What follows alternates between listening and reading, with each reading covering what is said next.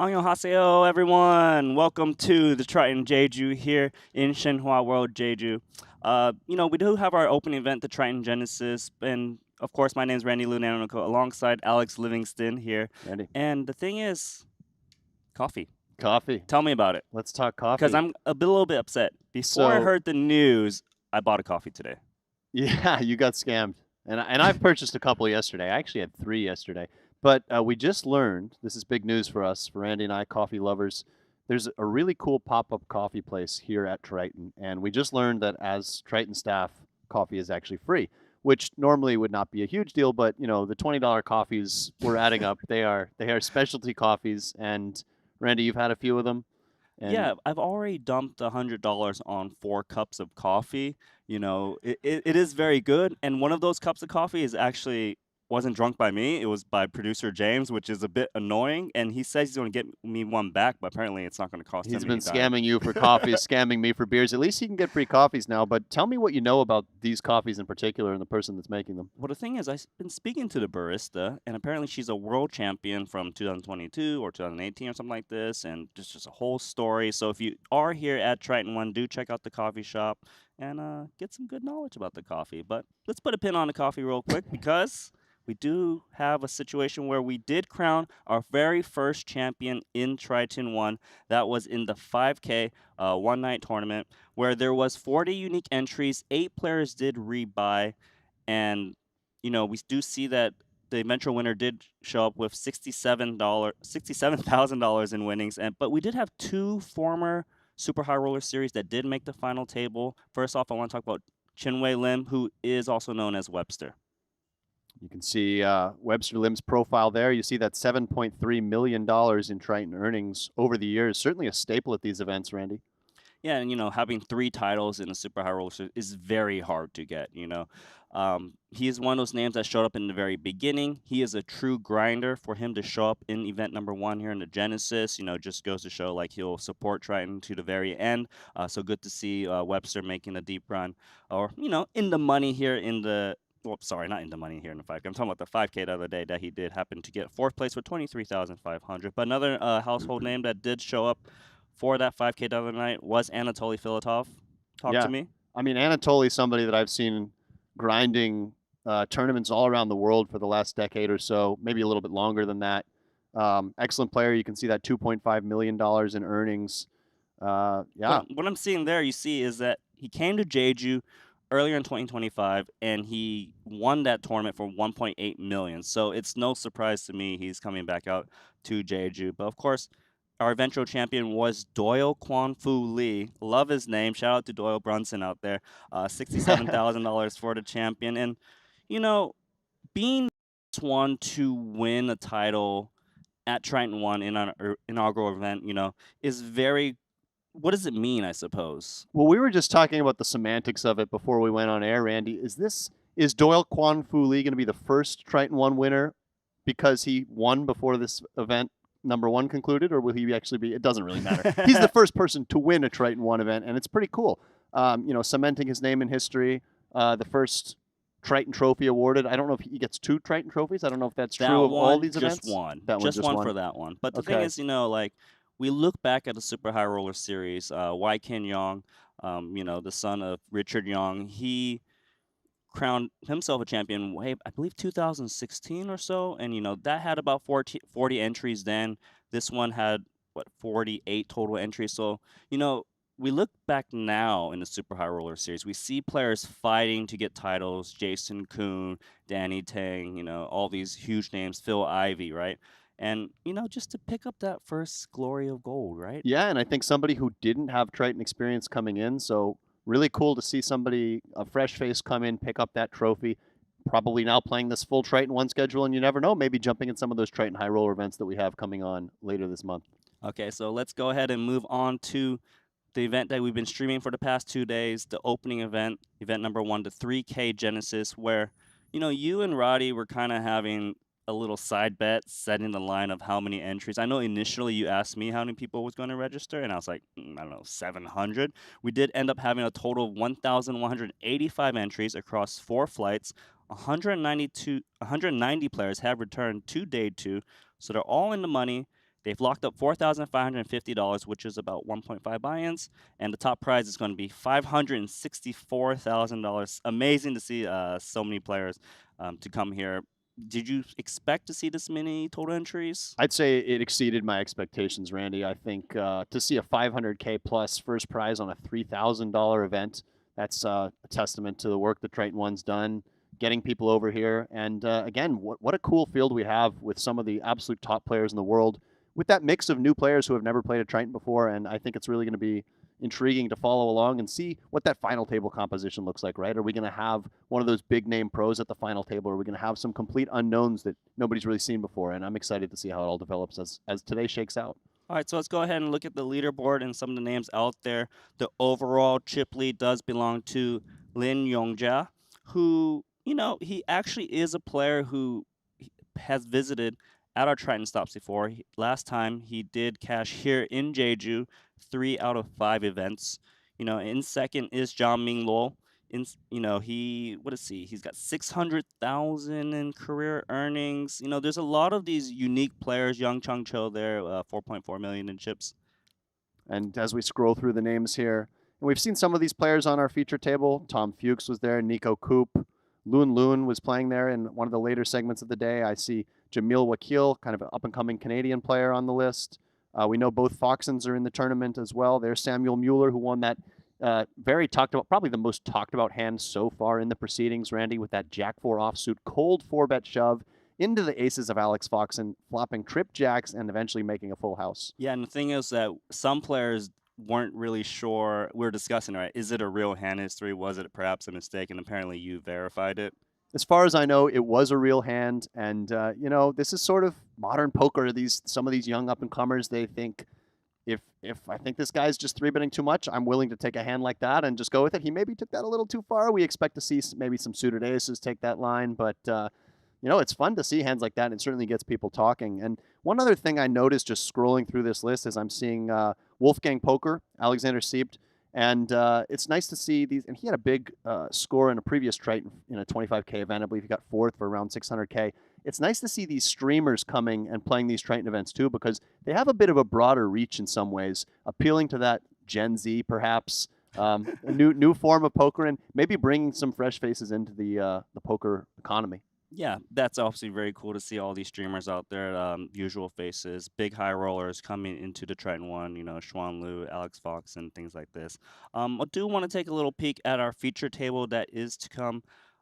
Here you can see we do have Xuan Liu, who has just 6 big blinds. The other day, late in 1C, she actually was forced all in on the Stone Cold Bubble, had 8-6 suited, I believe, against an ace-9 of Loon, and she just flopped a flush to opponent, just, turned his cards down because immediately was drawing dead. So cool to see that she's made the money, but just 6 big blinds, not much to work with. Also at this featured table, Steven Song. Should we talk about him? The ever-dangerous Steven Song, somebody who really shines in a wide array of event types, but I think particularly in fields like this, I think he's one of those max exploit type players, somebody who really does well in a field with a mixed bag of players with a lot of amateurs. He knows how to navigate these sorts of spots, and definitely somebody who's going to be dangerous, coming in with a little below average perhaps, but right around average. Yeah, 47 big blinds, 1.4 million in chips. Kind of gives me some resemblance to how Alex Foxen approaches poker, right? Hyper aggressive, can hold his own in the high roller series, and then able to change his gameplay based on who he's up against. In this large field size, started with about just shy of 1,200 players. 47 to see Steven Song. Obviously great to see.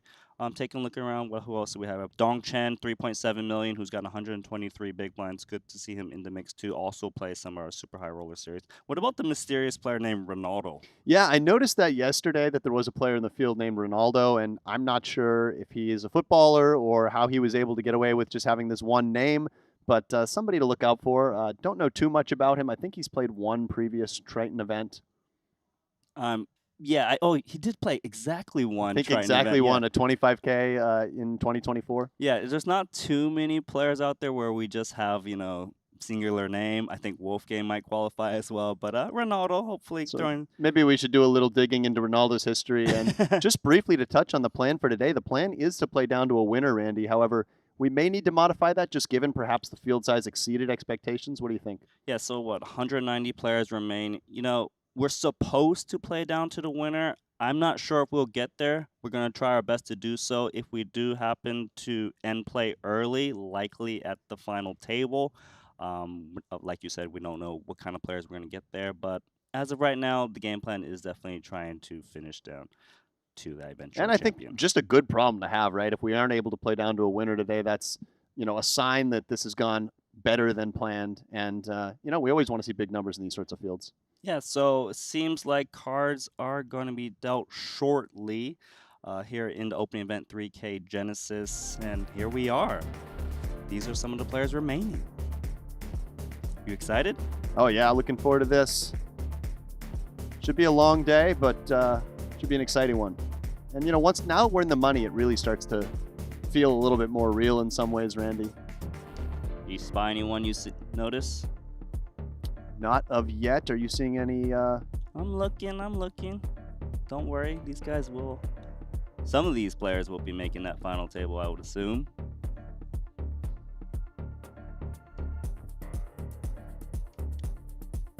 And again, I'm really loving this blue Triton ONE theme that they have going on here.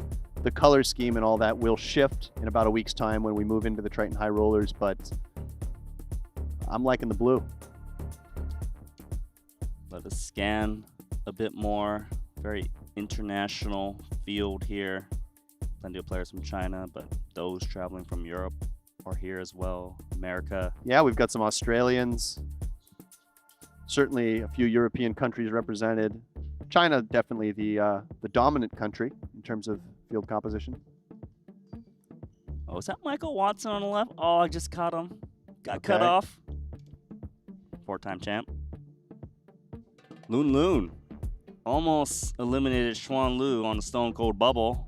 I really enjoyed watching Loon play. It was my first time seeing him in action, and I thought he had really good table presence. And just some of the ways he was maneuvering in some of the smaller pots, I was very impressed. Okay, there's Mike Watson in the blue cap. Yeah, Hey. fellow Canadian, actually fellow East Coast Canadian. And Watson and I both played chess as kids. Chess. I don't know that we crossed paths. I think he was a couple years older, but it's very likely we were in some of the same national tournaments, actually, just not playing directly against each other. Who had the bigger elo? He was a little better than me. Yeah, unfortunately. Or was it a lot? Just a Come on, little. be honest. Just a little. So as we see Alex Fox in there. What's up, Foxen? Alex Fox, obviously one of the greatest poker players, especially in No Limit Hold'em. And that's Frank Brannon, fellow American. Okay, is it the guy on the left there? Yeah, with the black hat. Having a chat with Alex Foxen. Frank is somebody I played a lot of poker with during WSOP this year because he was dabbling in the mixed games. And I don't think he plays a ton of mix, but he was kind of giving everything a shot this year. So based on what you're telling me, this is the table you do not want to be on, especially with Alex Foxen at the table. Yeah, I think anytime you've got Alex Foxen at your table on day 2 of a 3K, it's probably a bad draw. Let's look around. Watson's table once again. Randy, if you make I know you don't play a ton of live tournaments these days, but when you did, are you the kind of guy who would show up real early to your day 2 table, get settled in, or are you the kind of guy who would just show up right at the buzzer and unpack your bag as the first cards were coming out? I'm the guy where, the dealer has to open your bag and stack your chips for you. Yeah, that's me too. But that's just me being late. So it's interesting. I've heard like different psychological theories on this. I think I heard at one point that Adrian Mateos always likes to be the first one at his table on the next day so that people can come down and actually be intimidated by him or see him. I don't know. Somebody just said this. Okay, well, I'll say this. If I went to the table and I saw Adrian Mateos and he's staring me straight in the eyes, I might actually just try to unregister right there. Yeah, and I've kind of always had the opposite approach. Maybe this is because it's how I approach showing up to an airport for a flight, but I've always been the last minute kind of guy. I like to just come in and unbag and just be there right for the first hand. Occasionally I miss the first or second hand of the day. Speaking of that, it's kind of funny that you mentioned that. I got to the airport 50 minutes before my flight was taking off, and I had to do check luggage. I'm here, though. You are here, yeah. And maybe cards are coming in the air soon. It looks like we are getting prepared here as we take a look at our feature table. Oh, yeah, and look at this. 62 big blinds for our table captain, Chen Dong. 3.7 million in chips. did mention Ronaldo. He's sitting on 26 big blinds, 1.54 million. But look at the bottom. Xuanlu, just 3 big blinds, but you know that means she did make the money alongside Guo Long Wei. 6 big blinds also squeezed into the money, as well as Junhao Hong, 6 big blinds. So I'm a little confused because I'm seeing on the app that we're actually playing 15K, 30K, and here on the chip counts page it says 30K, 60K. So I'm not sure if there was maybe a reset back down to 15K, 30K. I suppose we'll find out shortly. Stay tuned on that, but either way. Okay, we are playing 30K, 60K. I just got word. So yeah, we have 3 very short stacks, Randy. So we'll have to see how that affects play. Three stacks under 10K, Xuanlu being the shortest one.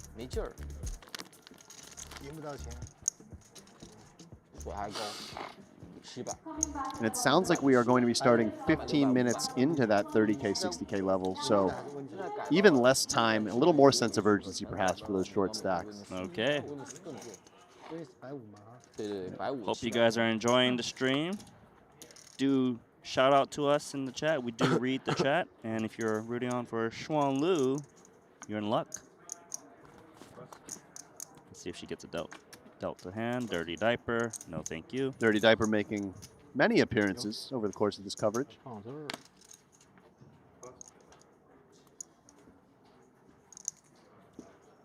Steven Song, pocket queens. It's almost not fair when you give a guy like Steven Song pocket queens in the cutoff. Very aggressive player. Min raise.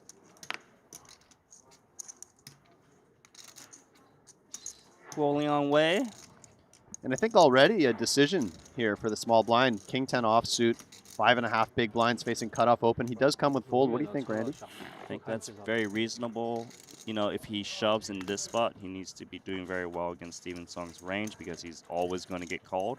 If he passes that spot, where he was the small blind, he gets a 6 or 7 free hands. Maybe can open shove, which has fold equity. I think it's fine. Yeah, it seems like a good fold to me. Against somebody as aggressive as Song, maybe if I have something like King Jack suited, certainly I would go with.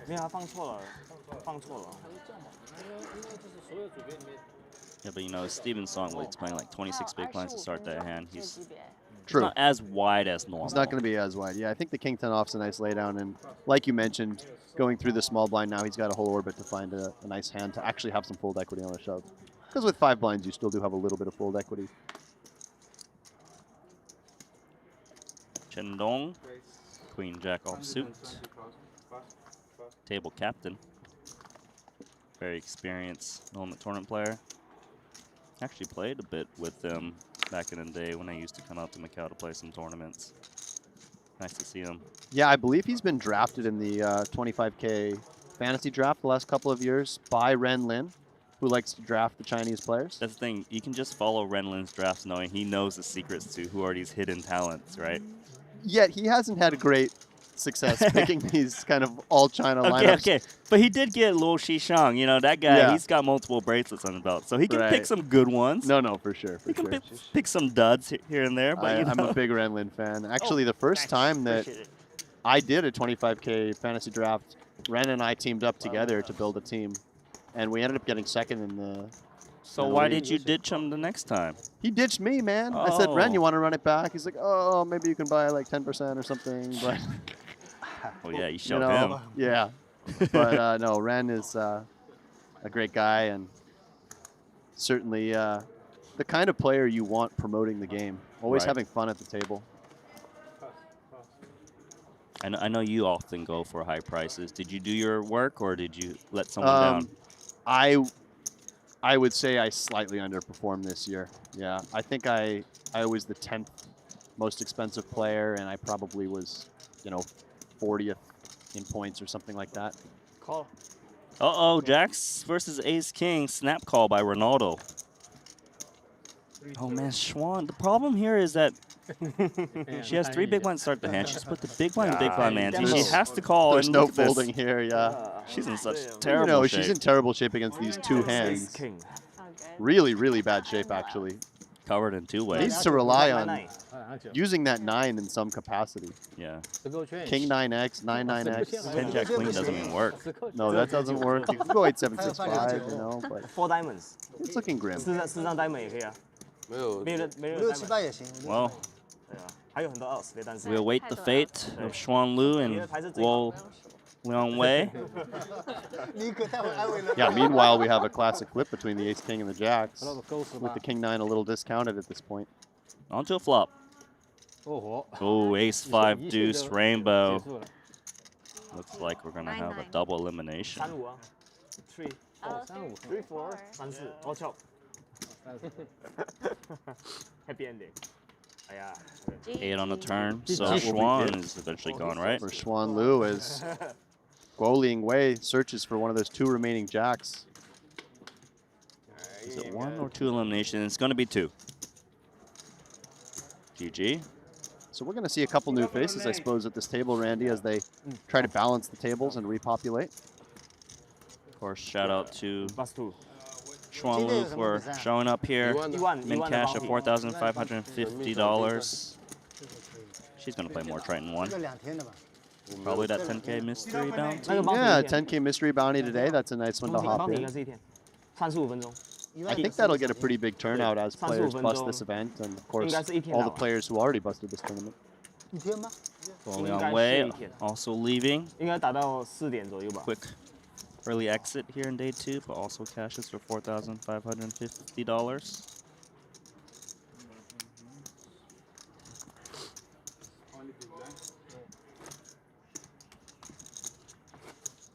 Continue to play, as I'm sure that seat will be filled shortly. At least one of 2.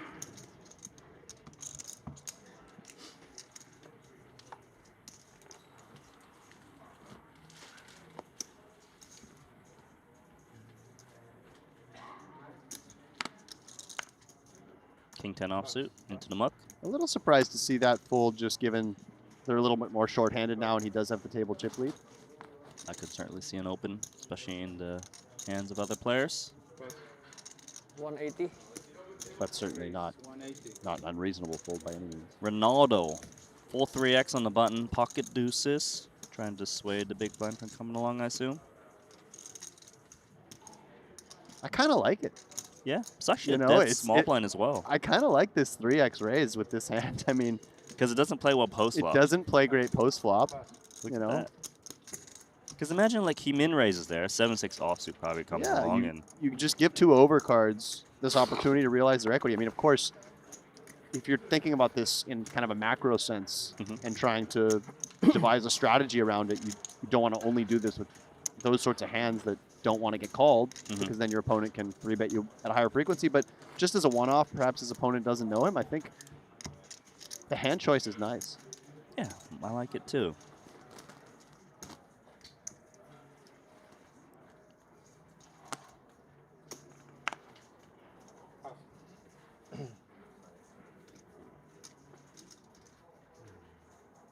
Junhao Hong, also one of the short stacks. 6 big blinds, folds that hand. 180。 Jacks for Ronaldo. So it may be just that Ronaldo's a 3x guy. And when you 3x it, if someone wants to re-raise against you, you're going to have to commit more chips. And I can see chips just going in now, right? Ace, queen, jacks. Yeah, so really only a little under 25 big blinds for Yu Zhang. Just ripping it in versus button open seems very viable here. You could also come with small 3-bet, but I think with the offsuit variety, like we talked about a little bit yesterday, I kind of like just shoving here. Yeah, I like shoving too also because there's an extra big blind due to pre-flop raise size. Here we go. He agrees with us. And it's going to be another flip. Call is the play. 2.89 million. This is a substantial pot, Randy. 还行，没办法。 This would be for top 加 25 stack. 可以。 So Ronaldo just took down jacks with ace king. This time he's holding the jacks, and he's up against the ace queen. Let us see that flop. Which is Yeah, the one from day one. King 7-4 monotone. Wow, having that Jack of Spades is really nice for Ronaldo. What a flop for Ronaldo. Killing the ace and spade, queen of spade outs for Yu Zhang. Mm-hmm.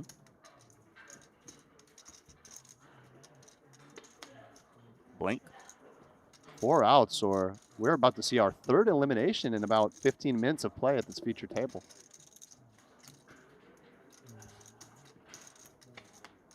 That's it. GG. Another min cash being paid out. We might need a whole new table at some point, you know, the way these guys keep just getting knocked out. Ronaldo. I don't know, just something about this guy. I like it. I like it. And If Ronaldo, it doesn't affect the blinds, or no affiliation with the footballer as far as we know. As far our as we table's know. breaking. Now with a top 20 or so stack after winning that Seems substantial like our pot. table's breaking. Ronaldo does hail from Indonesia.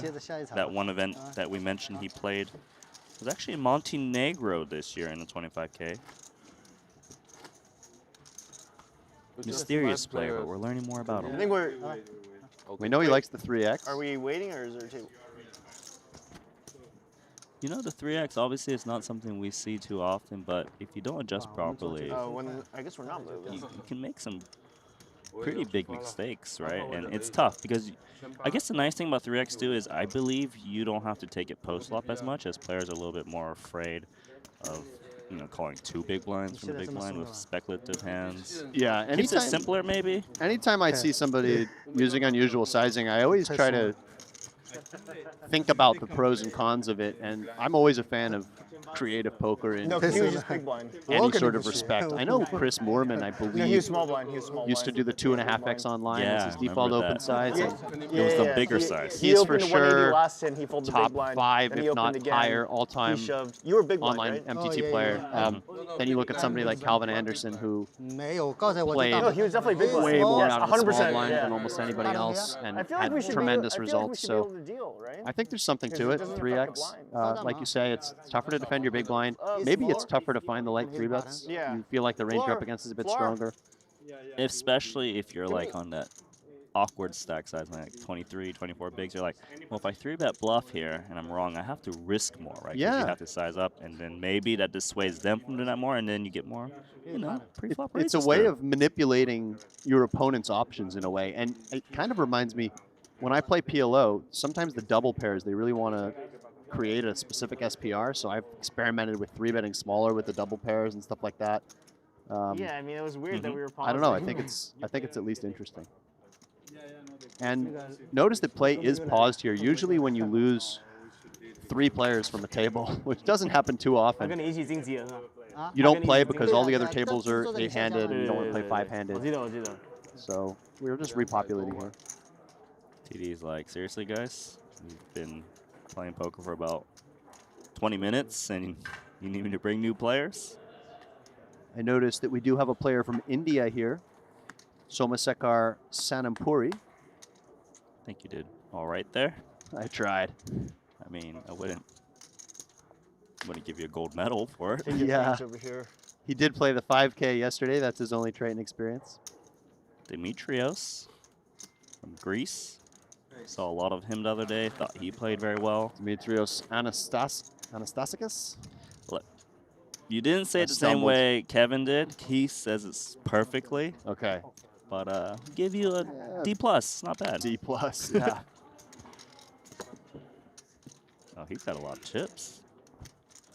Our Indian player. Perhaps the first scarf I can remember seeing on air so far. What are your thoughts on poker accessories, the hoodie, the scarf, the sunglasses?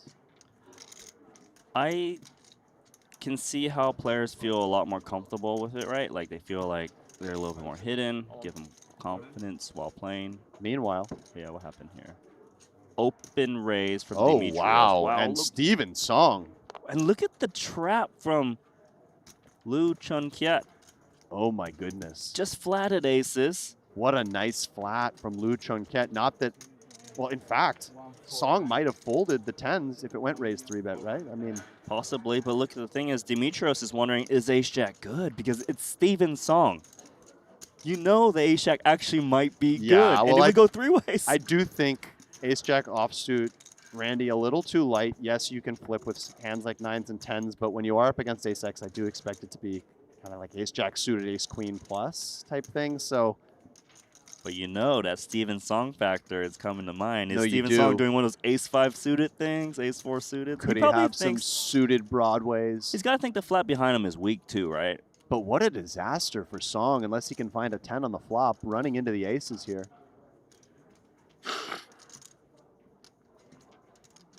And what a bloody start to this final table. Look at Malaysia's Loon trying to be as disinterested as possible. Please call, so we can go 3 ways. Yeah, you know, that's always one of those spots in poker where you have to try to think about something else or pretend you have a different hand. That's what I like to do there a lot. I like to pretend I have pocket 7s there. Meanwhile, he's just counting his chips. So you think he's going to fold? I think ace-jack's going to fold. He has been tanking for quite some time. But, you know, when you have a hand like ace-jack offsuit and a stack size like the one Dimitrios has, typically you want to be the one making the move, right? You want to be reshoving from the small blind. You don't want to be calling it off. It's a little different if the positions are a little bit more late position-y, although this is high jack open. Sorry, this is a low jack open. So the squeeze shove is 26 big blinds. Dimitrios. And he does fold. And here, Good timing to fold. double checking to make sure he has the aces. And when you see somebody double check their cards and snap, you're always hating life as Song. Aces versus 10s. 3.2 million chip pot. Song's at risk. Needs a 10.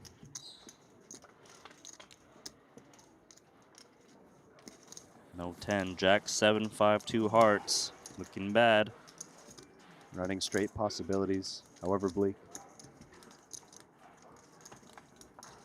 Running straight possibilities, because now we got the 9 that could make a Always straight. set. Always what? Table? Table the real? I 6 7. River card. Okay. The king. GG. Bye-bye, Steven Song. And, you know, another one of our marquee players to start this final table eliminated in Steven Song. Chips have been flying over at our feature table. That's 4 eliminations in a very short period of time. Yeah, that's insane. So we lost Xuan Lu, Rolling On Way, Steven Song. This is not the table you want to be at. 都是有大牌啊。If you're one of the shorter stacks, that is. Right. But if you're Ronaldo, Go A K go. Or Kiat there. not too bad. Dimitrios has to be feeling good after tanking for quite some time there and eventually settling on fold. That's when you pat yourself on the back. Right. I think ace-queen he might have gone with there, given how long he tanked with ace-jack. Ace-queen For off. Dimitrios? Yeah. And I think think it would so. be a lot more reasonable. Yeah, I think he goes with ace-queen for sure against that player. Here's Lu Chun Kiat. 4.1 million in chips. Good for 8th place on the overall leaderboard. Ronaldo. Inferior diamonds. Snap call in position makes sense with a hand like this. Yeah, given the stack depths, I think 3-bet is in play as well with the Jack-10 suited. Mm-hmm. You can get some hands that dominate you to fold, some hands like Ace-10 off and King-Jack off. But certainly, flatting makes a lot of sense as well. As we see, Chen Dong picking up pocket 9s on the button. He ends up just calling as well. I think a function of the stack depths, not wanting to play a huge pot. Yeah, these 3 stack sizes are very deep, 3.5 million-ish. And I like this overcall here out of the big blind. 7-3 suited is the type of hand that is a little less likely to be dominated. Junhao Likely to have only more live cards. has 185K back, so it makes sense to kind of try to flop a piece, which he does. Trip 7s. Wow, what a spot. What a spot for him, and difficult for anyone else to really want to bet this 4 ways. Perhaps Chen Dong will go for something small. No, he does check. Turn card is the deuce, which actually gives clubs to Junhao, not that he needed it. Yeah, it does pair the deuce, but the 9s is the hand with the most interest outside of the trip 7s. And if I'm 9s at this point, I think I do like stabbing. You've received checks twice from your opponents, and your hand is more vulnerable to overcards than a hand like queens or jacks would be. Especially against 3 other players. So looking for clearance. And he's going to get the bad news. 2 outs. You need a 9, Chen Dong, if you want to take out another player at this table. Wow, that's all the odds. Man, Junhao Hong, he can get up to a 910K if he can just fade the 2-outer.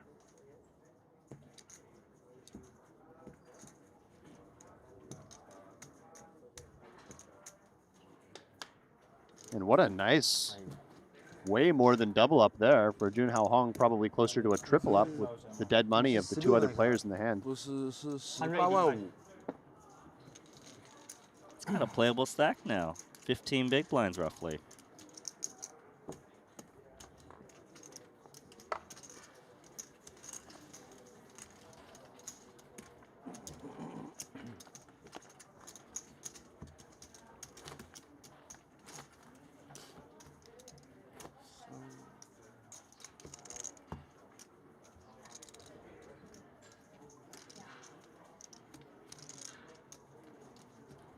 Do see you guys in the chat. Incredible one from Bangladesh. Hello. How you doing?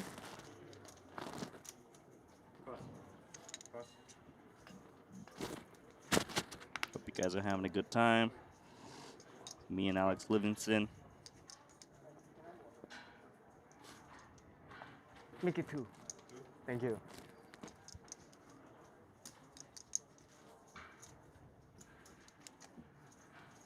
There is 120. 120,000.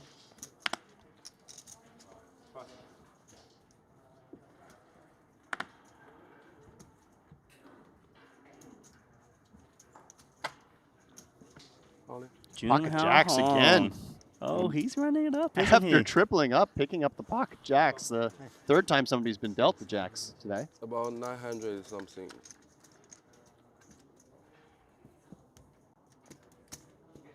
About 910,000 to be precise. Seems a bit rich. With 6 of clubs. Yeah, I would agree. Stronger suited ace, sure, but here you're going to be dominated by a lot of the ace-X reshoves of Junhao Hong. Rarely going to get it in very good. Occasionally, you could see maybe an ace-4 of diamonds or something, but He's thrown in a time bank. it is for a little over a third of his stack.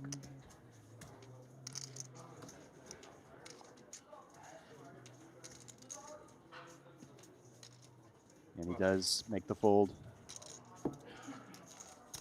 Getting a couple of shout-outs in the YouTube, Randy. What do you see?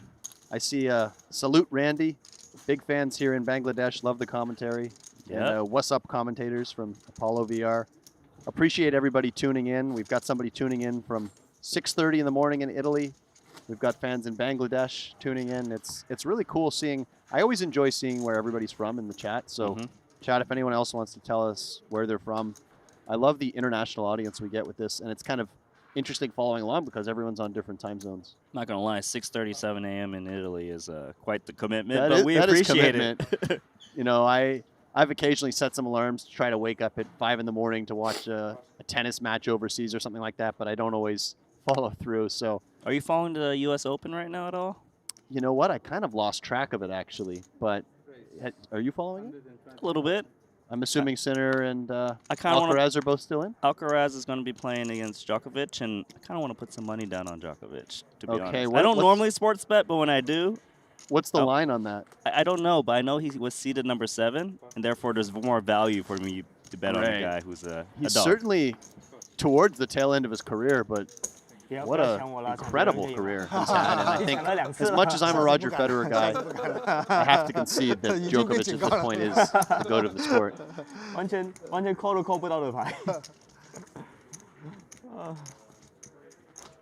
我 call 你就是很针对你了，一定。 Okay, we've got audience members from Portugal, Russia, Alaska, Iowa, New York City, SG, not sure what SG is, Florida, Tucson, Arizona. I've got family from Tucson, Texas, India, Finland, California. As we see our first look at Frankie C, the streamer. Frankie C, welcome back. He's going to open. 125,000. Believe you can find him on YouTube. Pass. Not going to lie, I don't follow him, but you can find out for me.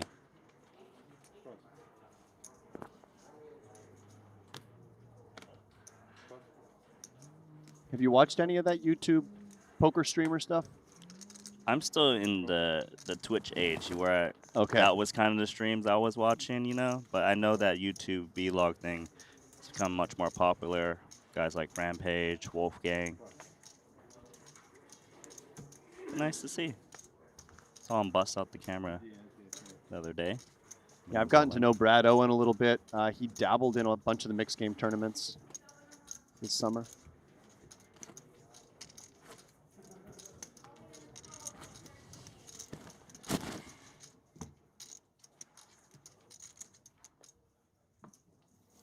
It's first for us, and what a way to start. The inaugural Triton ONE with event number 1. We had 1,185 entries confirmed, generating a total prize pool of more than 3.1 million. We came back today with 190 entries, all in the money. The 190th player finisher will receive $4,550,000. And the winner of this record-breaking event, biggest 3K in Asia, thanks to your support, will take home $564,000. Best of luck, everyone. Well, thank you, Luca Vivaldi, #1 tournament director. Apparently, when you min cash, you win $450,000. But it's actually $4,550. Yeah. So, Luca, thank you. That would be a nice min cash. Just try to min cash. It was the biggest bubble That would ever. be an insane bubble. 3K buy-in, 450K min cash. 190 at 450,000. 189, 450,000. Like, just go broke. It's a big overlay. It's a huge overlay. Obviously, we misspeak here and there, just like me and others out there. Top prize, what did he say it was? 500 and, do you remember? $564,000. 564. No chump change, that's for sure. Mm-hmm. We have a question in chat. Are you featuring the table 13 anytime soon? So I'm going to just... Who is on table 13? Yeah, I'm going to try and figure that out right now. Small adjustment here. Ronaldo actually went with 2.5x now. The blind's at 40K, 80K. Table 13. Who's the biggest name you see there? You don't know? I don't really recognize these players. Perhaps I'll look. our player in chat has a friend at this table. But just so our audience knows, we do shuffle the tables around every 2 hours and pick some fresh faces. As we see, the 3-bet here. Interesting sizing, right? And again, this larger opening size from Ronaldo. 2.5x this time. Small 3-bet out of the big blind. But it works. And it takes it down, yeah. Okay, so was it table, what number did you say? Table 13. 13. Because 12 has got Kristen Foxen. Clearly I was looking at the wrong one. 13.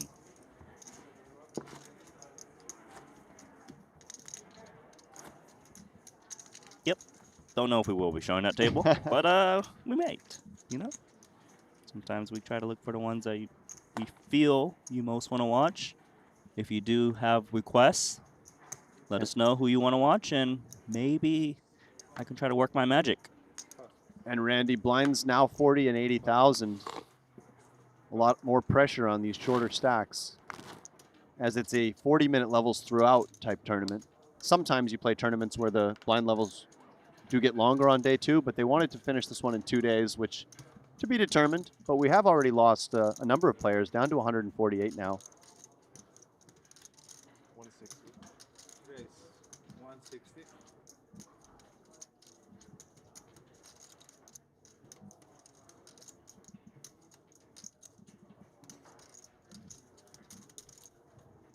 Frankie C, button open, king, queen suited.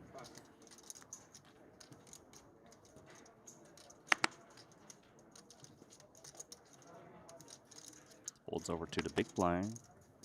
10-6 offsuit. Gonna hit the muck. And a good start for Frankie C. You know, that shirt he's wearing, it's not cheap. It looks very plain, right? But Is that right? I thought you said you don't know what things cost when it comes to this kind of I thing. kind of do. Okay. I just didn't want to be shallow. Where's the shirt from? Montclair? Have you heard of it? There's actually a I've Montclair heard of shop it, right, yeah. right outside. Isn't that? Okay, I could be way off. Isn't that a ski brand? They do make ski gear, from what I understand. So but, what are you ballparking that shirt at? $500? Yeah, probably fair. Okay. USD. Could be more. I have a hard time spending money like that on a shirt, you know? Yeah, I Maybe a get you. jacket or something. So a ski jacket you would go, but it Oh, wouldn't be yeah. a cheap ski jacket. I'll No, tell you it's that. a ski jacket, but I probably wouldn't pay whatever the Montclair ones are. You into skiing at all? I love skiing. I went the other day, actually, very recently. Where'd you go? Somewhere in Australia. Don't think you would know, but Okay. Mount Bola. But basically, I know the moves. You just know eat the moves. pizza and the French fry, and all I do is just pizza the whole way You're down. pizzaing down. Okay, Yeah, so you're a I'm beginner. a novice player. As we see Chen pick up the king queen off in the small blind versus hijack. Raise 600,000. 3-bet. I like this. I think using this combo as a 3-bet fold and look. It's bad timing, right? Certainly, but you know, in some other universe, he could have maybe just ripped. I think too much to rip, but he is going to save chips. How about now? Do we announce ourselves all in? Do we have a click ever? Off 25 bigs, we're already facing this 6 big blind 3-bet. I think I prefer just going all in. Okay. It's hard to imagine having too many 4-bet bluffs. I mean, the min raise would be $1 million, which would be 40% of your It's stack. actually 30 big blinds effective if that changes your thought process at all. Doesn't he just have 2.5? Oh, okay, but you're right. Sorry about that. I was thinking Does the it big change blind. anything? I was thinking the big blind was 100K. I don't know. Still, if you min click here, it's to $1 million, which is still 40% of your stack. I don't know. I think I'm just all in. 120. Let's see. What did he say? It sounded like he didn't say all in. 100, you raise 1,200,000. 1.2, half his stack. If anything, this just looks stronger to me, Randy. I don't know. I hear you. But whatever size he made it, king queen.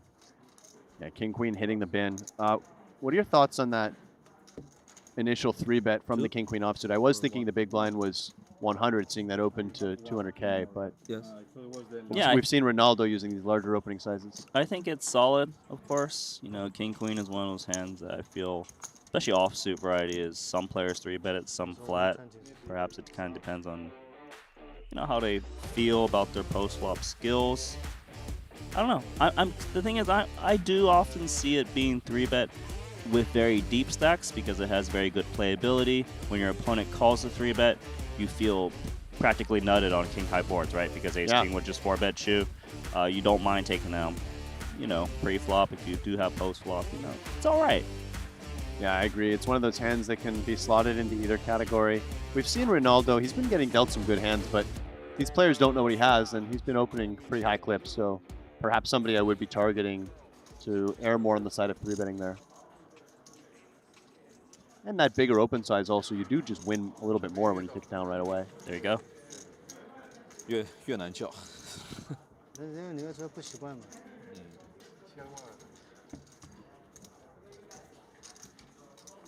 比较简单的你就还 1.2 就行了，1.2版。对，英文方面都行，就是不会犯错了嘛。你就不会犯错了。 Somebody says, if I'm a billionaire, I'm not buying a $500 shirt. And yeah, I mean, I'm kind of right there. Like, I see these Balenciaga t-shirts in particular, and I don't understand it, right? They're, whatever they are, $800, and just to say that it has Balenciaga on it, I don't know, it's just not for me.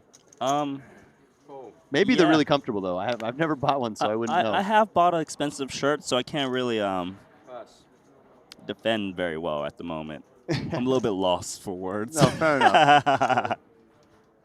It's like, I could have bought into like a smaller buy-in tournament, but I get this shirt forever. Yeah, You know what I'm and not to say I've never spent money on a high-end product, but as we see our first mystery hand here. Oh, yeah. Ronaldo actually limped first in +2 position with Queen 10 offsuit. Got an over limp from India's Sanamuri. I like the over diamonds. limp for a couple reasons. The hand is going to play well multi-way, and you really don't want to face a limp re-raise. As we see Chen Dong 300K. ISOing. Ronaldo's out. We don't know Chen Dong's hand, but ace-9 of diamonds, you like calling here out of position? Seems fine or no? I do, yeah. I think once you've taken this line and put the 80,000 in, I do want to see a flop. Of course, it feels a little uncomfortable with a hand that can be dominated, but Chen Dong could be isolating something like king-queen, pairs. Okay. Let's go to a flop, which contains 9, 8, 4, 2 clubs. That's top pair, top kicker, looking good.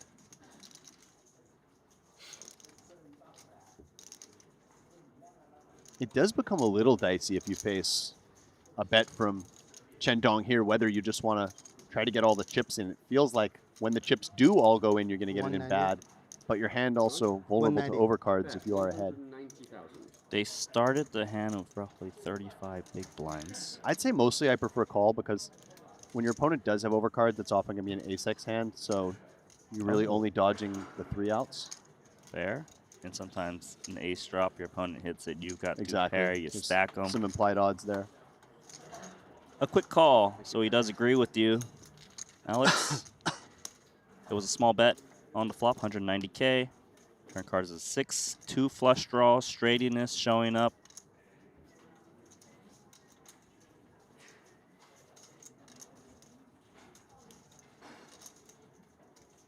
My first instinct, if I'm Chen Dong, is that my opponent didn't check raise me on this kind of connected board. Therefore, most likely, at best, I'm up against 1 pair. Seems like 2 pair would strongly consider raising the flop if it was in India's shoes. I'd be thinking my opponent has a hand like perhaps pocket 7s at this point. Some type of 9x. 540. Maybe some jack 10. 540K. Business time now. And at this point, I know we have a mystery hand going on. I'm going to put Chen Dong on value. I'm going to say he has pocket queens. And you're thinking it's value because when his opponent check calls flop, this run out kind of seems like he's got some piece, so he's not bluffing. Yeah, well, I think the 6 of spades does interact relatively well with that limp call, check call range. I think some of the overcard hands are just shutting down at this point. So right now you're thinking over pair at the moment, as played. That's where I'm at right now. Okay. What are you thinking? Well, let's see if that changes because the river card is a 7. 4-liner out there. This card drastically changed things. If Chen Dong shoves, I'm no longer putting him on pocket queens. I think queens would just check and take showdown right now. So if he shoves, he starts to become polarized more towards straights and some triple barrel bluffs. Even a hand like 2 pair, not that he should have many combos of that because of pre, I would feel very uncomfortable betting for value in a pot this bloated.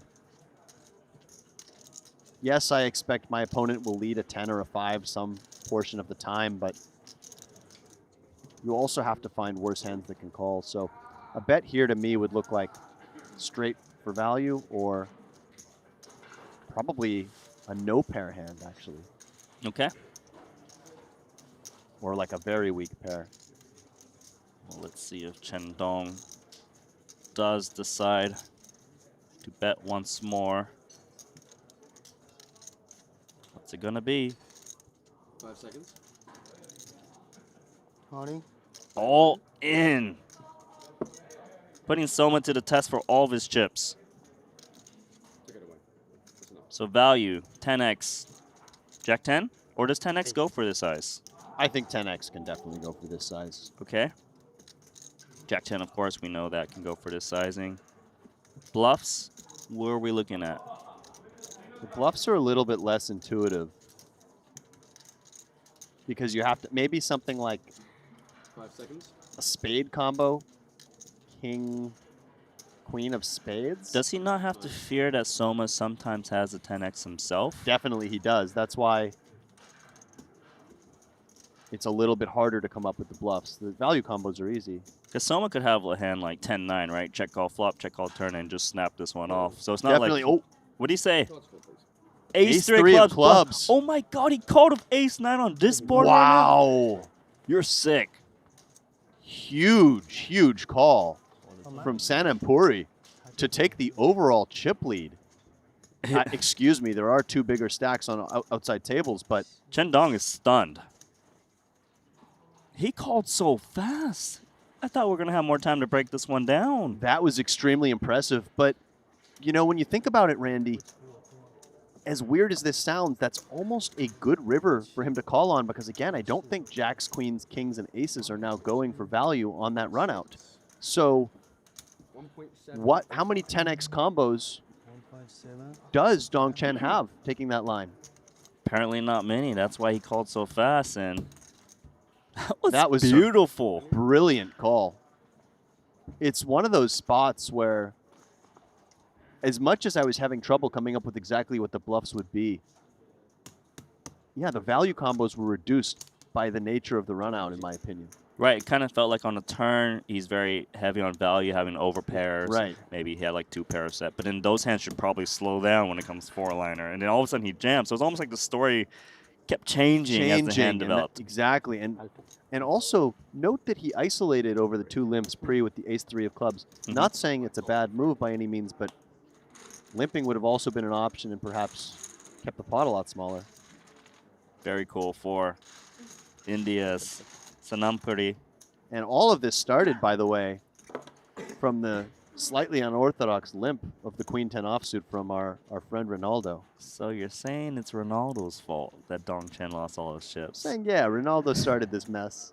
He's like, how can I get Dong Chen to lose all his chips? I'll just donate 1 big blind to cause this massive scene. Although perhaps, let's say, Ronaldo had folded, then there would have been an open from the ace-9 suited, and maybe Chen Dong would have considered just 3-betting the ace-3 suited. Maybe they would have been flatted, and we could have still played an all-in pot. I don't know. Ronaldo's on tilt a little bit because he had Queen 10.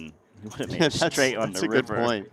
That's a very good point. He would have had a double gutter on the turn, river at the straight, and he's like, that could have been my massive pot. Obviously, the hand might play differently, but he's got too many chips. Look at the whites on the left, the blues on the white, and just a little pile in the middle. And steam coming off the face of Chen Dong, I would say. Kettle's boiling. Although he took it well. Got outplayed. What can I say? That was cool. That was, I'm going to say, the hand of the tournament so far. Mm-hmm. Although perhaps for me, the Jack 4 will be hard to top. Look, this is obviously one of the greatest hands we've seen so far this stream. Jack 4, obviously amazing too. Raise 200,000. You know, the other one that stands out to me was that Queen 8 Yep. call down. Yep. Kind of gives me similar Similar. vibes. Very similar, yeah. Someone's going to use those Dong Chen chips. And Randy, you're right that he called very quickly. Mm-hmm. I was thinking we're going to get like a couple time banks in there. As we see Demetrius pick up pocket 9s, to me this looks like a very clean all-in facing 2.5x open from the hijack. One of the best candidates, really, to just shove. All in he does. We might just run this one. Hijack versus big blind. 15 big blind reshove. Yeah, I agree with you. Call. Table 8. I wouldn't want to be up against Soma right now. No. I'm very nervous with 2 9s. And if he can win this pot, he will take our overall chip lead. To be determined. 10% edge. Here we go. A King 10 for rainbow. You know what that means. Broadway possibilities. Not the worst flop for Sanamuri, but he still needs to improve. Hit on a turn. Doesn't change anything. 2.5 million chip pot. One more chance to knock out Demetrios, and he does not. Nice fade. Yeah, big double there for Demetrios Anastaskis.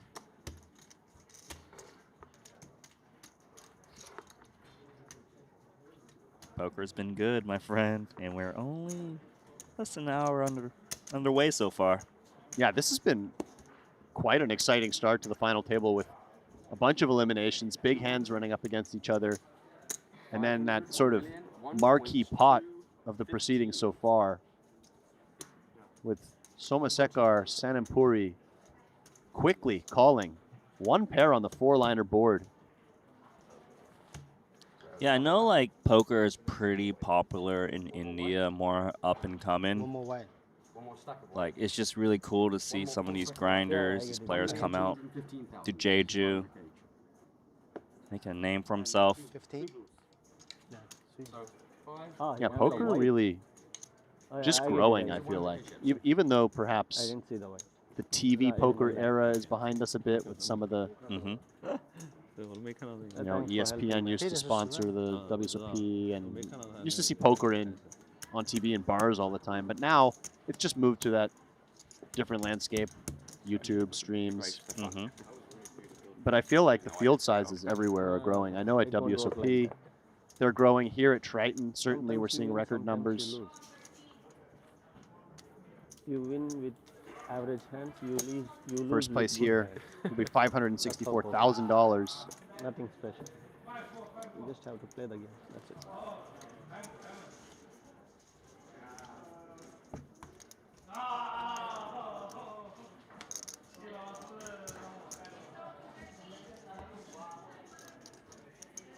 Looking at the chip counts, by the way, the overall chip counts we see, Loon, really nice start to the day, up to 5th place in chips. And also noticing our overall chip leader from Thailand, and again, these Thai last names can be tricky, but Chaiwoot Jungpong Sakorn. You did good. But yeah, definitely in Thailand I've seen a lot more presence, especially in these Triton stops. We've seen some Vietnamese players as well. You know it. I don't think I've seen Cambodia yet, but I know that there is poker in Cambodia. They have a few big tournament series there. Ronaldo raising up the suited ace, UTG 2.5x. Given the positions, I wouldn't mind just folding this Queen 9 of diamonds in the small blind facing under the gun open, but a hand that versus a later position open, I'd be tempted to get in there with in some capacity. And 3 of diamonds now for Lu Chun Kiat in the big blind. I think this hand just a little too good to fold, even versus this larger open size. The offsuit variety would probably hit the muck right away, but you usually want to defend most of your suited hands. Table for 2.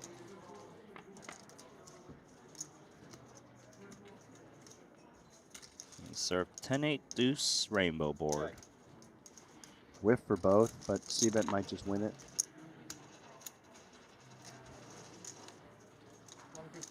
Bet 150,000. There we go. Very quick. 150. Didn't even get into the middle of the table.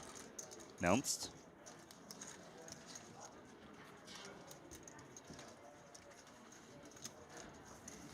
Robert in the YouTube chat. Love the commentary, guys. Keep up the great work. From the UK. Thank you. Much appreciated. Thank you, Robert. And I noticed the commentary has been lively today. Sometimes at the start of our streams, Randy, just due to the time zones, I find there's not too much activity and it picks up throughout the course of the day. But today, people really enjoying tuning in for day 2. You tricked me for a second because you said the commentary, so I thought you were referring to us for a second. No. You're talking about the YouTube comments. I meant the YouTube commentary, Okay. yeah. I was like, sorry. It's lively today. You didn't like the last 2 days with No, me, no, Alex? I'm a little bit insulted. 160. Raise to 160. All good Perhaps our fun. commentary has also been more lively because I finally got a decent sleep last night. Me too. Okay. Touche. Yeah. Frankie. Although it was interrupted. I had 2 blocks of sleep. I was awake in the middle, but Well, I got my 6 hours that I need. Remember you said you had like 2 coffees coming before Yeah. coming into the stream the other day. Ace King. Gonna open it up. First position from Frankie C. And it's never fun to fold 7-8 suited, but versus an early position open from the hijack, where the opener has a pretty tight range off 20 bigs, just over. Never fun, but maybe more fun to 3-bet it? Pass. 8-7 of clubs attacking Frankie, the streamer. And a difficult spot for Lu Chun Kiat. I mean, I think it just hits muck, right? I mean, under the gun open, hijack 3-bet. you're very deep with the 3-better. It's kind of hard to imagine wanting to play a big pot here. Yeah, I feel like if you think there's an edge in playing this hand right now, it's very thin. Seems like it's not worth the risk. Mainly also because of the stack depth of the 3-better, Chen. Yeah, he's playing 3.4 million to start this hand off, which is quite a lot of big blinds to kind of push in chips with 9s. In case he wakes up with a hand, right? Yeah, I completely agree. And, you know, Chen's hand, 880. Oh, he is going to 4-bet cold. 880. Excuse me. 880. 880,000. Wow. perhaps knowing something about his opponent. If you're Frankie here, only 23 bigs to start the hand. I think you do just run it with ace-king, but never feels super exciting. Sometimes you feel like you're up against another ace-king and a pair, especially given the position he opened from. Still, ace-king offsuit is a lot of hand. Ace-king folding, to me, seems a bit insane. Oh, he is going to fold. Does let it go. Wow, that's a big laydown with, what, how many blinds he start to handle? 23. And he put in 2. And he put in 2. And now if you're Tianyu Chen, do you ever peel here, Randy? Given the price? Honestly, I think the fold is pretty good because a cold 4-bet range with under the gun involvement and 3-bet, you know, it's too strong, right? It's too strong. If you're up against overpairs on a lot of them, it's really bad for your 7-8 clubs. And by the way, I don't think Frankie's fold is ridiculous by any means. If you think your opponent cold 4-betting is only going for value, that probably, you might think the 9s aren't even in there, right? You might think it's like jacks plus ace-king kind of thing. Yeah, I don't know, man. Still, it's just because, like, to me, I see that there is a decent percentage where the 400K on the side is dead money. Yeah. Then we have big blind and big blind ante. I think that's enough of an overlay where you're a short stack that you kind of want to get it in. You know what I mean? Because if you're playing like 35 big blinds or so, I can see folding much better because it's more risky for you.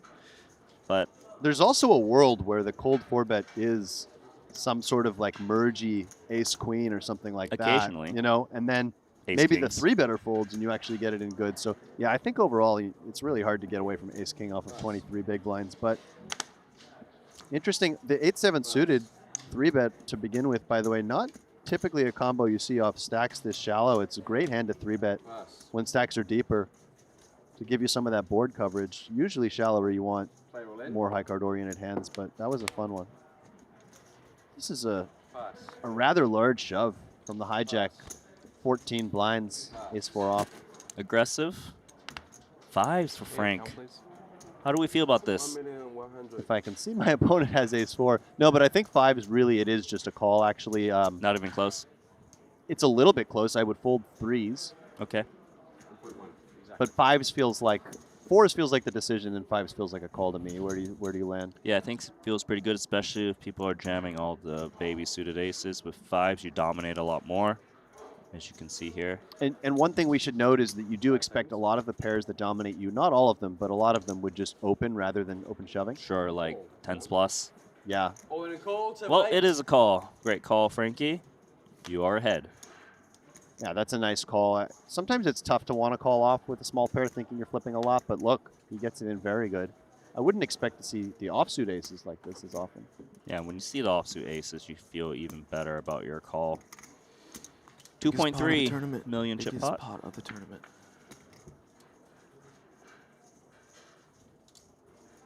Great flop for Frankie. Nothing going for Junhao Hong. Runner on our clubs could chop it. If that ever happens. Oh, maybe it will. Speaking it into existence? We are. We are.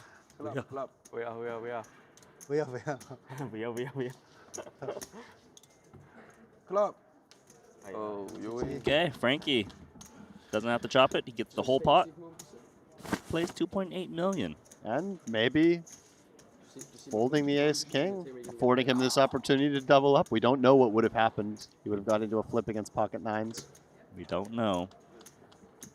That's going to be the elimination of Junhao Hong, who actually started this featured table as one of the 6 big blind stacks. Run up a little bit. It seems we do have quite a few Frankie fans in the chat. A lot of players excited to see that he did hold there. You're not surprised, are you? No, not surprised by any means. I think the Frankie and Wolfgang are going to be 打得也很帅。 some of the more popular players among our audience.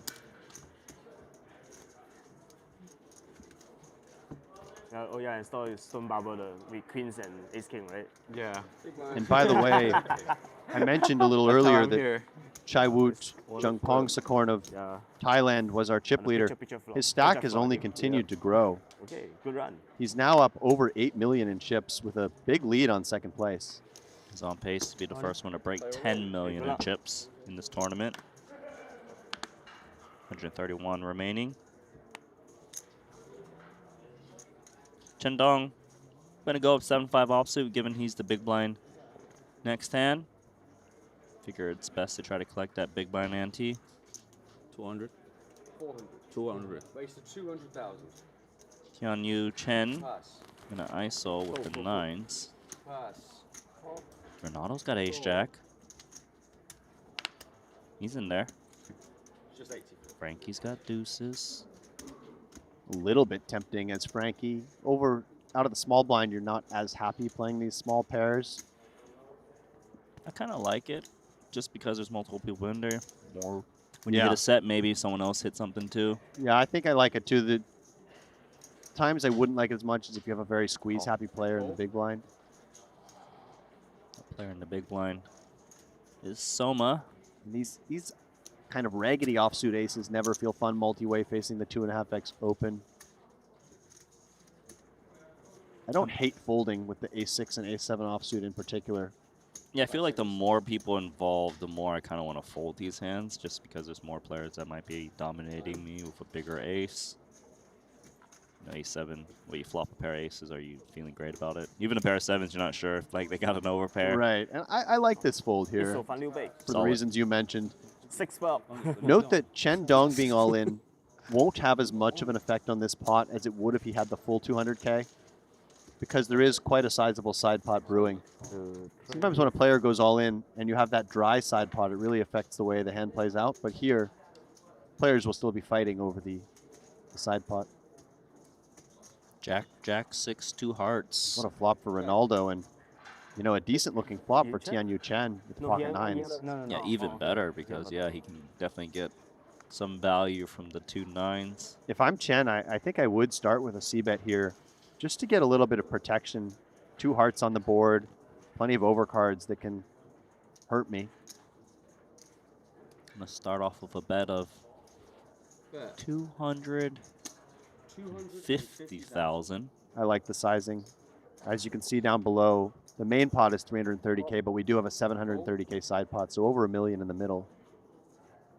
Slow play from the trip jacks, ace kicker. This looks good to me as well. No need to raise just yet. Got all of the board. They got a jack, you're gonna stack them anyways. Third card is the king. Not exactly the card you're looking to see if you're Tianyu Chen. Pump the brakes. I think so. If you're betting, it's just to get a little bit of value and protection from flush draws, but Seems like he wants to bet. Perhaps he feels he needs more clarity. Bet. 600K, 2 flush draws out there. 600,000. and if you're Ronaldo, Hi, Vic. is there any merit to raising here to deny equity to all the possible draws, or do we just want to continue with call and keep our range a little bit less defined? He goes with all in. I understand it. 2 flush draws out there. Fold. Fold. Fold. Nines are out. The jig is up. And the hand is over. Show pie. Gotta show your Gotta cards. show his cards to be eligible to win the main pot, and Chen Dong has been eliminated. Our 6th elimination, perhaps, at this final table. I'm losing count. A lot of scalps.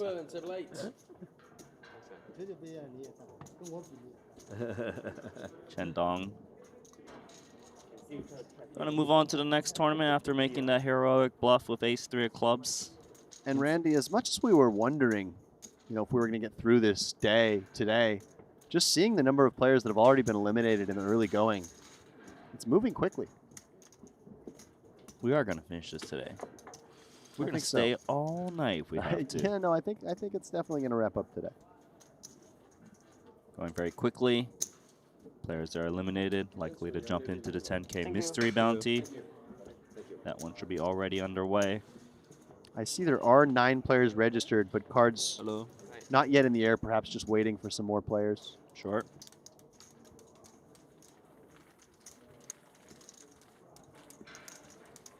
By the way, Samuel Mueller, Mr. Jack 4 off, already second in chips. Great start to the day for him. Just tell me he did it again. The young Austrian. I can go through and look at the critical pots. It looks like he had pocket aces against pocket jacks. And then he had pocket aces against ace jack. So he's on the other side of it this time. Last time he cracked pocket aces with the jack 4. And now he's just picked up aces at the right time. Ah, so all in range. Aces and jack 4 offsuit. Very That's balanced. right. Yeah, very balanced. Difficult to play against. 127 remaining. Victor Chong now at our featured table. Got to witness him play the other day. Yeah, Victor looks very familiar. And is it just because he was on the stream, or does he play some of the high rollers? He does play some of our high rollers. He's more known to be co-founder of the APT with Michael Soiza. Got it. Yeah, I do see he's played specifically some of the Asian high rollers in the past in Vietnam and in Jeju. All I gotta say is he is like the happiest guy I've He's got a ever great met. smile in that profile know. photo. That's just him all day, all night. Very happy. Love that. It's up against Ronaldo, dominating. What do you think is the key to his happiness? It's just mindset. You know what I mean? He's just a happy guy. What can I say? Yeah. As we see, he's going to be very happy here because he's Not- got top pair, top kicker against another top pair. not a good spot for Ronaldo. Stack to pot ratio 2.5. Top pair, good kicker. I think the money just goes in here. Pre-flop raiser was Victor. Let's see if he wants to start this pot off with a bet himself or check it on over. He's going to bet. Now, one thing that could save Ronaldo is, you know, if he just calls here. It's a raise, 400K, very quickly. Kind of feels like we just get money in now for Victor, right? Yeah, does this feel like one of those spots where if you were in position, you might just call, but out of position, you want to just drive the money in? 135, right? Yeah, I agree with you, but, you know, I guess he's just trying to charge No, you give extra. straight draws and things like that. On blue chips, yeah. We can't blame Ronaldo for thinking the 10 is good, especially with the queen kicker. Certainly. Given how much is behind, I like kind of just pushing in chips now if I'm Victor. I like moving in as well. Occasionally, you can actually deny some equity to some bluffs. Not that I expect, with the speed of Ronaldo's raise there, it doesn't feel like he has some type of stone bluff. All in, snap call. 3 queens still left in the deck needed for Ronaldo. Running straight possibilities as well. Easy game. Mm-hmm. Jack for a set. No. Ace. Jack for a sweat requested. That's not a sweat.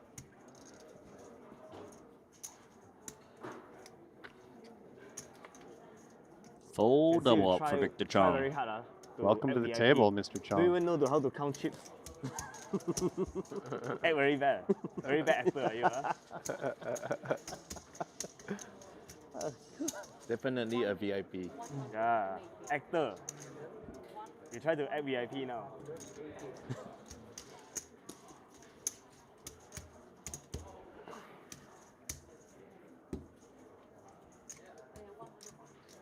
more?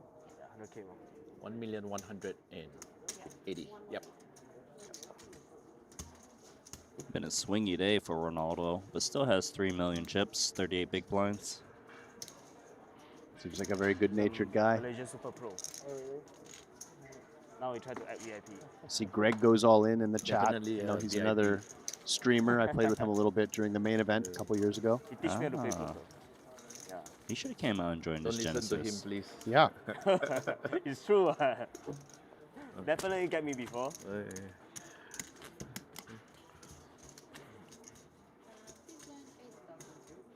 Corey 80,000. McCamish in chat says the players in 2, 3, 6, 7 really should be throwing their blinds and bets in to help the dealer avoid overstretching. Completely agree. Sometimes on the feature tables in particular, the tables are a little bit larger, and some of the dealers who don't have extra long arms do struggle to pull the bets in. I always advocate, it just makes everything smoother if you just help the dealer out and throw your bets a little further into the middle. Yeah, and you know, I got in the defense for the players. They're not used to the big table, so they Right. might not realize it's a little bit larger. They definitely might not notice it, but I agree with you though. it's something to think about. 160. There's 160,000 points. A 7 going to work in the cutoff for Frankie.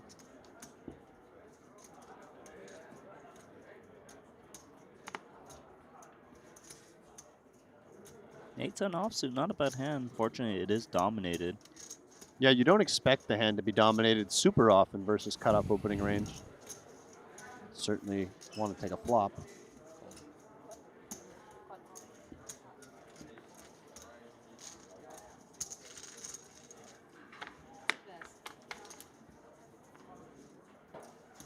A little bit of trouble here. Both players flopping middle pair.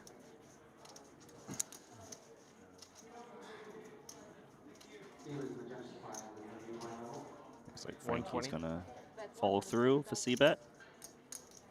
120K. Yeah, I think as Victor calling feels the most comfortable, but you do see some players going for those kind of mergey, protection-oriented raises with middle pair sometimes. I think I'd rather have a slightly different middle pair, something with a club in it perhaps. Like the call. Pot now 680,000.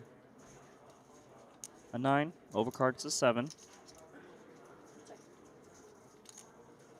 I suppose options if you're Frankie, you could bet one more time to try to charge flush draws, some weaker one pair hands.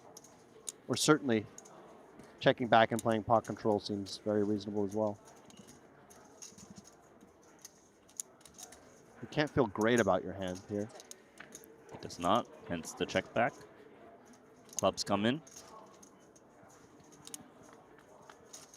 Imagine Victor is gonna want to try to show it down. Let's see if Frank can find a thin value bet with the 7-ace kicker when it likely gets to him. What do you think? I think check is Standard. probably what we're going to see, and maybe standard. Yeah, really depends a bit how you feel about your opponent, right? If you're Frankie and you do think your opponent bets most of their value hands, then you could come with a thin value bet. But betting and opening yourself up to getting check raised, not a lot of fun. You're good then.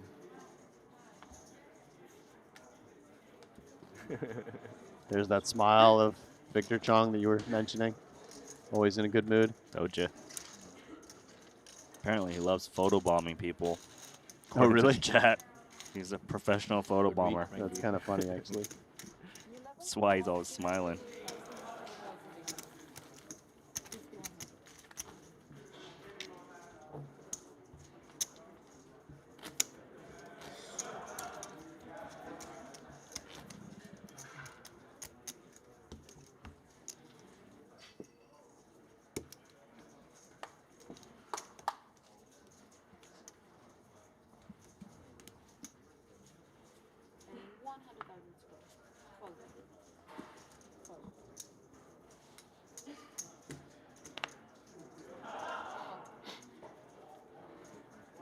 See in the chip counts Aren Vizanian of Armenia, who was on our featured table a little bit yesterday, building a nice stack into the top 10.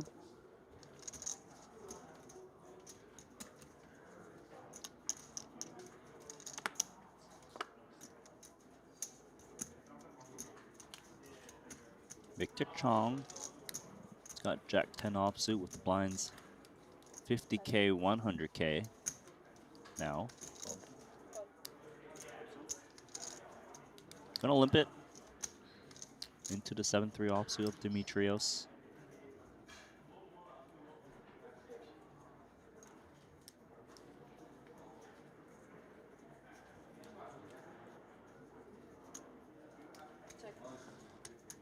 Gonna take a free flop here, Alex. It looked like Dimitrios for a second was considering raising, which is something we've seen a bit more in recent years, raising these really poor hands out of the big blind because they have such poor equity. Just trying to take it right there, but decided better of it. I think if there was a line, he prefers raising like an 8-3 offsuit, which has no connectivity to make a straight, or a 7-3 offsuit at least. There's a glimmer of hope with like a 4-5-6. Right, and you know, this stage of the tournament off just 24 blinds, I don't mind just avoiding some of those marginal spots as well. Well, he's turned the best hand, pair of threes. No diamond for either player. If you're Victor, you do need to have some bluffs, but you'd rather have a diamond in hand, perhaps a gutter ball.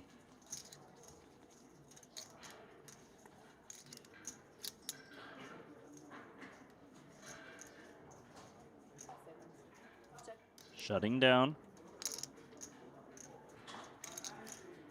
I think it's Dimitrios just trying to glide your way to showdown. Oh, he's gliding all right. Checks it back. Kind of feel like this just goes check, check a lot. I do as well. I think Victor had a slightly weaker hand. He could consider just bluffing it. He could even bluff this one, but check, check feels natural. Let's see. Is he confident in Jack 10 high? 130. He is not. Hence, he bets 130K. Now we're in a tough spot with bottom pair 7 kicker. Yeah, I think what you need to suss out here is how wide can Victor go for value here? Can he bet something like 8-6? Can he bet something like pocket fives? Is it just king X or better? And then also, if he's bluffing, which of those bluffs would have bet the turn? But nicely done from Victor, as Well Dimitrios played. chooses to believe him. And, you know, king X, certainly a hand that Victor can represent very well there, taking that line, having showdown value the whole way. And I think people sometimes think, correctly so in a lot of cases, that if Victor wanted to bluff, he would have started bluffing earlier in the hand. Mm-hmm. Yeah, I think the great point you point out was how thin is Victor value betting there? Is it the 8Xs when the overcard shows up on the river? You know, that's a question we don't know. And maybe 8X actually bets sooner, What's like that? the turn, given there was 3 diamonds out there. However, Victor, he knew what to do. Nice little pot for him.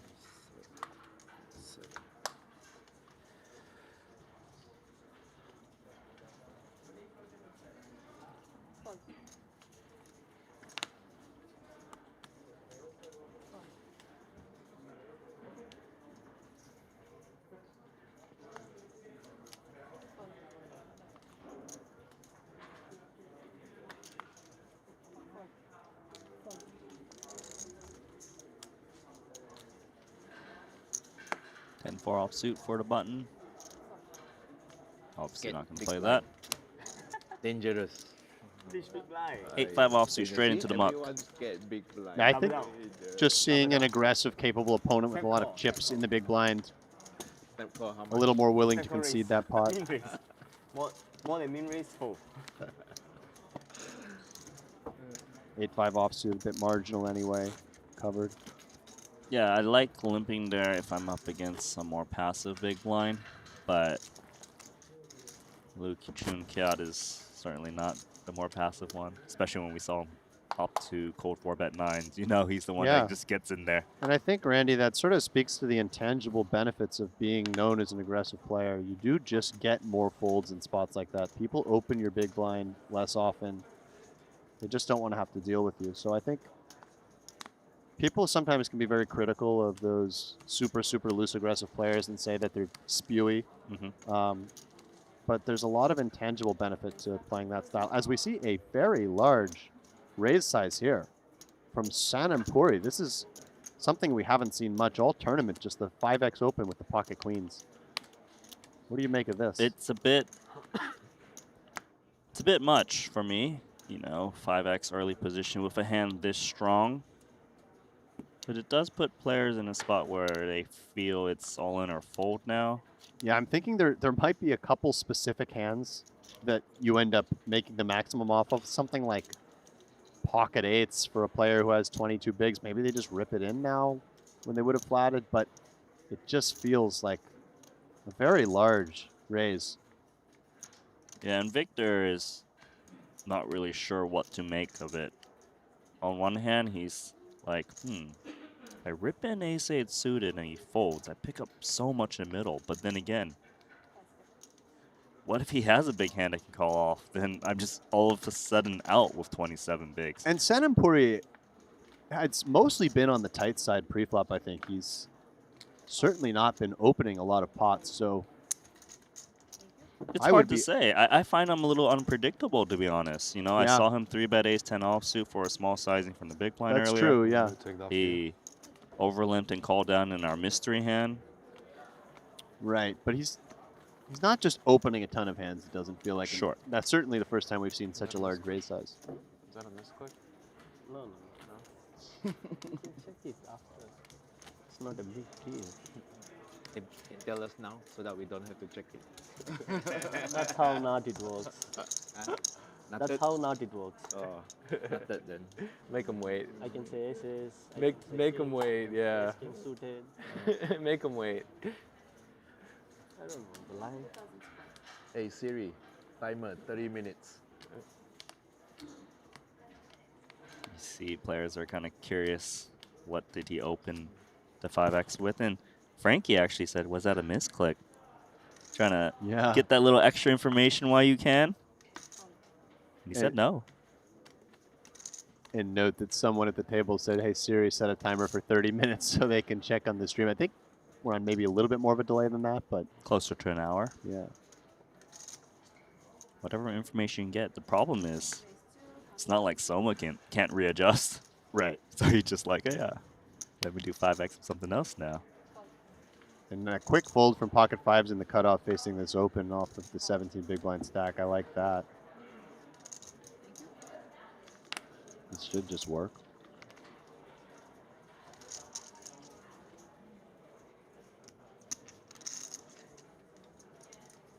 Tianyu Chen, king, queen of clubs. Frankie's like, the Robbie, I've heard about this hand. Maybe this is the Hey, one. that's not the Robbie anymore. That's the Mueller. The Mueller. The Robbie Mueller. The Robbie Mueller. As I take a quick look at the counts, and Mueller, who was in second, I'm scrolling through. He's now back down to 28th. Let's see if he got Delta Jack 4. Drum roll, please. Mueller got all in with pocket kings and took a nasty beat against pocket nines for a 7.6 million chip pot. Hao Shan Huang opened the hijack. Mueller 3-bet the button, and when you see an aggressive player like Mueller 3-betting, jamming 45 big blinds from the hijack, it's not totally unreasonable. So you know what that means? It means we have a new chip leader on the overall leaderboard, which is Hao Shan Huang. And he's the first over 10 million, Randy. That's right. Leapfrogging across Chai Woot, Jungponsakorn. 8-figure club. See a German name on that list as well, Nicholas Deitmer. No Triton history.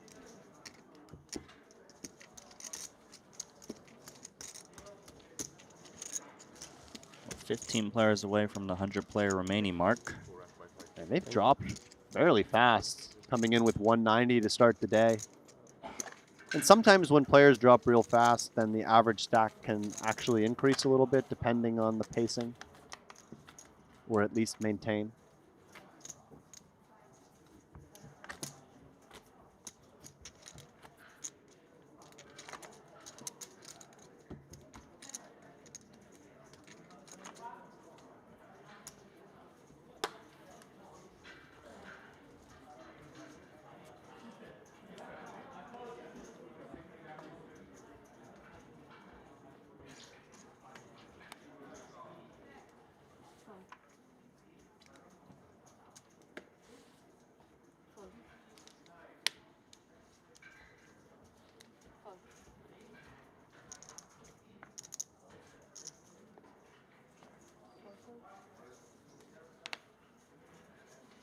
button now belonging to Frankie C. Little 10-9 offsuit. 200. 200K. Seems reasonable. You've got a shorter stack in the big blind. And if you are Kwan Han Lee here with the King Queen offsuit, I like this all in. Absolutely love that. One thing that's nice with the shove there is you can actually get the weakest ace-X to fold. The weak ace-X offsuit, which you're behind. Of course, you have decent equity against most of the calls. Mm-hmm. Well played.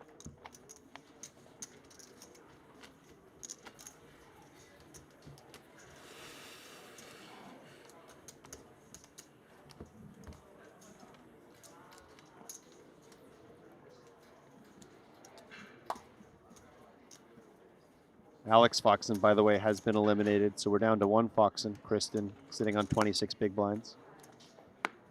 26 bigs. Where does that sit you on the leaderboard, roughly? She is right kind of in the middle of the pack.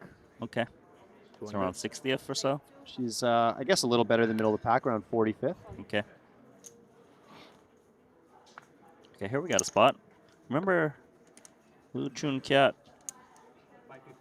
had a king queen before, and he likes to be aggressive. Yeah. 550. And again, I like this play. Yes, the raise is coming from early position, but you have excellent blockers with this hand. To the strongest hands, you do need to have some 3-bet bluffs. King Queen off feels like one of the absolute best. When you do get flatted, you're going to have, you know, it's possible that in these positions, Victor would just raise call 10s. As we see pocket 9s from the big blind, similar spot to what we saw before, facing raise and 3-bet from early-ish positions. It's a big decision here. It's really, yeah, it's all in or fold, and I like this fold despite the fact that seeing the cards, we know he had the best hand. Yeah, I think it's quite solid, especially if you don't have that much information about your opponents.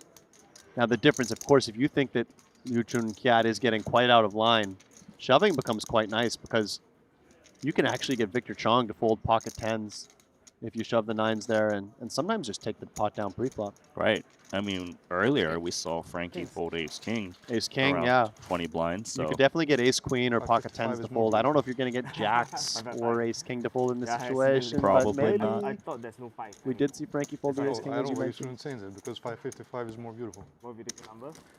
555. 555. Maybe that's why he folded. Yeah. 555 is nice.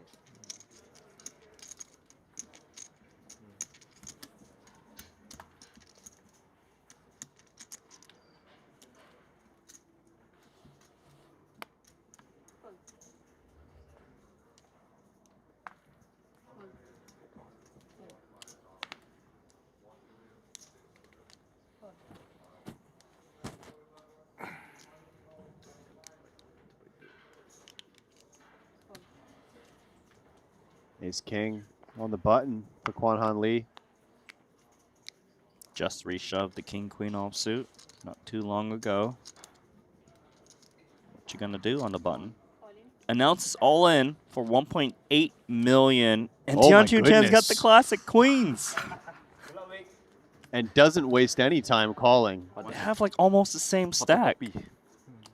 The difference is 15,000 chips between the two. And Randy, I was going to say 18 big blinds, a lot to just open shove. I would have preferred a smaller raise, but it would have been the same result. Yeah, he just went straight to the third floor. So a huge flip here. Maybe photocopy is bad. I got 9 way. Pocket 9. 3.74 million chip pot. Yeah. Photocopy maybe is bad. I think so. Probably a little bit. Almost identical stacks. Queen, slight favorite. It's cooler with buttons, small blind. Yeah. It's 18 Cooler checks. indeed.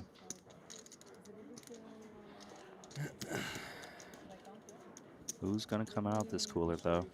And survive. Okay. Yeah.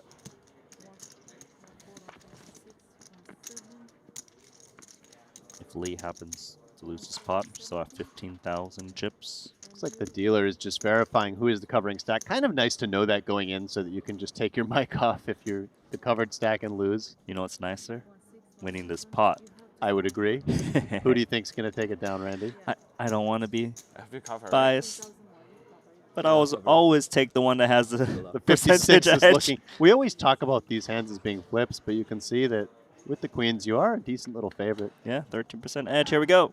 Jack, Jack, 3 queens. Looking hot. Excellent flop for the 2 queens. 6 outs at the moment for Lee. No back doors to be seen either. Just needs an ace or a king. Deuce. One more chance at those 6 outs.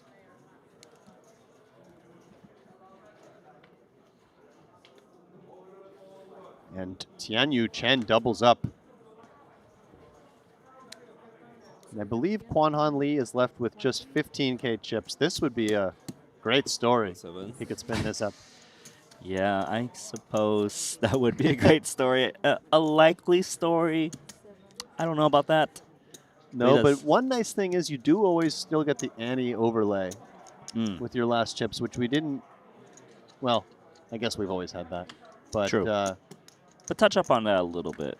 Well, just the fact that he's going to be left with 15% of a big blind. So if there were no antes, let's say it was early levels in those old school tournaments where you didn't have antes, and he tripled up, for instance, he'd still only have less than half a big blind. But now with that ante in the middle that the big blind's forced to pay, you know, you're entitled to that full ante, even though you only have 15% of a big blind. So all of a sudden you win one pot, you get over one big blind, you double up again, and now you've got over 3 big blinds, and it can really compound. Right, so you're saying that even though he has 15,000 chips, with the big blind ante being 100,000, he gets that full 100,000. Right. It's worth a lot more than 15K chips sounds like it's worth, I guess. Yeah, so oftentimes why you will see players kind of leaving one chip behind occasionally, or maybe they can spin that up. But of course, the good thing for him is that he was the small blind that hand, so he actually gets to play the next hand on the button, so he can safely choose the one that's most likely going to win before the big blind comes around once more. And I do have a hand to report from the outer table. Hit me. We had a raise from overall chip leader Haoshan Huang from early position. Jamil Wakil 3-bet pretty big out of the big blind.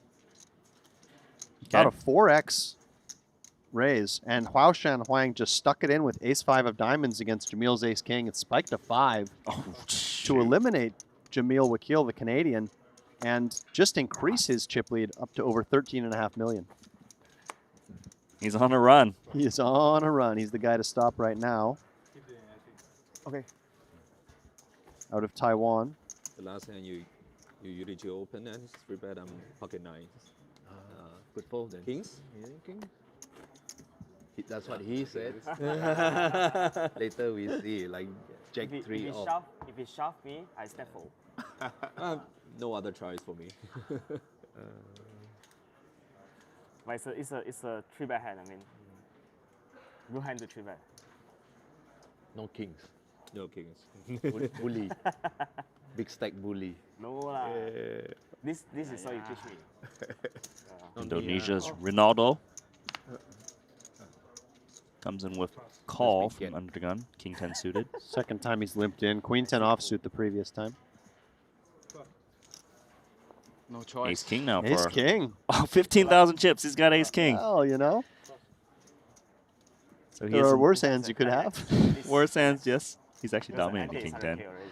He is entitled to that main pot of 160,000, so more than 10x if he can. Oh, and Demetrius tight fold with the 10-8 of clubs. Perhaps he didn't realize that it was a limped pot.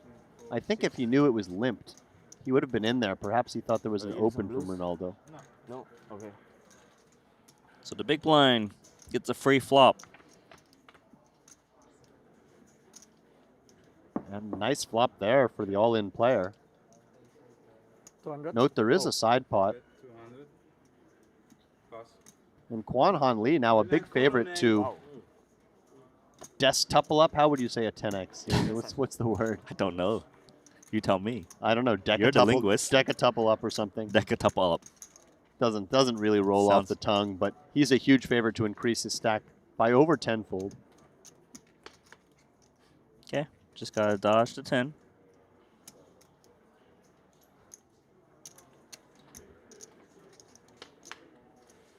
And he does. And now with 160K, you have to start feeling a little bit of hope, realizing if you get all in again, you're still going to get the anti-overlay. And it's also nice that he's in late position. Couple more choices. Ronaldo struggling. Can't catch a break.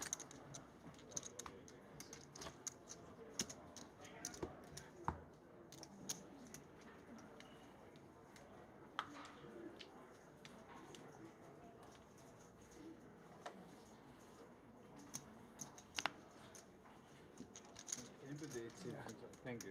Good for the streaming.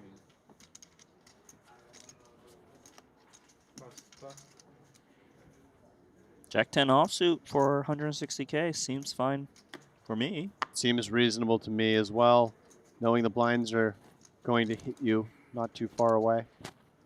Oh, he folds it. Does just wait for a better spot. Interesting.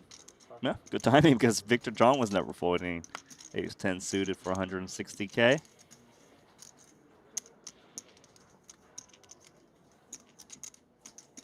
$200. 200,000. Let's take one step north.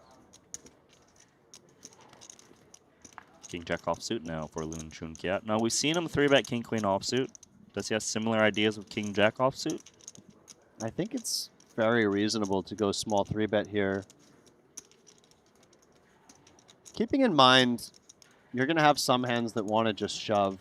So, and he does just come with call, which is also reasonable. But you do build that small 3-betting range. You have to keep in mind your value range is a little more limited to some of the strongest hands, so you can't overpopulate it with bluffs. 7-7-4-2 diamonds, nut flush draw for Victor on a paired board. Loon Chun Kiat, King Jack high, but with the King of Diamonds, which is tainted. And by the way, while I think c-betting here is the most natural play, I think checking back is actually reasonable at some frequency, just for a bit of deception. Especially when there's already 600K in the middle and you only have 2.1 million behind. He's deceptive. You guys reading the same book? Perhaps. Queen on a turn. Do we just keep checking down with ace 10 of diamonds as played? I don't mind it, again, because your hand is so deceptive on a diamond river. Ace high rates to be best. Betting, you do clear up a little bit of equity. But you're more worried about that equity denial when you don't have the flush draw. Right, I suppose sometimes your opponent pairs up and then you make the flush. Exactly, and he does just check it back, and I like it. And then this is just going to check down, and Victor's going to win with ace 10 high. Show it down, Victor. Taking out fellow countrymen. Scared. Hmm? Scared. Scared. Scared like you bad boy. I scared. We know you weren't scared. Yeah. No flush, no bet. Okay. Flush, No flush, you no bad bet. boy. Snap.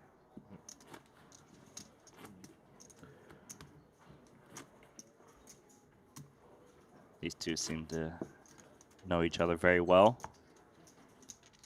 Both from Malaysia. Have you been to Malaysia? I have not been. I have not. It's another area I'd like to visit at some point. I really haven't spent a lot of time in Asia. A lot of our crew that is part of the Triton Tour are from Malaysia, you know, so maybe I will check it out someday. Kuala Lumpur.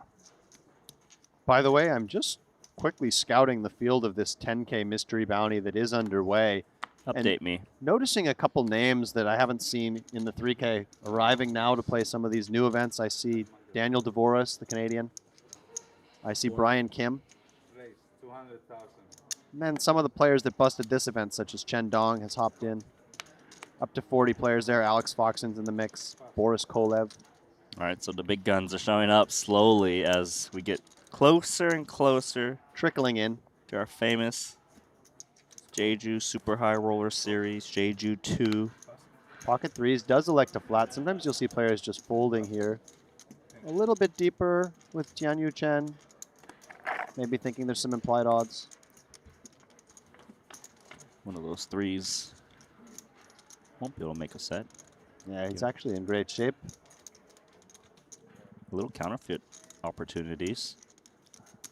774 Rainbow. Checking over. And facing check, I don't mind just betting for protection here, but he does check back. Yeah, doesn't look for protection. Now gets counterfeited. Chen actually picks up a nut flush draw.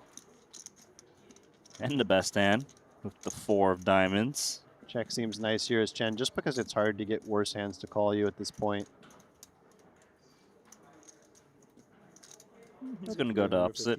Perhaps think he's trying to okay. free roll another ace. True.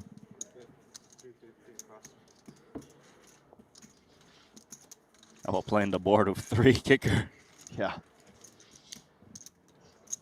And I wonder if Kiat would have felt compelled to bluff at some point in that hand if he kept facing checks, having the worst possible hand he could have. Yeah, it's kind of interesting because on the 7-7-4-4, you feel like you got to bluff with 3 high, but then again, you're like, well, ace high is going to love their Right. hand, so what am I trying to fold out? If he had jack high, he probably just bets. Yeah. So you're actually probably supposed to just give up, Yeah, even though you're at the bottom of you're your range. probably right, Randy. It's not a lock that you should always be bluffing with the bottom of your range in poker. What are we supposed to do here with 6-4 offsuit under the gun? I think all in seems... No, I was actually kidding, but now I forgot he had this stack. I think you do just fold this. You do fold it? But I'm not as studied in these spots. It's weird because you kind of want the whole big blind ante. Yeah, you're right. So is it ante first or blind first? I believe it's ante first. I'm not 100% sure. Maybe you are supposed to put it in. I actually don't know these spots. I know you're supposed to put it in super wide. Do you have a lean? Big blind first, Okay. actually. It is big blind first, so then you'd only get 60K in the ante. I don't know. I don't hate the fold. Well, he does fold. Suited, I would have put it in. Yeah, with big blind first, it definitely changes things drastically.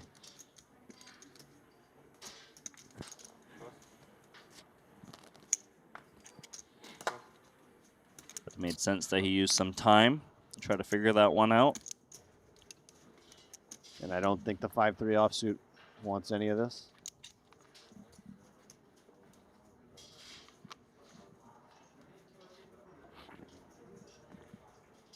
Well, not if you were holding, Alex, because Frankie, I stand corrected. he sees something in 5-3 offsuit. It can improve. Rarely, but it can. Check 7 diamonds. Perhaps he just felt like he was getting isolated a lot less from Soma. True. 3 big blinds in the pot. The Ace, hand's king still 9. difficult to play. Come on, we know that. He just flopped the near nut low with no spade draw. Can he bet? I think reasonable to just stab for 1 big blind and hope your opponent missed here. And he did miss. Great spot from Frankie. Those monotone boards, you do feel like the small bet can take it down quite often.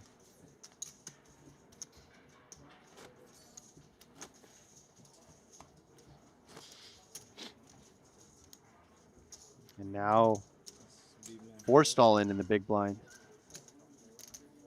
is Kwan Han Lee.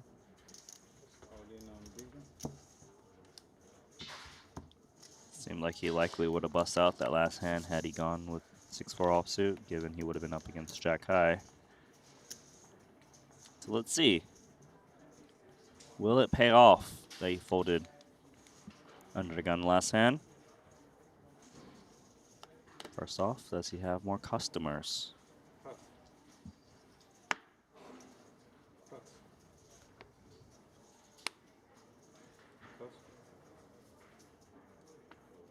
A lot of folding happening. What you think, Ronaldo? 200. Ace-6. Face 200,000. Makes sense. Very reasonable. And Frankie. Oh, yeah. Frankie fans are happy. Now perhaps this is where I like using that smaller 3-bet size with the ace-king suited in particular. And I think even with the ace-king offsuit in position 26 bigs, you could go either way, and I don't hate 3-betting to induce. How about this size, 550? I like it. Even 500 would be okay, but 550 totally fine. Can I tank? Use the time banks. You're forced all in. Okay, we got the blackjack versus the 11. I haven't seen my hand yet. Okay. Not bad, not bad. 2 live cards. Yeah, I mean. And let's make sure did the He dealer makes 200, right? do the side Yeah. pot right? We've seen this issue before where where there is a side pot that needs to be awarded. Okay, I got you. I got you. Keep Looks an like he's eye on going to that. do it after. Yeah. Makes sense. Won't have to if Frank wins. Double down. Let's see. Wow. Nut flush. Really? A little anticlimactic there, Randy. Oh, really? Oh, really? How do you do it, Frank? Oh, running Not a good queens. run out. It's kind of funny. It deuce. Yeah, if only he had the 9-4 off. Would have been a lot more exciting. A good game to Hwan Han Lee. Seat open 8. Frankie chips up a little bit there. You open and you shove. Yeah. If you call with pocket tens, jacks. You want to change the Hwan Han Lee going to pick up That'd be pretty sick. $5,900. Emo for whole night. In pretty good spirits. Just over 100 players remaining in this day 2 of our inaugural event here at Triton ONE, 3K Genesis.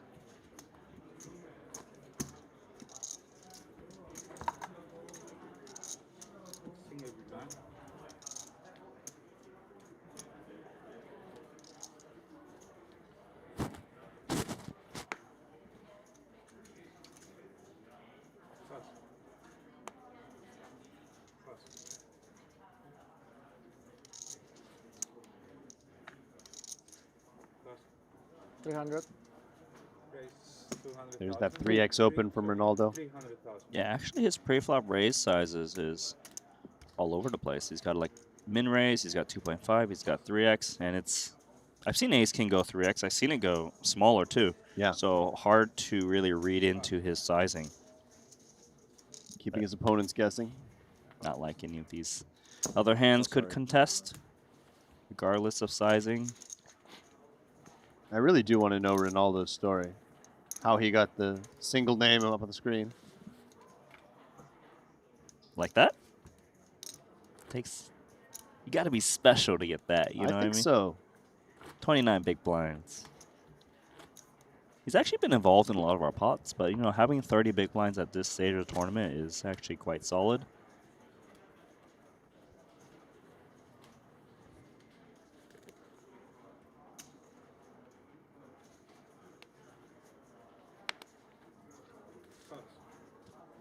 $101 players remaining.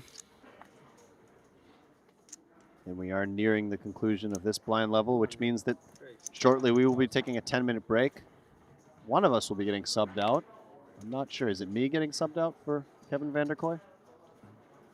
Are you trying to make a request? Sounds like it is.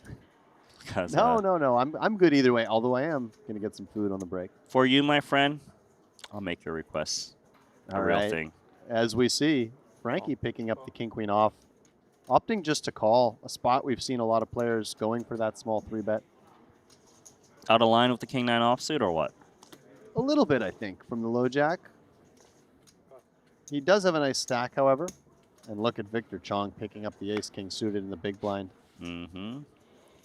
Let's show those pearly whites. You know he's happy about this. Now here, 26 bigs. You could raise small, but with the raise and the flat call in there, I think just shoving also can make some sense. Benefits to both, of course. I kind of like the squeeze smaller, personally, 690. because I might be able to induce. And He if you shoves. are, yeah, and if you are going to squeeze, his size looks nice. Leaving the illusion, he can have plenty of raise folds. I think the main advantage of outright shipping is you can get some pocket pairs to fold that might play back. But here, I do like the induction. Also leaves you room to have some 3-bet bluffs. Yeah, perhaps allows some suited aces to come over the top. Right, and when you just open shove, like ace-5 suited, it's not going to call it off now. You never know. I think you did a good job Especially going if you're up through against the pros and cons there. If you're up against Lu Chun-Kiat, you gotta always leave him a little bit of room. Yeah, you know what I mean? that's a good point. So maybe it's a little bit opponent dependent, but again, the suited version slightly more inclined to want to take the smaller re-raise option than the offsuit version. And that's what we've been seeing. We've seen Victor Chong, go for a smaller size and Ace King suited. We've seen Frankie C also doing as well. Perhaps with the Ace King offsuit variety, they shovel it in a bit more. But obviously, appreciate your insights on that. Sanamuri's been quite card dead, but he is a fun player to watch. Tianyu Chen, King 6 of Hearts. Healthy stack now. Victor Nice Chong, Jack 10 hand for suited. Victor here. Now this is a spot I've seen some top pros just shoving this hand, small blind versus button, for quite a lot of big blinds. Can you give me the rundown on why you might make that play? I think the idea is you get a lot of hands that dominate you to fold. So for instance, Queen 10 off, King 10 off, Ace 10 off even, perhaps. Maybe not Ace 10 off. Okay. And then King Jack off, Queen Jack off. They're all going to have to fold to your shove. So if you flat call, you keep all those hands in. And then when you do get called, you retain all right equity against hands like Ace King off, pocket 8s, pocket 9s. Right, because even like an Ace 10 probably might not call your shove, so you have 2 live cards, I suppose, against Ace King, Ace Queen. Yeah, so it is one of those hands that you can shove quite a few big blinds for. At this stage in the tournament, it doesn't feel all that comfortable. I'd rather try to continue to maneuver a lot of the time.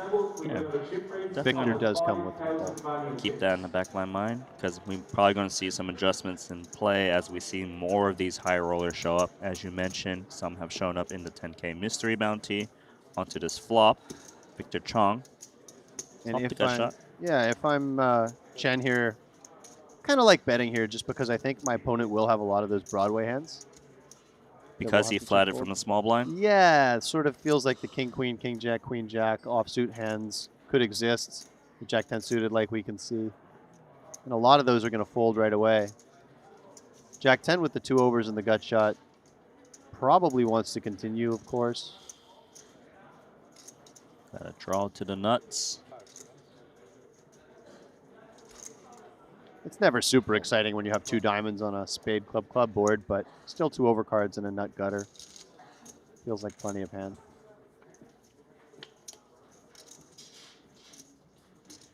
Three of clubs brings the flush in. A gut shot now for Chen from his point of view. Tricky spot for Chen. Went with the half pot on the flop. No club in hand. That 6 is nice.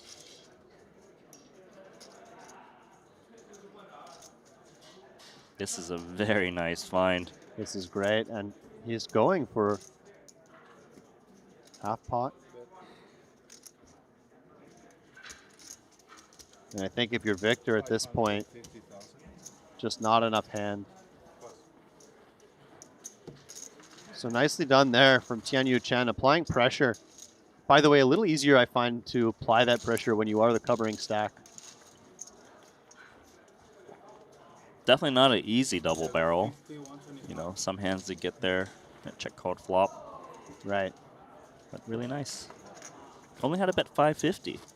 550, and nicely done, even though he did actually have the best hand at that time, still folding Victor off of a fair bit of equity. And I imagine if he didn't double barrel and it blanked out, Victor probably would have won that pot because he would want to bluff the jack high. I don't think King 6 high is usually calling a bet. Blinds now, 50K, 125,000. So I guess we played the rest of 30-60 and then 3 more full levels, so it'll be a little bit of a longer segment.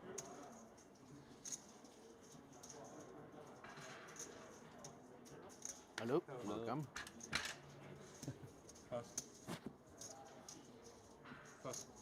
By the way, Sanamuri just folding the ace-2 suited there in the hijack. I think a lot of players would have opened off of his stack. Demetrios. 15 bigs or so in the small blind with King 10 of diamonds. Shoving is certainly an option. Limping I think everything's on the table here, Randy. You could make a small raise with this hand. You could move in or you could limp. He's going to go with the first one you mentioned. Outright shipping Queen Jack. I think Queen Jack actually just too much hand where you can dominate some of those suited middle card shoves. But it's not exciting. Of course it's not exciting. So the open jam from the small blind is about 14 big blinds. To give you more of a precise calculation. I do believe he can dominate a lot of hands. If he's up against an ace rag, he's doing all right.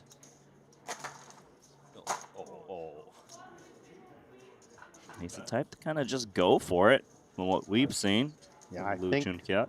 the theoretically principled play is to call here, but it's never fun putting in half your stack, and he does make the call, and he's behind. 60-40. Demetrios has got to be pretty happy to see this result once it gets called. You a queen? Oh, okay, queen gonna come on. Queen. Asking his neighbor if he has a queen. Is that how it works? All right, what do we got? Queen. See a queen. Oh my goodness, he called it right in the window. One more queen. Bit greedy asking for the second one, I'd You say. probably don't need the other queen. Jack would make things interesting. Okay. Okay. Couple outs now for Demetrios, along with the kings. 10 or a king. Deuce. Not a deuce, but a 7. Also locks up the W for Lu Chunkyat. Seat open 8. Well played, Demetrios. Really enjoyed watching him play yesterday, here today. Very solid. He is eliminated. And Lu Chunkyat does seem like the type of player where if he builds a stack, he could really open it up and be quite aggressive and dangerous. You know, I'm going to take a little peek at his Triton resume through the app. Does have 957,000 in Triton earnings. Yeah. Played a lot of our 25Ks, some 50Ks, and 100Ks in Jeju earlier this year at 2 caches. I think you're right. Seems like someone who knows how to use a big stack. Jack 10, Jack 9. Also seems to be very friendly at the table. We don't play with that button. This is the same. That was a welcome sight.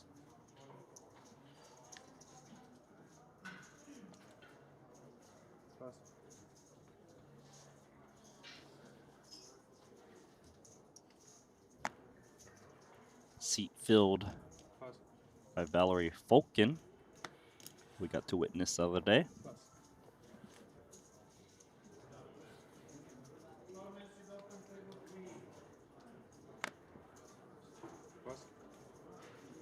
Show your first Cyprus on Shinhwa. Show your first Cyprus. Double soapy. Queen 6 offsuit.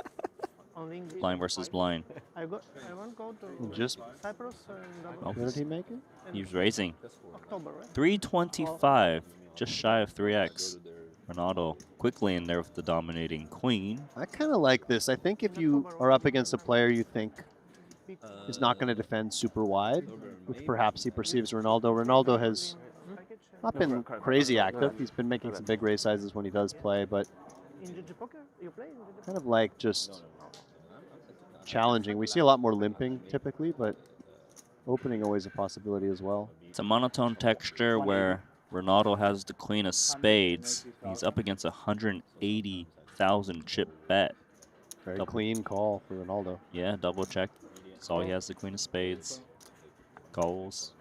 And if you're key out on these monotone boards, I do like stabbing once, but once you do, it's very difficult to know how often you should continue. He's up against a hand that's never folding now. But he doesn't know it. He's going to try to attack. He's hoping Ronaldo's got like an 8, maybe a king that's very scared with the 4 spades out there. He gets called so fast. So Randy, of course, you do need to fill kind of every node of the game tree with some bluffs. How do you decide which hands to bluff on the turn there as Kia? Well, I think in this specific scenario, he's reading Ronaldo Well, Ronaldo went all in, but he's reading Ronaldo as a player who may play straightforward post flop in this spot. So he might have been over bluffing there, I'm going to guess. So you think he was kind of just over bluffing the turn and just trying to get Ronaldo to fold every non-spade hand? Basically, that's my read on the situation. And again, by keeping the flop bet to a very small size, that can sometimes expand the flop calling range. Like, let's say he'd bet just one big blind there. Then you know every gut shot's going to peel the flop, perhaps even without a spade. So that's some more hands that you can get to fold right away. I'm not sure. I mean, there was no gut shots, though, right? Wasn't it King 8-4? King 8 deuce. Oh, three excuse spades. me. I was thinking it was King 8-4. I hear where you come from. Well, let us survey the land. A little bit outside, 87 players remaining, as you can see on the screen in this massive opening event. 1,185 players. Day 2. We play down to a winner tonight.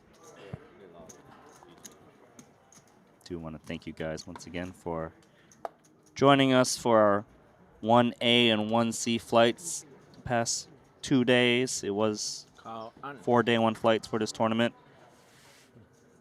And of course, plenty of more action. An ace 3 of hearts. We've said he's been a little quiet. Yeah, and I saw him fold the ace deuce of clubs in the hijack earlier.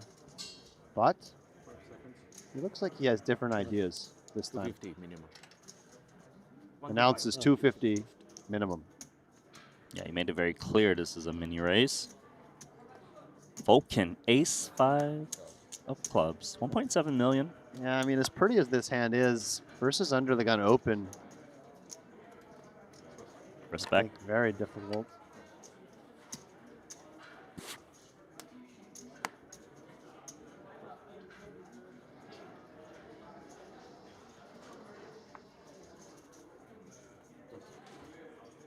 Queens for Ronaldo. 3 bets to 600K. Sanamuri does not look like he wants to fold. Yeah. Instant calls. It's a 3 bet pot with 1.45 in the middle. And he was getting an excellent price with that suited ace. Of course, these hands can be a bit tricky to play in 3 bet pots where you feel like if you flop an ace, you may have kicker problems. Well, let's see. Is he going to flop an ace or not? Dash Ronaldo's dreams. Ace, king, deuce, 2 spades. Is that the worst flop for 2 queens or what? Well, it is obviously a terrible flop, but on the other hand, one that perhaps you're not going to lose too many chips on if you are going to be beat. You obviously understand why he's slowing down with 2 overcards to 2 queens and a 500K bet. A Sanamuri, top pair. Can he save some chips and not get attached to 2 queens? Yeah, and Love it. as bad of a flop as it was, at least he didn't lose any chips post-flop. Yeah, very smart. Built the pot pre-flop as he should with 2 queens. Lost nothing post-flop when he knew he was behind.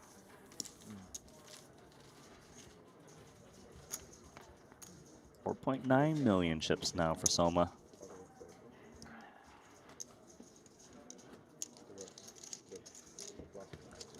Somebody in chat says, greetings from Germany, lurking since day 1A. Great job. These are the best days in the home office. Thank you so much. Love to hear that. Glad we can distract you from your job. Mr. Utz, or Ms. Utz. Our job is to give you coverage of this Triton ONE. Just put a little smile on your face. Give you knowledge. And I've said it before, but I really enjoy the international nature of both our players here and our audience. So if anyone else wants to let us know where you're from, we can shout out your country or city on air. Okay, it's a shout out time. Well, all right, let us Why know in not? the chat. I like seeing the smattering of locations. Let our us viewers are tuning entertain in from. Livingston. Where are you guys from? Let us know. Hope you guys are also subscribed and liking the channel, whatever the verbatim is. And follow along as well if you're out getting a coffee and you don't want to watch the stream. You can always use the Triton Plus Poker app, which gives you all the information that we're giving you right now: chip counts, hand histories, remaining players, stack sizes. You can check in on other tournaments. We have shout-outs from Malaysia, Brazil, Indiana, Australia. Notice the Americans always like to specify their state. It's Yeah, very they American never thing. say USA. Yeah.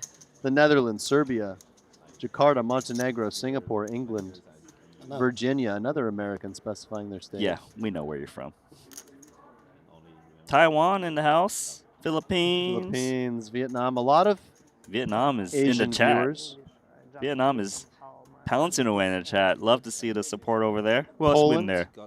Poland, by the way, is where the barista we were discussing in our opening segment, who makes these truly unbelievably good coffees. She is Polish and opening a coffee shop out of a barn there. I've already told her I'm going to come visit. A barn. Yeah, she's got a barn set up in like a small town or kind of a farmland area of Poland. And she's going to open this coffee shop. And I was asking her about it, and she said that there's already people who have been polling for this who are going to come visit from all over Poland, even from other countries. Why do I get this feeling during the break you're going to visit the coffee shop once more? I'm thinking about it. I'm definitely going to go get some food. And There's a full menu, right? Coffee. You're going to hit everything by the time you leave? Well, now that we know we get it for free with our staff badge, you know.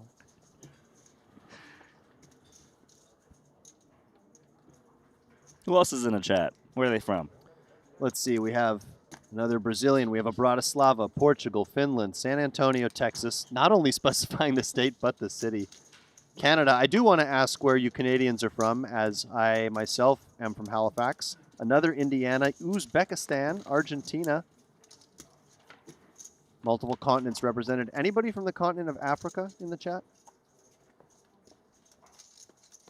Oh, let us tune into this hand because Ronaldo has an open and a straight draw of 8-9 on the Jack 7-6 Rainbow. Pre-flop raiser is Victor Chong, who made it 250,000 at this blind level. Let's see if he wants to c-bet. And if he does, how does Ronaldo respond in position? It is a 150K bet. How do we approach the 8-9? This is what I've seen a lot of players doing over the years in big buy-in events, just calling with a draw this strong, and then sometimes using some of the weak gutters as check raise bluffs. So it's the idea that you don't want to raise and get blown off of such a high equity hand that can make the nuts? Yeah, I think that is the idea. And I said check raise bluffs, but I guess Ronaldo actually does have position here. The same idea, of course. Yes, he does have position here. And position makes me even more inclined to just play call, I think. Well, now we are here. Now if given rope, which he is, I am very tempted to bet again, of course, fearing the check raise because you don't want to be blown off of your equity. But I do feel as though the check raise is somewhat infrequent in this line. I think a lot of the value hands have incentive to want to keep betting for value and protection. And a nice pickup there from Ronaldo. Well played. By the way, note the sizing. Didn't have to go big to accomplish what he needed to there, getting the King 10 to fold. Yeah, I only had to bet about a third of the pot with the open and a straight draw. Recognize that Victor Chong, if he had the goods, probably would just keep building the pot. Well played.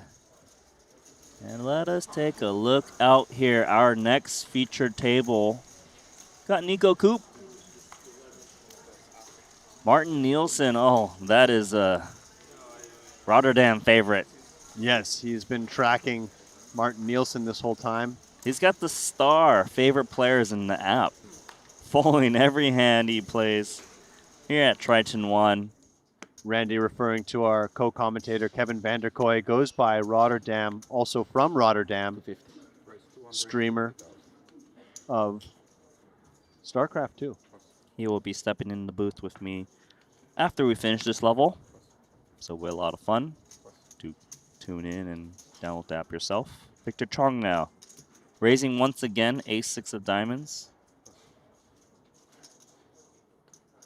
For 2 the blinds.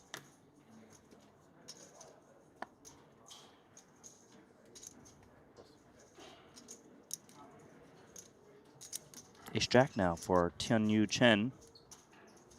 He is up against an under the gun open. Yeah, that makes me more inclined to just call. He agrees with you. Makes that call. 675 now.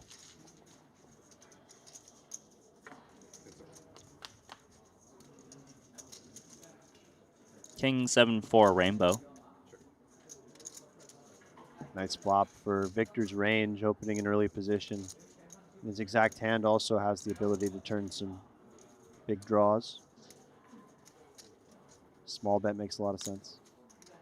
If a small bet does come in, Ace Jack is supposed to continue or just give up? I think it's very close. I know Ace Jack backdoor flush draw definitely is supposed to continue, and I suspect versus small bet Ace Jack off is also supposed to continue, but certainly it doesn't feel comfortable, does it? No. So I asked. I was curious. 140,000 is almost a min bet. And when the bet is this small, I think you just kind of close your eyes and call. See what happens? See what happens. Expect your ace to be good, at least at a very high frequency. Your jack, of course. What's happening is the 4 pairs. And I'd like to see another bet from Victor. It's easy to say, of course, when we can see the cards. But when you do bet that small on the flop, you keep your opponent's range wider. There are some gut shots in there. There are some ace-high hands. Even 7x is going to have a lot of time, a lot of difficulty continuing on this board pairing 4. He's going to give up.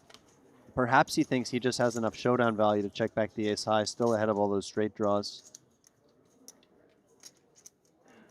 And if you're Chen, I think you just try to navigate to showdown. Yeah, I think the kicker of the ace high is strong enough to want to check down. No need to turn to a bluff. No. And you win, sir. So Beat the ace 6. maybe you win. Play that kicker.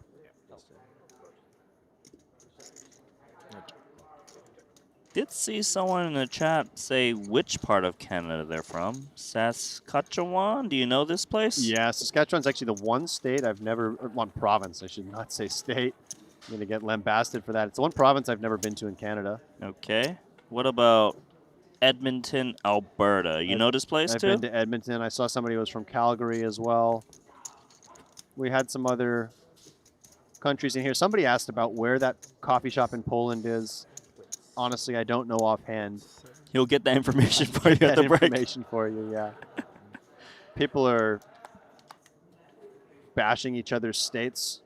I personally want to give a shout out to Stella Baker because she is from Sacramento, California, where I was born and spent many of my years of my life. I gotta say, Randy, I went to Sacramento for the first time about a year ago for a wedding. Didn't know much about the city. I really liked it. It's very walkable. Cool. Yeah, there were some cool breweries and restaurants and stuff. I liked it. I really didn't like it. That's why I moved out. I didn't necessarily expect to like it, to be dead honest with you. But I thought it had a cool vibe. The people seemed very down to earth. Okay. Compared to certainly other parts of California. So you're saying I'm not down to earth, huh? Not what I said. Are you a beer person? You don't strike me as a beer person. No.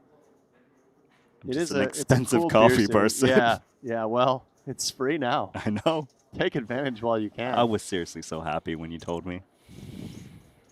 You finally gave me the information on the other restaurants. I can use my comp set. I felt obligated to. The second I heard that information, I was like, hey, let me get you a I don't map. know if it was a fair informational trade, actually. I think you got the better end of that one. I did. Value. I know where to find it. As we see Frankie flopping top 2 pair with the dead man's hand. Might be hard to get value out of the king 5, though. But, of course, dead man's hand. When you flop this good, sometimes you think, oh, I kind of want to just check back and let my opponent hit something, but it just doesn't, it's not consistent with the way you would play. It looks a little too suspicious, I think. Yeah, and it's the best way to stack your opponent is to just start building a pot, especially when it's a flush draw out there. But right, you can't always worry about trying to get money out of the weak portions of the range because that portion just may not put in money later anyway, so. Agreed.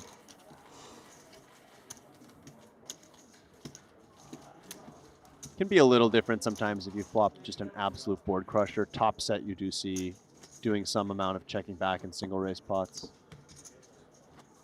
Certainly on boards where you're playing some checks anyway. It's one in PLO where if you flop top set, nut flush draw, you can check back that hand sometimes just because it's so hard for your opponent to continue. Right. But sometimes, not 100% of the time, right? Right. Yeah.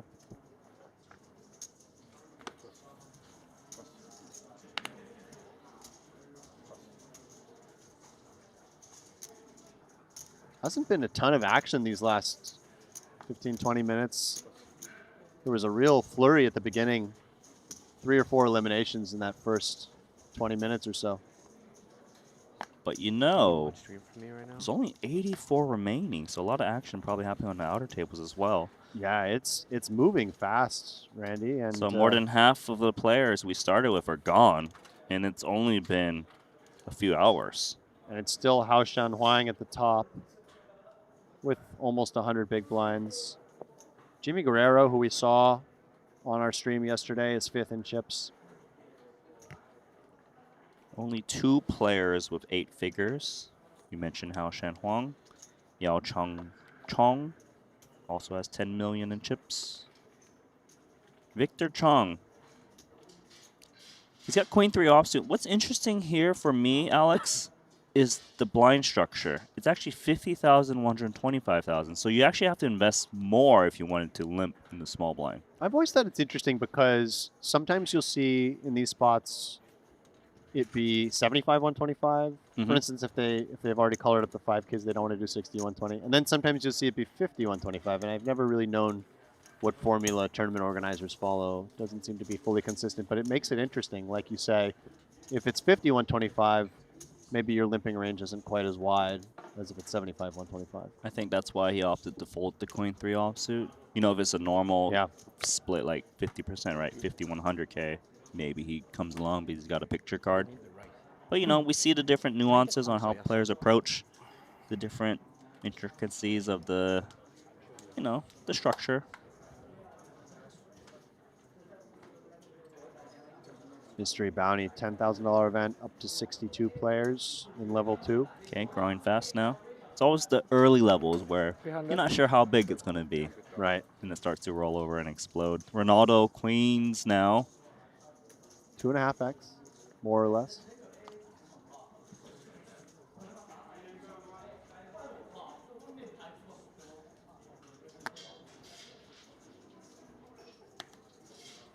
Ronaldo was the one who executed Xuanlu early in our feature. Tianyu Chen, 8-6 of spades. Looked like for a second he wanted to see a flop, but thought better of it. I feel like Tianyu Chen's been playing a really solid game, actually. I would agree. Over to the hand has just 6% equity against 2 queens, straight into the muck. 4.2 million. Ronaldo. Dangerous.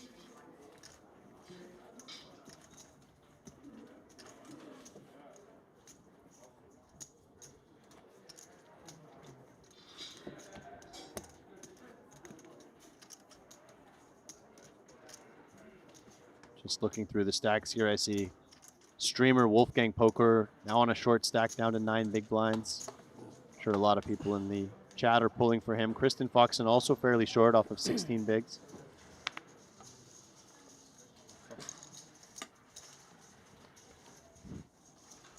Igor Yaroshevsky, who was extremely short while on stream yesterday, has made a really nice run, is up to 4.4 million with 36 big blinds. I didn't know Igor was here already.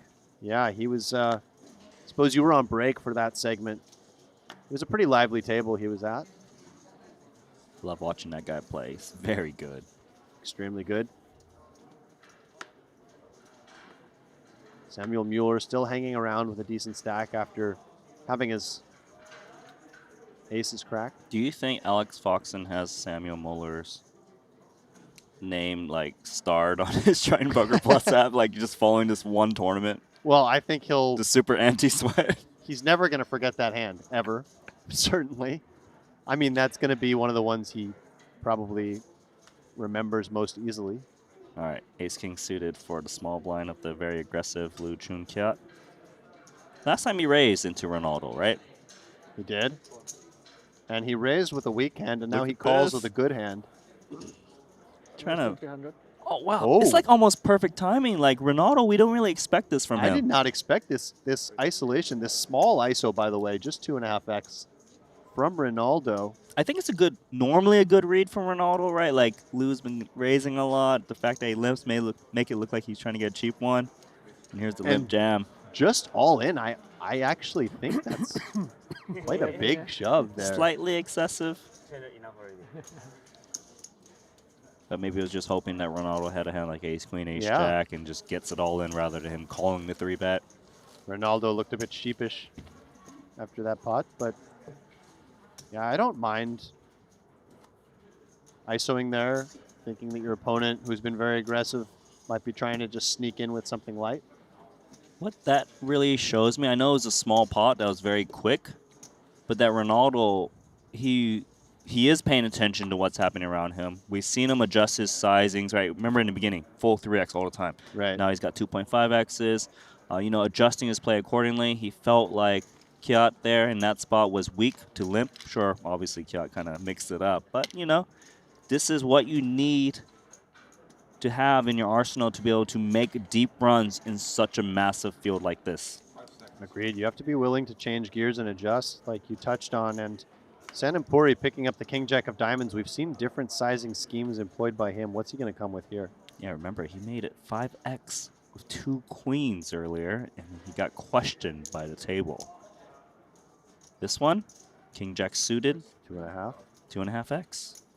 Also one of those players mixing it up. Valerie Fokin, relatively new to the table. Haven't seen much out of him yet. Yeah, saw him the other day. Was playing very well, but this time he's on 11 big blinds or so. Card dead. The Chong is bleeding as well.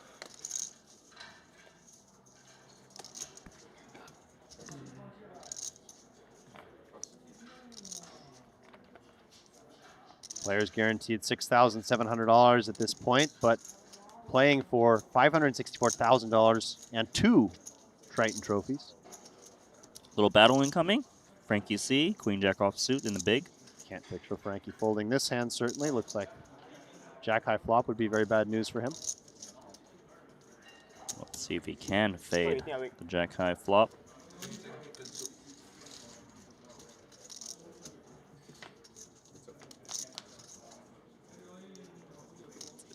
Queen. Instead, a queen for Frank, yeah. Very nice for Frank.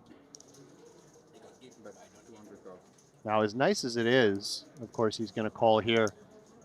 If Sanamuri could find a second barrel, and maybe I'm getting a little ahead of myself, but it could become difficult for Frank to call down across multiple streets with this hand.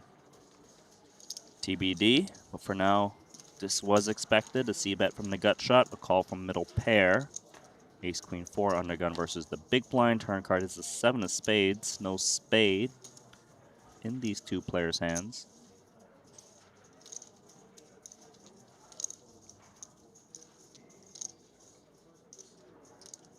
A bit difficult to assess if this actually is a natural double barrel for Sanamuri. No spade in hand. Opponent can have some flushes, can have some ace X, can have some queen X with a spade, all of which would continue. You're looking at me. 5 seconds. Check, check.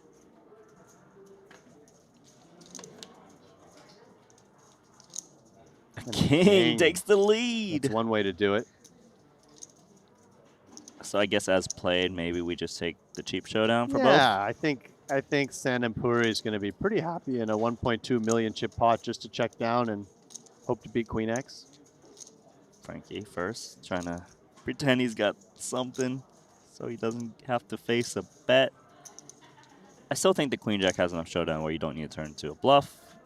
Agreed. And here we go. You can still beat pocket tens, those sorts of hands. Ready for disappointment, Frankie? The reveal.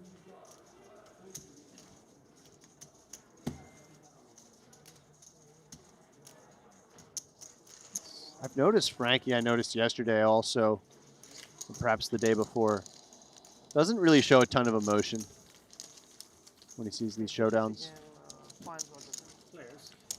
Yeah, it's a big spot, you know. 3K buy-in, huge buy-in, less than 100 remaining.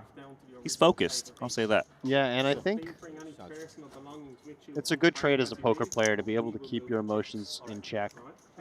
Return to original Somebody like Stevie table Chidwick comes to date mind. to start, right? Over here.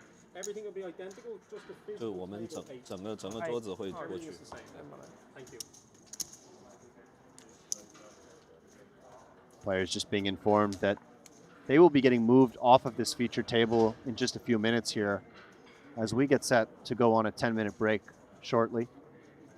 I'll be on a extended break myself as Kevin and Vanderkoy will come in and join Randy for continuing coverage of the opening event here at Triton ONE.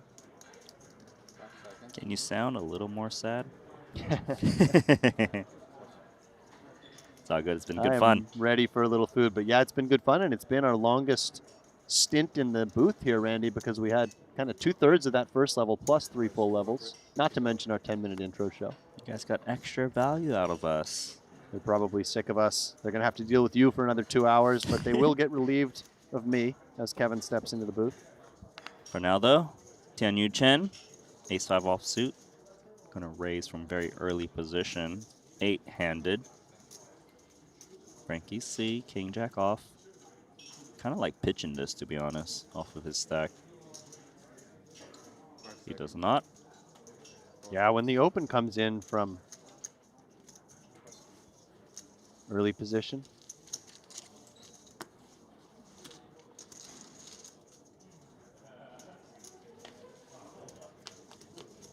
King-jack off shrivels up quite a bit. Also, like you noted, the 50-125K blind level, you should be playing slightly fewer hands out of the small blind, both when it folds to you and in situations like this. You're just getting a slightly worse price than you otherwise would have. As Tianyu Chen does flop top pair. Not much of a kicker, but a board he can bet with a lot of his range. And Frankie with the gut shot, I think getting this price, you're going to want to at least peel one card off, perhaps some implied odds if you can make Broadway on the turn.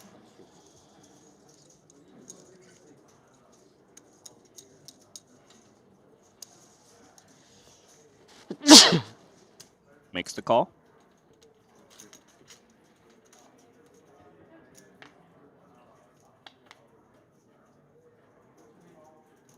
And if you're Chen, a little tricky, you could go for one more bet to try to clear out some equity against hands like Frankie's, charge some Queen X.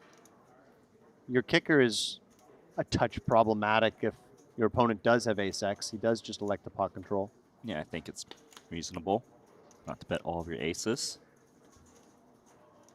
Now the question is, do we need to turn king-jack into the bluff, perhaps to fold out pocket pairs that are c-betting that are small, or do we just try to show it down from the small blind? Yeah, it's a good question. Given the open came in from relatively early position, there's not going to be too many jack high or king high hands that you're ahead of. He does decide he's going to target some of those pairs, and he comes with what looks like a big sizing here. I don't think it'll work against ace-5, but this might have been nice against anything worse than ace-X, potentially.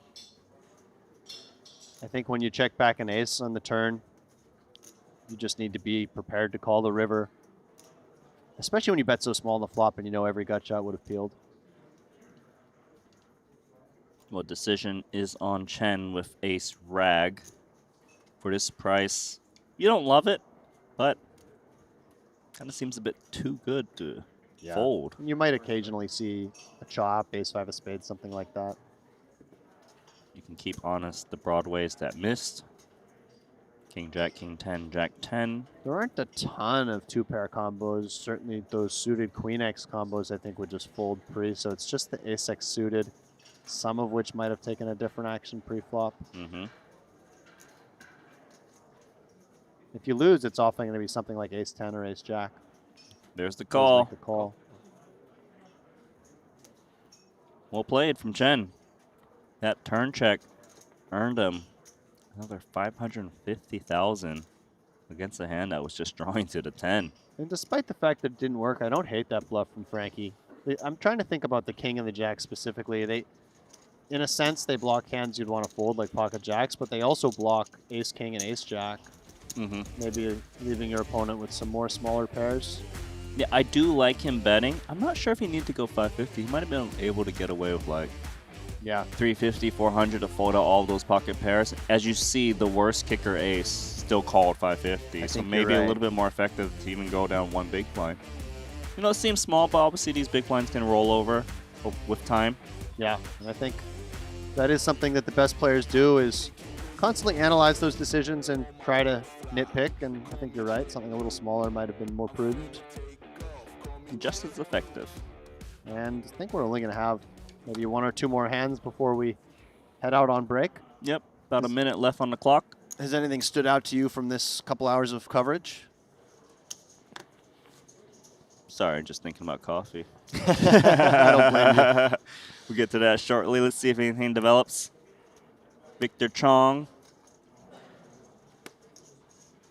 And from under the gun, tricky here off of 12 big blinds. 11, a little over 11 big blinds. I think just shoving is reasonable. Min raising as a raise fold might actually be the best play. I like this.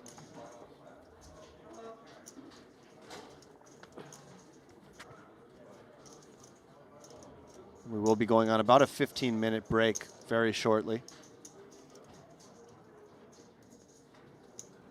Players in the Genesis, complete the hands are on. You've now got a 15-minute break and a chip race of the 5,000 value chips. Also, players, anybody wishing to redeem to collect their Triton gift. The Triton gift desk is just outside the poker room here on your left side. So once again, chip race of the 5,000 value chips. 220. A call from the small blind, Jack 10 offsuit. Yeah, a little bit light versus early position open. Dirty diaper in the big blind. Where do you throw 30 diapers? Into the trash.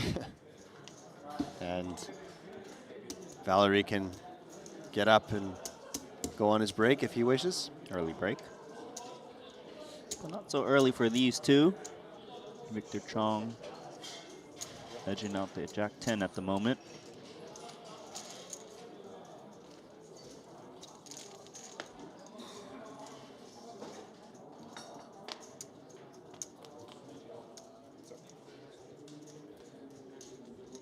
Ace 7 deuce all spades. Not much going for Sanamuri. Bet should just take it down, assuming Victor does continue. Victor should want to bet with 3 spades out there. Although there's not supposed to be as many offsuit hands that defend from the small, but in this case we do see Jack 10 offsuit, so not unreasonable he would have, you know, Queen 10 offsuits, things like this that you want to protect against. But he checks it back. 4 spades now. And Sanamuri quickly reaching. Hard to arrive at this spot with many worse hands than Jack High. Yeah, he actually is pretty much at the bottom of his range. He saw the weakness on the flop, expected an ace high to want to bet. Now you're Victor. This is disgusting. And Victor, who perhaps played a little bit of pot control on the flop, maybe letting some weaker hands stay in, but he does just quickly fold. So nice pickup there from Sanamuri, pouncing on perceived weakness. As we get ready to head towards our first break of the day. Yeah, there was so much action at this table. And Soma, he's on 37 big blinds with 5.56 million in chips. Frankie, less than 10 big blinds. Hao Shan Huang still at the top of the overall chip counts here, followed by Georgios Scarperes. Yeah, let's talk about Soma there, the India's player, right? I feel like he had a huge run up to 5.6 million and the mystery hand, the big one where he called down with the 9. I'd say that was the hand of our segment. And, you know, thinking about the hand, it really does make sense that the value combos would be reduced there when that 4-liner appeared. He called down with ace 9 on a 9-8-7-6-X board and beat his opponent's missed flush draw. But that was, for me, probably the hand of the tournament so far in terms of the ones I've been in the booth for. Well, he's doing well. You're going to take a break, and we are going to go on about a 15-minute break. We'll see you guys soon.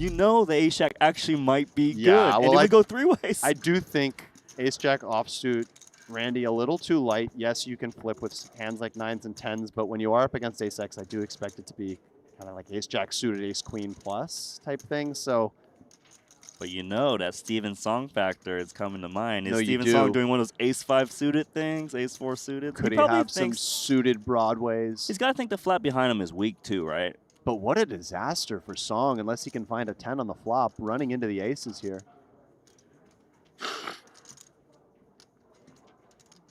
And what a bloody start to this final table. Look at Malaysia's Loon Chunikia trying to be as disinterested as possible. Please call, so we can go 3 ways. Yeah, you know, that's always one of those spots in poker where you have to try to think about something else or pretend you have a different hand. That's what I like to do there a lot. I like to pretend I have pocket 7s there. Meanwhile, he's just counting his chips. So you think he's going to fold? I think ace jack's going to fold. He has been tanking for quite some time. But, you know, when you have a hand like ace jack offsuit and a stack size like the one Dimitrios has, typically you want to be the one making the move, right? You want to be reshoving from the small blind. You don't want to be calling it off. It's a little different if the positions are a little bit more late position-y, although this is high jack open. Sorry, this is a low jack open. So the squeeze shove is 26 big blinds. Dimitrios. Yeah, and he does fold. And here, good timing to fold. Double checking to make sure he has the aces. And when you see somebody double check their cards and snap, you're always hating life as Song. Aces versus 10s. 3.2 million chip pot. Song's at risk. Needs a 10.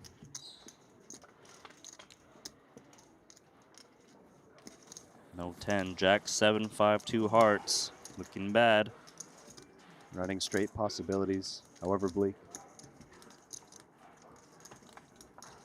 Running straight possibilities, because now we got the 9 that could make a straight.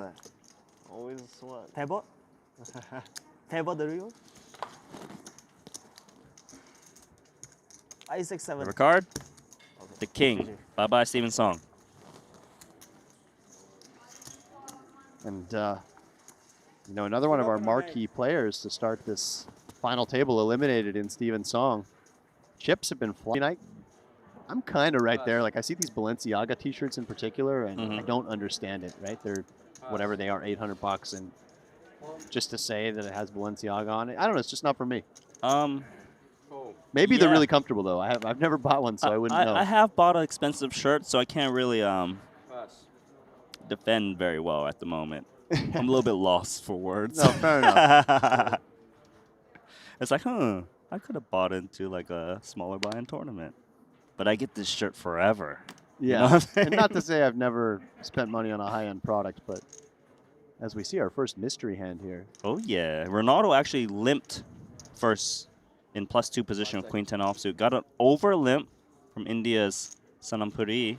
I like the over limp for a couple reasons. The hand is going to play well multi-way, and you really don't want to face a limp re-raise. As we see Chen Dong 300K ISOing. Ronaldo's out. We don't know Chen Dong's hand, but ace 9 of diamonds, you like calling here out of position? Seems fine or no? I do, yeah. I think once you've taken this line and put the 80,000 in, I do want to see a flop. Of course, it feels a little uncomfortable with a hand that can be dominated, but Chen Dong could be isolating something like king queen pairs. Okay.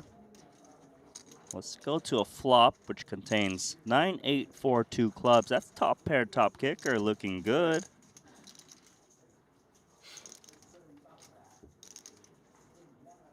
It does become a little dicey if you face a bet from Chen Dong here, whether you just want to try to get all the chips in. It feels like when the chips do all go in, you're going to get it in bad. But your hand also vulnerable to overcards if you are ahead. They started the hand with roughly 35 big blinds. I'd say mostly I prefer call because when your opponent does have overcards, it's often going to be an ace-x hand, so you're really only dodging the 3 outs. Fair. And sometimes an ace drop, your opponent hits it, you've got exactly. to pair, you stack them. Some implied odds there. a quick call. So he does agree with you, Alex. It was a small bet on the flop, 190K. Turn cards is 6, 2 flush draws, straightiness showing up.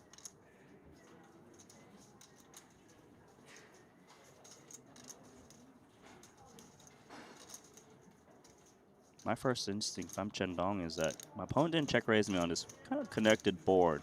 Therefore, most likely, at best, I'm up against one pair. Seems like 2 pair would strongly consider raising the flop if it was in India's shoes. I'd be thinking my opponent has a hand like perhaps pocket 7s at this point. Some type of 9x. 540. Maybe some Jack 10. 540K. Business time now. And at this point, I know we have a mystery hand going on. I'm going to put Chen Dong on value. I'm going to say he has pocket queens. And you're thinking it's value because when his opponent check calls flop, this run out kind of seems like he's got some piece, so he's not bluffing. Yeah, well, I think the 6 of spades does interact relatively well with that limp call, check call range. I think some of the overcard hands are just shutting down at this point. So right now you're thinking over pair at the moment, as played. That's where I'm at right now. Okay. What are you thinking? Well, let's see if that changes because the river card is a 7.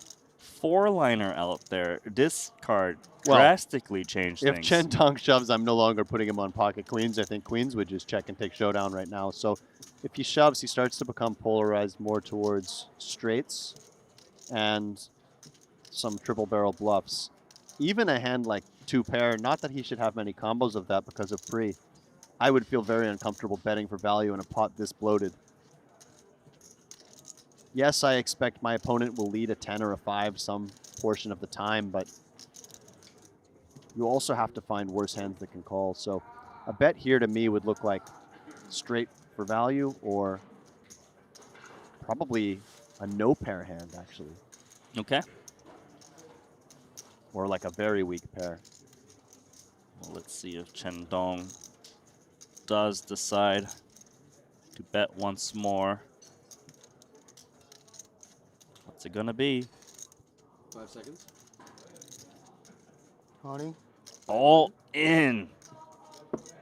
Putting Soma to the test for all of his chips.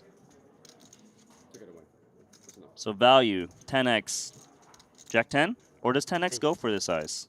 I think 10x can definitely go for this size. Okay. Jack 10, of course, we know that can go for this sizing. Bluffs, where are we looking at? The bluffs are a little bit less intuitive.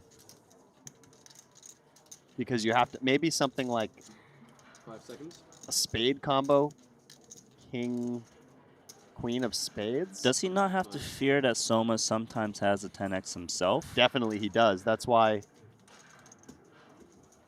it's a little bit harder to come up with the bluffs. The value combos are easy. Because Soma could have a hand like 10-9, right? Check call flop, check call turn, and just snap this one off. So it's not Definitely. like... Oh, what do you say? Ace Ace-3 three of clubs. clubs. Oh my god, he called of ace-9 on this board right wow. now? You're sick.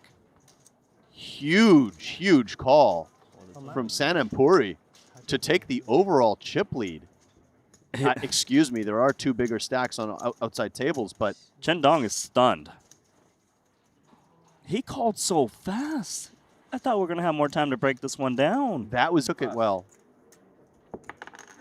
Get outplayed. What can I say?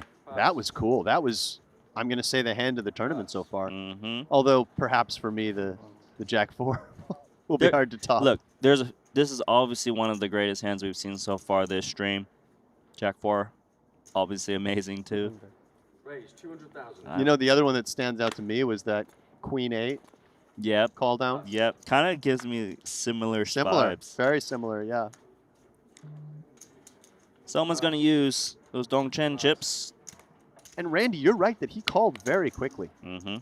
I was thinking we're going to get like a couple time banks in there.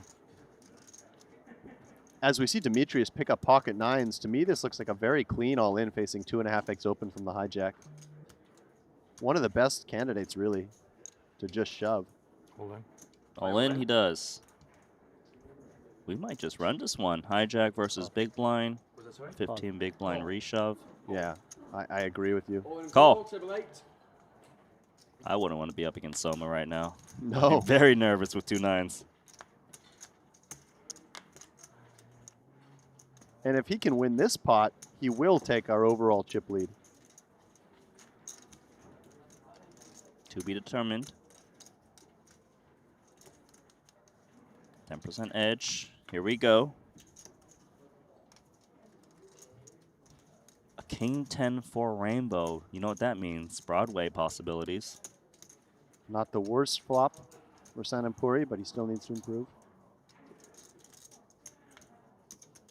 Hit on a turn. Doesn't change anything. 2.5 million chip pot. One more chance to knock out Dimitrios, and he does not. Nice fade. Yeah, big double there for Dimitrios Anastaskis.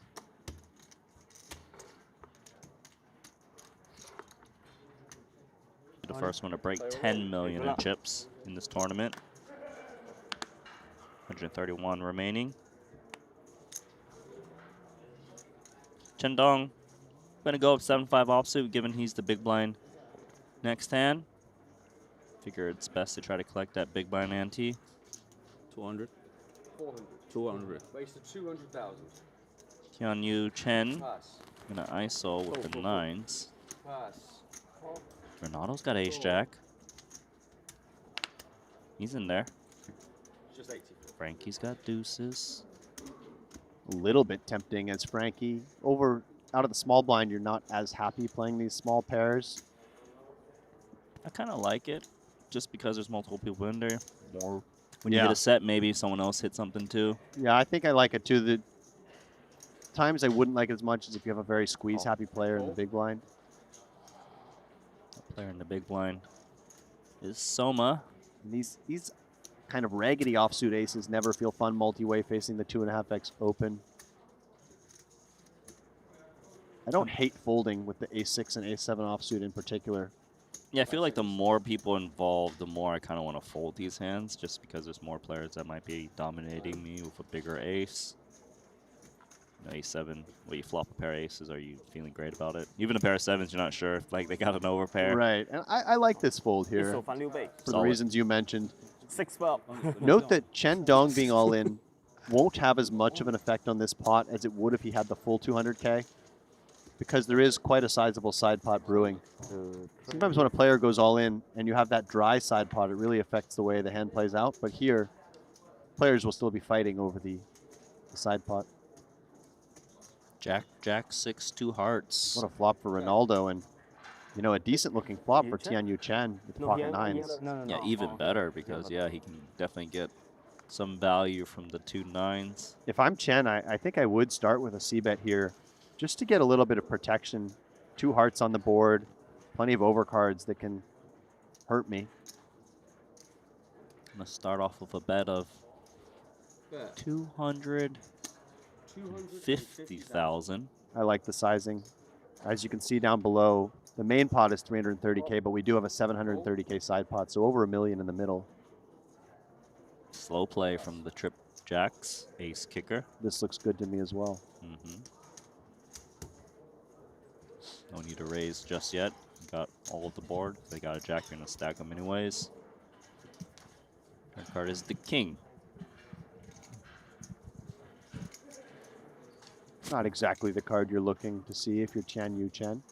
Pump the brakes? I think so. If you're betting, it's just to get a little bit of value and protection.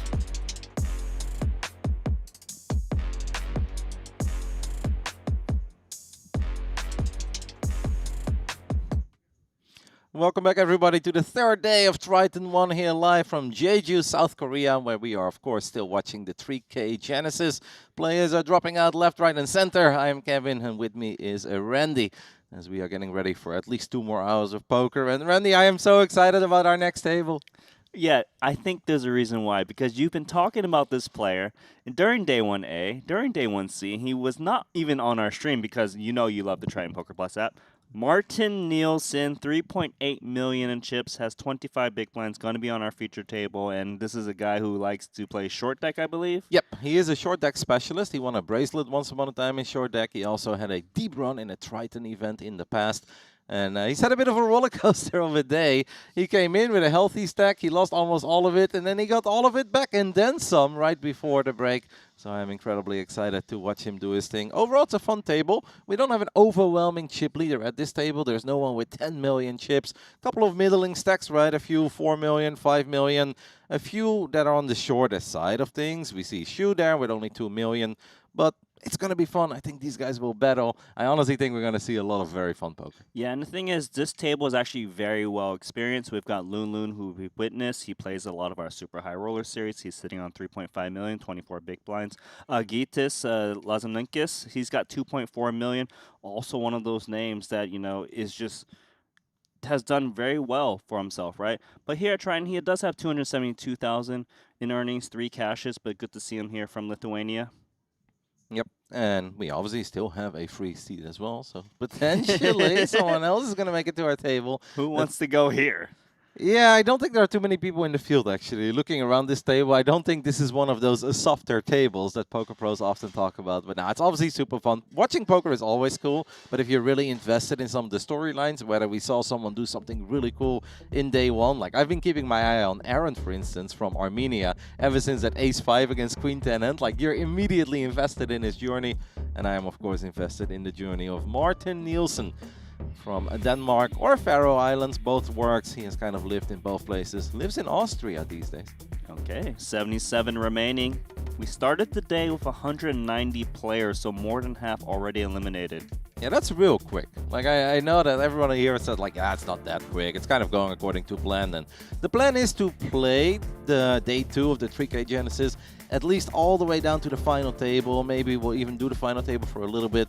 But there's also a chance that we'll make it into the next day with a few players left. And that also gives us a very exciting start to our next day over here at Triton ONE. But we'll see. We are just excited. The chip leader of this table, we haven't mentioned him yet. Timothy Chung, a very familiar name, especially in the UK circuit, has played a lot of live events over in the United Kingdom. Recently had a really big score, 600k. And perhaps because of that, he felt a little excited. He's like, you know what, let's go to Jeju, let's play Triton ONE. And if we do well Triton ONE, Randy, we may as well stick around for the actual high roller series too. He knows how to spin it up. Here it is, Timothy Chung, queen 9 offsuit. Gonna cut off, gonna fold. Andre Moreira from Portugal, working with 3.7 million chips on the button. Martin Nielsen, by the way, can be very aggressive. We have seen him, he even said it himself, like, yeah, I got a little bit out of line yesterday night as well, right before the bubble, but he actually spent it off big time, because entering the bubble, he was around 1.6, and I think he, in the end, made it to day 2 with over 3 million chips. He's like, yeah, I got a bit carried away, but it worked out. Well, he is getting involved here, 9-4 suited, limping into Loon. Jack 8, we're just gonna check. 150k big blind at this point, so 450k in the middle already, even though it feels like very little has happened. Queen 9-10, all spades. Wow, Loon flops the straight.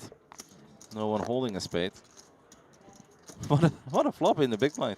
The thing is, it's even more reason for Loon to bet flopping a straight because he doesn't have a spade in hand. If he had a spade in hand, there is more merit to slow playing a little bit. But here I like 150, throwing out a bet. 150,000. A single big blind, and Martin didn't flop great, but he did make a pair of 9s, and you've told me a long time ago, Randy, that it's hard to make a pair. It is hard, and he has made a pair, hence why he might consider calling, but he doesn't really like the future, the turn and river. How to be safe. That's very nice, by the way. Loon actually showing the Jack 8 there to Martin. And Martin giving him the all.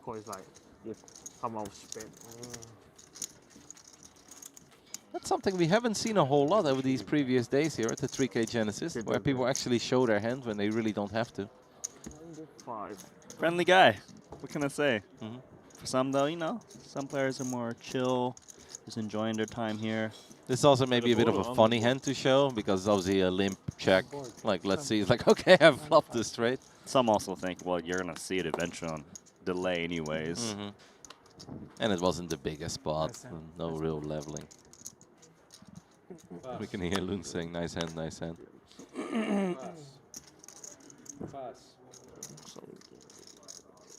This is actually one of our only dealers who always announces the pass. A lot of dealers, I feel like, are rather quiet, or at least I don't hear it. But Whenever this guy is dealing at that future table, I was hearing pass, pass. You actually know all of our dealers already. No, I definitely don't know all of them, but I do recognize this guy. Andre Moreira is going to open things up with ace a7 offsuit from the cutoff. Martin Nielsen looks down at king jack offsuit. He might get aggressive and put in a 3-bet in position. It's a decent hand to do so with. Flatting seems marginal. If he does 3-bet, he'll make it. I was going to say 750, and that's where he goes. 2.5x. I like this. Small blind and big blind get out of the way real quick. And if you're Andre Moreira, you really don't love this. I almost feel like you only... I mean, what are the options here, Randy? I mean, fold is pretty much the standard play. I think calling should be never. And 4-bet seems a bit reckless. So, well done for your man, Martin Nielsen. Yeah, that's what I was going to say, but I was like, well, in before he throws in the 450K and we take a flop. And, you know, I've been live for 7 minutes and I'm already off. But that's kind of what I thought was going to happen. Perhaps, like, if he's got a lot of history with Martin, and perhaps he feels that Martin is the kind of player to 3-bet a bit lighter. And King Jack, like, yeah, it's a nice hand on the button, but also not an absolute premium. Perhaps he could have gone for a big 4-bet. Yeah, I think if you do want to continue with ace-7 at spot, it's always 4-bet because the hand just doesn't play that well. Even if you know your opponent is kind of messing around a little bit, like you have ace-7 offsuit. There are not too many flops that we truly enjoy with ace-7. Timothy Chung, our chip leader of this next TV table, looks down at jack-10 offsuit under the gun +1. Has not been involved yet.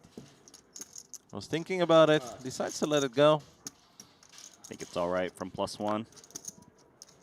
One position over, he probably would raise. Now in the hands of Andre with the 2 3s. Raise 300,000. Moreira will try his luck once more. And again, Martin Nielsen wakes up with a hand right behind him. And this one is a whole lot better than the previous one. And I'm afraid that, again, there is not a whole lot that Moreira can do to fight back. Raise 750,000. I like that Martin's doing the same game plan of ace-queen. Yeah. He actually wants to invite his opponent to reshove on him. He knows ace-queen is just going to be dominating the range of Andre. Triton ONE, of course, we're just playing No Limit Hold'em, but there will be a few short deck events, part of the regular Triton High Roller series that Martin has played in the past. And I know he's very excited to get started in those. That is definitely his favorite game. But everybody loves No Limit Hold'em. Now the question is, does Andre want to attack with 2 3s? It's been back-to-back 3-bets. Yeah. It's not unreasonable if he thinks that Martin's out of line, he reshoves if he thinks he can garner a lot of folds. But the default play is to fold. Call. He's going to call, which is tricky because if you don't flop a set, you know, there's not too many great boards out there, but we'll see. I think that has just so much to do with the fact that this is the absolute deja vu. It's like, oh, come on, back-to-back hands, really? Yep. Oh, that is a very beautiful flop for Martin, and it is absolutely not what Andre Moreira was looking for. That's not the worst flop for 2 3s. If your opponent was 3-betting you, you could have like ace-king that whiff. You got a little bit of backdoor wheel draw, a little bit of backdoor spades from at least Andre's point of view. That is correct, but we're also not that deep that we can casually call, whether it's 400,000 or in this case 500,000. Like that is still representing 20% of the stack. I think that's just a little too pricey right for the trees. We could always consider calling one street, but you can get suckered in as well, right? Then the 4 of diamonds rolls off, and you're like, now I really got to continue, but then the river is just a jack. Well, he doesn't believe at the moment, which is great news for Martin. For now. Not the 4 of diamonds, Randy, but it's the ace of diamonds. Martin Nielsen improves to top 2 pair. And he should feel very comfortable in betting big now. He might even feel that his hand is so good that he kind of hopes that Andre Moreira sticks around a little bit longer. But there is already 2.8 million in the middle. This is actually really interesting because Martin obviously improves his hand in a great way. He just rips it in. Sucks for Andre, who actually turns equity but can't even call down. No. He's going over his options, but this seems like an impossible call. We obviously know that it would be the wrong call as well. Even though he would have outs any 3, any 4. Andre is not a believer. It's just too difficult. It is a call that he cannot make. Martin Nielsen takes down back-to-back hands first with the 3-bet of King Jack offsuit. Now with the Ace Queen offsuit. I think the third time that Martin Nielsen 3-bets Andre all-ins. Like Kevin no look 4-bet all-in? Yeah, no, honestly, I don't think he cares. He won't look at his stack. He won't look at Martin's stack. He won't look at what the rest of the table has done. He's like, that's it. To be fair, Martin does get out of line, so it wouldn't be the, the worst strategy, but that was very cool to see back-to-back 3-bets. This is what I will always love about poker, is that no matter how many years you've played, it is impossible not to let it get a tiny bit personal. You play 2 or 3 consecutive hands with someone, you're like, oh, okay. Have you had any time to catch up with Martin yet? This trip? Absolutely, yeah, no, we've been texting a little bit as well, and obviously I chatted with him in a couple of the breaks, and he said he was a little bit sick at one of the most recent poker events that he attended over in Barcelona, and he's been recovering from it. He said he's been struggling a little bit with the jet lag, but still has been hopping into the flights. He was actually considering like not playing day 1C because he woke up very late, and he said he felt a bit under the weather. I was like, well, I mean, like, I was like, you should do what you do best, right? Like, it's not the end of the world to miss out one event either. And then he said, yeah, but you know me, I love the action. I can't wait to hop in. So he hopped in anyway, and it has turned into one hell of a run, already making it to the final 73 players. Now he's doing good and he's having fun.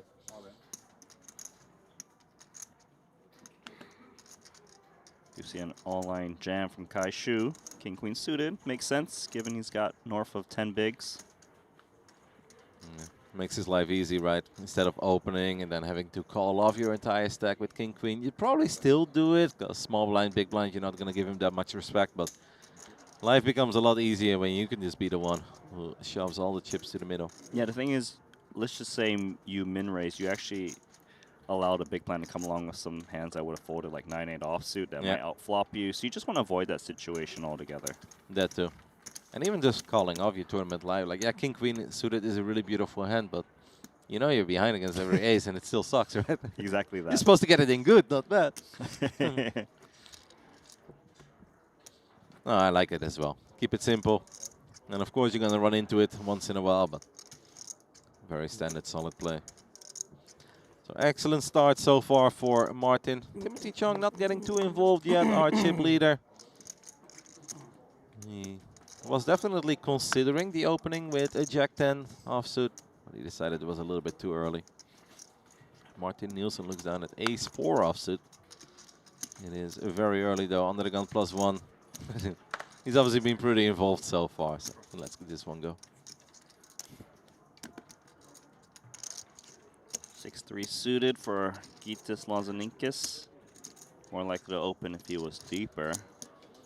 A player from Lithuania, who I believe has a solid track record in Triton history. He's got some history, got some cashes over there.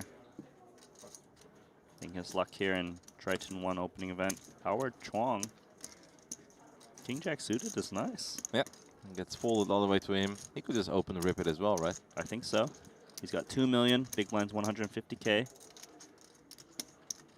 All in. He's stroking those chips. You know what he wants to do. Come on. He's like, I love you guys, but it's time to work. Timothy Chung looked down at 9 deuce. I do believe it was suited, but obviously that's never going to be good enough. So Howard picks up a couple chips.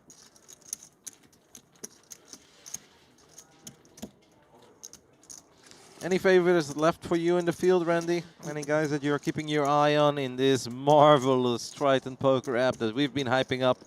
A couple of my friends that are not really poker fans, they've been teasing me about it. They're like, do you really like it that much? I was like, yes, I actually do. It is the greatest app that I have seen when it comes to just following poker. And, you know, it's a real shame that I'm not at home because my dad he's a very big fan of poker and he really loves watching like some of the guys as well. Whenever he knows somebody in a field, he will keep track of them and he'll be refreshing poker news or trying to watch a stream and then accidentally watch a stream from 2 years ago, right? Because he clicked on the wrong link.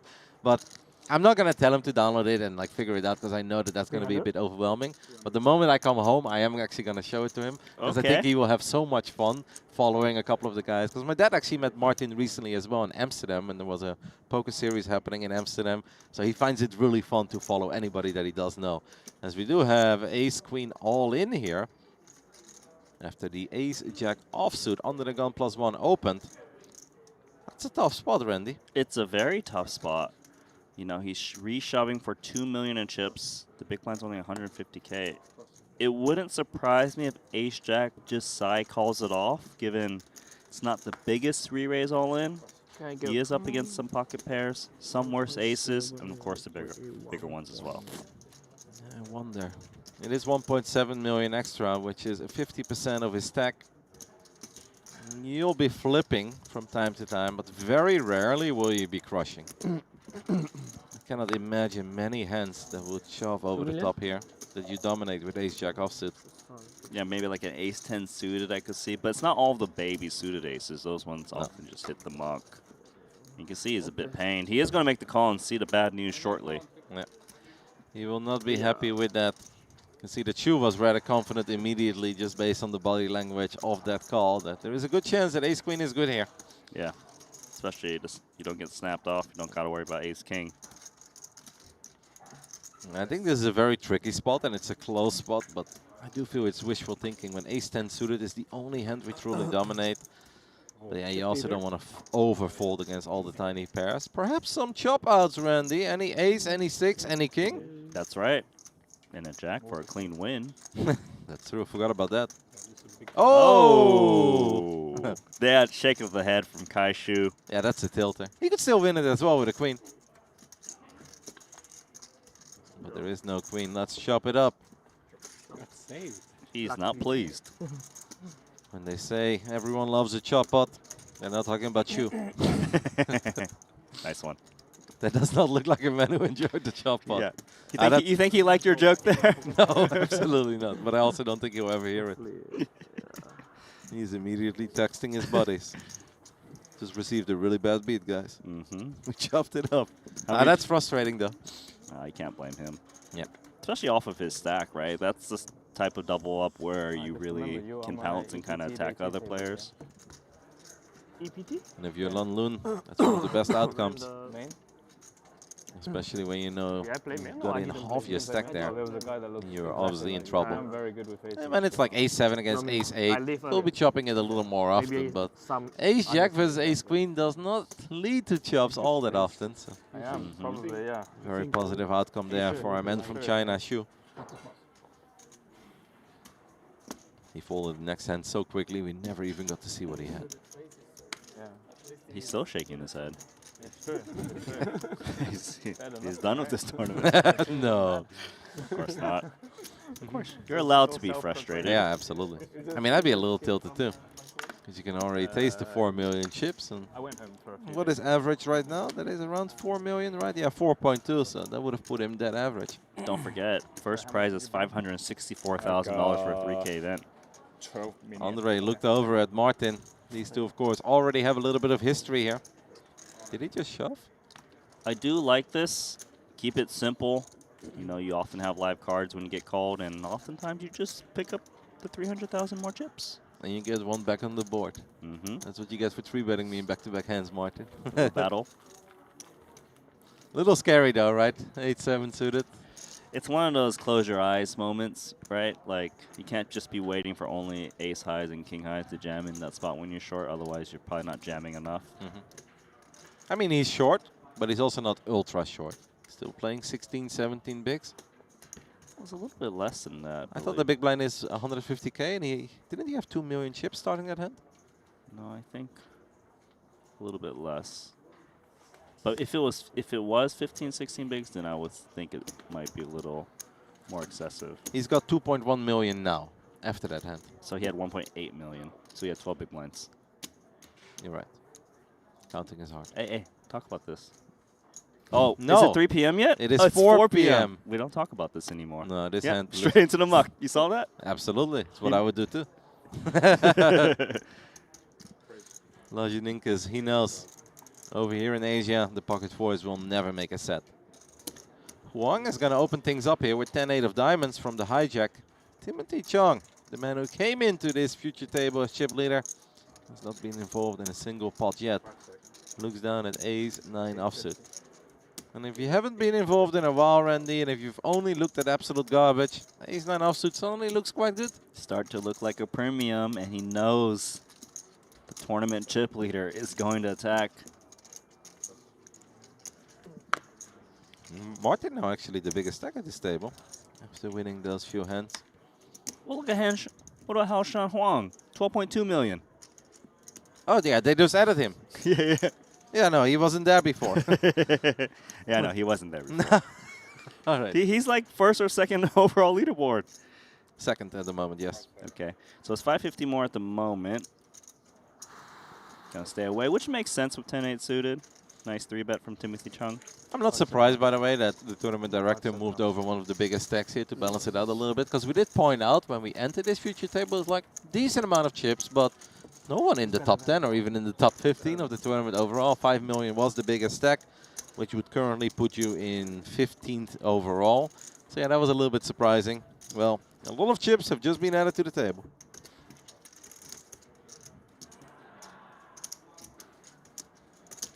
I do feel like we have had Wong at one of the future tables before.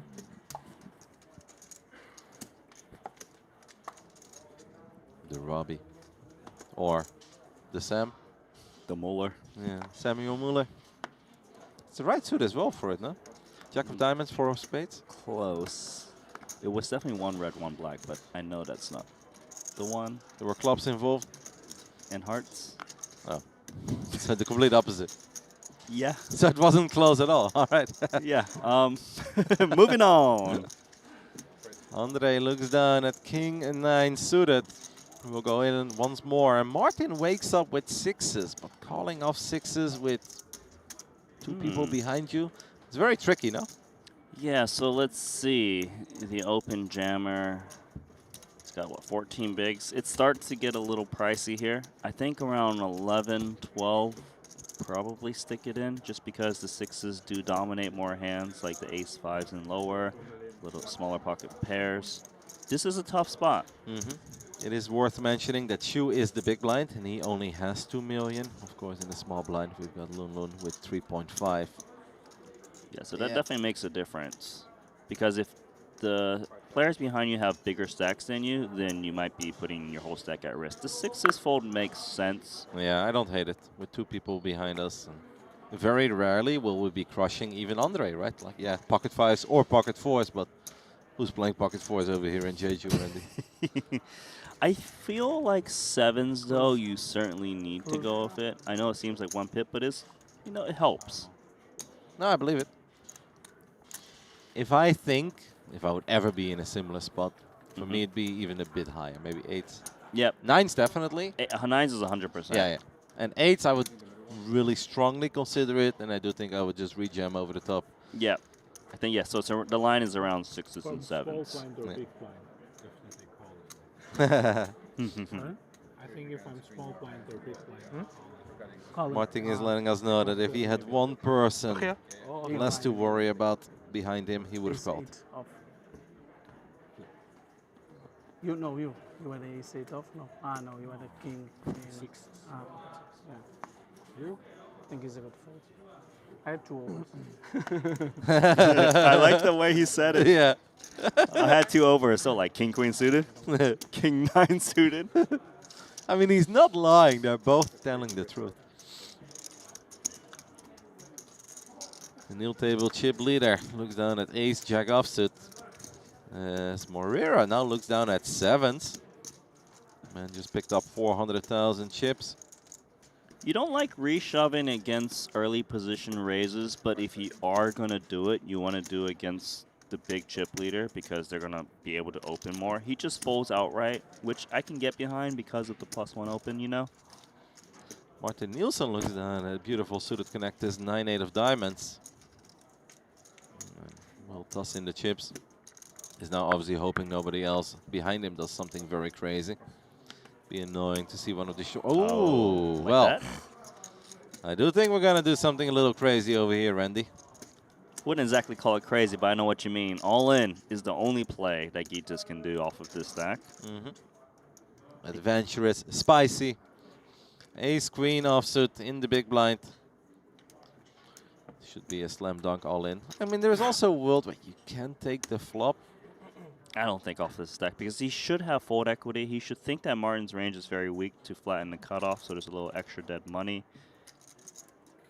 should always be an all-in with ace-queen, especially from a big stack that's opening.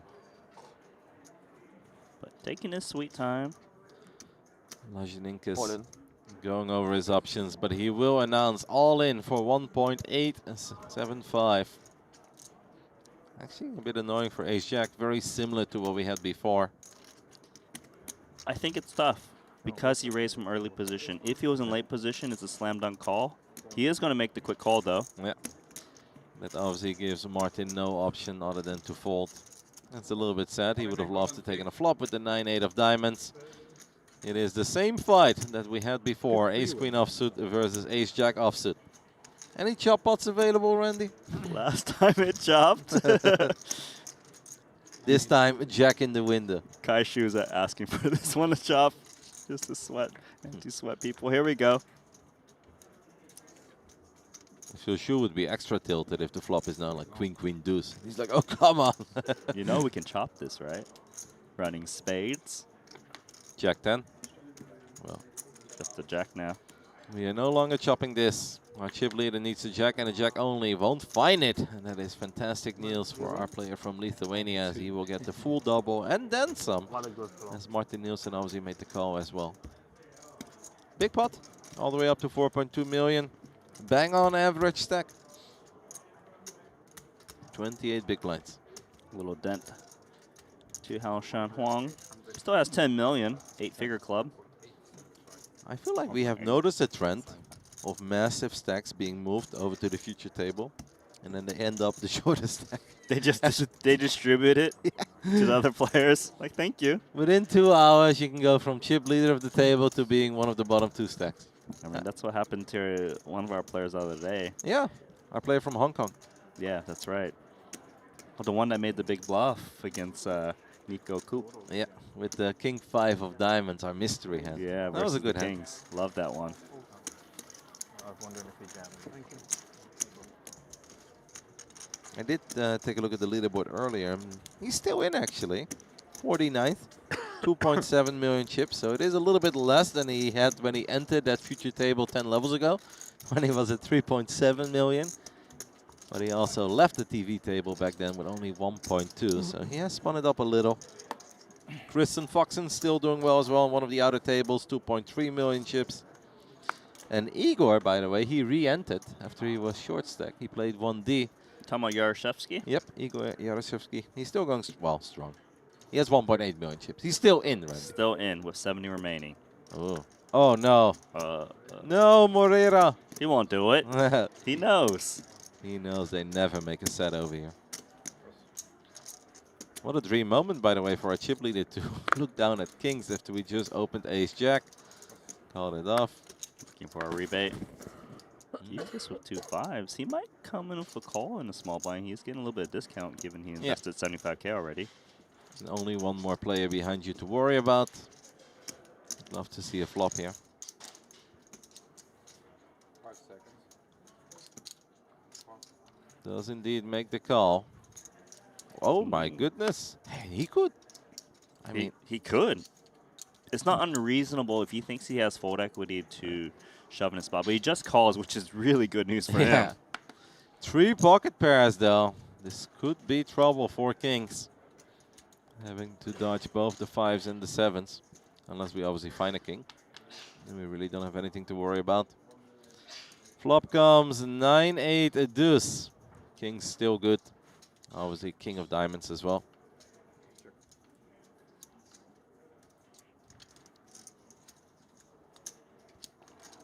Makes sense to start to build the pot. Both the blinds came along. They could easily have connected in a small way on 9-8 deuce that you can get value from. Lots of hands in there with a pair and some backdoors available. Of course, in case somebody's working with 2 diamonds, we want to make sure we charge those as well. I like the small bet here. You might get one of these baby pocket pairs curious, even though there's 2 overcards. I think 5s will get out of the way, but the 7s? Okay. No interest. No. But maybe. Discipline fold there, because I think a lot of people will be like, well, I'm still ahead against the ace-queen, ace-king, ace-jack, even just any suited Broadway card.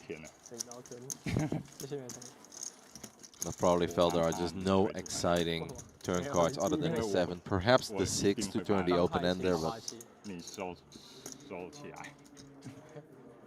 this is all you, Randy. I know you've been working on your Duolingo skills.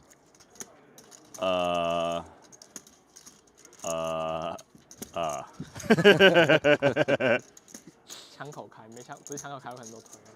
On moments like this, I truly miss Selena. 看到 MC She would translate every single word for us. 好险是枪口。 You stuck with me, buddy. It's the second best thing. It's all good.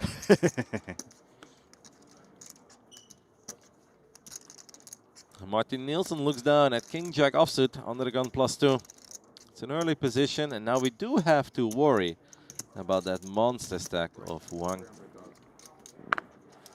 Martin will still open things up.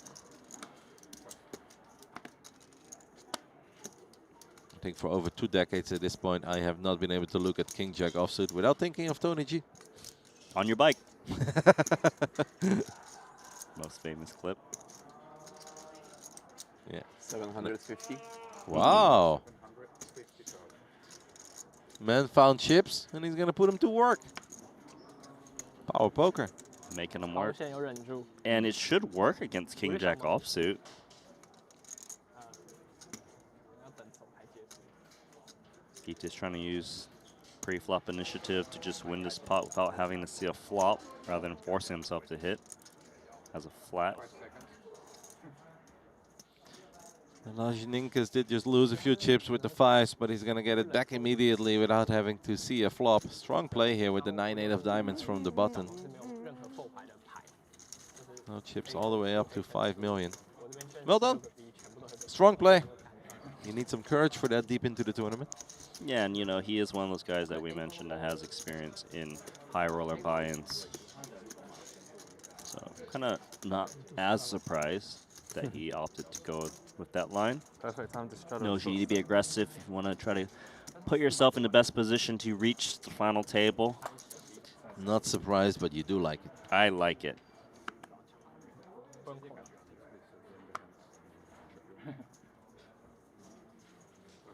Andre Moreira, 7-3 offsuit under the gun. Nothing to get too excited over. Another 7-3.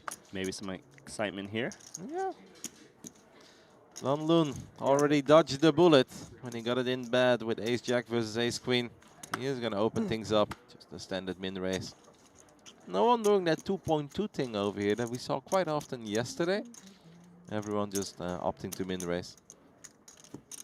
Did he just take it down already? That's good news. Everybody must have had real bad hands because we didn't even get to see them. Yeah, we didn't even get the graphics on the big blind. Okay. Production looked at it and is like, trust us, guys. Not worth it. not worth our time. Yeah. We are not entering a bunch of 10 deuce, 10-3, 10-4. Let's just get it over with. Move on to the next. Double trophy, as you can see. Which one would you lift first? Me? For me, I would choose the Triton one.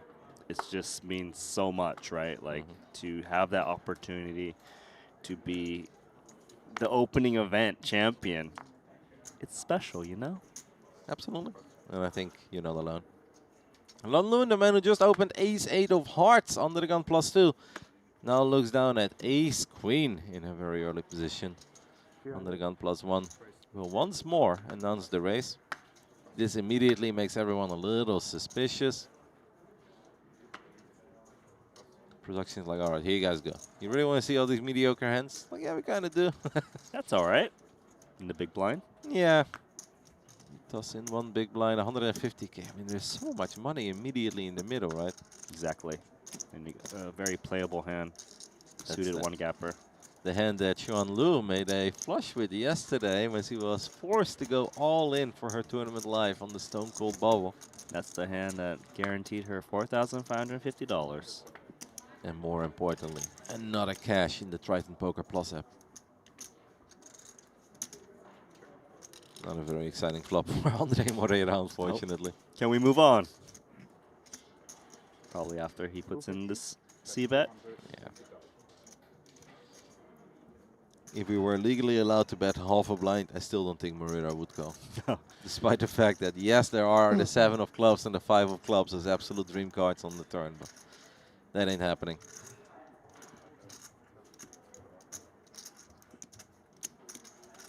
He is taking his time, which I'm a little bit surprised by. I don't know if we're protecting our image or perhaps he's a non-believer. Fold. A bit of both. Yeah.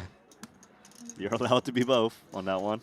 I mean, Andre did take his time earlier as well when it was quite obvious he was going to fold, so perhaps he's just really balancing out his call and fold timings. Sure, sometimes it will become relevant. Yeah. So it makes sense. Wants to make sure that he does not have any tells when it comes to when he acts and how he acts.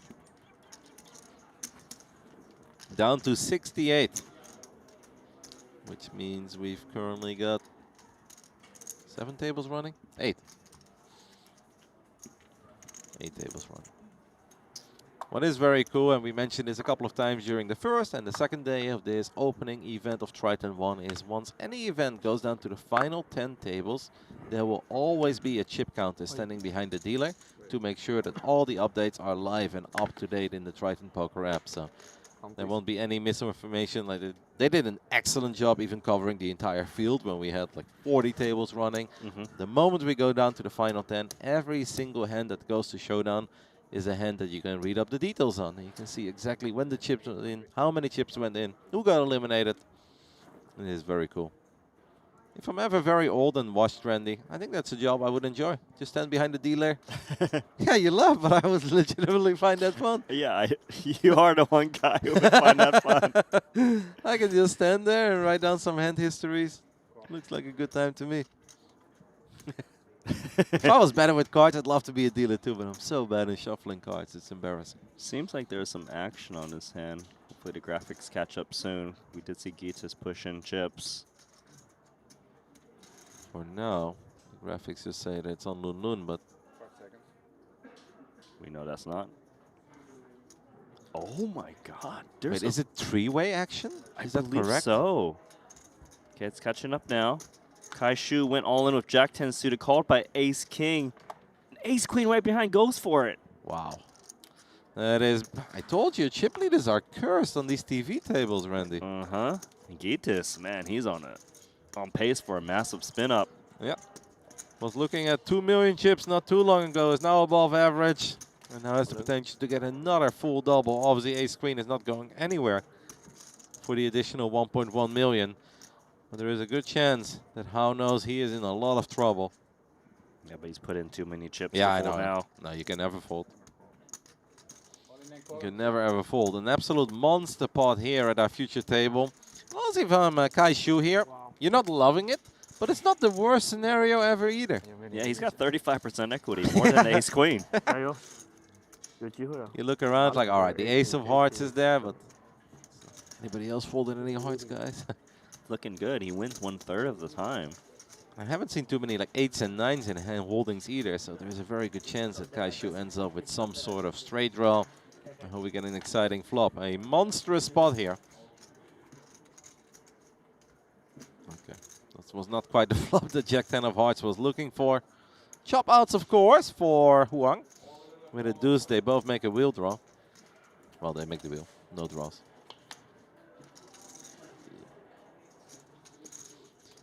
That actually means that Kai Shu is drawing that.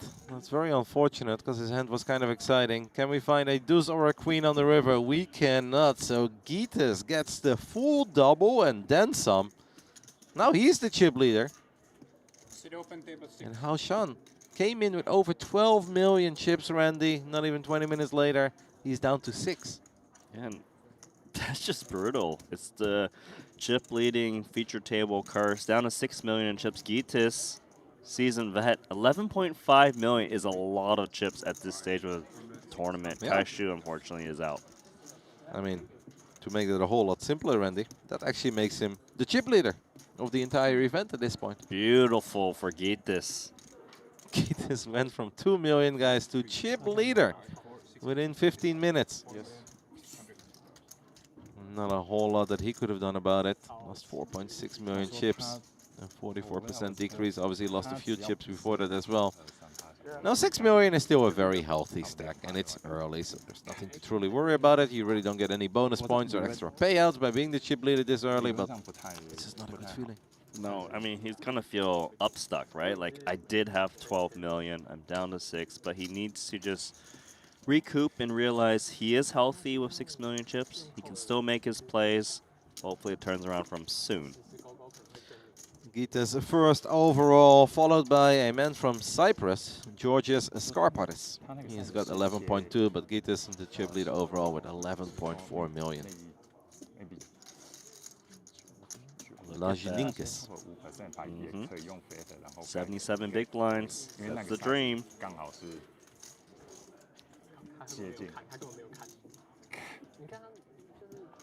He's got 1/3 of all the chips at this table. Okay. Yeah, that sounds about right. Moreira still short. He's at 1.9 million. Martin Nielsen hovering around 4.7, 4.8. Loon also at 4.3. He's picking up a few chips before. I really do not hate the spot that Kai Shu took there, by the way. Like, we are the shortest at the table. You look down at Jack 10 of hearts. It's been folded to you. You know, if you get called by one person, it's not that bad. You get called by two persons, and you saw it. Like, he still had 30-something% equity. Just a very uneventful flop, turn, and river for him. Might be Howard Chuang's turn to push chips in. Ace Queen, 1.9 million. Open rip it, or are we raising? I think you can really go either way. It kind of depends on the big blind, how they react. If they're the type to defend more, then you kind of want to just open rip it. It's an online play. We basically open rip it, but we also leave 850k behind. Half the stack. Should Can you have explain changed to the our ranges. viewers, why would we not just go all in? Why do we make it 1 million? The main reason is sometimes there's heavy action behind you. Let's just say like 2-3 more people go all in. Then you can probably actually fold and preserve more chips having 850k. Right? Because if 3 people win all in behind them, you know the ace queen is super cooked. So we're all in, but we're not truly all in because there is a world where we do fold. There is a world. It just doesn't happen that often. But, you know, any potential edge you can create, why not? Yeah, I do like it. But why don't we see it more often then? We do see it more often in the super high roller series. It seems to not have trickled down into this Triton ONE series at the moment. Okay. Like, it's pretty standard, actually. They're almost like never announce all in what you'll see in like a week's time. I will be watching, Randy. I know you will, and you'll be grinding that app. And if they announce all in, I'm DMing you immediately. You don't need to, really don't. Just leave me alone. Wait until I start sharing hand histories with you again. I know. Hand histories of so many different players. It's good times. I'm talking about personal hand histories. No, I really don't want to. I don't. I really don't. And you did. Yeah, I know. I think I was a little too friendly to you during those times. Now Hey, I haven't showed any hand history to you in forever. I know. So you owe me a lot. I've built them up. I've got a whole database for you. You got a database? I was just waiting for us to reignite our friendship. Now they'll start trickling in again. It's like 1, 2, and then all of a sudden there's 10 hand histories a day. Level 4 of the Bounty King. I'm just busy. Ignored. Seems like it got folded to Martin Nielsen, who has the button, I believe. Unless it's Loon on the button. Hard to say from this angle. No, Loon is in the small blind. Correct.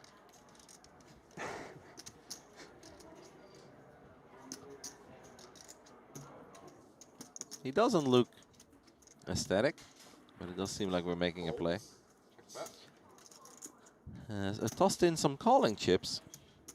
And our Neil chip leader, not just of the table, but of the entire field. And Gitas from Lithuania. Yeah, the dynamic changes when the player to your left has more chips, right? Hey, look who it is in between. It's the man with the stare that made you uncomfortable in the booth. Yeah, wonder if that's changed at all. We'll find out shortly. Oh no, he's going to stare some people down. And I'm very excited. Oh, Loon with the trap. He limped ace king, and he baited Gitas to raise with 8 deuce offsuit. There you go. Love it from both players. So Loon did actually like it. He just made it look like he didn't like it all that much. Goes for the limp. And Gita is going for a play. Some people might be a little bit confused. Why are we raising a deuce there? A, we're the chip leader, so we can raise a lot. And B, you explained this to me a long time ago, and it's something I actually implemented in my own play as well, which I do really like. Some hands flop so bad that you may as well just try to take it down 3. And if you face any sort of resistance, we'll just let it go. Yeah, exactly. So let's just say, for example, he actually had like 8-4 offsuit. That hand can kind of make a straight or like a suited variety. You don't want to get blown off of that. Where there, you're just hoping to take it down pre. It's going to work quite often because those chips may not have meant a whole lot to Gitas, but they obviously do mean a lot to Loon. But yeah, if you've got ace-king, we're not going anywhere. Great job, though, with the limp there. I kind of like the way he limped, too. It did look kind of weak, like he wasn't sure what to do. But the jig is up now. Yeah, he looked around. His face was a little grumpy, and he's like, okay, I guess we'll try to see a flop. Then booyah. Timothy Chung, he's been a little quiet so far, but he obviously hasn't really had any playable hands. He's going to open things up under the gun +1 with King, Queen offsuit. He's probably going to get a lot of respect because they have been playing with him for a little while. Don't do it, Howard Chung. It's a trap. It's a trap. Oh, no. Oh, Okay. actually, it might work. It actually might work. Yeah. It actually probably will work. It is a 10 big blind jam. Yeah. But the thing is, it's supposed to be strong to jam from the big blind against early position. It's 1.6 million extra to play for a 4.4 million chip pot. There Let's we go. it go. Pocket fours never see a flop. Maybe that should be the Neil saying in town. That's a new slogan? Yeah. A lot better. That was actually a really nice move because it allowed him to chip up with uncontested. Say he just called there, he probably has to check fold because even he never flops a set. He's down to like 1.6 million. That's actually a disaster. I really like how it is hoodie, by the way. Looks good on him. About 11.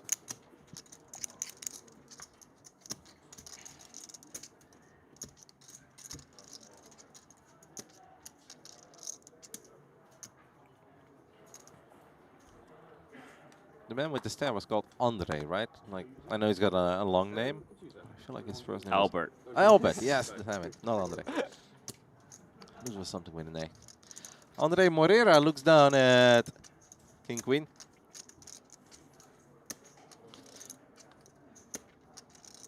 His turn to jam, right? Or is he just going to go for min raise? 5 seconds. 10 bigs. I like rip it. Raise 800,000. He's doing one of those pro things. Right. You know what I mean? He's gone reverse. He's gone the 800 instead of putting shit in 1.2.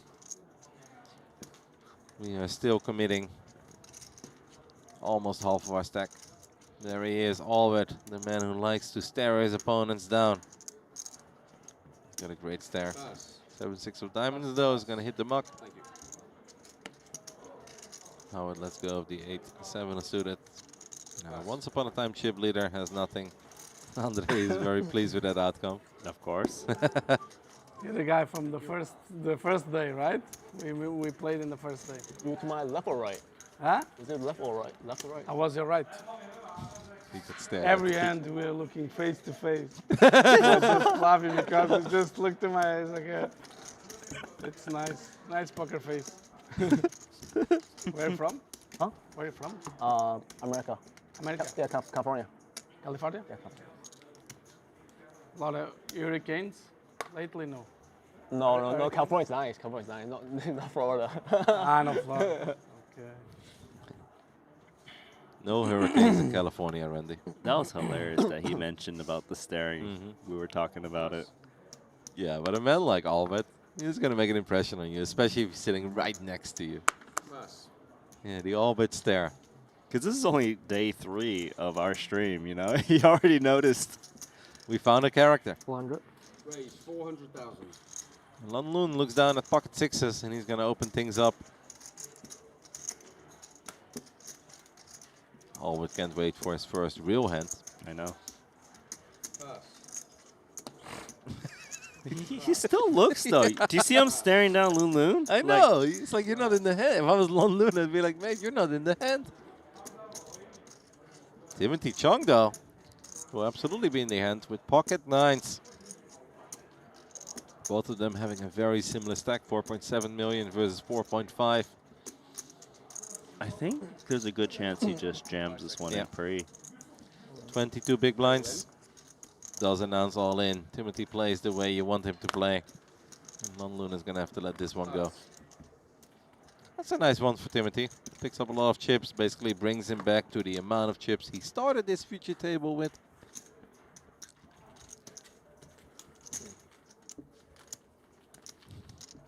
I'm happy Andre Moreira also remembers this there. That made me smile. Were you the guy who was staring at me when we were sitting right next to each other? Yep, that's me. I was also smiling about the part where he thought there were a lot of hurricanes in California. Yeah, that's like wildfires, yes, but hurricanes, not too many. At least you got the right continent.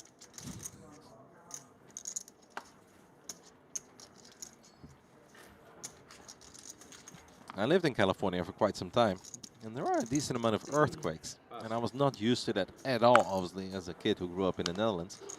Don't think we've ever had one. And the first time there was a proper one where like lights started to shake at the ceiling. I panicked a little. I was like, what on earth is this? And like a lot of the people around me were like, yeah, that's pretty casual. It's like just an earthquake. I was like, just an earthquake. I'm like running around like, ah. When I was in university in California, like we'd have earthquakes, but I'm always sleeping through it. And everyone's like, did you feel that? I'm like, no, what are you talking about? Just another day in office. During the heydays of Twitter as well, whenever there was like a little earthquake, you'd open Twitter and then all your friends like, earthquake, earthquake. Yeah, like the entire timeline would blow up. Fortunately, there was never like a truly severe one, but definitely strong enough that you could feel it. Andre is going to make the call, even though he's working with a very tiny stack, but he wants to see a flop with the 7-6 offsuit. Hijack versus big blind. Okay, 9-9-6. We flop a pair, Randy. It's not very comfortable, but we gotta be loving this, right? If we have 1.8 million behind, there is 1.3 in the middle. Yeah, I actually like check raising the 6 off of the shallow stack to make sure your opponent doesn't get a free turn in river. I'm expecting a c-bet to come in on these paired boards, which it does. I'm expecting just an all-in, right? Yeah, practically. By the way, casual. Very quick this time. Yeah. It's like I'm not balancing anything out at this point. Yeah, he did it so fast. Perhaps he's trying to sell the story that he's got like an 8-7. Maybe he can get called by like ace high. The thing is, when you check jam that fast, usually you don't have a 9, right? So then now Gitas is thinking, is it a 6 or is it a straight draw? 5 seconds. If it walks like a duck, and it quacks like a duck. It is a duck. Yeah. So he doesn't believe. Wow. Reshoving. All right. I mean, obviously, not much of a decision here. Still a bit scary for Andre Moreira, but he gets it in damn good. 70%. A little bit worried now maybe that there is no overpair, but we can't go anywhere. You cannot. If he's thinking a little bit, maybe there's a pay jump or something. Nah, but you just gotta pray at this point. Wow, he does use a time extension. Yeah, this is odd. I truly can't imagine him folding. He's got 2.5 BBs back. He is staring. I call. Yeah. Up. Okay, here we go. Oh, and a call, table 6. And he will receive the good news. For now, he just needs to avoid aces and jacks. Of course, with another spade, the spades would be very live as well. That's really the only thing that Gitas has going for himself. Maybe with a 10, we can counterfeit the 6, right? Yeah. 10, queen, king. 8 could do it too, potentially. That is correct. Even a 7? No. Not that one. Not that one. That's actually a really good card for Andre to see. Now it is an ace or a jack only for Gitas. Oh, ace. Wow. That is gross. Look over again. That is gross. Such a safe turn, such a fun turn for Andre. And unfortunately, he gets riveted. We lose Andre Moreira in 61st place. Wow. Played the hand well. I like the way he played it. I mean, I would have called maybe the last bit a tiny bit quicker, but He did nothing wrong. No, he absolutely did nothing wrong. He got it in good, over 70%. But Gitas, our chip leader, not just of the table, but of the entire field, continues his hot run as he chips all the way up to 13.2 million chips. Thank you. Yes, so often in poker, Randy, the rich continue to get richer. Well, at least he doesn't have to face the stare down. Oh, he will soon. Oh, he's gone. I mean the player who left, Andre. Oh, that's true. No. But Gitas, he's right on his left. He will get it. He's going to get the most intense version of it. Because we know that Albert can do it across the table or to someone who's 2 seats away, but he does his finest work against his direct neighbors. The moment he limps. Oh. Okay, who did you stare at now, though? The dealer. There's a lot of players still left to act, right? I think it just goes around the table. Okay, so he's going to start with Gitas, maybe? No, Alberta. He's scanning for a target. He's got the laser eyes. Little voice soon. Target acquired. Still searching. Yep, they're like, I'm not getting part of Oh, no, and it's so bad because both of the 7s got folded. I don't know if you saw that, but both 7s got folded. So if they would run it here, Albert is, well, he's not drawing that because you can obviously always make a straight or some other weird boards can happen. But if these hands battle, this is incredibly bad news for Albert. He might be able to get away from it though, right? It's tricky, right? Because he opened off of 17, 18 big blinds. Yeah. There we have it. Not an easy call to make because he raised from early position and the big blind is reshoving. He is going to try to get a read off of Martin. Good luck with that. You're not going to get it out, out of Martin. Can you count how much it is? You're not going to get a read of Martin Nielsen in the 3K Genesis. 2 point. Covers me. The man who's very excited to play in the 50K short deck. It's going to be tough to get a read on him here, but yeah. Yeah, Albert, if he makes this call, he's in even more trouble than you normally are. With 7s against 8s, it's never a good scenario, but both of these 7s got folded.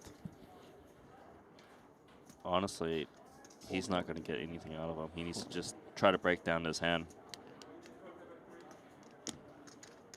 Are smaller pocket pairs doing this? I mean, if anyone would get anything out of Martin Nielsen, I do think it's Albert. I want you to know that. Okay. 5 seconds. Albert is in the blender.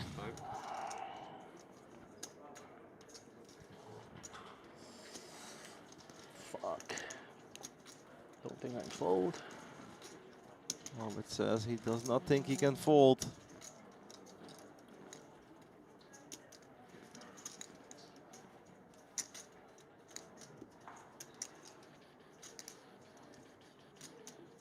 Seconds. How many hope do you have? Two more? 3 left. 3 left, okay. Time. I don't want to lose Albert. I don't either, so I'm kind of rooting for him to fold. Yeah. I mean, I love seeing Martin get chips, but I also love keeping Albert around. But you can understand why he's paying, because 7s is the cuspy part. Yeah, it really is, man. Like 9s, he would have already snapped. And I think 6s and 5s, he would have already folded. Mm-hmm. It's so tricky. P jump too. God damn. 5 seconds.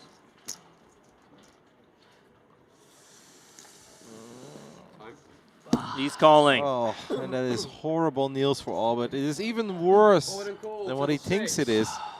Because we saw on the graphics that the 2 7s already got folded. Oh my God. Yeah. Pure pain here for Albert, who's been a lot of fun over these last 2 days.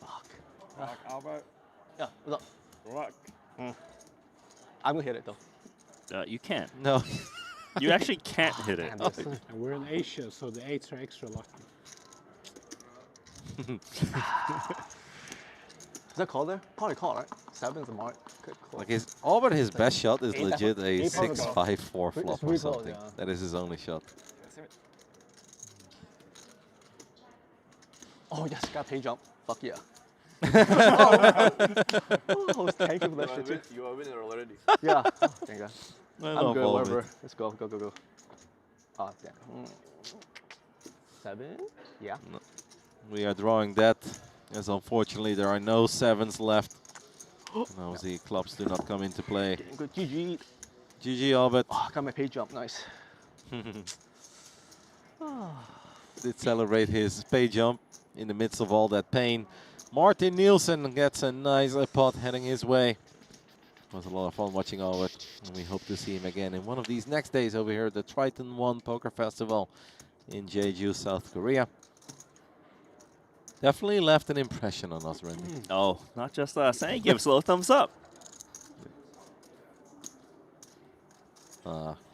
That's one of the worst feelings as well, when you feel like it's so close and then in the end you decide to make the call and you're like outpipped by one pair. It's like, oh, why can't I be on the right side of it? Yeah, and you can feel that he was so close to folding. If he just did that, he'd still be in.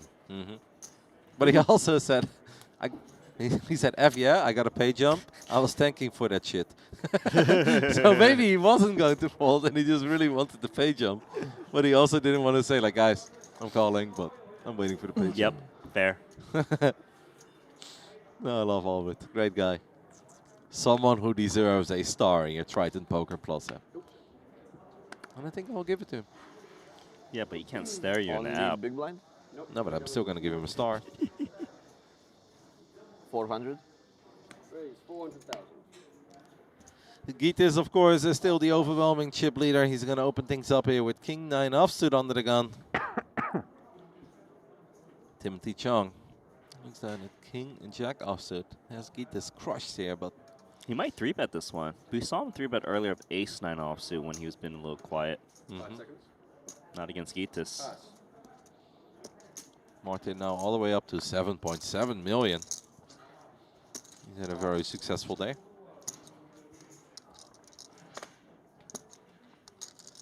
Loon will let go of the 9-4 offsuit. Gites takes down another one. It's been smooth sailing for Gites.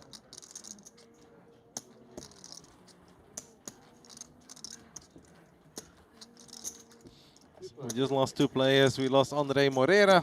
And we lost Albert, unfortunately. Do you live in Hong Kong? Do you live in Hong Kong? No, I live in Malaysia. New player seating. Yep. Meanwhile, Martin trying to get familiar with his neighbors. I want to visit there sometime, but it's so far. Yeah, maybe when you come, like Jeju, yeah. Yeah. But still have to like 7 hours. 9 hours or something, right? Yeah, maybe you go. Can I see your chips? Probably. If you go from Taiwan, it's like easier. Because from here you have to transit. Yeah.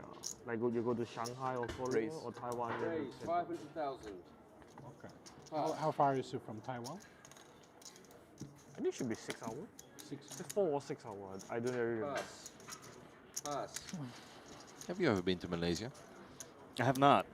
Definitely one of the places I do want to visit, especially with the roots to Triton. Malaysia is where a lot of people are. No. They used to have a F1 racing event on the calendar. Unfortunately, it got removed a little while ago. But they actually have one of the best tracks in the world. Like every racing fan loves the track in Malaysia. Oh, okay. It's called Sepang, and a lot of fans really wanted to get back on the calendar. And there is some rumors around it that they might bring it back soon. That'd be a really good reason to visit Malaysia. Are you as passionate about Australia, New Zealand. that as poker? Yeah, no, I'm a big F1 fan. Okay, okay. It's 5 hours. I was a big fan when I was a kid in the 90s, early 2000s, as we have King Jack and Queen Jack battling it out here, but I mean, everyone kind of whiffs.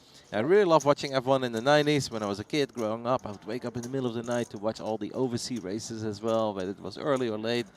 Then I kind of stopped watching it for like over a decade. I don't know, just lost my interest. Gaming took over. I was so busy with my gaming career, but then eventually, once we had a Dutch driver enter F1 again for the first time in like 15 years, I was like, let's see how this kid is doing. Well, turns out he's the GOAT, so that makes the sport a whole lot more fun. There we go. Chat might not agree with me on this one, by the way. Some of them will. We can ignore chat for a little bit then. When I say he's the GOAT, guys, I don't mean it that serious, but he is already considered among one of the very best to ever do it. And that's a pretty safe statement. So that obviously makes it fun, right? Chips in front of is going to be your card box. You have to put your cards into that box, okay? Understand what I'm saying? That box? Yeah. Yep. Okay. That's going to be where your cards go, okay? Let's go.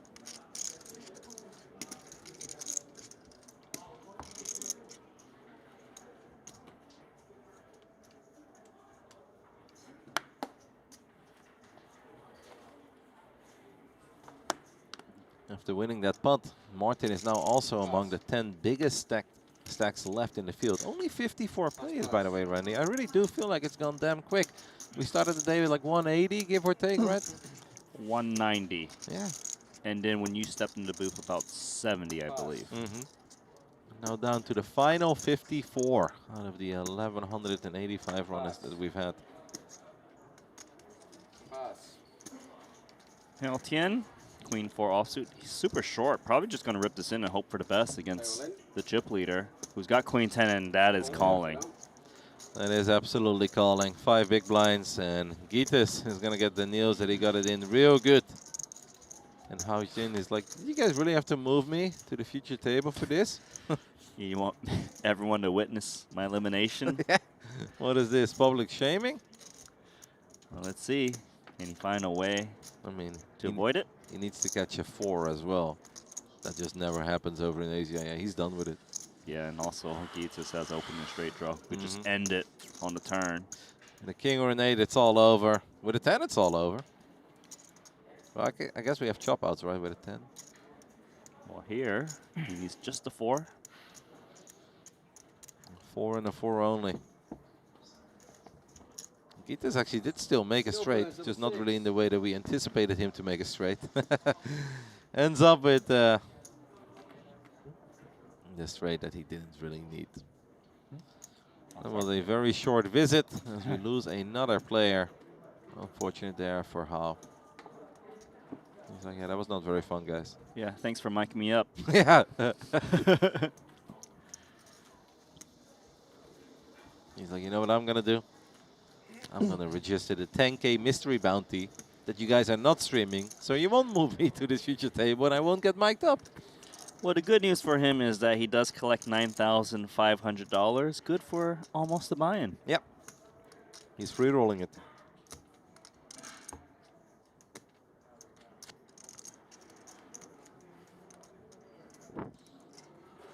Ronaldo, that you guys had a lot of fun with, is still in as well. Down to 2.4 million. He is a 44th overall. Hao Shan Huang, Ace King. He's been on huge downswing. Hopefully he can get some chips back.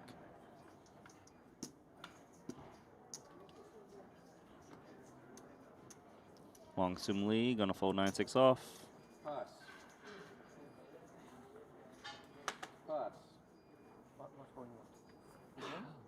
What? Gitas looks down at Jack 10 of hearts. Uh-oh. Could be more trouble for the chip leader. I know he's got the best of it for now, but Gitas is on a bit of a sun run from 2 million all the way up to 15.4.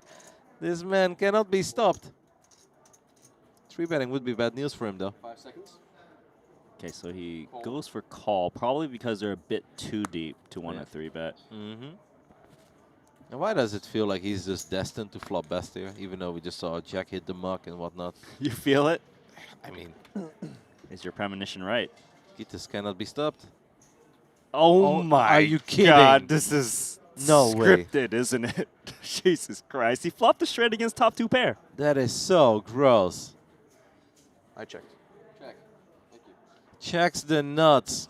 Obviously, they are both thinking they're sitting on an absolute Whoa. monster. One of them is the 6 is a dream card for Gitas, as that does not change anything. And this is where we're going to start building this spot, Randy, and it's going to be a really big one. The thing is, Hao Shan actually slow played 2 pair, but that turn card is so safe. Yeah, that's the best turn card there is, and there's a very good chance that the river is also going to be very safe. It's going to be like the 3 of spades. And Gitas is absolutely sun running at this point, unless we hit an ace or a king on the river. And then we take it all back. But still, let's build a pot. 550,000. Bets almost 3 big blinds. And this is music to the ears of Hao Shang, who thinks he is thinks he's best here. He thinks he's got the practical nuts. I wouldn't fault him for raising right now. I mean, what are we afraid of? Yeah, Jack 10, but we can't be afraid of the only hand that truly crushes us. Random sixes, but that would be very sick, right?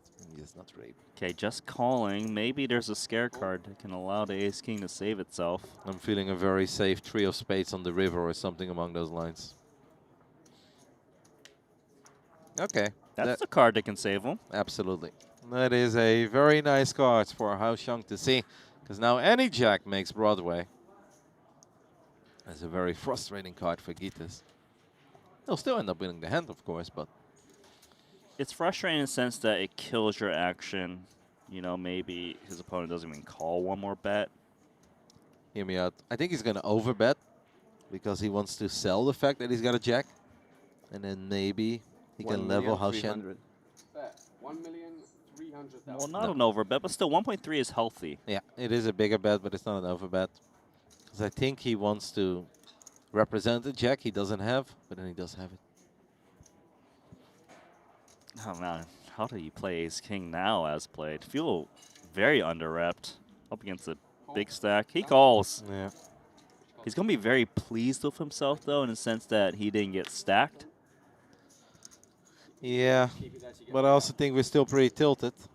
Remember, he had 12 million not too long ago. He's only got 3.3 now. Yeah, thank you. The curse of being moved to the TV table as a chip leader just continues. And Gitas, who was already chip leader of the entire field, has just extended his lead over the rest. And this man is wondering, why do the poker gods have it out for me? I get dealt ace-king, I flopped up 2 pair, and I end up losing. He's lost like every hand. Thank you. Yep. In big pots every time. I mean, thank the Lord for that 10 on the river, though, because if that is indeed like a 3 or a 7 or an 8, and obviously no flushes get there, I think it was even a rainbow board, right? Rainbow, correct? Yeah, at first, and then eventually there were 2 diamonds. But that could have been really bad, because I don't see how you get away there from top 2.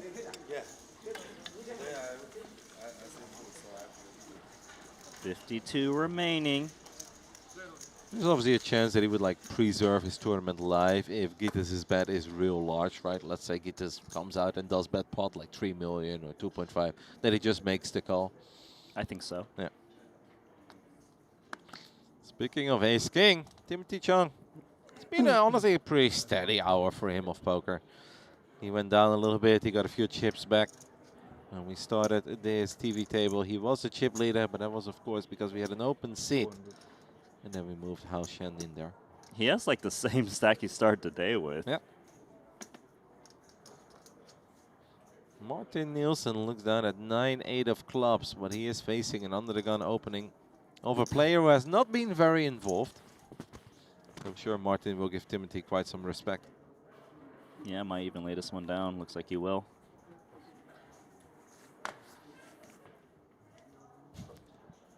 That hand was sick. You think Gitas likes it? Well, I feel like in a weird way, you're happy and you're still annoyed because you're just so annoyed over that river card. You're like, anything other than a jack or a 10. And ideally don't pair the board, but like even if the board does pair, if it's a queen, I mean, if it's an ace or a king, he'd obviously be in all sorts of trouble, but...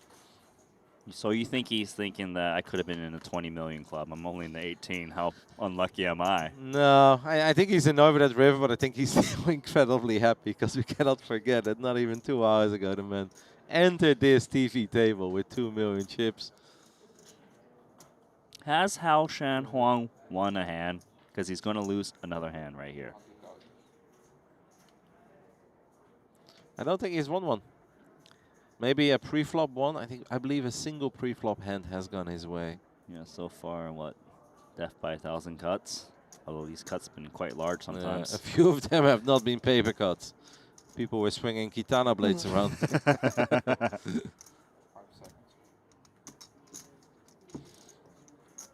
Now, this is where it's so important to just stay calm, composed, and keep it together. And ignore all those little voices in your head that make it so easily to go on tilt. He's only got 10 bigs left. Yeah. So you're telling me that he shouldn't chill? I think he should just blow up and, you know, just see what happens. Yeah, you think that's the best way to close out this block of the future table? But to be fair, like it has been a struggle. He's been in a lot of spots where he's just been unlucky, to be quite frank. I mean, if we're raising ace king and we get called by the small blind and we flop top 2 pair, but we're drawing to 4 outs, yeah, we're getting pretty unlucky. Yeah, it's been unfortunate. And obviously a very big hand with ace jack against ace queen, where he was just kind of priced in. He couldn't really go anywhere anymore. And folding ace jack there would have been very tight. We do have a new player. Who has joined us? Is it Wang Sum Lee? Wang is actually Wong. Wong. But pretty good for the rest. I mean, I'm American, Randy. Okay, so that Wang makes works. Then it's Wang. But we'll go with Wong. It's funny because if I would read that word in Dutch, that's actually, do you know that Wong means cheek in Dutch? Like a cheek? Oh, no. Cheek some Lee. Okay. I was not going to go there. Just kidding, of course. All right, finally. Finally. He's got ace king.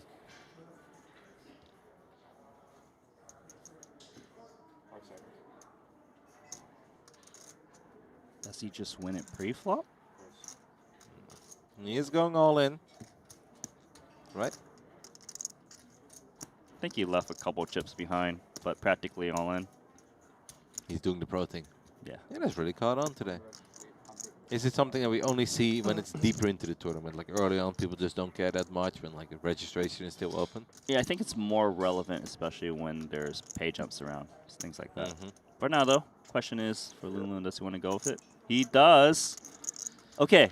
Is he going to win a pot? I fear the worst, man. Why do I feel like a 5 in the window? Do you feel the 5s are going to win it just because how unlucky this man is? I feel like the 5s won't just win it. I feel like the 5s will flop him dead. Like quads. Quadzilla, daily quads? No, I don't know, but it's just... I mean, how do you believe in ace king here? With the way that this man has been running over the last hour. 12 million chips have dwindled down to 2.6. It all comes down to ace king versus pocket 5s. Taiwan versus Malaysia. I mean, Hao Shan really has not done a whole lot wrong. But sometimes the poker gods just have it out for you. Let's see. No surprise. I mean, we're alive. We are alive. Ace or king. If anyone has ever deserved an ace or a king, I kind of feel like it's Hao Shan here. Oh, that's a good card for Hao Shan. Wow, 10. Picks up the ace high 7 flush of draw. Loon is calling for the 7 of diamonds. Oh, set, of course, for Loon, and that's the end. That's the end. You called it, man. It's just one of these moments like, what are you doing? You see the man shake his head a little bit as well. Sometimes it's truly not meant to be. And he can go over this hour of poker, and I really don't think he'd do a whole lot different. He did nothing wrong. He just lost every single hand. 12 million, blow after blow. He's got nothing now. No 5 in the window, but a 5 on the river will do. Wow, that's crazy. Honestly, that's pretty crazy. It's actually max pain to give yourself, you know, that sweat. Oh, I picked up a flush draw and then gone. When it rains, it pours. Less than an hour ago, this man was the chip leader of the remaining 50-something players that we had. Now he's out in 49th. Our current chip leader is Chen Wong with 22 million chips. I want to see him be moved to this table. I want to see what happens. You do wish the worst on some people, huh? I just want to see if we're onto something or not. Martin Nielsen looks down at 9 deuce offsuit. That will obviously be folded. We do, of course, still have a monster stack left on this table, and that is Gitas from Lithuania. He is second in chips overall with 18.1 million. And I feel a bit sad for Hao Shan. That was just brutal. The way that all of that played out was just freaking brutal. Well, Let us move 2.1. on. Howard 2.1. Chuang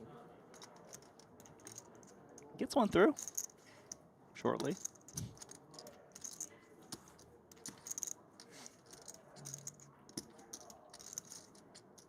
Yeah, we're not calling off a check 8 offsuit, Hope even not. if we don't believe it. Unless it's his lucky hand. Let it go. Chuang is doing a great job and just hanging in there. Like, he's obviously does not have a whole lot to work with, but he has already outlasted quite a few guys that had way more chips than him, so he's doing his thing. Surviving. I don't have time bank. You saw already. Maybe I forgot to tap the time bank yesterday night. Start from the beginning of day till I have no time bank. I don't know why. Wong is letting us know that he does maybe not have any yesterday time night bank I forget chips. to put inside the chip bag. Don't have any time. My God, did you hear that? I heard it. Got to bag his time banks with his chips, so he has no time banks to start the day. That's got to be a first. I heard it. That's a big mistake, actually. I mean, I'd rather forget the time bank chips than my actual chips. It's like I made it to day 2, and it's like, wait, what? Where did my stack go? You show up with 7 time bank chips and no chips to play with. I can't believe you went there. That was good. Well played. Well played. All in. All in. The man without any time bank chips announces all in with King Jack offsuit. Yep. From Hong Kong. Martin is looking at 7-3 offsuit. Obviously not a whole lot of playability there. It's been a very fun second day of this 3K Genesis. It is obviously the third day that we are covering this tournament. The opening day of Triton ONE was all about Flight 1A and 1B. Second day of Triton ONE, we covered Flight C here on the stream, and of course at 6 p.m. Flight D started.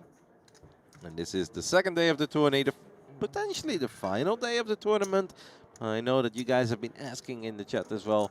There is a chance that we're going to play down all the way to a winner. It is more likely that we'll play down until the final 6. That is what our producer said earlier. I do still feel that we are a little bit ahead of schedule. But then again, it's also already 5:20 p.m. local time here. And eventually things are going to slow down when we get closer to that final table. We're going to have some hand for hand. So. Yeah, especially also because pay jumps are going to be massive when we get to the end. So play will naturally just slow down a little bit. Not for Wong.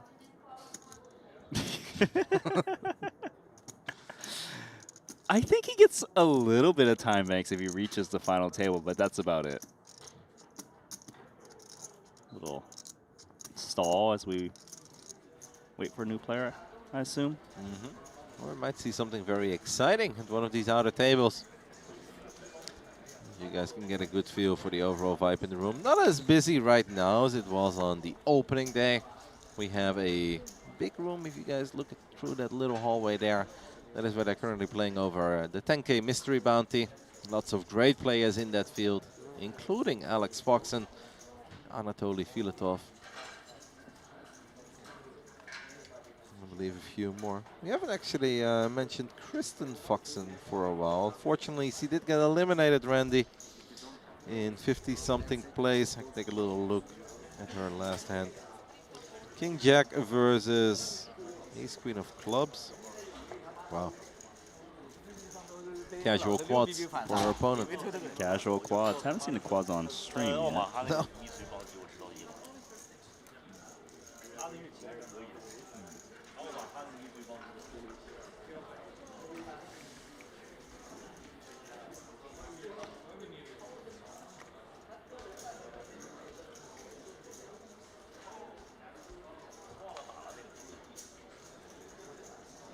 Attention players, in the Genesis final day, we now have 6 tables remaining in this tournament.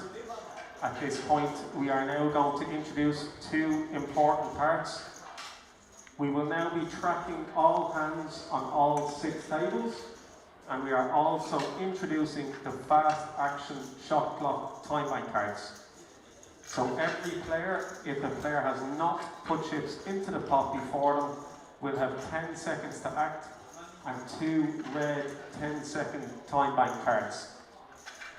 If no player has acted and put chips into the pot before you, you must use these two 10-second time banks if your initial 10-second period runs out. If any player has put chips into the pot before you, we will revert to the normal 20 seconds pre-flop, and you can use your original time bank cards. Alex, you good? You guys good as well? Yeah? I believe that was it for our public service announcement. So a few of the tiny details get changed a little bit. Yes. Anything you'd like to add, Randy? Yeah, so you see these red time banks in front of some of the players. So this is the fast action system. It's to speed up play because there's going to be more stalling because of the pay jumps. So players now have 10 seconds to act, and then they can use those extra time banks they've been given only for pre-flop. If it hasn't been open, you'll have the fast action system where you're very short. But if, let's just say, I raise and it's now on you, Roddy, you'll get the normal full time bank pre. Which does speed up the play a little bit overall. Yeah, because we know there's going to be a lot of people kind of looking at the clock, trying to squeeze that pay jump, trying to dissuade that, which, you know, makes it more fun for everyone. We even saw a little bit of that on our future table. Albert, right? He did mention it. He was in a lot of pain and a bit of joy because he did make the pay jump. More pain, tiny bit of joy. Yeah, I think for a lot of these players, it's a new system, so they need to make sure they explain it well. In the Genesis, thank you once again for your patience. We are now going to restart play. We've got 1 minute 28 seconds left in small blind 100k, big blind and ante-2. Dealers, resume play, please. You guys heard it. We are good to continue. It does seem like we've got at least one more player who has joined us.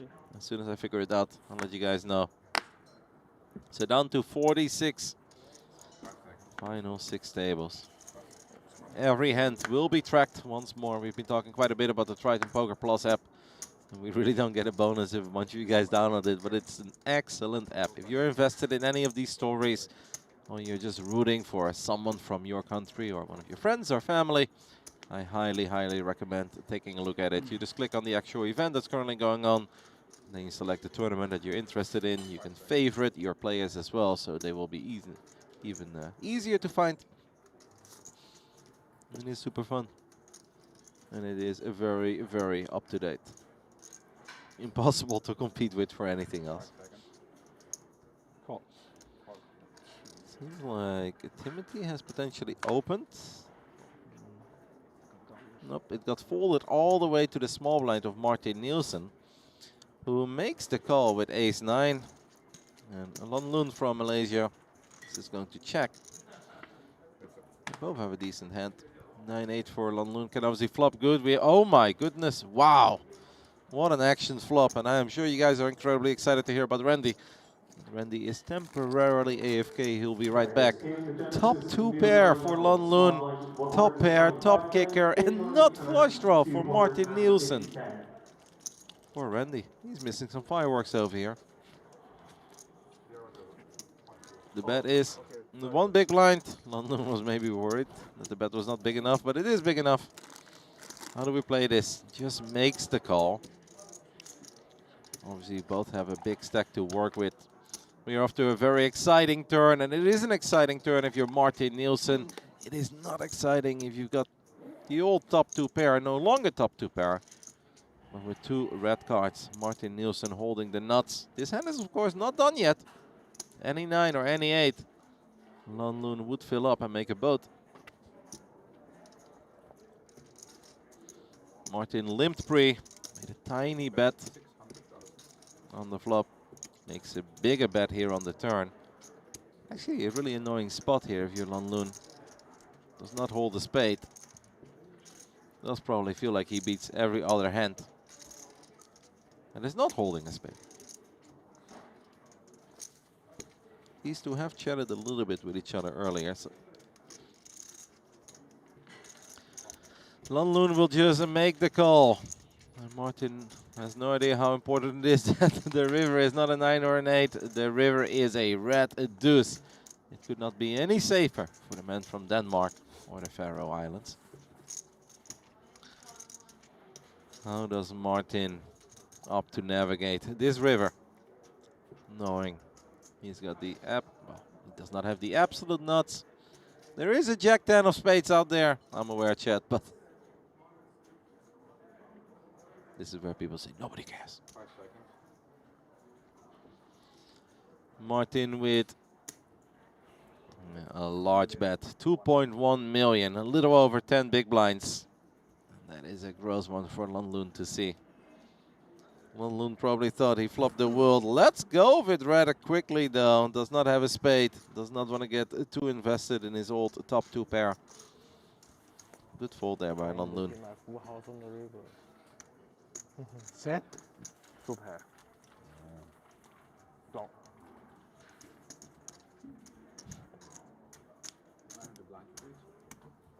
Loon very honest, letting Martin know that he flopped 2 pair on the flop. Martin maybe had a hard time believing it. He's like, I flopped a pair too. How many pairs were out there? But it's always possible in small blind versus big blind battles, especially if it goes a limp check.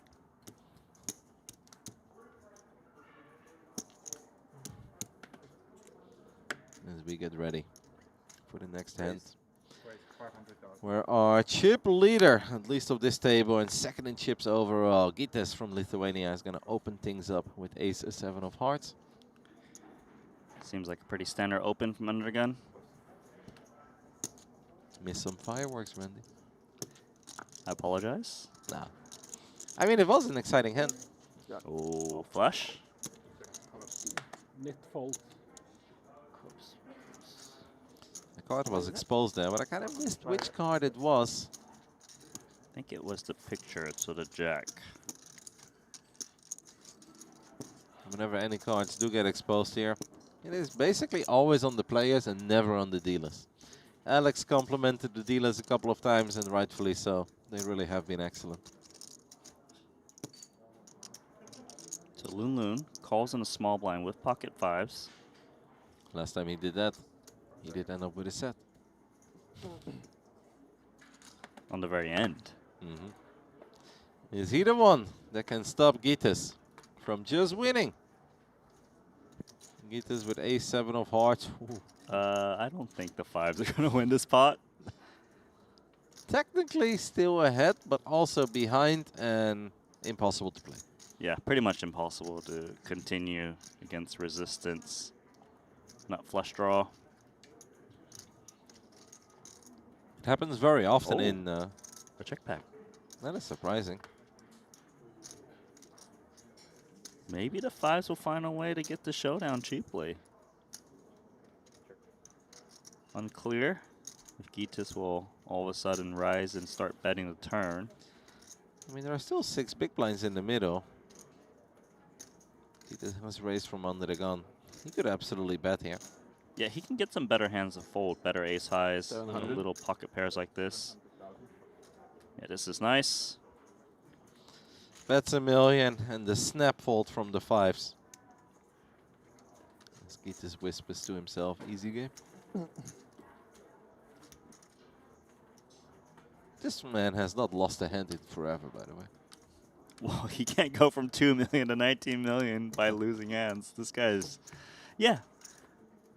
Sunrennen. Is that what they say? That is what they used to say, and that is what they still say. 2 of the top 10 stacks on this table, but I guess if we're down to 6 tables, that makes a lot of sense. We got a new player. No. Oh. We've seen him earlier on the stream. Made a great hero call. That's correct. Player from India. Sanamuri. He actually has a very large stack as well, over 10 million. So now we have 3 of the top 10 stacks on this future table. Yeah, he actually started the day with around 2 million. So seeing him just grind it up after leaving our feature is quite nice to see. He enters the table with a lot of style and a lot of swagger. He looks very cool. Uh-huh. Timothy Chung. It's been not the most eventful 2 hours of poker for him, but he is preserving that 5-point-something million stack. He has not been getting very involved, but he does still win the occasional hand. And It's been chipping up a little, but Timothy Chung's the type of guy who sticks around at 5.4 million the whole tournament. Yeah. Like he makes final table with 5.4 million. And then he spins it up. Gitas does decide to make the call here with Queen 8 offsuit. Obviously, he's got the chips, and he probably feels that he hasn't missed a flop in forever. Having said that, look at that flop. Queen in the window. Are you surprised? No, not at all. I mean, momentum, it's so strong in poker. Sometimes you just have these moments where you cannot miss. Maybe Timothy should just open muck now. The ace high. He's like, yeah. Once he gets called. Well, he's going to try to take it down. And that means that he could potentially be in a bit of trouble. Unless we find an ace, maybe some running hearts, but you know, a jack or a king of hearts on the turn would be kind of fun. Gitas will just make the call. Obviously, has top pair, but not. Oh, that's the card you were calling out. I admit it, guys. I've been watching the stream yesterday. I do recommend sticking around, though. The last few final tables are insane. King of hearts.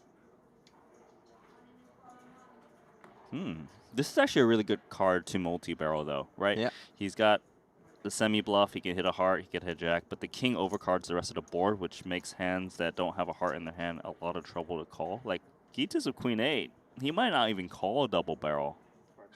900. I mean, kind of underplayed his hand on the flop a little, right? He's like, yeah, I'll call. I'm the chip leader. I'll call. But obviously sitting on top pair there is not bad. Gitas cannot be loving that king. Yeah, this is tough. If he had an 8 of hearts, he certainly would be continuing. Here, it's questionable. Yeah. You're not even sure what you're hoping for on the river, other than obviously a queen or an 8. To check call here, you need to depend on your opponent checking back a lot of rivers and just giving up.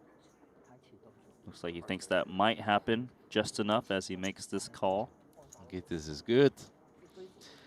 Tosses in the chips while still being ahead, but he's going to have to avoid a lot of terrifying rivers. The river is a 6 of diamonds, which actually means Gitas gets the check mark. Does opt to go for a quick check. And does Timothy have it in him? I to think triple barrel. Should unload the clip here. He has a very important card, a 10 of hearts, which blocks some flushes that can snap call you when you shove. The king is very scary. The opponent in the big blind plays a very wide range that can check call flop, check call turn. Say like some 7, ace 7 offsuit with ace of hearts, right? These are going to have a lot of trouble calling 3 barrels. Even like Queen 8. Yeah. I would like to see him bet once more. So tough though. It is tough, just in case your opponent does have the goods. SPR less than 1.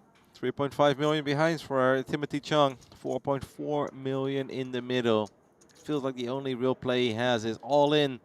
He does not do it. And that means that Gitas will continue winning hands. And Timothy is probably going to be a little annoyed after realizing he had what felt like 17 outs on that turn. Could not find what he was looking for. Yeah, but Gitas made a great call there on a turn. Has Absolutely. To feel very good. He's playing great poker. I mean, you guys were hyping him up. He didn't have a lot of chips at one point to work with, and then you can't really show what you're made out of. Ever since this man got his hands on chips, I think it is very obvious why you guys were giving him a lot of praise. As he once more cements himself as the chip leader of the remaining 44 players. I honestly think we're going to have to call in security guards to get this man off the future table. He's like, no, I don't want to leave. It's been all good luck for him.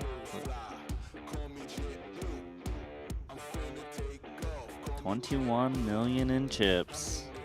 He 10x the stack. Yeah, legitimately 10x. It's only been a few hours. He went from one of the shortest stacks. Like, it's actually insane what has happened in these 2 hours. We had the chip leader of the entire tournament be moved to the table, and he busted within an hour. And then we had the Gitas, who was working with 2 million.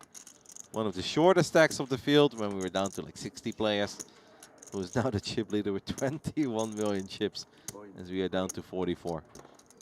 Wong looks down at ace-9 of diamonds, and he decides to go all in. I like this. Needs to try to pick up some blinds and antes. Ace-5 a suited in the small blind. It's the type of hand you want to be attacking with rather than calling. And it's 10 big blinds. Yeah. This makes sense. This is good. And our man from India with the amazing shades. Good looking scarf. Nice sweater. He's got it all. Will not go off his hand.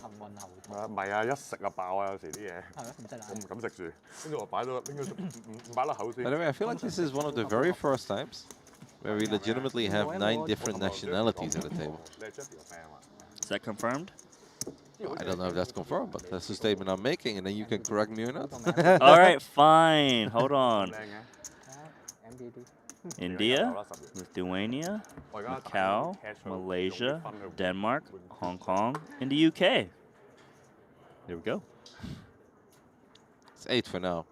Now they're finding somebody who is not from those countries. Where are you from? No, you can't say here.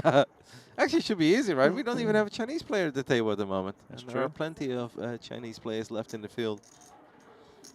No! Don't do it, Martin. Have you told him about the pocket fours? Never. You actually have never told him once in your life? No, never. So he has no idea. Because you know he would play in your honor if he did know.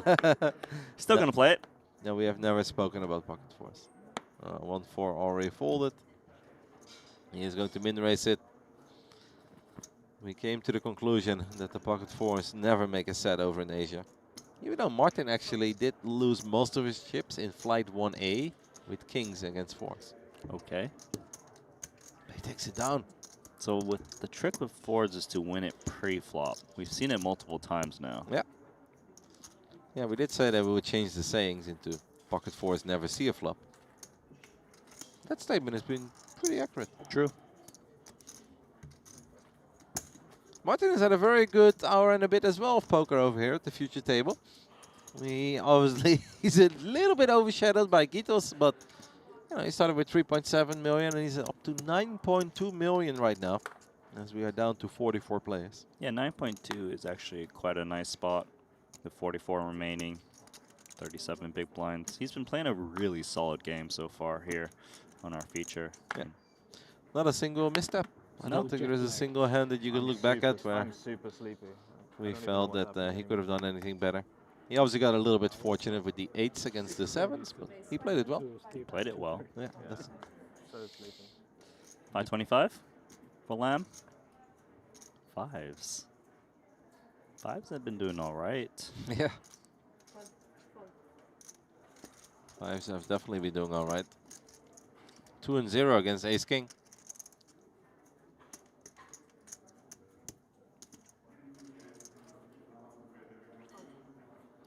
Wong lets go of the king deuce offsuit. And that means we actually get to see a flop. It is a very fair fight. Hijack versus the button. Ace jack offsuit against pocket 5s. Wow. 5s flop and overpair to the board. How often do you say an overpair for 5s? Not very often. I've said it once for 4s though. Flop was like 3 deuce deuce. I was like, what? You did say it. Yeah.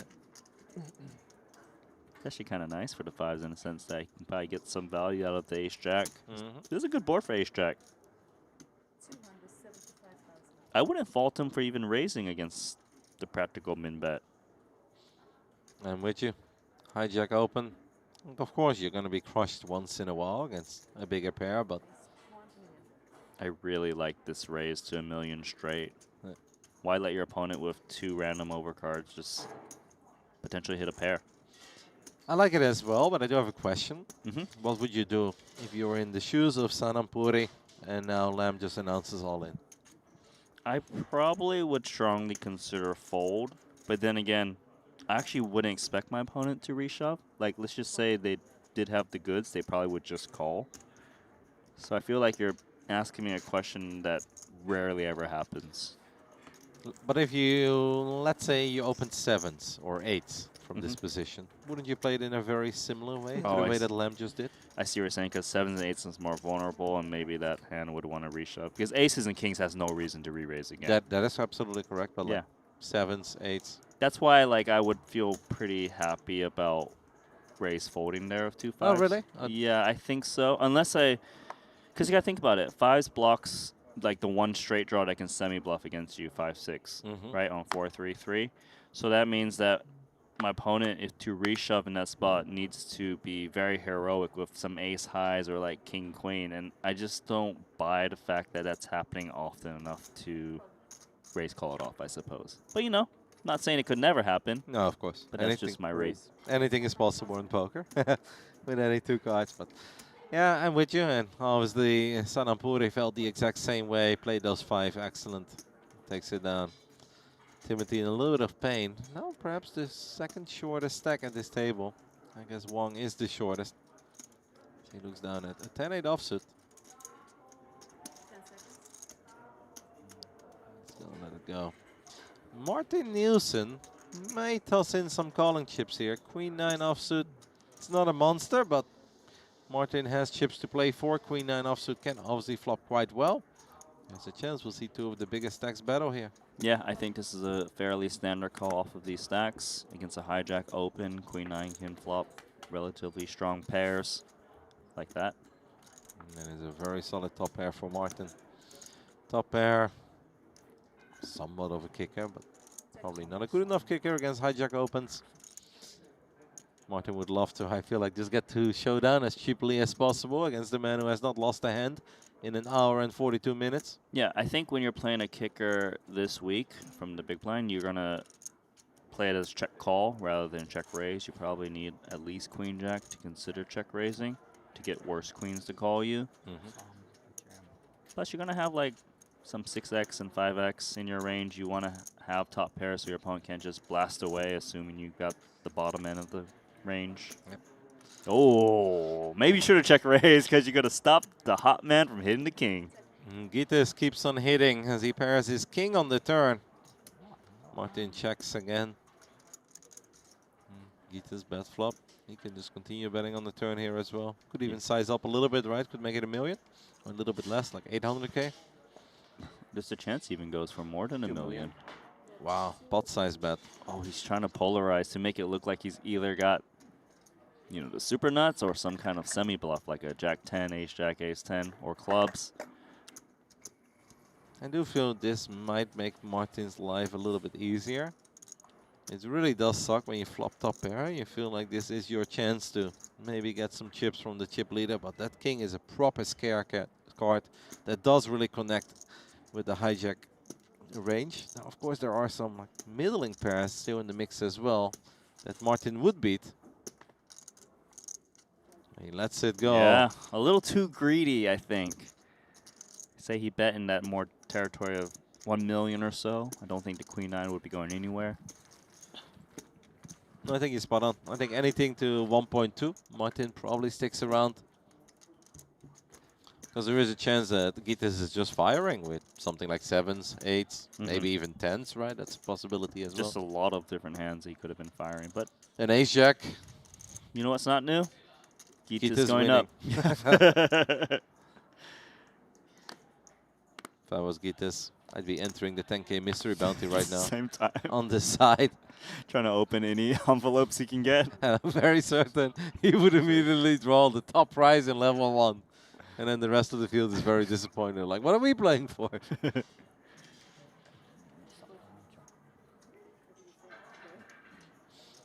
Gittes is on running up to the point where he's heating up the entire island of Jeju over here. Temperature has risen. I did thought it was hot as of late. Outside. King 7 suited, going to work. It got a lot hotter the last 2 days, and that's because Gittes made the trip. Yeah, he wasn't here potentially on day 1. No. Day 2, day 3. Speaking in chips now. Now there are some, I want to say some other players close to him. There's actually only one, and that is Chen Wong. He's at 22 million as well, one of the outer tables. So he just has a few blinds less than Gittes. But the third in chips is only working with 14 million. So there's a very big difference between the top 2 and the rest of the field. Yeah, it's very rare actually you see such a wide gap between second and third. You can see that Gittes and Cheng are neck and neck. I mean, we do have 2 trophies. Yeah, so when they get the heads up, you know, you take the QQPK one, and you take the Triton one. It's like they're both running so hot they kept on getting the same cards, and it's just chop pots for the next 3 hours. Timothy Chung's in there, ace jack. I like it. Decides to ship it in. 11 big blinds and a tiny bit of change. Martin Nielsen looks down at 10-6. He's gonna have to let that one go. Queen deuce, king 7. Timothy Chung will be able to take this one down. That is good news for Timothy. Chips up to 3.4 million, but still not that 5.5 that was his wheelhouse that he was very comfortable with. Yeah, gonna need a few more takedowns. Don't actually believe that Lamb is considering anything other than folding here. I feel like he's just trying to strike some fear into the heart of Timothy. It's like the next time it's my big blind, don't do this again. Yeah, pretty much. Pretty much. That kind of stuff does work. Because if Timothy was like proper weak here, I think no, Timothy really wouldn't have hated the call with the ace jack there. But if you're jamming like 4s or 3s, like your heart is definitely pounding. You're like, fold. If they then do eventually fold, but they stare at you the way that Albert would stare at you as well, you're like, I apologize.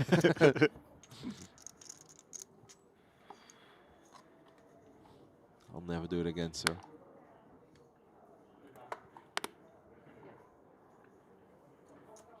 Soma Sekar Sanamuri. What a name. Got a ring to it. Yeah. Flows very well. Mm-hmm. I'm a little bit jealous. Here I am. I ended up with Kevin. Come on, your full name is not bad. Kevin Vanderkoy. You know, when I was a kid, I was very embarrassed about my full name. Is that right? When I walked into elementary class and then the teacher would call out your name and you have to say your full name. Oh, I hated it so much. I don't know why. There's nothing too weird about my name in Dutch. Does not seem like anyone has anything here or... Oh, Gita's a suited king. Little less than 10 big blinds. We've got one in there, Randy. I mean, look, it's loose to call here, but if he just believes in the poker gods, he probably would have just hit 4 sevens. Good nice for Wong. The man without any time bank chips. Self-inflicted, though. What if that's just a made-up story and he actually used all of them yesterday at the Stone Cold Bubble? I guess we play hand for hand, so it would be useless. They should use that red time bank chip they got awarded for the fast action clock. And I guess he knew exactly what he wanted to do with ace jack. We've got less than 10 bigs. Ace jack looks as good as any. Timothy, under the gun, pocket 7s. I hate these spots, by the way, Randy. I know in the eyes of a lot of pros this is slam dunk all in, but I hate it. Which part do you hate, I suppose, is my question. I hate having to move all in under the gun with a medium pair, and I really don't want to get called. Right, so you're basically like praying, Yeah, fold, like, fold, fold, fold, fold. Like if it's button or something, it's like, okay, I know that this is my destiny, and if they have it in the small blind, big blind, whatever, but I really hate doing it under the gun. Yeah, it makes sense. There's 6 hands behind you. Look, Martin, good thing he didn't just open jam the 2 sevens because he likely would be out. He did min raise. And that's why it's Timothy Chung. Martin just makes the call. Yeah. That is very surprising to me. There are, of course, a few monstrous stacks behind Martin. One of them being Gitas, the chip leader of the field.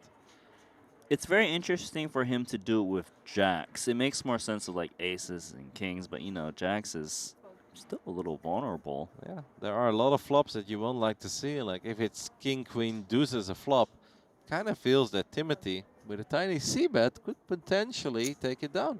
We'll find out. For now, is it going to be 2 ways or 3 ways to a flop? What if he squeezes? The almost solver special. The solver special when you can't afford the real solver. So you got it from Temu. The team moved off for its ace-5 offsuit. Oh, you're on fire today, buddy.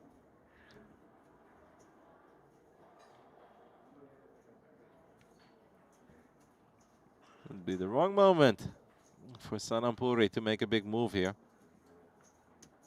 Call. Well, just announces the call, and that's obviously completely fine. So we're off to see a pretty big flop here. 1.8 million chips in the middle. Ace-5 offsuit, pocket 7s, and pocket jacks.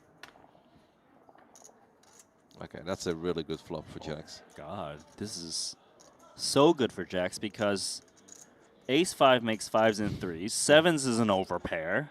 And the 5s is betting out, which is even worse for Timothy Chung because he's sandwiched in the middle. Yeah. Oh, I hate this spot so much from Timothy. This is why I hate playing pocket 7s under the gun, Randy.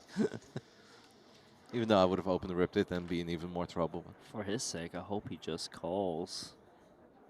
But then we're so pot committed as well, right? No. It's very tempting to raise. Yeah, this Min-raise. makes sense, right? 7s are usually good when a player leads into multiple points on his board texture. But then again, when Martin puts in chips here, yeah, maybe Timothy can get away from 7s. And leave himself with 8 big blinds? Look, I'm just saying. What's the play here for Martin? Do we just... Martin just calls. Oh my goodness, what is his hand?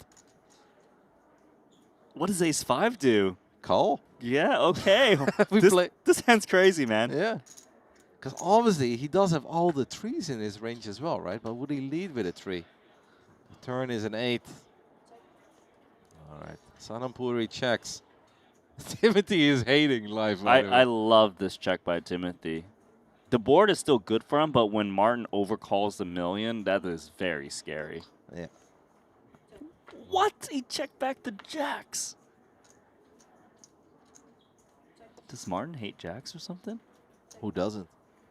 All right, Martin's going to feel pretty good about the checks now, but he does decide to check it one last time. Perhaps a fear of a 3 in the range of the big blind, right? I really don't understand why he snap checked back the jacks. On the river or the turn? Both. Okay. Both, to be honest. I think there's value to be had even when the king came because they didn't bet into the king, you know? I mean, it is obviously a scary hand, right? Like 3-3-5, it's the big blind that leads. It's the original under-the-gun raiser that min-clicks it over a very tiny stack. That's a hard hand to navigate. Yeah. I think only on the river, like the turn I completely understand, that if it goes check-check, that you also maybe check the jacks there. I think on the river, if they both check rather quickly, we could maybe consider a tiny bet. Because it's still, what, 10s, 9s, 8s, Yep. maybe get some value from. Well, 8s, we'd be in real trouble. Oh, but you know what I'm saying. Yeah, of course. Interesting hand. Yeah, no, a tough hand, I think, for all 3 players, to be honest. I mean, for Sanamuri, I think after he gets min clicks and there is a cold call, it becomes a little easier for him, unless he improves, of course. But that was a fun one. We are down to 43 players. We have just lost Ding Biao. Oh, yeah. Someone has announced all in. Yep. Yue Hin Lam, Ace-7 of hearts. 11 big blinds. Has to get through one more player. I like the Macau flag, by the way. Yeah, the green. Yeah, I just think it looks cool. Feels like it's something that you could buy a jacket of. Instead of Adidas, it's the Macau flag, and it would look good. Have you ever been there? No, not yet. No. But I definitely want see, to. I like how you go, not yet. Yeah, no, 100%. 100%, I will absolutely make it to Macau one day. It is on my bucket list. I like Macau. You've been many times, right? Many times. Actually, the first time I went to Macau, I came back with $500,000 more because I won a tournament. Special memories for me there. What kind of a tournament was it? It was like a 4K or something like this. Oh, so a massive field. Yeah. That's cool. Decent amount of people. That is very cool. Long time ago. I can safely tell you that I've never gone to any city and came back with $500,000. About 50 euros? Oh, absolutely. No. 4 digits, no flex.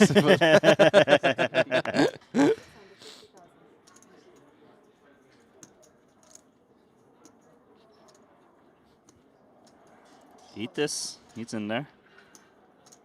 Timothy Chung looks down at ace-queen after he just lost most of his chips with 7s.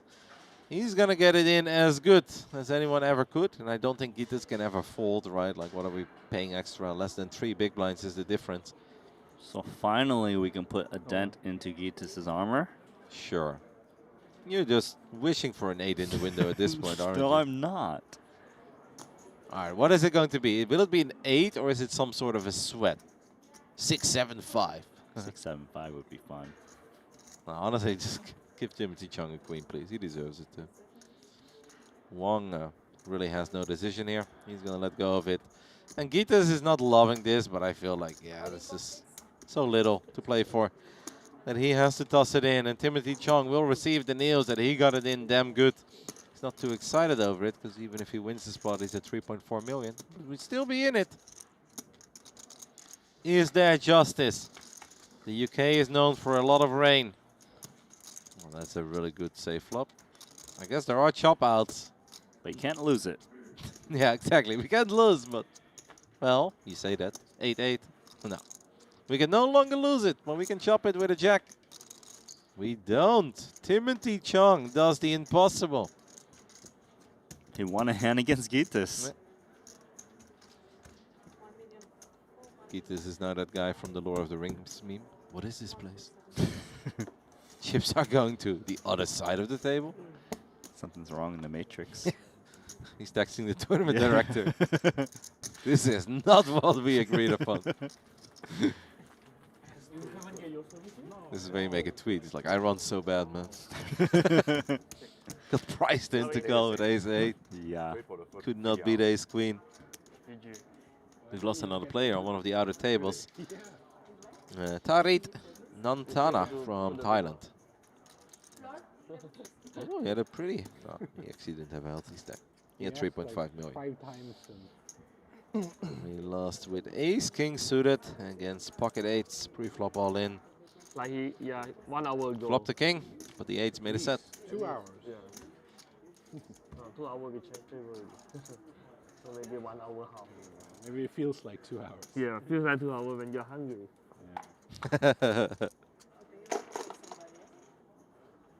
Yeah, we are playing blocks of 3 40-minute levels. But that first block today for you and Alex was actually a lot longer than the regular 3 times 40. Just a little bit longer, but not complaining. Action's been good. Oh, it was a lot of fun. I was just jealous. We could hear the players there kind of discussing when is the next break, as I guess they're getting hungry. Honestly, time has flown by here. I've really enjoyed this future table as well. Feel a little sad for how Chen. I have not forgotten about our fallen soldier yet. When he came to the table, I already feel like they're doing it again, aren't they? Do you think Gitas is hungry for some chips? 1 million? Yes.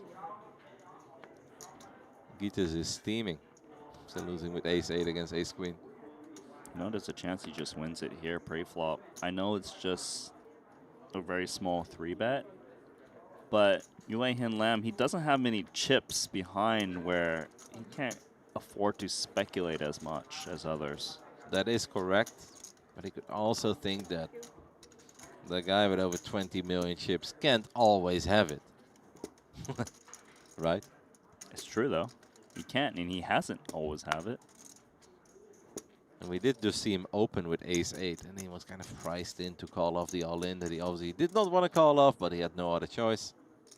Okay, so chips are going in as a form of a call, given the amazing price. Ace-9 of diamonds versus ace-4 of hearts. And the flop comes a 6-6-5 with 2 hearts. Okay, 1 diamond. I can't believe this is the flop. He just flopped the nut flush draw on a paired board against ace-9. He's a equity favorite against a hand that's currently better, technically. Of course, there are some worlds where we end up chopping this one as well. He might just win it here. It's frustrating here, right? If you have ace-9 of diamonds here, 2.4 million, there's more in the middle. It's a chip leader, just c-betting. It's only 2 big blinds for him. Yeah, the tricky part here is that it is an amazing price. It's 20% pot bet. Yeah. But 500K means so much more to his stack because he's only paying 2.4 back. This is so tough. It is very tough. Like if he had 20 blinds, he would easily call this bet, you know? Yeah. But here, he's just like, fine, take it. So keep just winning with the worst of it once again. Played it well, but the power of having a big stack here. And of course, flopping the world, that also helps. But I have the feeling that Gitas would bet like that on the flops, to be fair. Seems like we're going to take a little look at the outer table. This is going to be our next future table. Who do we recognize? Yaroshevsky getting the massage over there. Igor. Yep. Hey, that's, isn't that Jesse from the UK in seat 1? I didn't get a witness in play. Is that right? Jesse Wigan, if I recall that correctly. The name sounds familiar. But I could be wrong. Maybe Jesse's out. No, Jesse Wigan, he's still in. Must be him. 26th overall, yep. Look at us, guys. Getting familiar with a field of 1,100 runners. Not bad. That's actually kind of crazy. I mean, obviously Jesse's a pretty well-established player. But still. Yeah. Pocket sixes, under the gun, +1.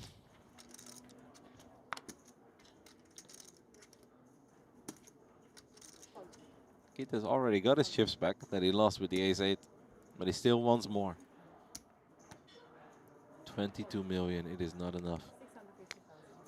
Martin Nielsen, by the way, over 10 million after winning that hands with the jacks. He's also had a very strong 2 hours of poker.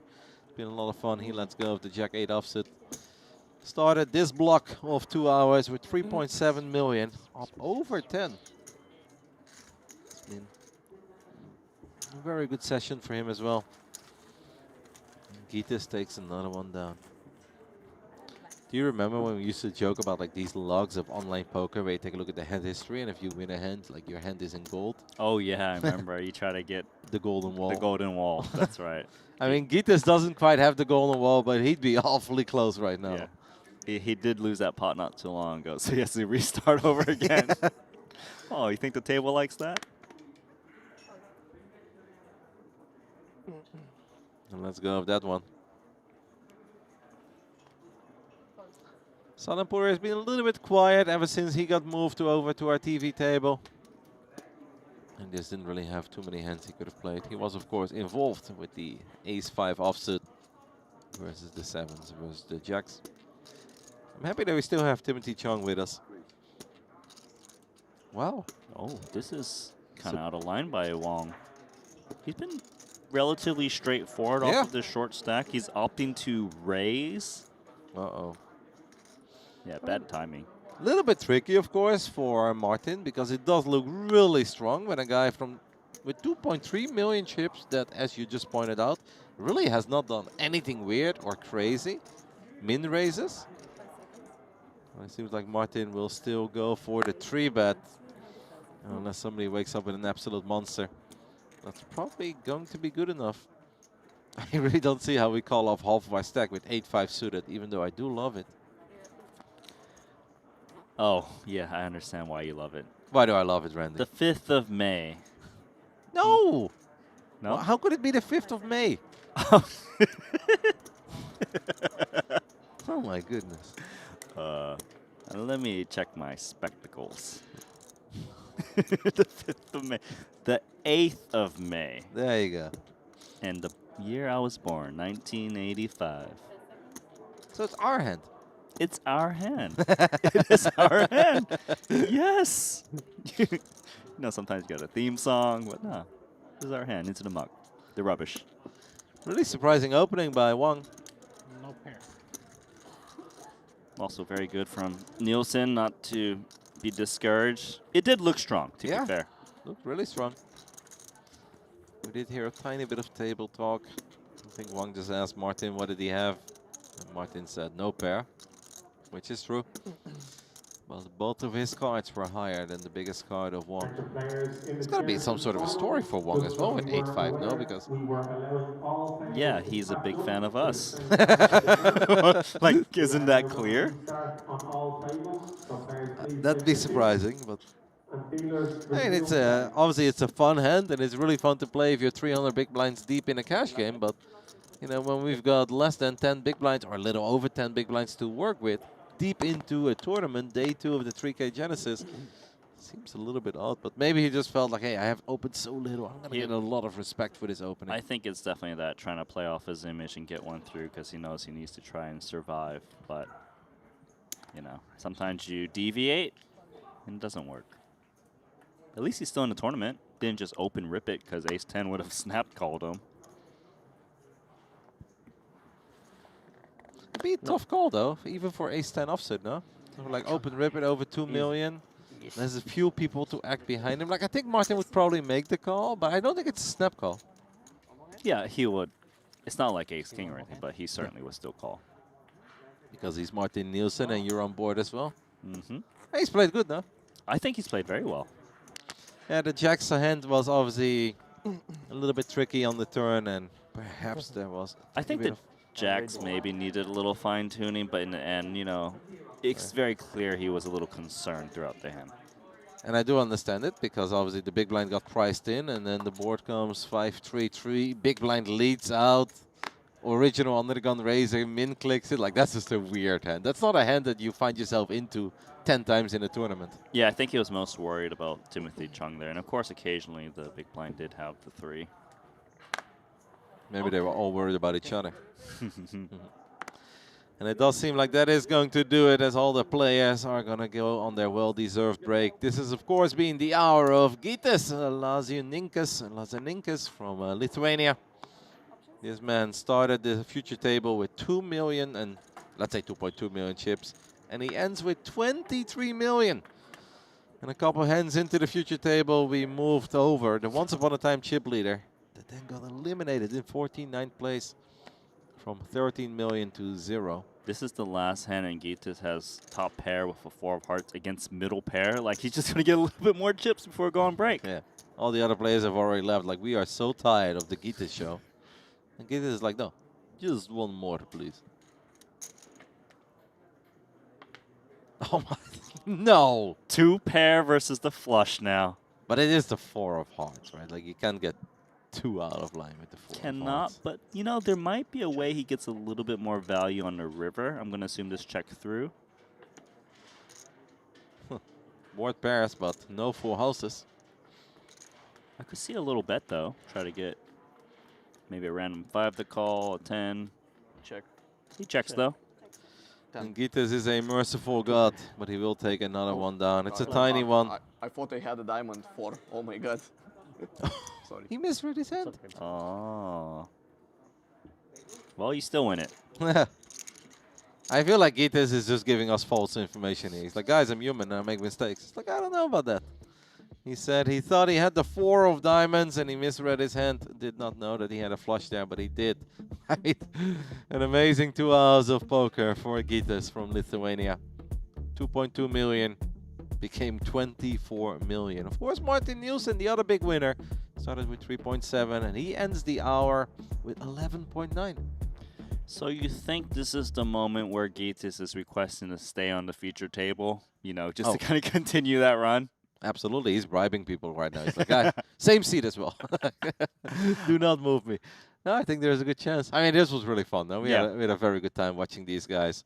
Obviously unfortunate for the man who was added a little bit later, came in as chip leader. Yeah, I think that's the big story, you know, coming in with 12 million in chips, just losing pot after pot. Gitas got a lot of those chips, but unfortunately sometimes it's just not your fate. Yep, not a whole lot he did wrong either. We had Loon dodging a bullet with ace-jack against ace-queen. I mean, we could go over all the hands. We had a lot of fun. But you guys can do the same thing over at the Triton Poker Plus app.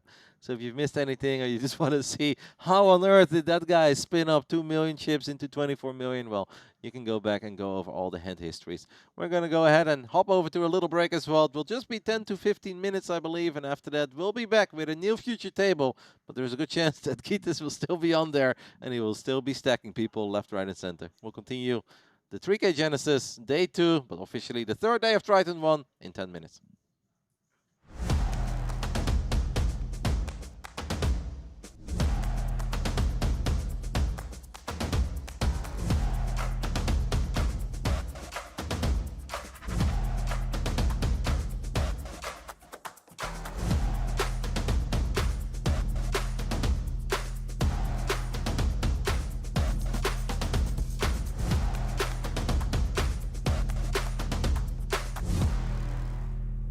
Just an earthquake. I was like, just an earthquake. I'm like running around, like, ah. When I was in university in California, like, we'd have earthquakes, but I'm always sleeping through it. And everyone's like, did you feel that? I'm like, no, what are you talking about?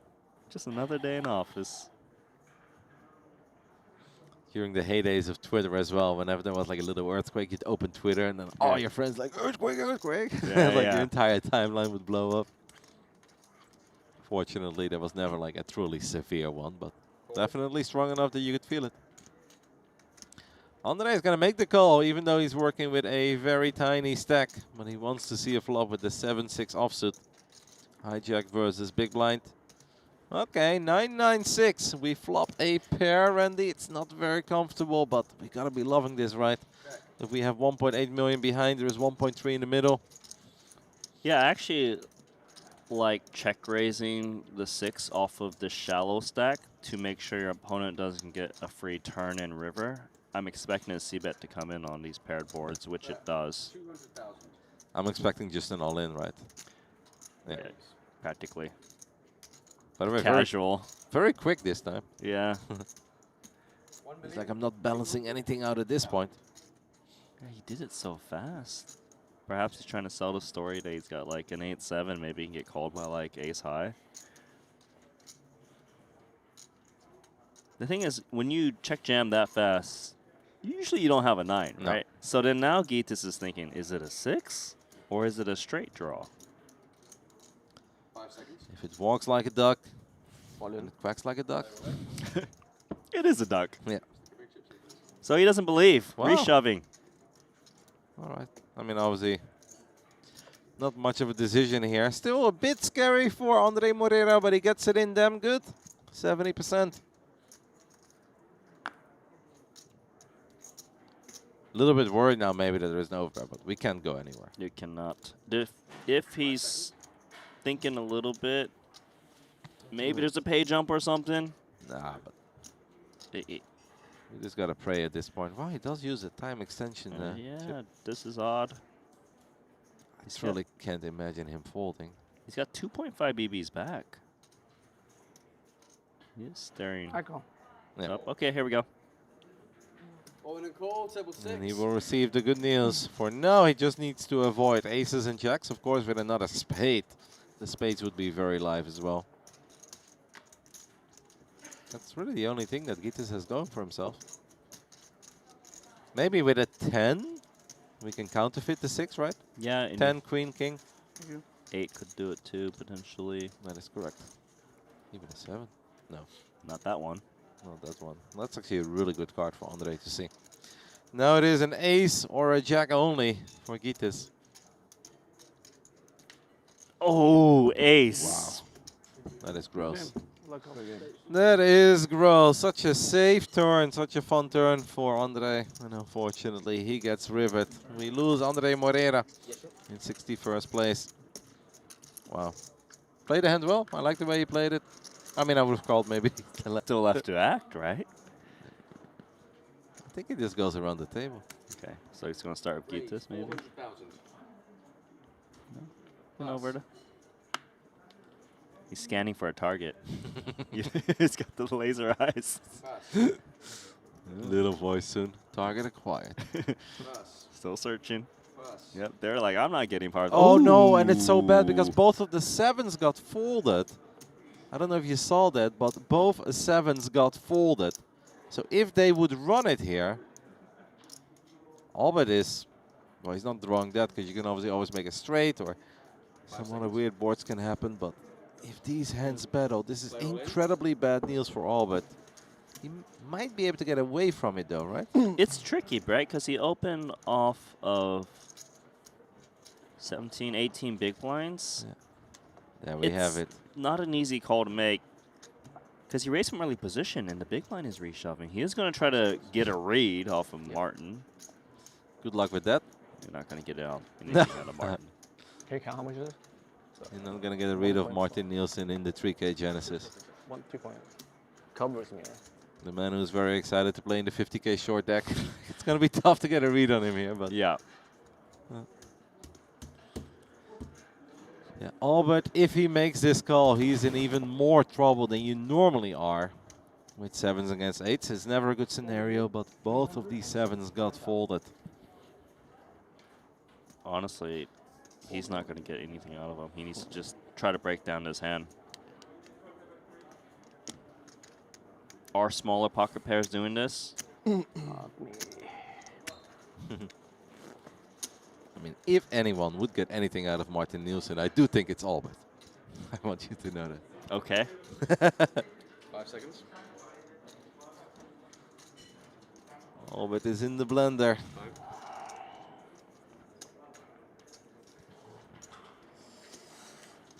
Fuck. Don't think I can fold. Albert says he does not think he can fold.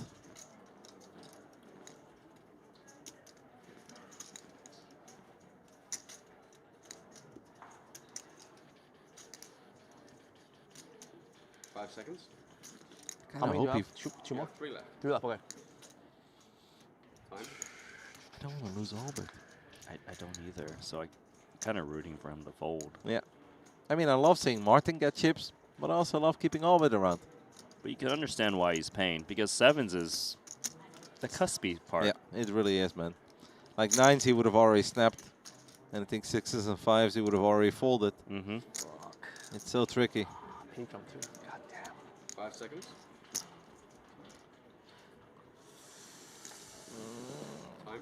Time. He's calling. Oh, and that is horrible Niels for Albert. It is even worse than what he thinks it is.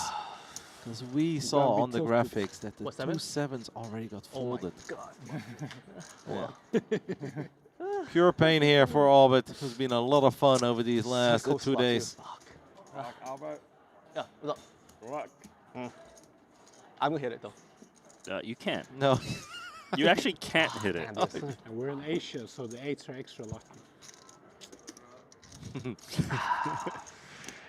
Is that call there? Probably call, right? 7's a mark. Good call. Like Albert, his best shot is 8 legit a eight 6-5-4 flop or really close, something. yeah. That is his only shot. Oh yes, got pay jump. Fuck yeah. Oh, thank you for that shit too. You are winner already. Yeah. Oh, thank God. love good, Albert. whatever. Let's go, go, go, go. Oh, damn. 7? Yeah. No. We are drawing that, as unfortunately there are no 7s left. Now the clubs do not come into play. Getting good. GG. GG, Albert. Oh, got my pay jump. Nice. Did celebrate his pay jump in the midst of all that pain. Martin Nielsen gets a nice pot heading in. Shinhwa, ace king. He's been on huge downswing. Hopefully he can get some chips back.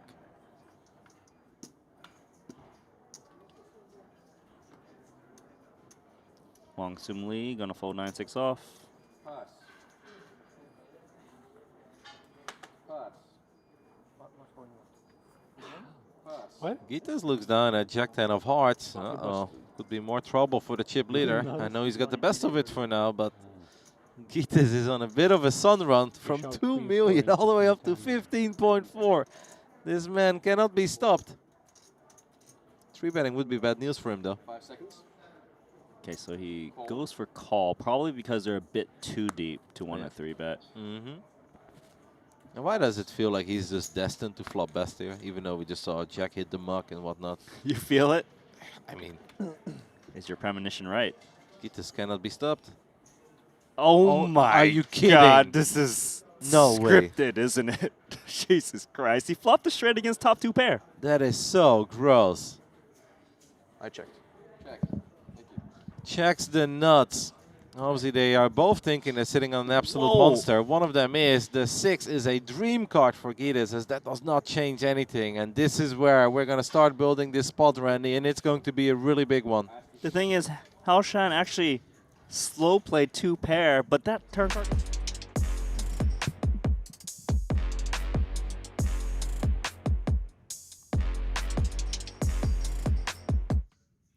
Welcome back, guys, to the 3rd day of Triton ONE here live from Jeju, South Korea, where we are, of course, still covering the 2nd, but technically the 3rd day of the 3K Genesis. We are down to 40 players. I'm Kevin von der Kooi, also known as Rotterdam or Ruddy, and with me is once more Alex Livingston. Alex, how were those coffees? Oh, very good, Kevin. You know, I've been going through those coffees 2 or 3 a day. You said you still haven't made it to that coffee shop, but I'm sure you'll find your way there soon. Actually, I've heard that Randy is on his way to get me a coffee to get me through the next 2 hours. Oh, you've got people doing your dirty work for you. No dirty diapers, but dirty coffee runners. That's right, yeah. So I see we're down to just 42 players after that last couple of hours. Yeah, they were really fun. We actually enjoyed it. We've had, I mean, people building monster stacks. Martin Nielsen, obviously a friend of mine, had a really good run as well. He came into that table with 3.7 million, and he actually is 4th overall right now in the leaderboard with a little over 10 million chips too. Of course, Gitas, the man from Lithuania, he was the real star of that hour. Started with 2 million, left with 22. I mean... Yeah, I saw he won that huge 3-way all-in, and then it looked like he also got the straight against top 2 all in on the flop. So he's, what, up over 20 million now? Yeah, 24 million. Second in chips overall. There's a really big difference between the top 2 and the third one, because we have 2 guys over 20 million, and then the third in chips is Kwon with a 13.7. As you guys can see it on our screen. Martin Nielsen at the moment in 4th, even 12 million almost. We've got a few other big names in there. We just saw a little bit of Sanamuri as well. He's 11th overall at the leaderboard. And of course, we already gave you guys a little sneak peek on our next future table. And that's a fun one as well, because we've got Igor on this future table. And we also have Jesse Wigan from the UK. We saw him earlier this weekend. Also a very capable poker player. I think we're in for 2 more exciting hours of poker, Alex. Yeah, absolutely. Igor Yaroshevsky, who you just mentioned, we were covering him yesterday. And he was kind of nursing that short stack, trying to get all in. And I believe he busted and then re-entered into day 1D. Had a nice run there and spun it up. And now he's still alive with 42 to go. Average stack, maybe a little below average. That is exactly correct. And that is what happened. Guess he's actually a little closer to the bottom of the count, scrolling through the names here. As I see Victor Chong, who I was covering on my last segment, down to 3 big blinds. He is our short stack. And our tournament chip leader, Cheng Huang, just over Gus Lazinikas, who you were talking about in your last segment. No monster stacks at this table. Chip leader is Yongya with 11.5 million. We've got Kiat in there as well with 7.8. Jimmy Guerrero. And Kiat is somebody I was covering the last time I was in the booth. Very capable, aggressive player, willing to take some spots, a lot of light 3-betting. So could be some action on this table as we see Lin Yongjia with the very playable ace-9 offsuit in the cutoff. Look at those blinds all the way up to 300,000. If you recall, the starting stack of the tournament was 250,000. So it always feels like you're sort of deep into the tournament when the big blind is actually more than the starting stack was. Yeah, no, that's a good feeling. That's when you know you've had one hell of a run. 13 big blinds for Jesse Wigan. It feels like this is a very obvious slam dunk all in, and that is exactly what he is going for. Jimmy will let go of his 9-8. I feel like that's just a little too much, right, to call off here with ace-9. Yeah, ace-9 is actually very close here. I think ace-9 suited even you would call. It really depends what you think of your opponent in the small blind. Some players here in the small blind would shove comfortably with any suited ace, a lot of suited broadways, even some weaker offsuit ace-x hands. And against players like that, you might feel like you need to call ace-9 off, but I tend to agree that I think, especially at this stage in the tournament, ace-9 off just a little bit too marginal to make the call, but you can see the pain on the face of Ling Jia as he sizes up his options. Like there are some scenarios where he's all right, like pocket 8s, pocket 7s. There's a good chance that those come over the top as well. King Queen is just a little bit unlikely. Jesse Wigan does not strike me as the guy who will put in his final 13 big blinds with a King Queen or even a King Jack. So I could see King Queen. But yeah, certainly I don't think he's going to come up with some of those really light shoves, something like a King 8 suited. I don't really see it. Position obviously is kind of the key thing here. The open was from the cutoff. If it was from the button, I think you just have to go ahead and call against that small blind shove. And if it was from the hijack, then I think you have a fold. Ace-9 off from the cutoff. A little bit close, but ends up making a great fold against the ace-queen of Jesse. It makes the correct lay down. And we're on to the next one. There we have Igor. He's one cool-looking customer. I know. I was about to compliment that. Jacket, hoodie, sweater. And it looks like the jacket and the hat are the same brand. I don't know my brands that well, but looks like the same logo. It looks cool. I don't know what it is either. Maybe it's his own. Could be. He's got his own store. Maybe he's a sponsored pro by a clothing company. Got Howard back in the mix as well. We had him earlier. They eventually moved him away. And they brought him back. He's been nursing a proper short stack for a little while, but 3.6 million at this point, 12 big blinds. A tiny bit of fold equity at least to work with. Whoa, whoa, whoa, whoa.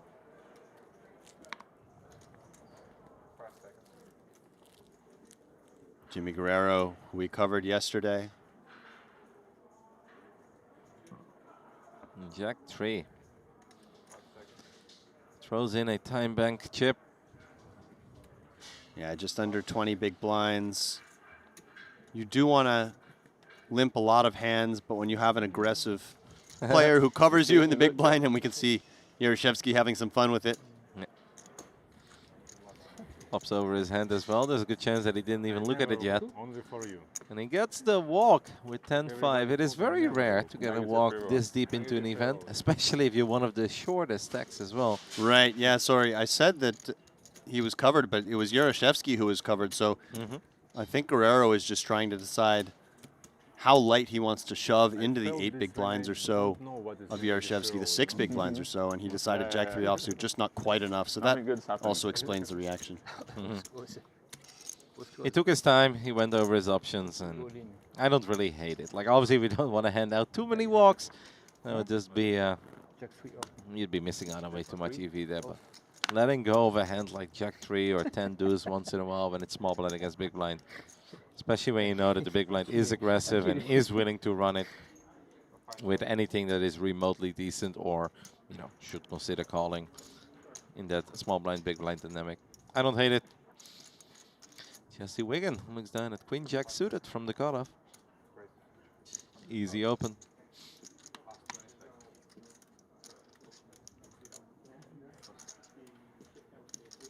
Nothing there for Igor.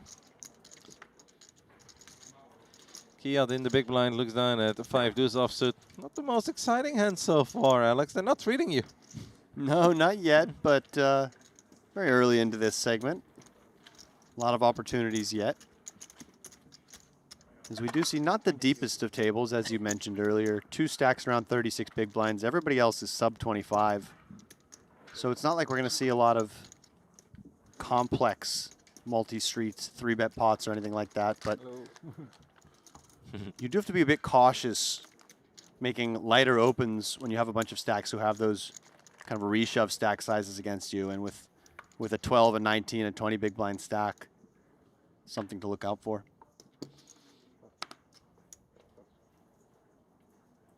I have to admit that everyone is getting some all-four hands so far as well. Not a whole lot of exciting stuff. I do believe that Chen has just joined us. I don't know if he was part of the original players that made it to this future table. He does fold his first hand. A Jack 8 of hearts for Jesse Wigan. On the light side from the hijack, just again given some of the stacks behind, but reasonable. Igor Yaroshevsky, there we go. Looks down at ace 4 offsuit. Yeah, the type of hand he would have shoved if folded to him, but with an open in front and little to no fold equity, prudent fold. And yeah, you're right, the card distribution has just been a bit rough so far as we see a lot of bottom 25% hands being dispersed. A slow start, but it's just a matter of time before multiple players will get something playable. And after all that fireworks in the previous 2 hours and now having a little 10-minute break, and then a couple of slow hands, it's only like, all right. But obviously it will not continue like this. We are down to 40 players. So I believe still 6 tables running. Actually, no, just 5. And I do want to report on a recent pot. I believe this happened since the changeover, but it looks like your friend Martin Nielsen won a big pot to boost him up to 18 million, or was he already at that level? No, you're spot on. He ended with 12 million, which was very good, but now he's up to 18. Which means he has already added 6 million. Yeah, I guess we can easily find it, right? Yeah, I've got it up here right now. So he opened an early position. Somashekar Sanamuri, who was on the stream earlier, defended out of the small blind. Came queen 9-6. And Martin Nielsen had top pair, top kicker with the ace queen. He c-bet small, got called, and basically got 3 streets of value as the board ran out running 5s with his queens and 5s.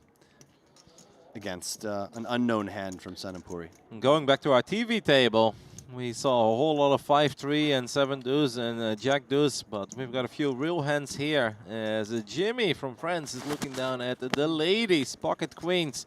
He's going to come over the top, the 4-bet all in. And this is, this is going to be, obviously an easy fold for Kiat Lee facing 2 raises behind him. And I think that Chen is going to have to fold as well, despite putting in 1.8 million. It's at least a little bit close, and you see him asking for a count just because of the price he's getting. But the range of hands you're up against once this action takes place, you can see there that he has 29% equity, and that's going to be about the average you have. You're going to be up against stronger ace-X and a lot of pairs that are, potentially you could be flipping with 10s is about the best you can ask for. It is a little bit close again, the price. But it's your tournament live, ace-jack offsuit. He's obviously going to go over it. He wants to make sure that if it's like 4 million, it's like, okay, we might just make a side call, and we're not thrilled about it, but you know, at that point, it's kind of priced in. But I think your initial gut feeling is spot on here, Alex. I think you will come to the conclusion that this is a little too much, and it looks incredibly strong what Jimmy is doing here. Yeah, particularly given the positions. This was under the gun open, under the gun +1 3-bet, and then the all-in from the hijack player. This is not a late position confrontation. It's not like Jimmy's going to be showing up with some sort of random suited ace in this spot. No, I feel like the worst thing that anyone is going to show up with here is ace-queen, pocket jacks. Yeah, even ace-queen, I would expect to hit the muck a decent amount of the time. Yeah. Jimmy is representing an absolute monster and is sitting on an absolute monster. The 3rd best starting hand. And if you're Jimmy, you just love seeing this tank. Hoping for the fold, really, in my opinion. You'd rather just take the pot down right now, even though when you get called, you're going to be way ahead. But knowing that if you do get called, you're also going to be a big favorite.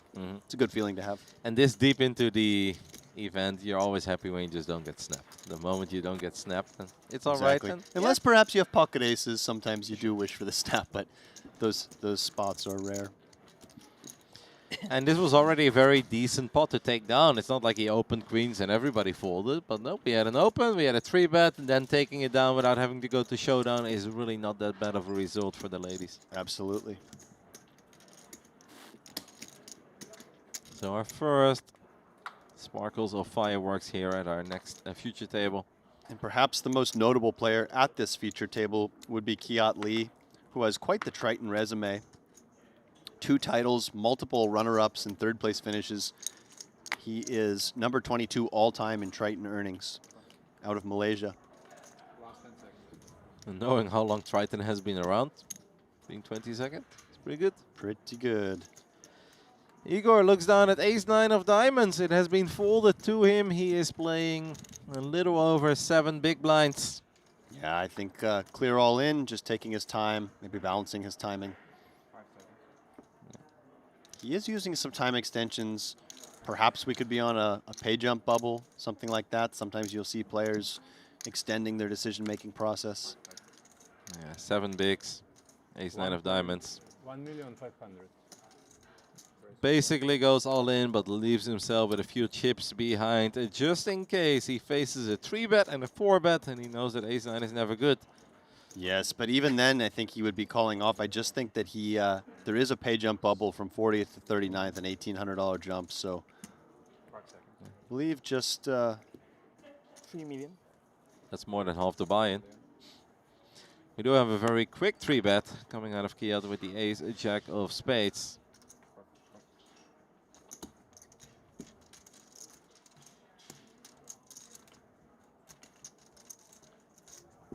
We don't love it if we're Igor, but we will most likely commit these final 775,000 chips.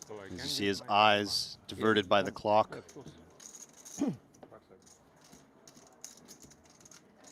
Sorry, but No, I understand. page 39.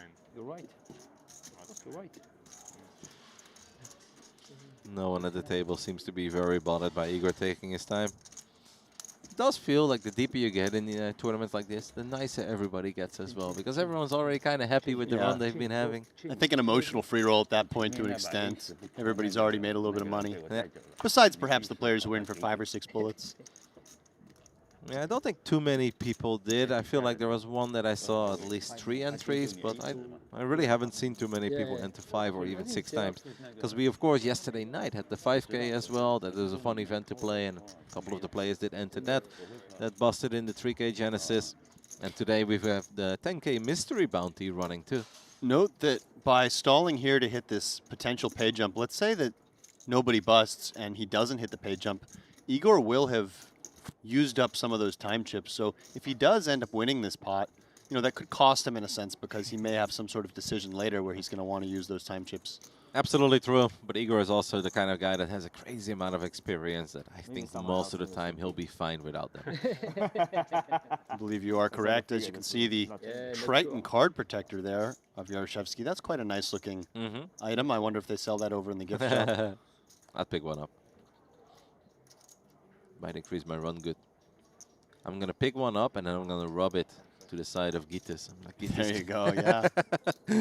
Give me that energy and I will bring it with me everywhere I go. Good coffee. It's a tea. Huh? Tea. Tea. It's not a coffee. Coffee. Yeah. Come on. In evening, I not drink coffee after 12.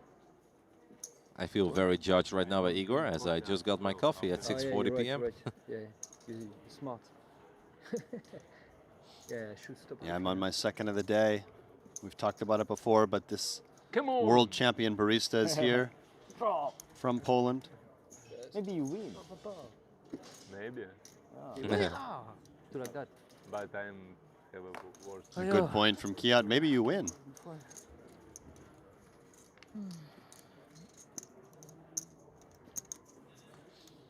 I can take a little look at the app and see if there is a big hand unfolding elsewhere. Looking at the bottom of the leaderboard, there are 3 people in the field that have a shorter stack than Igor. Ben Fan being one of them from China. We have Kai Fan Wong as well, American. And then we've got Yu Hin Lam with some earlier from Macau. They all have shorter stacks than Igor, but I don't know if any of them are involved in a hand. And I don't see any more time bank chips by Igor stack, but they must exist somewhere if he's still in the tank here. I do think there should be some type of rule against maybe the amount of time bank chips you can use in one hand pre-flop.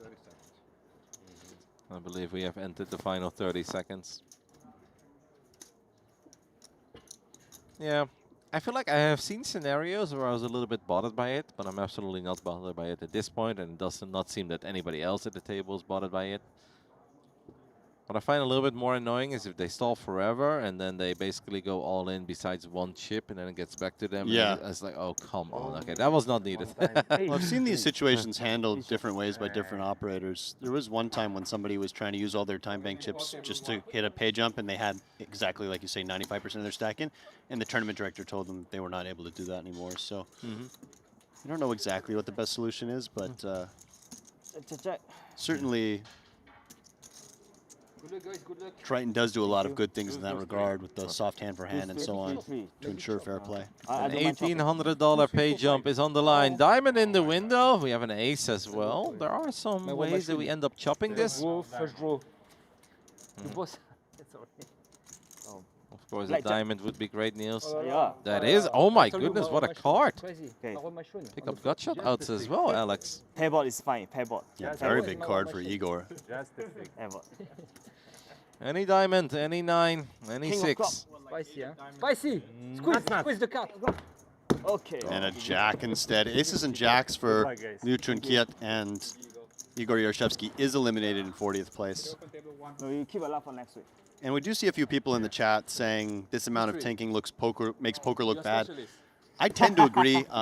I'm sort of in the minority on this, though. A lot of my fellow pros say, well, if it's within the rules, you should be able to do it. If you have these time bank chips, you should be able to use them as you please. I think ultimately we're going to keep seeing these time bank chip systems evolve more and more to reduce things like that. But I do think, especially on a feature table, you know, it's a little difficult to have somebody tanking for that long for that pay jump, but I can understand why people do it, and I think a lot of people feel they'd be at a competitive disadvantage if they don't do it, since so many other people are doing it.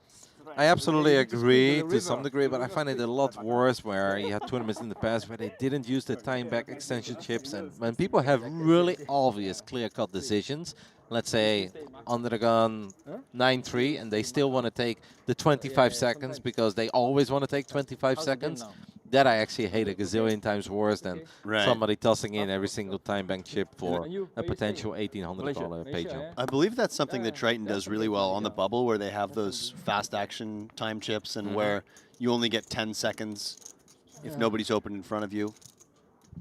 There's been ideas sort of touted around about doing a chess clock style where you have a time bank that you can kind of spread over a certain period of time. Yeah, everybody gets a little clock. Right. As we see queens here, first position for Jesse Wigan. You bluff me. No, I don't bluff. The biggest bluff. You like soccer to some degree, right? Not really, to be honest. It's certainly not one of the sports I enjoy watching. I just find any game that can end 0-0 doesn't do it for me.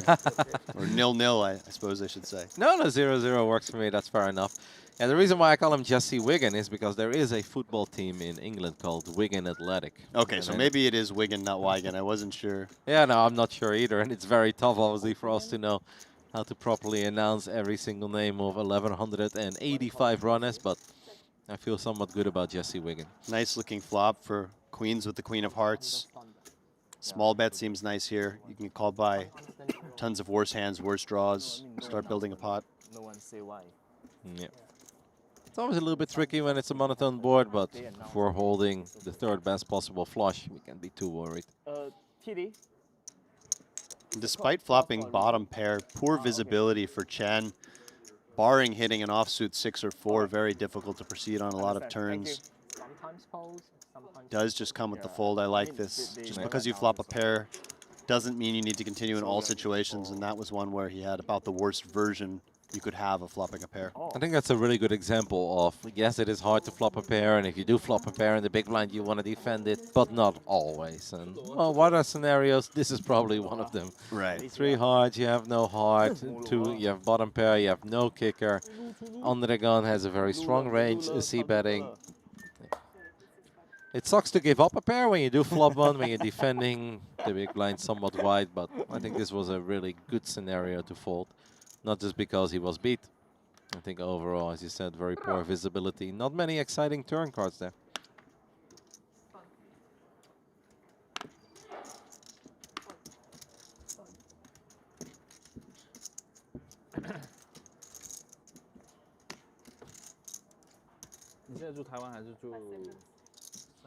You like American football though, right? Again, not one of my top sports. Okay. I used to watch a lot of basketball. I like hockey live, and then golf. Golf is definitely my favorite sport, both to watch and to play. Yeah. I know it is incredibly rare, but technically an American football game could also end 0-0. That's true, yeah. I once upon a time, I don't know, spent like $400 to watch, I want to say it was the Rams against the Seahawks. And the final score was 9-3 with 4 field goals. Oh, God. I was pretty mad. That's a little disappointing, yeah. Were there any cool interceptions or any good defensive plays? No. And I had the over. So oh, that's extra Did brutal. not cover. Yeah. Yeah, that's one of these things that you don't forget. King 10-9 Rainbow. Jesse Wigan in the big blind does have a gut shot. Chen has absolutely nothing. Chen was the pre-flop raiser. Ended up coming with a 2.5x raise to 750. Jesse defended. Depends on everyone. Like everyone have different prefer, right? Yeah. So And facing such a tiny bet, I would expect Jesse to call again with the gut shot. Yeah, if like you can walk down to just shopping mall. No, half no good. Yeah, when it's only, yeah, that's why if it's someone not like even like 2 big this blinds, cafe it's is like 1.2, 1.3. I think that's pretty much the only size that I really enjoy calling here, though. And instead, he takes this queen deuce and turns it into a bluff. This is a creative play. You can put a lot of immediate pressure on something like 10x or 9x without a straight draw. Ace high is going to have a very tough time continuing. The only thing I'll say about this play is that a lot of the cards, a lot of the hands that you would have that would interact very strongly with this board would have isolated against the limp. Or sorry, would have. It wasn't a limp, it was an open. Might have shoved pre-flop. So Queen Jack probably would have flatted though, and that's kind of one of the primary value hands he's representing. A lot of the two-pair combos as well. I was thinking it was limp check, so actually against 2.5x call, this makes more sense because you can have more of those two-pair combos at full frequency. This is creative from Jesse. Wow. Wow. Speaking of creative, Alex. What a move from Deng Hao Chen. All in with just 7 high and a weak gut shot. Oh, and he's loving it. Oh, and he looks like he wants to show. Oh, he wants to show so bad. Oh, he's fired up. That was very impressive. One of the nicest moves I've seen this tournament. And I love that facial expression. Get out of here. Like, if a face could say, get out of here, that's what it was. He is fired up right now, and perhaps he just had a live read, or perhaps, Kevin, he thought to himself, if my opponent really did flop a strong hand, they might call and try to get me to fire again. But in any event, to find that all in with 7-6 offsuit, extremely impressive. Kudos, Mr. Chen. Absolute baller. Small blind versus big blind battles are always fun. It took us a couple of minutes to get some fireworks, but that hand was fireworks. Well done by Chen. Sick.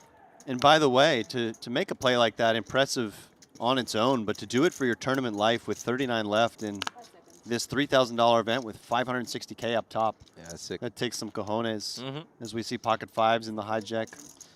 There's one thing doing it at level 3 when late reg is still open for another 6 hours, but something else to do it after probably 20 hours of poker at this point for this guy in this tournament. And to me, it suggests that he's just one of those field players, because I think you just need to have such a strong read that your opponent is light to get away with making that play.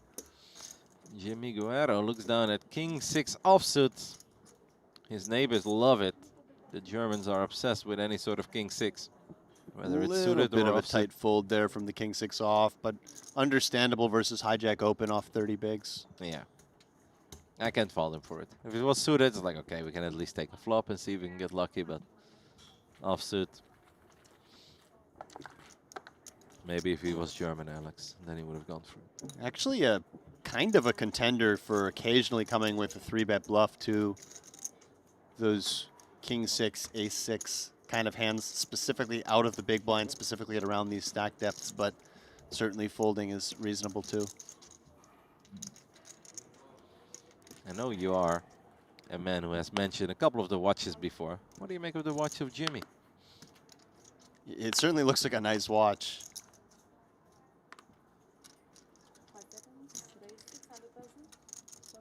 I would say it wasn't cheap. Lin Yung-Boya decides to open Queen 10 of spades. Jesse Wiggin looks down at the deuces. Let's go of it. Jimmy Guerrero looks down at A6 offsuit, and let's go of this Ace 6, or King 6, A6 as well. Obviously in the small blind this time around. Kiat 8-5 on the big blind. Kiat likes to play hands, but this one may be a bit too disconnected. If it was suited, perhaps he would have gone for it. Good news for Young Jia as he picks up a few chippies. He's one of the largest stacks, or the largest stack at this table. 12 million. How's your Vietnamese, Kevin? Oh, really bad. Because I think it's Vietnamese we're seeing in the chat, but it could be Thai. Maybe somebody can let me know. I mean, our Vietnamese players have received a lot of support whenever they're at the TV table, and especially if they're winning pots. It is very cool to see, even if I can't read it. I just like seeing the guys get support, especially for good plays. Yeah, and one thing I like about poker in general is that there is a bit of camaraderie between the countrymen. You know, the same way you would have in sports, in the Olympics or something like that. It does feel like people really band together and support their countrymen, particularly in the smaller countries. Yep, I can absolutely see it. Jesse has opened Ace-5 offsuit from the cutoff, and Kiat, the man you said, likes to play hands. He most certainly loves playing this one. Pocket kings. Looks like it was Vietnamese in the chat as pocket kings in the small blind. Such a strong hand. I like using a small 3-bet. Giving your opponent a little bit of rope. And again, you would slot your strongest hands into the small 3-bet formation, and you would include some bluffs, perhaps some suited Ace X and King X. Jesse with the offsuit ace-5, I don't think wants to proceed in the face of this. Nope, he's not happy about it, but will be very happy with his fold if he looks back at it. He chips up a little bit, was probably hoping for a little more resistance with his kings, but we can never be too unhappy if we're chipping up this deep into a live event. Down to the final 38. Yes, actually, maybe that's why there was some Vietnamese in the chat, because Wen, who we did have at the future table, he was spinning it up hardcore yesterday. He just busted in 39th. He played really fun and a couple of cool hands, but we did just say goodbye to Wen. Something I've been enjoying doing every once in a while is asking chat where everybody's from. And I heard you earlier today, because you were reading out a bunch of cities and countries, and somebody said SG, and you're like, I don't know what that is. And I was like, Singapore, mate. Oh, Singapore. Okay, I missed the acronym there. I appreciate you letting me know, because I didn't figure it out. So if everyone wants to tell us where they're from, we know the Americans like to say what state they're from, although many of them would be sleeping at this point. The diehards are awake. Or maybe, I believe we still have 1 or 2 Americans left in the field, right? Kai-Fan Wong is still in, but he is a 37th. Might actually be the only one. Yeah, we had a bunch of others, but unfortunately, we have lost all of them. Yeah, just down to Kai-Fan Wong, somebody I'm not familiar with. We do have some Triton regulars still in the mix. Loon. Of course, at this table, Kiat Lee. See betting the 5-4 of clubs on Queen 9. He does get the best hand to fold. Well done. Yeah, certainly a board that's going to be a bit better for the opener than it is the defender. Small c-bet should be pretty effective there. It feels extra good to take down a pot when you've got 5 high. No backdoors, nothing. We've got some locations coming to us: Indonesia, Germany, Latvia, Philippines, Ireland, Serbia, Austria. We do have a California. Okay. Whereabouts in California? That's what I want to know. Not sure. Perhaps we'll get that information. Finland, Houston, Texas. Again, the Americans always very particular. Are you familiar with a place called Rancho Cucamonga? I am not. Okay. It's where is that? It's right on the east side of Los Angeles. Basically, if you drive from LA to Vegas, you'll always pass Rancho Cucamonga. Really? Yep. Yeah, it's like a little village. Do you know Ontario Airport? Not the Canadian Ontario? Yes, yeah. But there is an Ontario in California. Right there, that's where Rancho Cucamonga is. On the right. What is the significance of this town? Well, A, it was famous for a TV show. I think Workaholics, but I'm not certain because I've never watched the show, but people always mention it. And B is, I lived there for 3 years. Oh, interesting. What were you doing there? Video gaming stuff. They had a studio there. Okay. We actually have a bit of a hand developing, so I'll tell you more about my life story later. As Howard comes over the top with ace-10 offsuit, and Jimmy, who has opened things up with 6s, will probably feel like he's just priced in, right? 1.5 million, he tosses in the chips. So here we go, Jimmy Guerrero. Yeah, and Howard feeling like he probably didn't have much, if any, fold equity there with the ace-10, but perhaps thinking that against the hijack range, his hand doing well enough with the overlay of the blinds seems reasonable from both. Well, won't be too upset, right, to see the 6s. He knows he needs some help, but he is going to get some help as he hits his ace, and he gets a lot of support from his neighbor. Jimmy's probably wondering, what did I do wrong? Jimmy's saying, are they working against me? Yeah. And a nice clean double up there from Howard trying. And that's solid right now, all the way up to over 5 million. Not quite average, of course, and still has a little bit of work to do, but you know, have a lot more fold equity, being closer to 20 big blinds. People are not going to call your shoves that easily.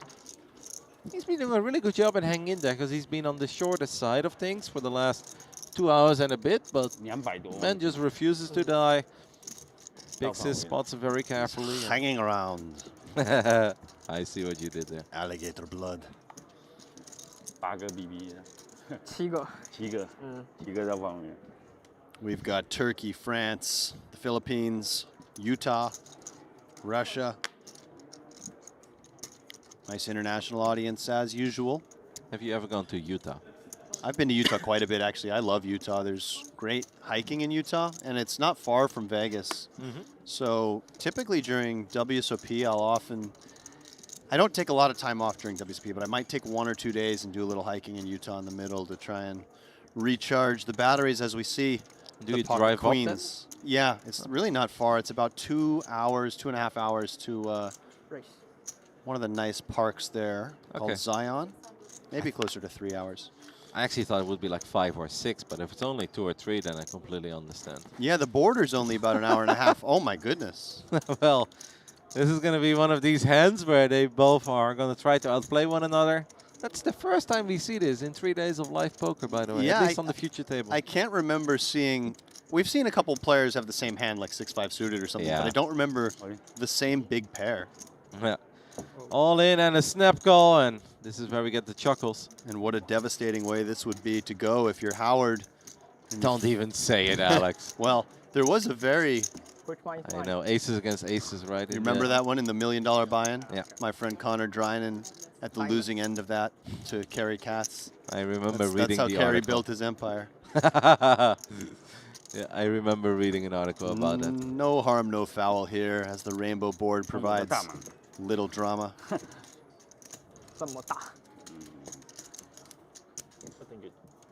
I bet Howard was already visualizing being up over 10 million. He's like, this is it.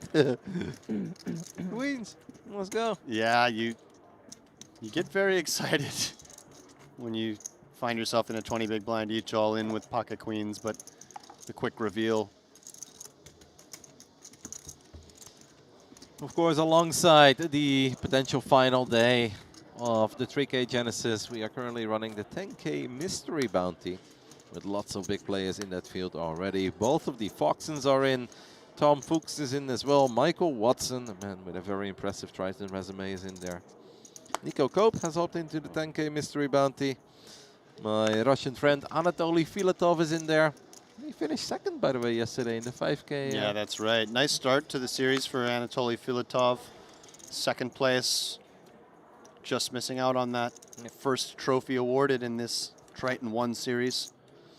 He very quickly mentioned that he won an event already once in Jeju, so I guess he's very fond of this place. By the way, a little bit of trivia being given to us by a member of chat. The quarterback from the Houston Texans, CJ Stroud, is from Rancho Cucamonga. I had no idea about that. And look at this, Deng Hao Chen, who we saw earlier, shoving on the King 10-9 rainbow board versus the Rays with 7-6 offsuit, now takes 7-5 offsuit and 3-bets out of the small blind against the cutoff open, and this is going to work against the hand he's up against. Impeccable feel and timing, and he's using a very similar combination. Deng Hao Chen is a bit of a baller.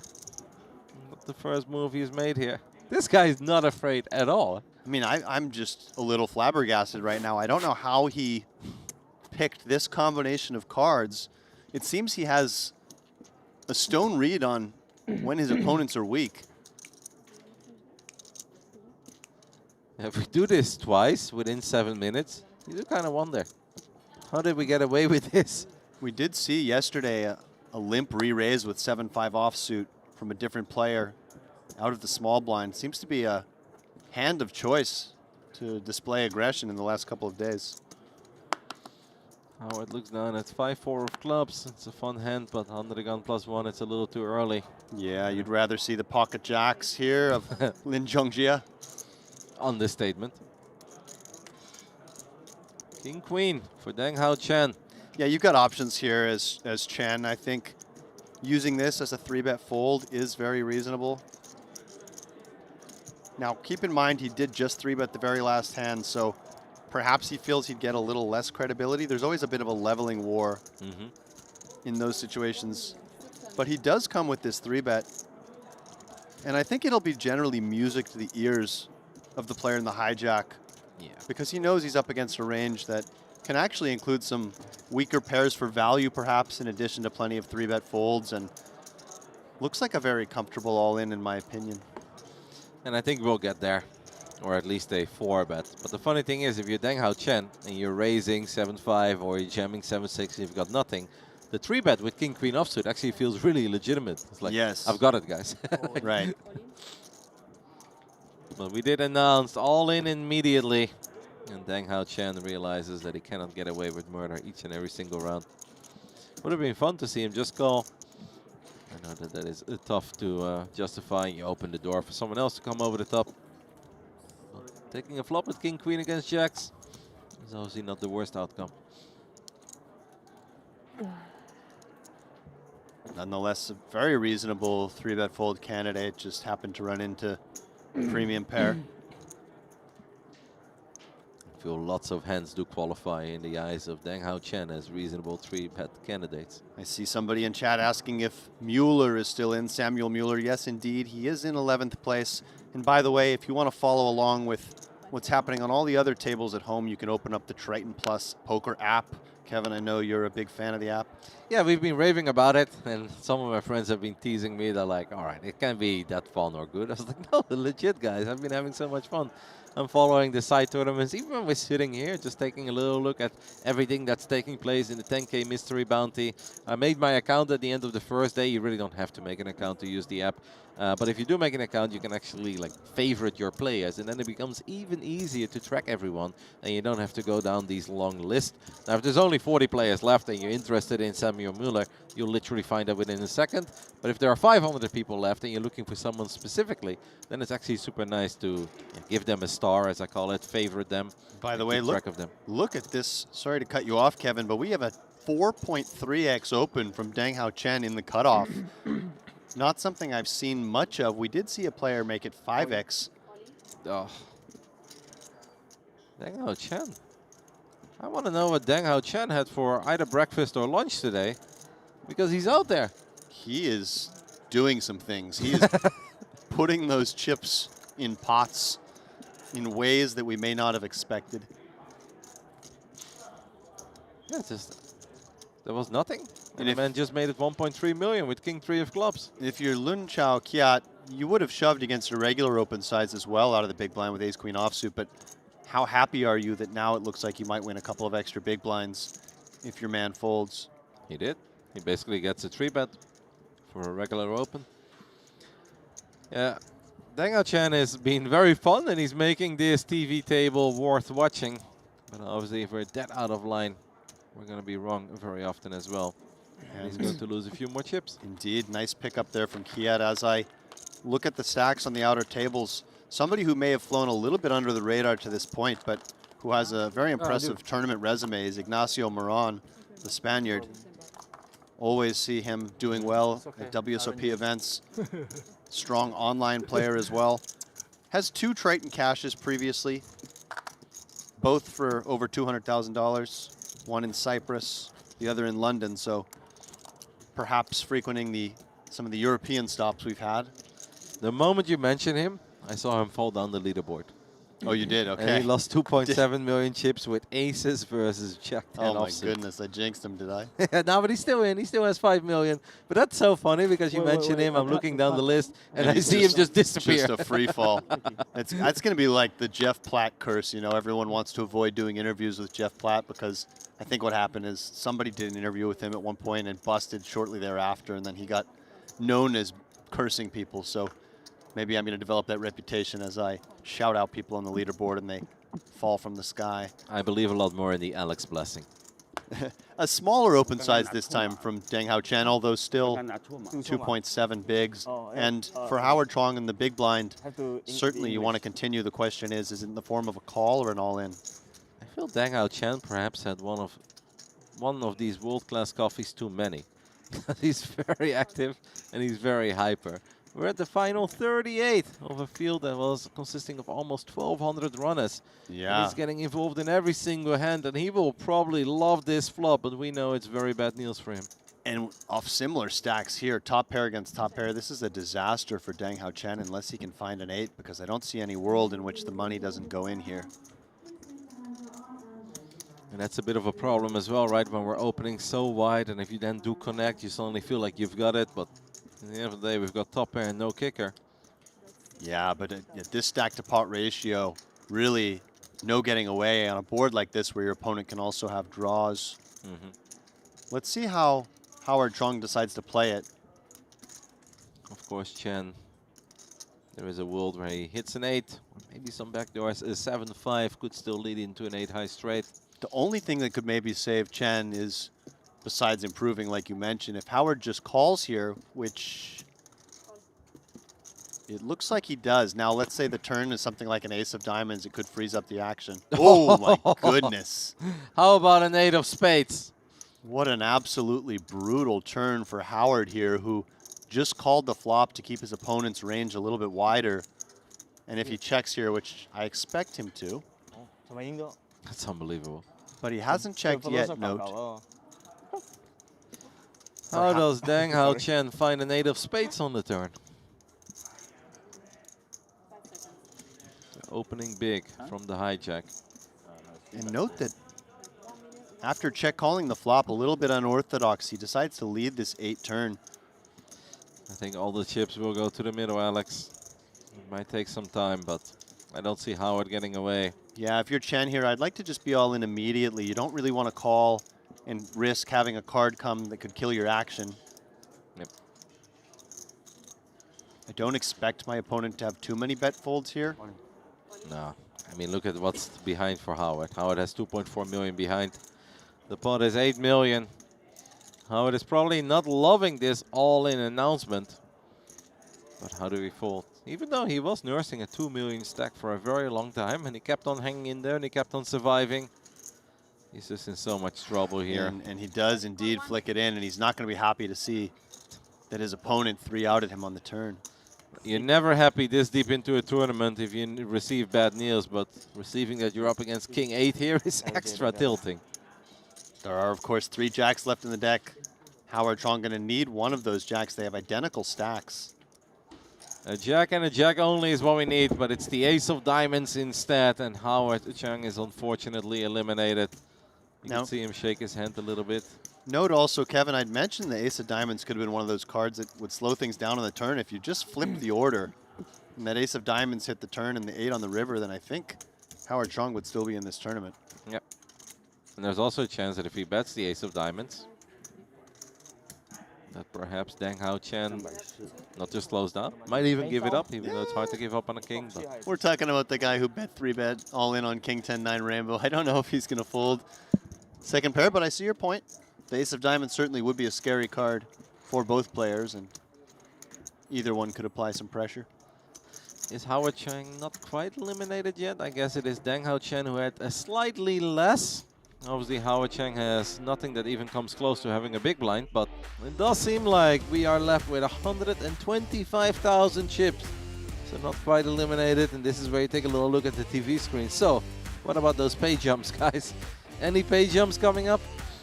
I don't believe so, just because I know there was one at 40 and 39. That is correct. That is the one that Igor tried to survive. And I guess we kind of made it clear, but perhaps not clear enough. Igor did, in the end, not make his pay jump, guys. Nobody else got eliminated. So it was Igor Yaroshevsky who did get eliminated in 40th place. The Alex curse, by the way. Ignacio Moron just got eliminated. Oh, no. The curse is born. Keep an eye on him, guys. Nah, but obviously Randy mentioned him on the first day as well, and he's an excellent player. And obviously, it's a great run, right? We finished 36th out of 1,185 runners. But yeah, he had a very healthy stack when you brought him up. And 10 minutes later, it is unfortunately all gone. Lost with aces against Jack 10. I'm not quite certain how he lost his last chips. But auto all in, auto all in.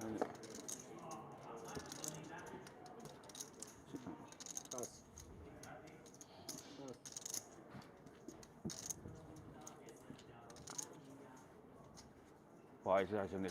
没事，这个肯定没招的。嗯，不好意思。Jack 9 suited here for Kiat. Yeah, Kiat has Queen Jack. Yeah, Jack 9 suited a very nice looking hand, but facing under the gun open, not always clear that you want to play it. He decides from the button, yes he does, very reasonable. From the cutoff rather. For a split second I was like, what? But yeah. Howard Chung all in for just that 125K that you mentioned. I mean, 6-4 of diamonds is not the absolute worst hand to look at. Could be worse. If we look at the percentages, he's doing just fine. Live cards suited. And there is extra money in because the other players were under the gun and cut off. If Howard wins this, he's still in it. Yeah, keep in mind you're always eligible for that full ante as well. Yeah. And he's on the button, so he wouldn't have to pay the big blinds immediately. I'm kind of rooting for him. I'm going to need a 5 on the side of Howard. Meanwhile, it's Kiat who flops top pair. Kiat Lee, just 2 overs. Nice flop for Kiat, who was dominated pre-flop. Perhaps we should go with Lee for our Malaysian Kiat. Yeah, Actually, Kiat versus Kiat. Okay, they're both Malaysian, so that doesn't help. Let's go with Lee versus Kiat. And Lee just check folding. Howard does have a gutter ball, backdoor flush draw. We're going to need a 5 or running diamonds. Kiat seems like a very nice guy. I almost feel like he's rooting for Howard. He does, yeah. He was rooting for him earlier with the ace-10 against 7s or something like that. That's right, yeah. I have my son. 6s, I believe. Yeah. And trip. Yeah, it's okay. Backdoors, straight draw, flush draw. He's mentioning it. All the backdoors are alive. The turn is the 8 of hearts. That is no good. So it is a 5 and a 5 only. Actually, we lose one of our outs because the 5 of hearts is not good. Hearts. And we say goodbye to Howard Chuang. Good run, sir. Yeah, played very well. Excellent display of how to navigate a very difficult field, difficult tables with a short stack. Honestly survived like 20 spots or so, a couple of pay jumps. And in the end, I mean, he got done really dirty by that turn. That 8 came from hell. Yeah, that was... He was looking real good on the flop there. Extremely unlucky. Especially against an aggressive, unpredictable player where you expect that, you know, top pair might still be good on the turn there, even facing the all-in. Does mean that we may need to be heading towards a tiny break in the near future because we don't have too many seats filled right now. Jimmy has no neighbor. Kiat has no neighbor. And we are still just going to play for now.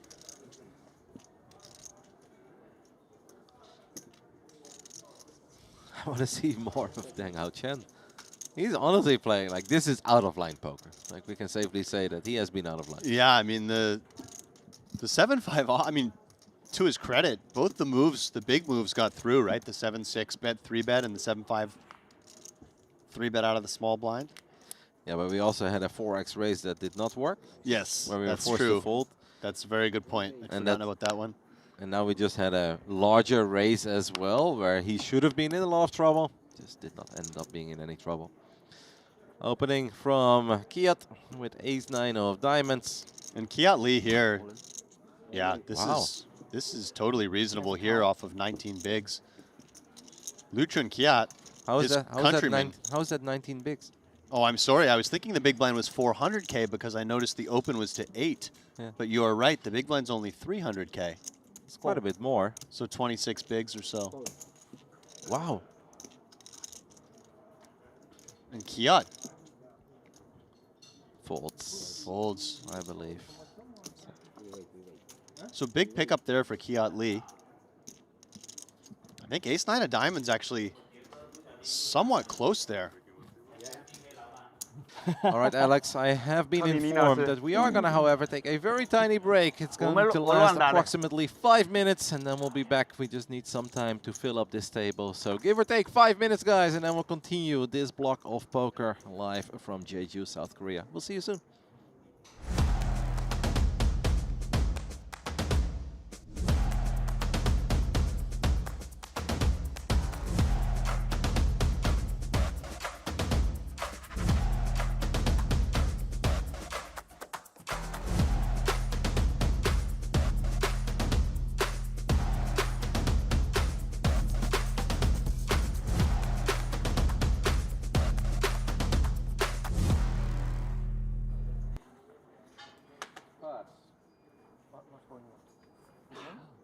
What? Gitas looks down at Jack-10 of hearts. Uh-oh. Could be more trouble for the chip leader. I know he's got the best of it for now, but Gitas is on a bit of a sun run from 2 million all the way up to 15.4.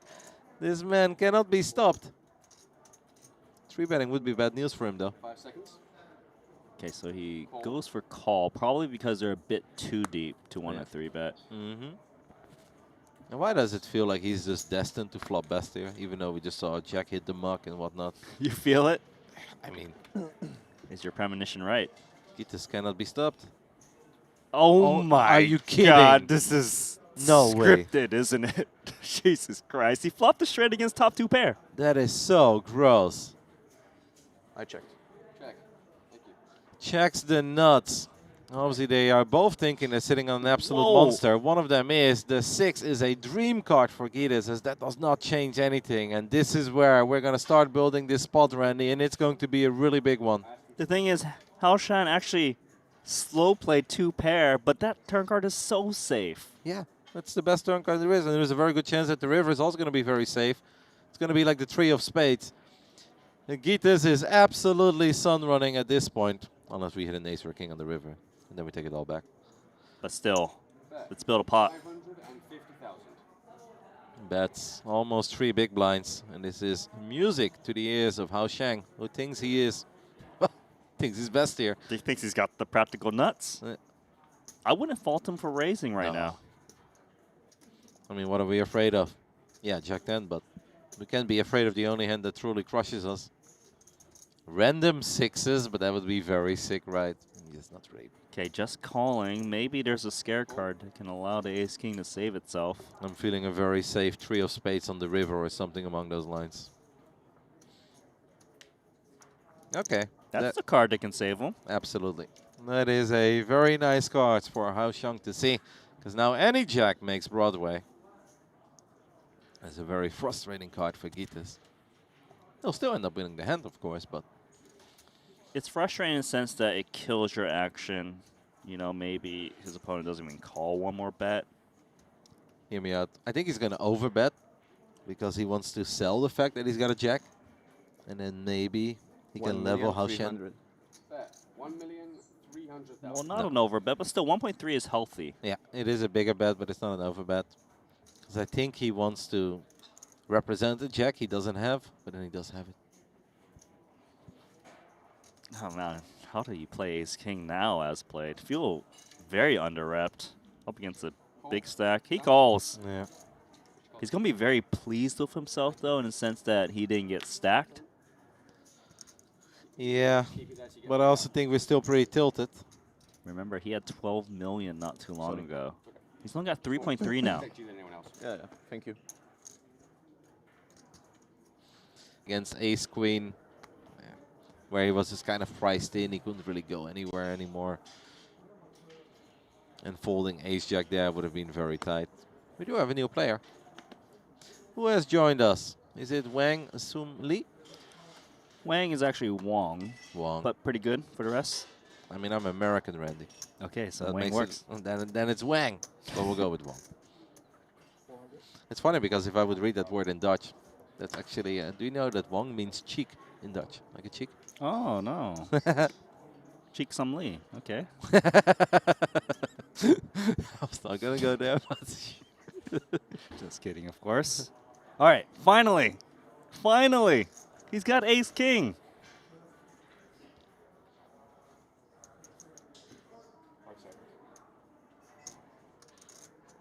Does he just win it pre-flop? He is going all in. Right? I think he left a couple chips behind, but practically all in. He's doing the pro thing. Yeah. Yeah, that's really caught on today. Is it something that we only see when it's deeper into the tournament? Like early on, people just don't care that much when like the registration is still open? Yeah, I think it's more relevant, especially when there's pay jumps around, things like that. For now, though, question is for Loon, does he want to go with it? He does. Okay. Is he going to win a pot? I fear the worst, man. Why do I feel like a 5 in the window? Do you feel the 5s are going to win it just because how unlucky this man is? I feel like the 5s won't just win it. I feel like the 5s will flop him dead. Like quads. Quadzilla, daily quads? No, I don't know, but it's just... I mean, how do you believe in ace-king here? With the way that this man has been running over the last hour. 12 million chips have dwindled down to 2.6. It all comes down to ace-king versus pocket 5s. Taiwan versus Malaysia. I mean, Hao Shan really has not done a whole lot wrong, but sometimes the poker gods just have it out for you. Let's see. No surprise. I mean, we are alive. We are alive. Ace or king. If anyone has ever deserved an ace or a king, I kind of feel like it's Hao Shan here. Oh, that's a good card for Hao Shan. Wow, turn. Picks up the ace-high seven flush of draw. Loon is calling for the 7 of diamonds.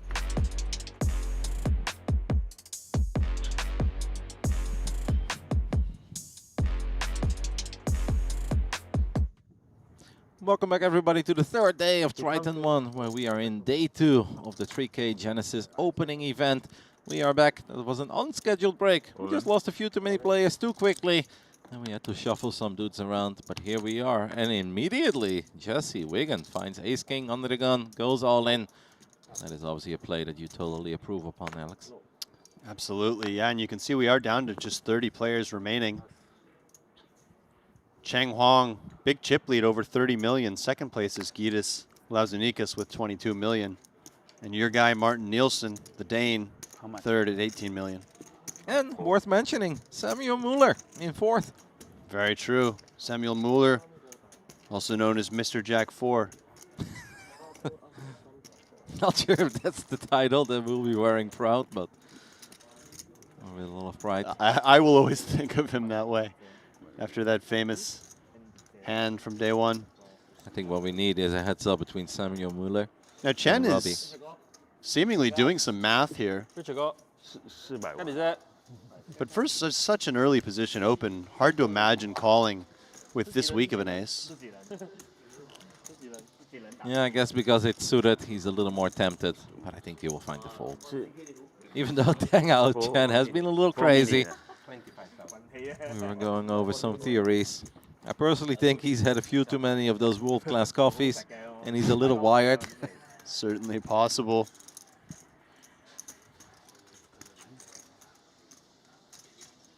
Yeah, he's really considering it. Don't step away from the table. Your hand can be declared dead. But he lets go. He does eventually let it go. Nice pickup for Jesse. Good hand. You had a good hand. S A6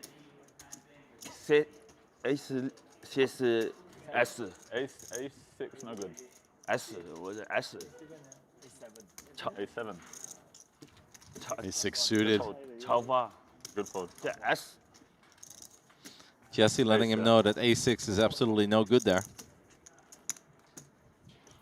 Feels that Deng Hao Chen was a strong believer that it was, but... And very honest from Chen. Sometimes people will lie about what they had in these spots, even though they're on a stream. 4 million. Blinds are up, by the way. 2 and 400,000. Jesse seems like a very pleasant guy to play some poker with. I'm sorry? Outside of the fact that he's very good, but... And an all-in from Jimmy G. Under the gun, 13 blinds, 10-9 suited. A little bit on the loose side from this position, but not totally unreasonable. The thing about these suited middle connectors that they do retain decent equity against a lot of the calling range, unless you happen to run into 10s plus. Exactly. If they do end up calling you with ace king or ace queen, you're not loving life, but you're absolutely not wrong that. Always going to have live cards, yeah. How much? No, don't do it. What is happening with Deng Hao Chen over here, Alex? Why are we asking for a count when we are looking down at Jack 7 offsuit? I think this time he's just posturing, but he does let it go.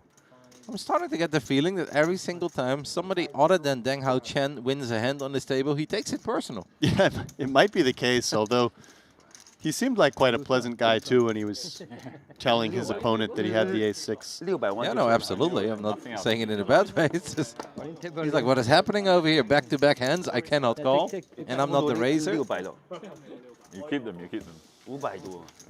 This man can't wait until he's under the gun or under the gun +1. Doesn't like having his blind stolen, certainly. Very aggressive table. Everyone very always aggressive.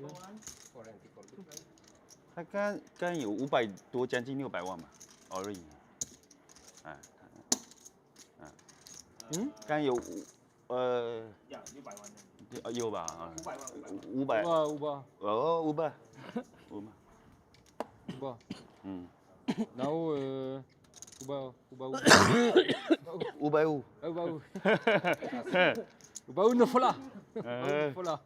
Our fair share of table talk here. Unfortunately, we cannot really help you guys when it comes to Mandarin or honestly anything from this region. It's going to be a little out of Alex and mine league. Perhaps some of the audience familiar.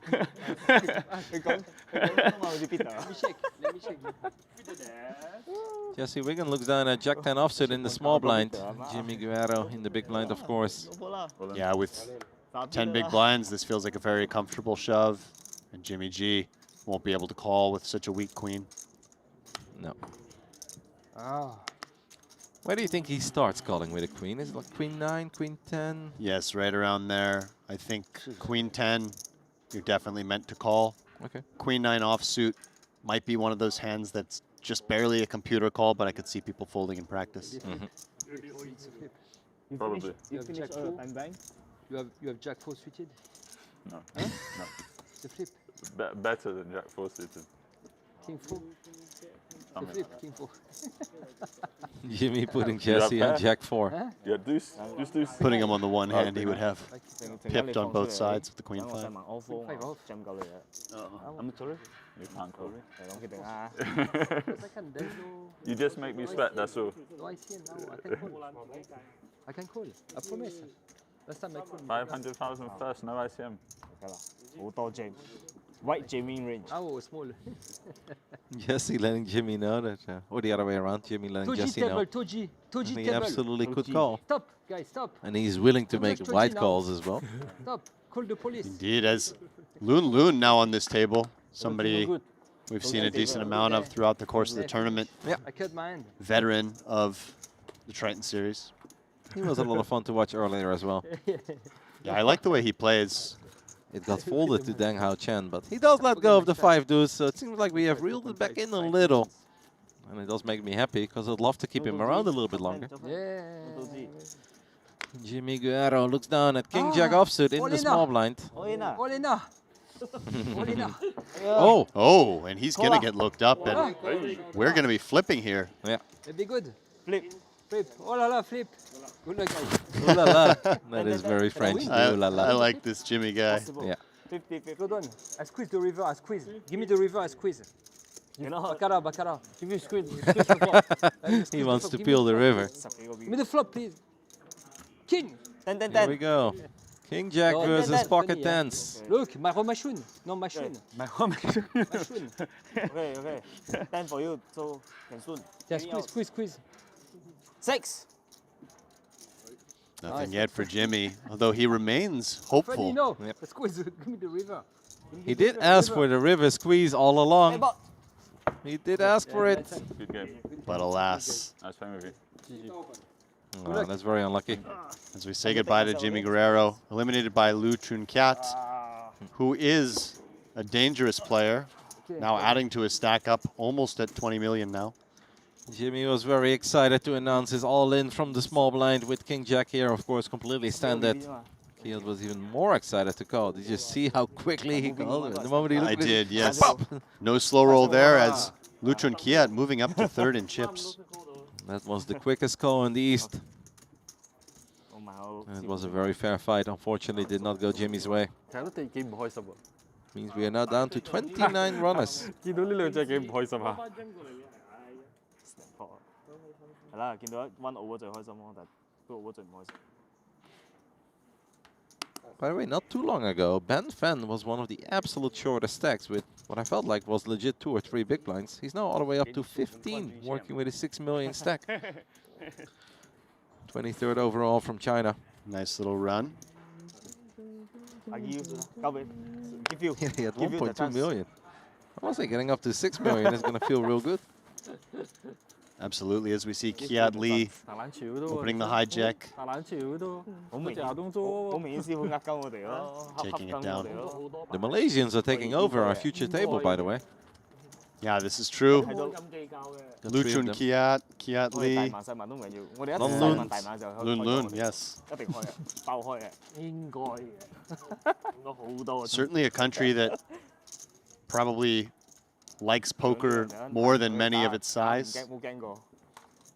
I'm pretty good in general with population, but I've got no idea what the population of Malaysia is. Yeah, now I'm starting to second guess myself. I was thinking it would be sort of a small to medium population, but Yeah, my guess would be around 10 million. But I don't know. These are obviously things that we can easily look up. But seems reasonable. Would you take the over or under on 10? I'm actually going to take the over. I would take the under because Malaysia is damn small. Okay, $10 again? Sure. All right. Let me look it up right now. I mean, we already have 3 of them on the table. It is 35.56 million. Wow, that's so much more than I thought. And I believe I'm up $30 on you now. Wait. These $10 bets are stacking up. Okay, that was a bad one by me. Singapore must have a much smaller population, though. I would think so because Singapore is both the city and the country, right? And it is a big, it is a big city slash country, but it's only one city at 6 million for Singapore. Okay. I mean, for a city, that's a lot. We have one more. For a country, that's obviously not a whole lot. So you can break now? I've heard Singapore is great. Never been there. Heard it's got one of the nicest airports in the world as well. Heard the same. Yes. They I do think have you an have only F1 1 race. minute. That is very spectacular. 等一会儿还要调一个人过来。 Maybe one day we can go on a little poker trip throughout all the Southeast Asian countries. That would be fun. Lots of poker happening. Vietnam, Cambodia. Yeah. I noticed the schedules are just expanding every year in Asia. 他赌博啊。来了来了来了。 You could say there's a bit of an Asian boom happening right now in the poker world.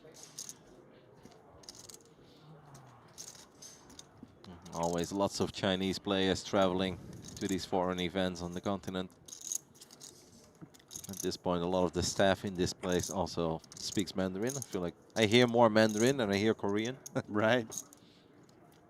There's been rumors for quite some time about Japan adding casinos and getting poker, but it seems there's a lot of red tape they've had to work through there. They definitely have some great ambassadors at this point, though. China Okamoto really carrying the torch for a lot of ladies in the world of poker. Yeah, and as a mixed game player, I've noticed the Japanese seem quite gravitated towards mixed games. Often a few of the Japanese players in those 10K mixed game events at the WSOP. I watch a decent amount of videos around mixed games, and it looks so fun, but I feel like it's tough to get into. So we're going to take a little look at a big hand that is potentially developing on one of the outer tables. Ooh. Looks like the river brought in pain. There was a river rat situation. Is that Queen 9 of spades that rivered a flush? It's a little hard for me to tell. It looks like King 9, sorry.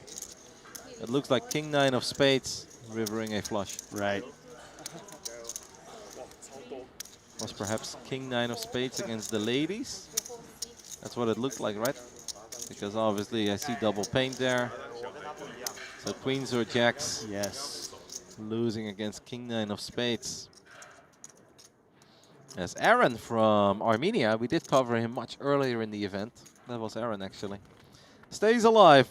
He played that legendary ace-5 hand against the Queen 10. That was incredibly fun. As we pick up the action here. Oh, no. An open from Dang Hao Chen. In a defense out of the big blind from Kiat Lee.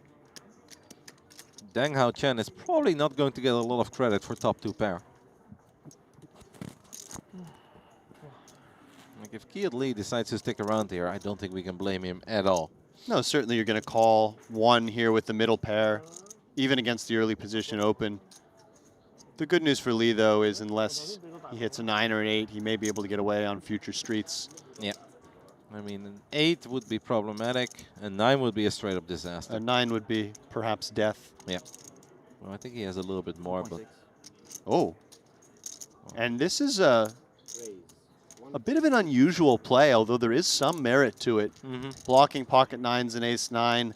Of course, just really looking to get a fold from pairs between the 9 and the ace. That Chen might have c-bet, clearing up some equity against overcard hands like King Queen. And knowing that Chen's opening a fairly wide range, even from this position.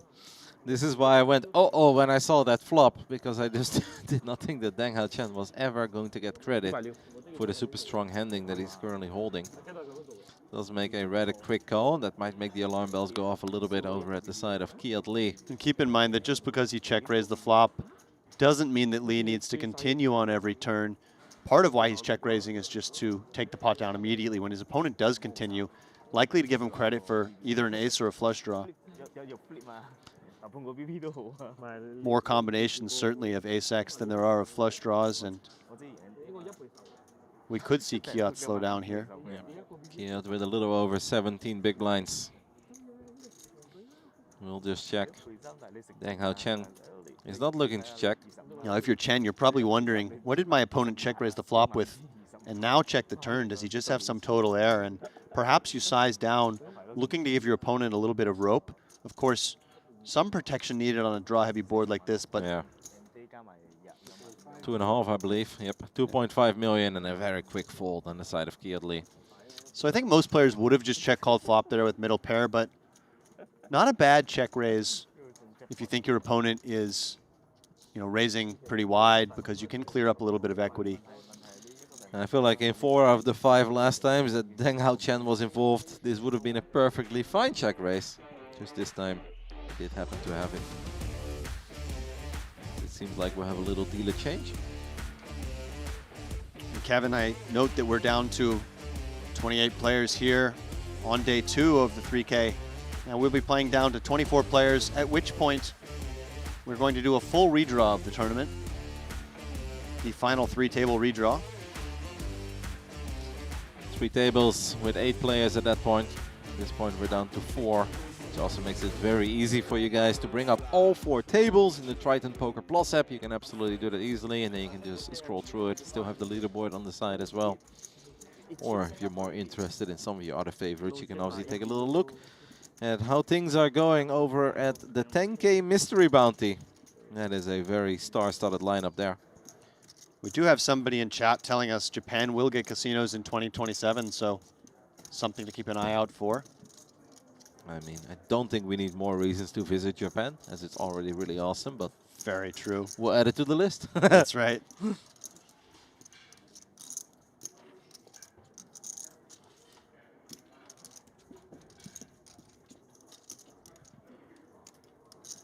So we are stopping because we are fast. So your friend Justin Saliva has also hopped into the 10K Mystery Bounty. Yeah, I saw Justin on my way in here, chatted with him for a couple minutes.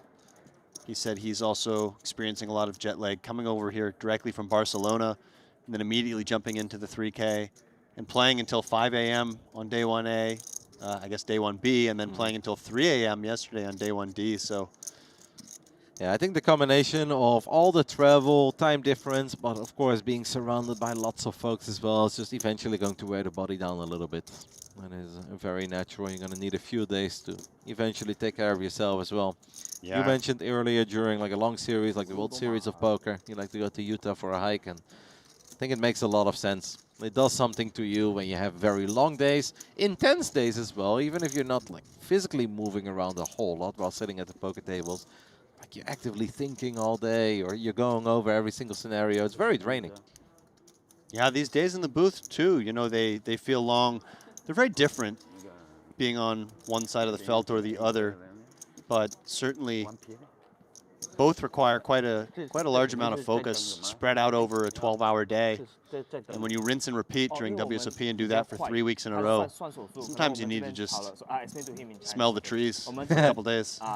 Touch some grass, as the kids would say. That's right. It's a little less stressful, obviously, for us, but the days have been long. But very fun. Both of my opening days so far went for approximately 13 hours, so lots of poker for you guys to enjoy. You can obviously, if you're bored, always go back as well and take a look at the VODs. You gambled the wrong time. It really has been worth it. As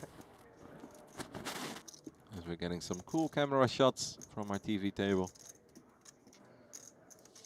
This beautiful studio here on the island of Jeju in South Korea for the inaugural Triton ONE $3,000 Genesis event, $560,000 up top, and I think the organizers have to be very pleased with the turnout here. Yeah, especially for the opening event, since they have built their brand alongside all those super high rollers, and a lot of those guys will show up a little bit later into the series, but to have such a successful opening event, and this is of course not even the main event of Triton ONE, I feel like the field has been big.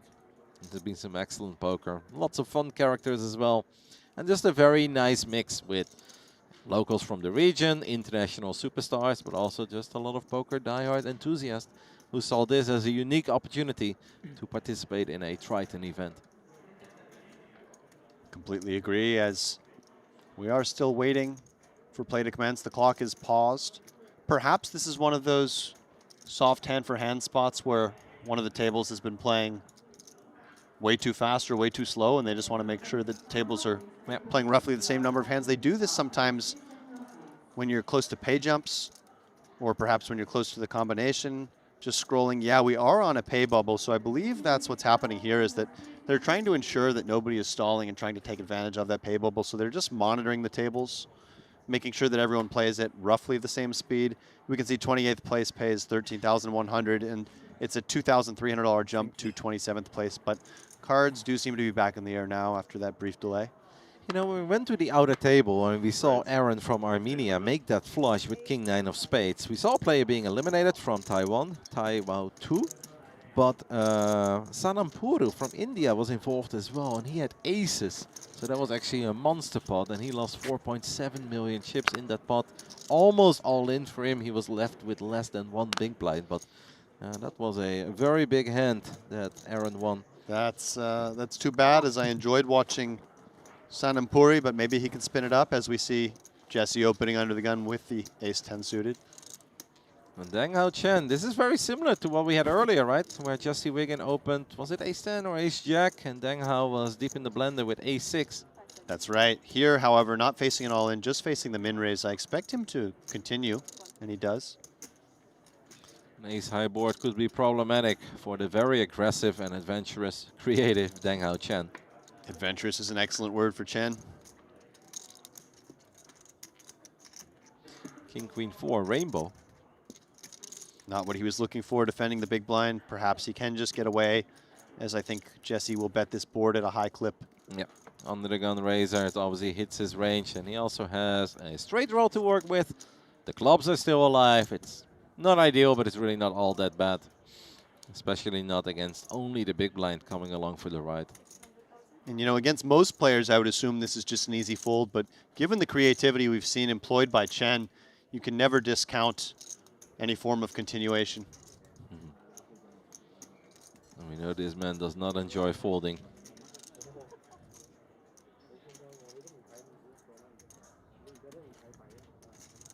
Eight hours into day 2 of the 3K Genesis. Down to the final 28 players. He will let this one go. He's got some discipline. I was legitimately a little bit worried at one point where I was like, the wheels are coming off. I wasn't sure what he was going to do, but a good fold there. And that might mean that once more we're going to wait until every single table finishes up a hand. As Sanamuri is hanging around there with 150,000 chips. I think they are just continuing to deal, Kevin. It's a soft hand for hand, so it's not like a hard hand for hand. They're just going to continue to monitor the speed of play from all the tables, and if one table gets a couple of hands behind, that's when they will pause the action. And of course, once that pay jump hits, I don't know that they will continue to do that. As we see Loon, ace-king suited in the hijack. When we are down to 24, do we also take a larger break, or do we just go down to 3 tables? I believe we will be on a slightly larger break when we get down to 24 players. As Loon all in, and look at this, Lin Yongjia in the cutoff with pocket sevens, facing this 10 big blind shove. Oh, I spoke with Randy about this. Very tempting. I spoke with Randy about this earlier. I hate spots like this if I'm Lin. Like, I absolutely hate it. Yeah, well, one of the reasons is that somebody behind you could still wake up with a hand, and you probably feel like you're not going to be way ahead too often. At the same time, there are still a number of smaller pairs in Loon's range, not to mention some of those suited wheel aces. So you can get it in quite good. Yongjia shows us that he is not afraid as he makes the call. And he will receive the good Niels that this is perhaps as good as it was going to get. Unless Loon would have woken up with 6s or 5s. But ace-king versus 7s. The ace-king is suited. At least Lin does have the 7 of clubs. King.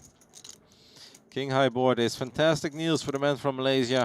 And note that the players are not officially all in yet. Loon did leave himself 100K. Again, I believe this is just a function of the pay bubble, trying to squeeze up one spot on the ladder. And what a brutal spot for Lin Yongjia, because he has to just endure this tank, knowing that almost certainly his opponent outflopped him on this board texture. Yeah, that too. We check. And I think if you're Lin, you just hope to navigate to showdown and maybe save 100K. If your opponent has something like pocket jacks, it could just check down and you could potentially save that 100K. Or an ace-9 of diamonds, something like that. A quarter of a big blind. No, I know, but why put it in now when you are almost certainly behind? Just to get it over with, Alex. Sure, but you have a chance to check down, potentially, right? And he disagrees and just puts it in. Really bad flop. Yes, and he says it. Lin lets his neighbor know that that is a very bad flop. That is the last flop you want to see when you call off with pocket 7s. Yeah, he's going to need a 7 or backdoor straight or flush here. I guess 8-9 is a possibility. 8-6, you mean? Why 8-6? To make a straight? Oh, there is a 9 on the board. Yeah. You're right, sorry. No problemo. As Loon does hold up with the ace-king. I guess Jack 8 would have been one as well. Yeah. I guess that's what I was going for. As you said, Alex, those days have been long for us as well. We're going to misread a board here and there. It certainly does happen. Hopefully not when you're actually playing a hand. As we see Ren Lin on the rail, checking in on somebody. I overheard your conversation with Randy that I thought was funny, where you said it has happened multiple times in your career where you looked at one card, but then you looked at the same card again and you thought you had aces or kings, and then you played it like aces or kings. It's definitely happened to me. I don't know how many times, but it's definitely happened to me. Or, you know, I've been multi-tabling and made an action with one hand on a table where I actually had that hand on another table. I have definitely like misread my head once where I looked at it and I was just convinced that I had something else. I don't think that has ever happened to me, that I only looked at one card and I believe that that's what it was.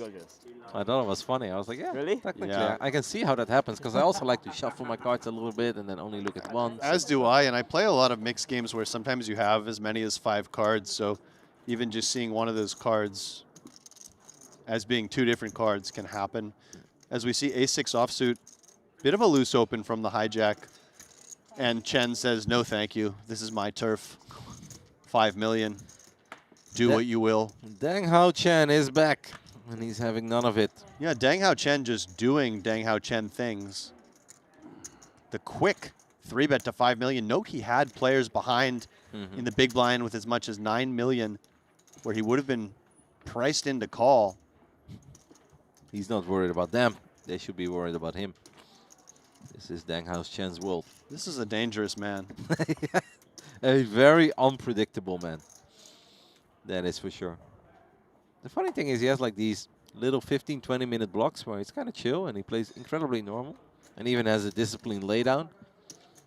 And then it's just 1 speed, 1 gear, let's go.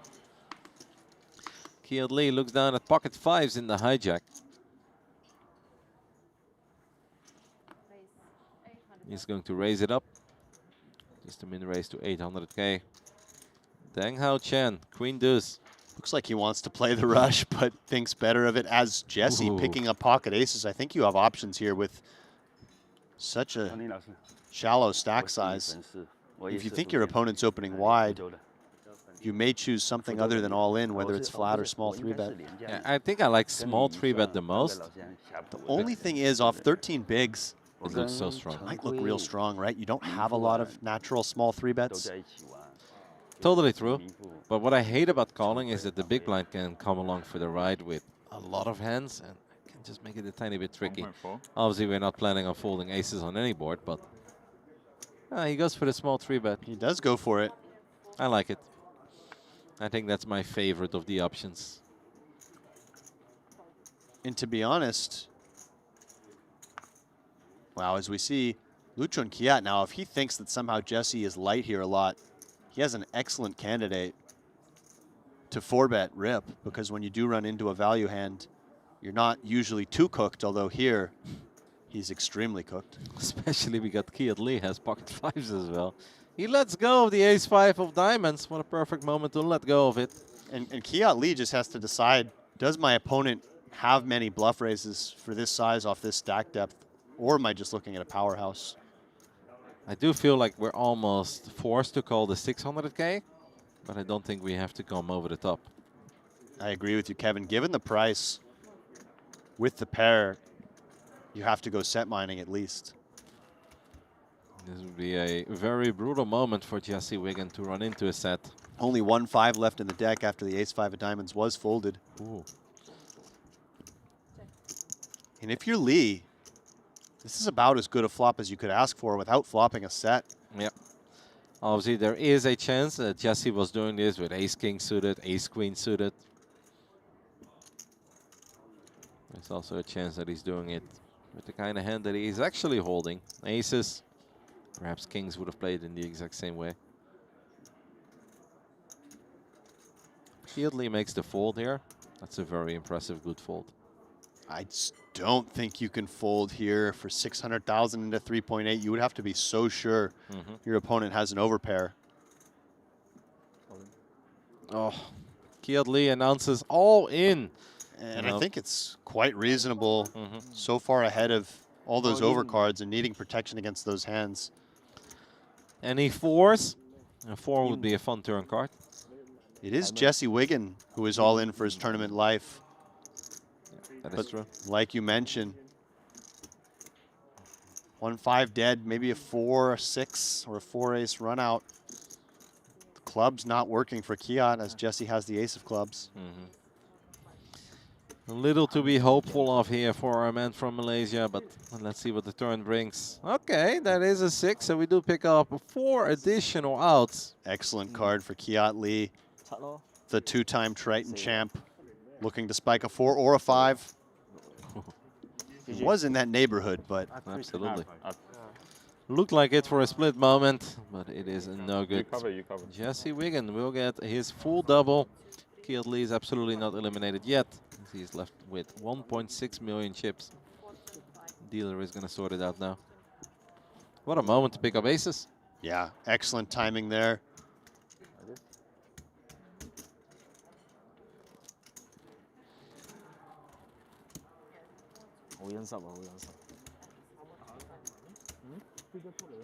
Still 27 players left.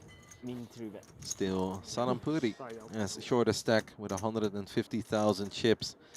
He has folded the last 4 hands, so he will definitely be forced to go all in soon, as I'm sure that the big blind is coming. That means we could be down to 26. Or perhaps he can do what Sean Lee did yesterday. Be forced to go all in. Have 8-6, flop a flush, and stay alive. And I just want to report on a big hand that happened a little bit earlier from Quan Zhu, who is now moved into second in chips. Long cow raised under the gun. Quan Zhu just flatted with pocket queens in the cutoff. Came Jack 5-5. Long cow, who had ace 10, bet. And Quan Zhu now set the trap with a small raise. Long cow called. And then Long cow led again on the 8 of diamonds turn. Quan Zhu raised again with queens on Jack 5-5-8 and faced an all-in. He called it off and was up against just the ace 10. And queens and 5s was enough to take it down and win a 23 million chip pot. So jeez. Well, speaking of big pots, this could be a very big one as well, as Lin Zhongjia has opened things up with pocket jacks under the gun. And Jesse Wiggin looks down at ace-queen offsuit. He just 3-bet aces. 1.8. Going to 3-bet the ace-queen offsuit as well. And note that despite the fact that the raise came in from under the gun, wow. Well, there is a world where Jesse Wiggin can now get away from his hand. There definitely is. And even Lin Yongjia might not love it. No. When he sees this cold 4-bet, but still, pocket jacks. 15 big blinds behind, 15 pocket big jacks. blinds behind. I don't think you're going anywhere. No. Let's see what Ko on Go comes with here in terms of sizing. Does he just go all in, or does he do something a little smaller to perhaps try to induce some light action. I think anything's reasonable here. Only 23 big blinds. You could definitely just shove. I think we are shoving. I think this is one of these moments where we keep life simple and we announce all in. He is taking his time. Note they are only 7-handed. On the button. Ace King of Clubs does announce all in. Any other big hands? I was just thinking that. Are we going to see a pocket kings in the big blind or something? I mean, I feel like we're always running it here with jacks. I think jacks is just a little too good. Tens, perhaps we could consider folding. Nines, I do think I'd fold, but jacks. I would definitely fold tens for the record, and I'm not loving life with jacks. This is just such a strong action. Yeah. This deep, right? Final 27 players of a big field here in the 3K Genesis, but I think I close my eyes, I put those chips in, and I hope that the jacks are good. Like if you got like 20 bigs behind, it's also different, but 15 big blinds, pocket jacks. For sure, but just keeping in mind, Wigan has not been getting too out of line pre-flop. So the cold 4-bet from Ko on Go over a player who's been fairly in line. That's true, but Ko on Go has just joined the table. He hasn't played with Jesse Wigan for the last few hours. True. And I'm sure that's something that Lin Jungjia kept track of as well. He's definitely not loving life. No, and this is a very, very real decision. He did open under the gun again. If the positions are a little different, he does let it go. And honestly, 9.8, you said? I don't mind the fold, as crazy as that might sound. I think it's the threshold hand. I would not fold queens. No. I would definitely fold tens, and I think I would lean towards, honestly, folding the jacks and now ace-queen off. That's a big fold. It is a big fold, and I really don't think the ace-queen off can get this in either. Unless he has a read on his opponent. Obviously, if you think your opponent can have something like a ace-10 suited at some frequency. I folded a good hand. Okay. But kudos I guess to it's Ling good for me then. Yongjia getting away from the pocket jacks there. Although they would have been flipping, of course, in this case. Yeah, but with both of them holding an ace, you know, it's already one outcome. Yeah, so when I say kudos, I just mean correctly surmising that he was up against a very strong range, even though in this case he was flipping. Big fold nonetheless. Little bit of table talk. Maybe flip. Now that is a very big fold by the pocket jacks. I understand everything that you said there. I'm still surprised that he went for the fold there.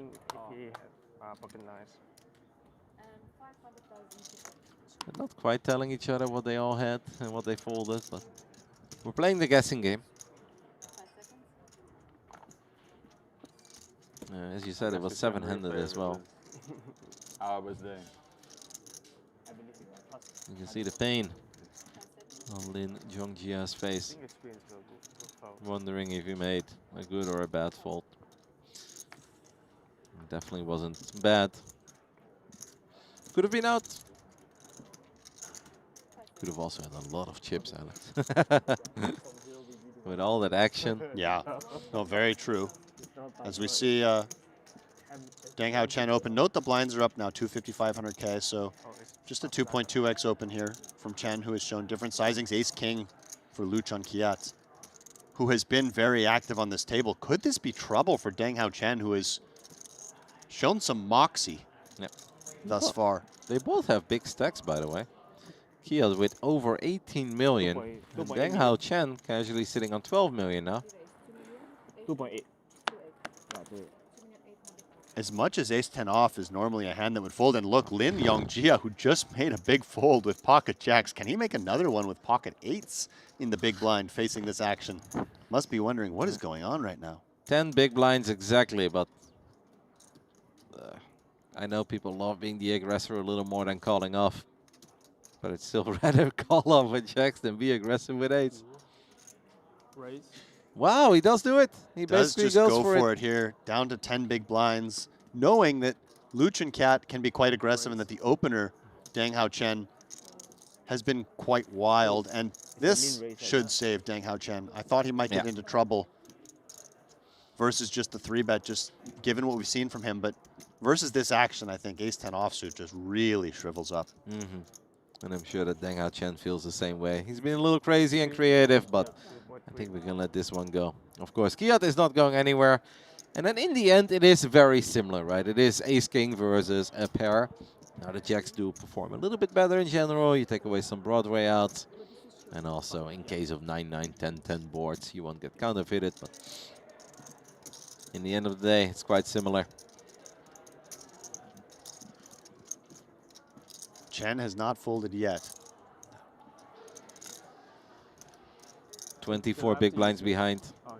Would you call if you have tens? I think they are still discussing the previous hand.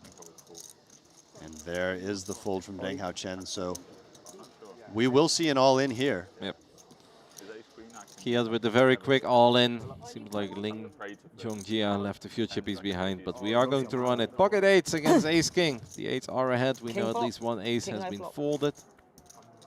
Kiat is going for the king-high flop. 我計咗籌碼咗，我應該要 all in，但我冇 all 到，你閃咗一張。你係咩牌？King high flop. Oh. King 十。That is brutal. Poker is a brutal game. Ace-king does make top pair, top kicker. And Lin needs some serious help, or unfortunately, he will be eliminated. Made a big fold in the previous hand with the pocket jacks.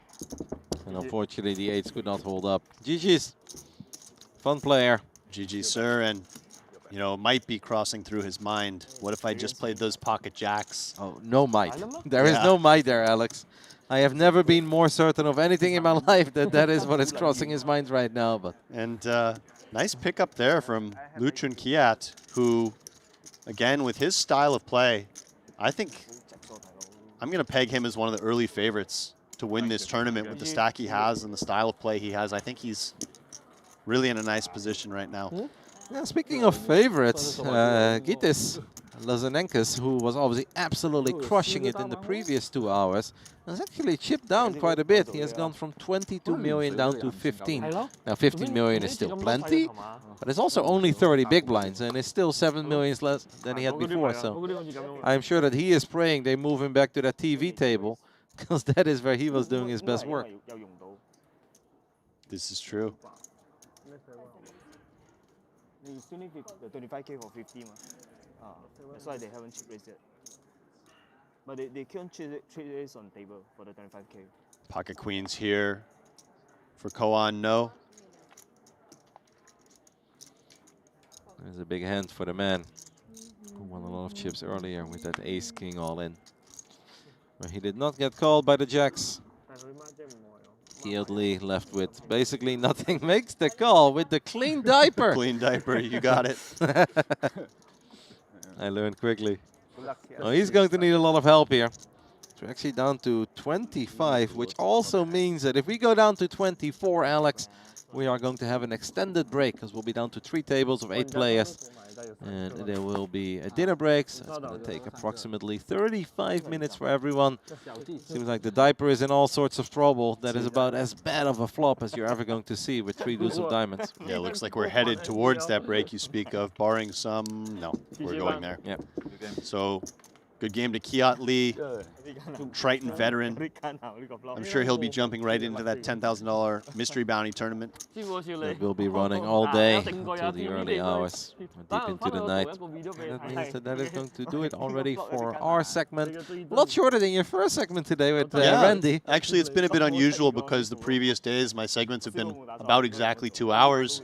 Today I had one quite a bit longer segment, getting that extra 2/3 of a level, and then this one a little bit shorter as we head towards our dinner break, and there will be a full redraw of 24 players when we return in about 35 minutes. And we still have a very international field left, of course, as well. Martin Nielsen still in it. He still has a very big stack. As we might just take a look at.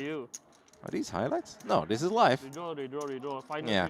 Yeah, I think the players are just being informed that the redraw is coming.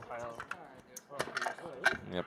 So I believe when we return from this 35-minute or so break, it will be to a new table, a completely new table, in fact, as also for all the players. The players, yes, are being redistributed Taking a look at some of the chip counts. Kwon-ju at the top of the counts after winning that big pot with queens and fives. Chang Huang in second. And Lu Chun-kiat, who was featured at this table, who's just been slowly chipping up all day in third place, followed by your guy, Martin Nielsen, in fourth. Anything stand out to you so far today, Kevin? Well, lots. We've seen so many fun hands. And obviously, Deng Hao Chen has been a lot of fun. He's been crazy. And that fault with the jack, that is absolutely going through the mind of Lin right now. But just all around fun. It stands out how quick it goes. We are down to 24. We started, give or take, 30-something hours ago of live broadcasting, that is, with over 1,100 players. And we're now down to just 24. Still lots of different nationalities will be represented. And just having a lot of fun, Alex. Nothing else. I mean, I'll be thinking about folding those jacks. Yeah. And just looking at the chip counts here, average stack down to about 25 big blinds when we return. So things are getting a little bit turbo-y, perhaps, in feel. Yeah. I mean, you mentioned a favorite before we throw it to the break, and the break will once more be a little bit longer, guys. 24 players left. Everyone is going to get new neighbors. We're going to draw to those final 3 tables. But we'll also give all the players that are still in the tournament a chance to grab some coffee, maybe one of those world-class coffees, and then get some food in as well. So you mentioned favorites. Well, I just think Lu Chun-kiat, I really like the way he's been playing. And, you know, he's at 50 big blinds, third in chips. I think he might be among the players to beat. Gus Lazinikas still very healthy with 30 big blinds. But yeah, it's anybody's game. Sam Mueller still in, of course. Yeah, it's been fun, right? And it's so cool as well that now I feel like at this point we have seen almost any of the remaining 24 players at least once. I'm not too familiar with our chip leader, but I do believe he had a small stint once upon a time at the future table. It's just going to be fun. You guys heard it. Approximately 30 minutes, and then we will be back with the final 3 tables of the opening event of Triton ONE, the 3K Genesis. The pay jumps will only get bigger, the bluffs will only get feistier, and perhaps the faults will get a lot bigger as well. We'll see you guys in give or take 30 minutes.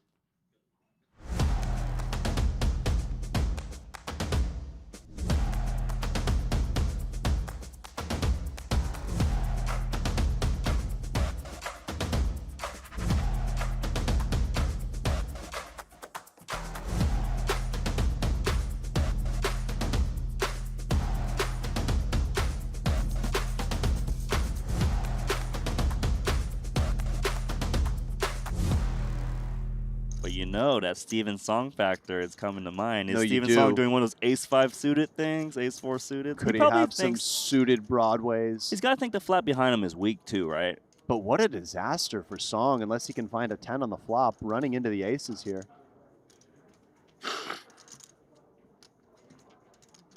And what a bloody start to this final table. Look at Malaysia's Lu Chun-kiat trying to be as disinterested as possible. Please call, so we can go 3 ways.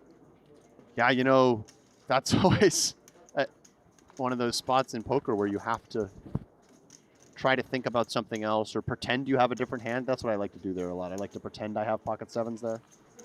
Meanwhile, he's just counting his chips. So you think he's going to fold? I think ace-jack's going to fold. He has been tanking for quite some time.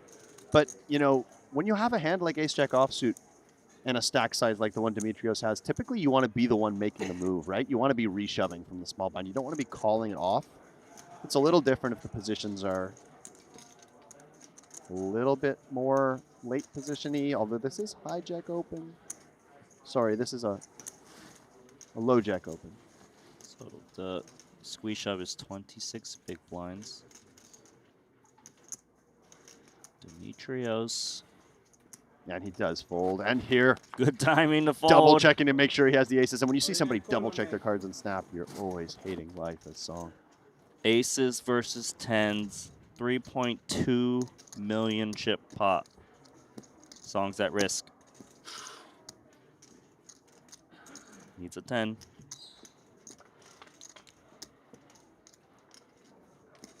No 10. Jack 7, 5, 2 hearts. Looking bad. Running straight possibilities, however bleak. Running straight possibilities, because now we got the 9 that could make a straight. Always what? Tabot? Tabot the real? Ace 6 7. River card. Okay. The king. Bye-bye, Steven Song. And You know, another one of our marquee players to start this final table eliminated in Steven Song. Chips have been flying. And yeah, I mean, I'm kind of right there. Like, I see these Balenciaga t-shirts in particular, and I don't understand it, right? They're whatever they are, $800, and just to say that it has Balenciaga on it, I don't know. It's just not for me. Maybe they're really comfortable though. I've never bought one, so I wouldn't know. I have bought an expensive shirt, so I can't really defend very well at the moment. I'm a little bit lost for words. No, fair enough. It's like, I could have bought into like a smaller buy-in tournament, but I get this shirt forever. Yeah, you know what I'm saying? And not to say I've never spent money on a high-end product, but as we see our first mystery hand here. Oh yeah, Ronaldo actually limped first in +2 position with Queen 10 offsuit. Got an over limp from India's Sanamuri. I like the over limp for a couple reasons. The hand is going to play well multi-way, and you really don't want to face a limp re-raise. As we see Chen Dong 300K ISOing. Ronaldo's out. We don't know Chen Dong's hand, but ace-9 of diamonds, you like calling here out of position? Seems fine or no? I do, yeah. I think once you've taken this line and put the 80,000 in, I do want to see a flop. Of course, it feels a little uncomfortable with a hand that can be dominated, but Chen Dong could be isolating something like king-queen, pairs. Okay. Let's go to a flop, which contains 9, 8, 4, 2 clubs. That's top pair, top kicker, looking good.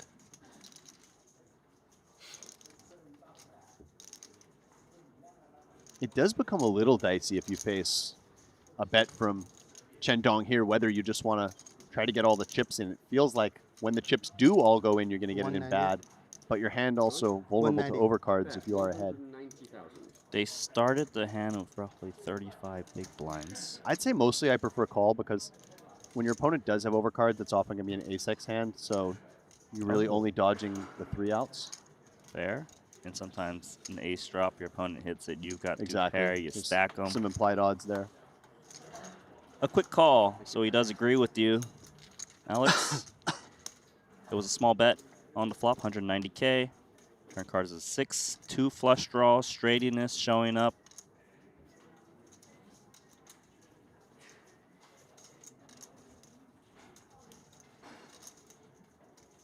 My first instinct, if I'm Chen Dong, is that my opponent didn't check raise me on this kind of connected board. Therefore, most likely, at best, I'm up against 1 pair. Seems like 2 pair would strongly consider raising the flop if it was in India's shoes. I'd be thinking my opponent has a hand like perhaps pocket 7s at this point. Some type of 9x. 540. Maybe some jack 10. 540K. Business time now. And at this point, I know we have a mystery hand going on. I'm going to put Chen Dong on value. I'm going to say he has pocket queens. And you're thinking it's value because when his opponent check calls flop, this run out kind of seems like he's got some piece, so he's not bluffing. Yeah, well, I think the 6 of spades does interact relatively well with that limp call, check call range. I think some of the overcard hands are just shutting down at this point. So right now you're thinking overpair at the moment, as played. That's where I'm at right now. Okay. What are you thinking? Well, let's see if that changes because the river card is a 7.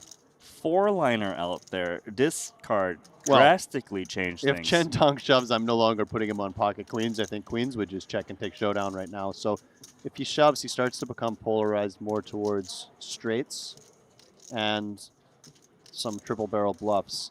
Even a hand like 2 pair, not that he should have many combos of that because of pre, I would feel very uncomfortable betting for value in a pot this bloated. Yes, I expect my opponent will lead a 10 or a 5 some portion of the time, but you also have to find worse hands that can call. So a bet here to me would look like straight for value or probably a no pair hand, actually. Okay. Or like a very weak pair. Well, let's see if Chen Dong does decide to bet once more. What's it gonna be? 5 seconds. Calling. All in. Putting Soma to the test for all of his chips. So value, 10x, Jack 10? Or does 10x go for this size? I think 10x can definitely go for this size. Okay. Jack 10, of course, we know that can go for this sizing. Bluffs, what are we looking at? The bluffs are a little bit less intuitive. Because you have to, maybe something like 5 seconds. a spade combo, king, queen of spades. Does he not have to fear that Soma sometimes has a 10x himself? Definitely he does. That's why it's a little bit harder to come up with the bluffs. The value combos are easy. Because Soma could have a hand like 10-9, right? Check call flop, check call turn, and just snap this one off. So it's not Definitely. like... Oh. What do you say? Ace three of clubs. Oh my god, he called of ace-9 on this board right Wow. now? You're sick. Huge, huge call from Sanamuri to take the overall chip lead. Excuse me, there are 2 bigger stacks on outside tables, but... Chen Dong is stunned. He called so fast.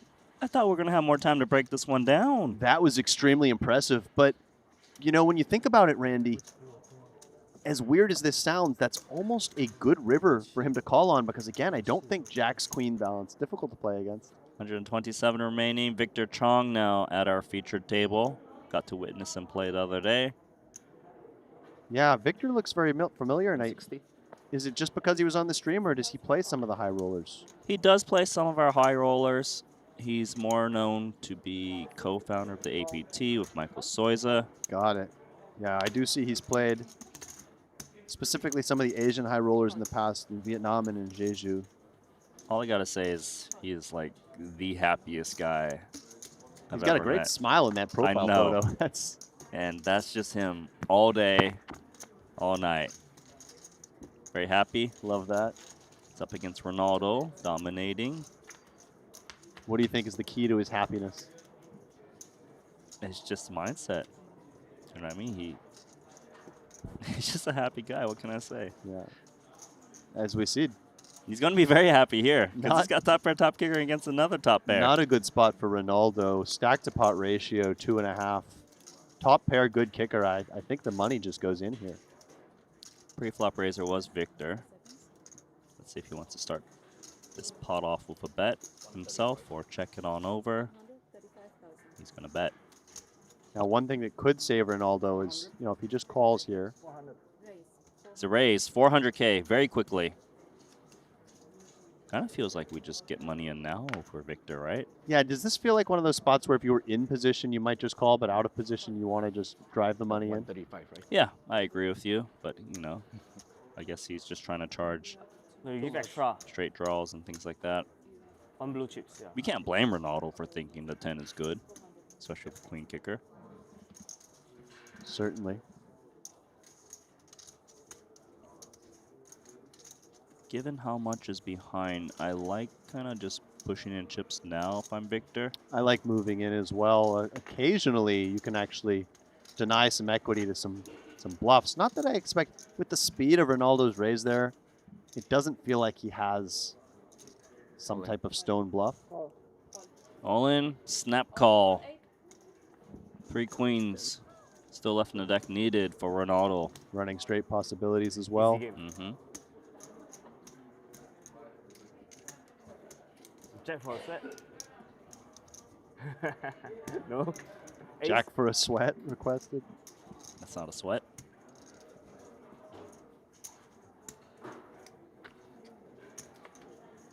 Full double up for Victor Try very Chong. hard, to Welcome to act the VIP. table, Mr. Chong. Do you even know how to count chips?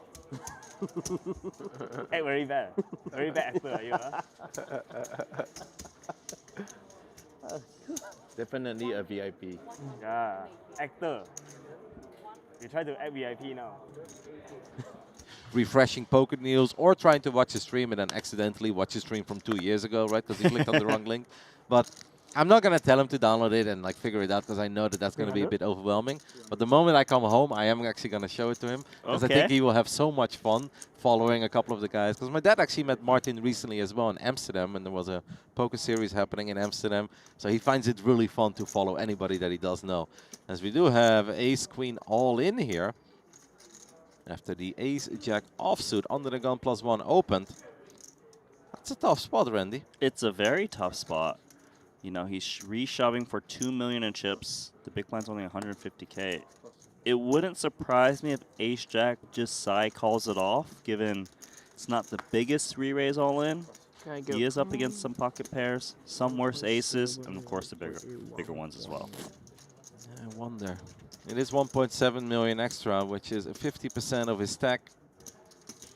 You'll be flipping from time to time, but very rarely will you be crushing. I cannot imagine many hands that would shove over the top here, that you dominate with ace-jack offsuit. Yeah, maybe like an ace-10 suited I could see, but it's not all the baby suited aces. Those ones often just hit the muck. You can see he's a bit pained. He is going to make the call and see the bad news shortly. Yeah. He will not be happy with that. You can see that Chu was rather confident immediately just based on the body language of that call that there is a good chance that ace-queen is good here. Yeah, especially just, you don't get snapped off. You don't got to worry about ace-king. I think this is a very tricky spot and it's a close spot, but I do feel it's wishful thinking when ace-10 suited is the only hand we truly dominate. But yeah, you also don't want to overfold against all the tiny pairs. Perhaps some chop outs, Randy. Any ace, any six, any king? That's right. And a jack for a clean win. That's true. Forgot about that. Oh! That shake of the head from Kaishu. Yeah, that's a tilter. He could still win it as well with a queen. But there is no queen. Let's chop it up. He's not pleased. When they say everyone loves a chop pot, they're not talking about you. Over is still like king-queen suited, king-9 suited. I mean, he's not lying. They're both telling the truth. The Neil table chip leader looks down at ace-jack offsuit. As Moreira now looks down at sevens. Man just picked up 400,000 chips. You don't like re-shoving against early position raises, but if you are going to do it, you want to do it against the big chip leader because they're going to be able to open more. He just folds outright, which I can get behind because of the +1 open, you know? Martin Nielsen looks down at a beautiful suited connectors, 9-8 of diamonds. We'll toss in the chips. He's now obviously hoping nobody else behind him does something very crazy. Be annoying to see one of the like well, that? I do think we're gonna do something a little crazy over here, Randy. Wouldn't exactly call it crazy, but I know what you mean. All in is the only play that Gitas can do off of this stack. Adventurous, spicy. Ace queen offsuit in the big blind. Should be a slam dunk all in. I mean, there's also a world where you can take the flop. I don't think off this stack because he should have fold equity. He should think that Martin's range is very weak to flatten the cutoff, so there's a little extra dead money. Should always be an all-in with ace-queen, especially from a big stack that's opening. But taking his sweet time. Lazinikas going over his options, but he will announce all in for 1.875. Actually, a bit annoying for ace-jack, very similar to what we had before. I think it's tough because he raised from early position. If he was in late position, it's a slam dunk call. He is going to make the quick call, though. Yeah. That obviously gives Martin no option other than to fold. That's a little bit sad. He would have loved to take a flop with the 9-8 of diamonds. It is the same fight that we had before, ace-queen offsuit versus ace-jack offsuit. Any chop pots available, Randy? Last time it chopped. This time, jack in the window. Kaishu's asking for this one to chop. Just to sweat, anti-sweat people. Here we go. So Shu would be extra tilted if the flop is now like queen, queen, deuce. He's like, oh, come on. You know we can chop this, right? Running spades. Jack 10. Well, just a jack now. We are no longer chopping this. Our chip leader needs a jack and a jack only. Won't find it. And that is fantastic news for our player from Lithuania, as he will get the full double and then some. As Martin Nielsen obviously made the call as well. Big pot, all the way up to 4.2 million. Bang on average stack. 28 big blinds. Don't think we've ever had one. And the first time there was a proper one where like lights started to shake at the ceiling. I panicked a little. I was like, what on earth is this? And like a lot of the people around me were like, yeah, that's pretty casual. It's like just an earthquake. I was like, just an earthquake. I'm like running around like, ah. When I was in university, in California, like we'd have the earthquakes, but I'm always sleeping through it. And everyone's like, "Did you feel that?" I'm like, "No, what are you talking about? Just another day in office." During the heydays of Twitter as well, whenever there was like a little earthquake, you'd open Twitter and then all your friends like, earthquake, earthquake. Yeah, like your entire timeline would blow up. Fortunately, there was never like a truly severe one, but definitely strong enough that you could feel it. Andre is going to make the call, even though he's working with a very tiny stack, but he wants to see a flop with the 7-6 offsuit. Hijack versus big blind. Okay, 9-9-6. We flop a pair, Randy. It's not very comfortable, but we gotta be loving this, right? If we have 1.8 million behind, there is 1.3 in the middle. Yeah, I actually like check raising the 6 off of the shallow stack to make sure your opponent doesn't get a free turn and river. I'm expecting a c-bet to come in on these paired boards, which it does. I'm expecting just an all-in, right? Yeah, practically. By the way, casual. Very quick this time. Yeah. It's like I'm not balancing anything out at this point. Yeah, he did it so fast. Perhaps he's trying to sell the story that he's got like an 8-7. Maybe he can get called by like ace high. The thing is, when you check jam that fast, usually you don't have a 9, No. right? So then now Gitas is thinking, is it a 6 or is it a straight draw? 5 seconds. If it walks like a duck, and it quacks like a duck. It is a duck. Yeah. So he doesn't believe. Wow. Reshoving. All right. I mean, obviously, not much of a decision here. Still a bit scary for Andre Moreira, but he gets it in damn good. 70%. A little bit worried now maybe that there is no overpair, but we can't go anywhere. You cannot. If he's thinking a little bit, maybe there's a pay jump or something.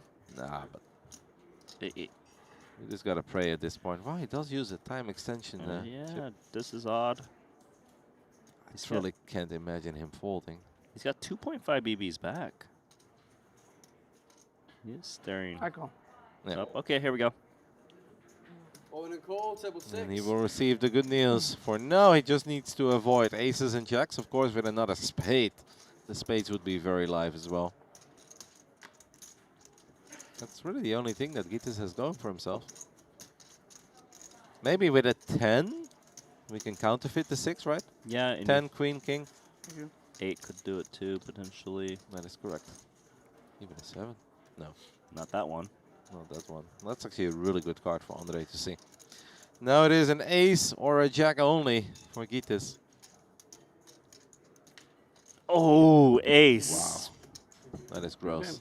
Luck of the game. That is gross. Such a safe turn, such a fun turn for Andre. And unfortunately, he gets riveted. We lose Andre Moreira in 61st place. Wow. Play the hand well. The moment he limps. Oh. Okay, who does he stare at now, though?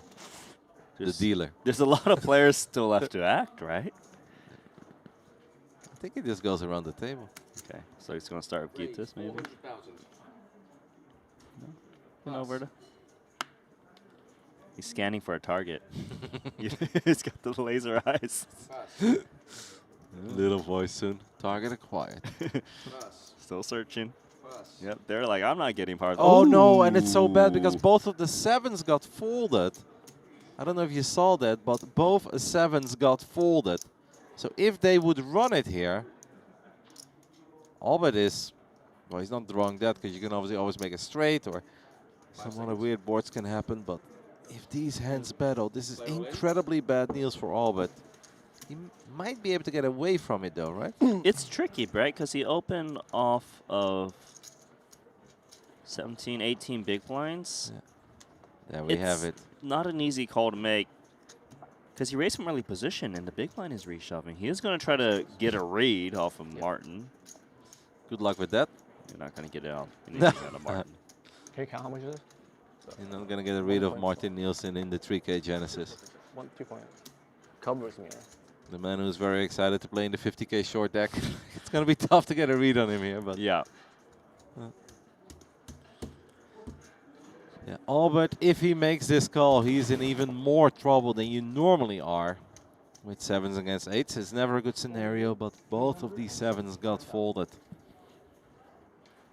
Honestly, he's not going to get anything out of him. He needs to just try to break down his hand. Are smaller pocket pairs doing this? I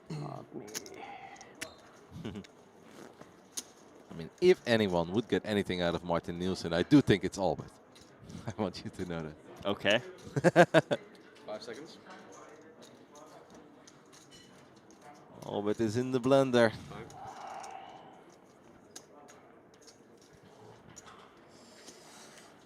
Fuck. Don't think I can fold. Albert says he does not think he can fold.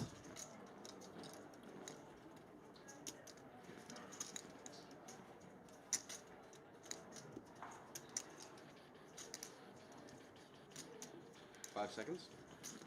How many do you hope have? Two more? 3 left. 3 left, okay. Time. I don't want to lose Albert. I don't either, so I'm kind of rooting for him to fold. Yeah. I mean, I love seeing Martin get chips, but I also love keeping Albert around. But you can understand why he's paying, because 7s is the cuspy part. Yeah, it really is, man. Like 9s, he would have already snapped. And I think 6s and 5s, he would have already folded. Mm-hmm. It's so tricky. Pay jump too. God damn. 5 seconds.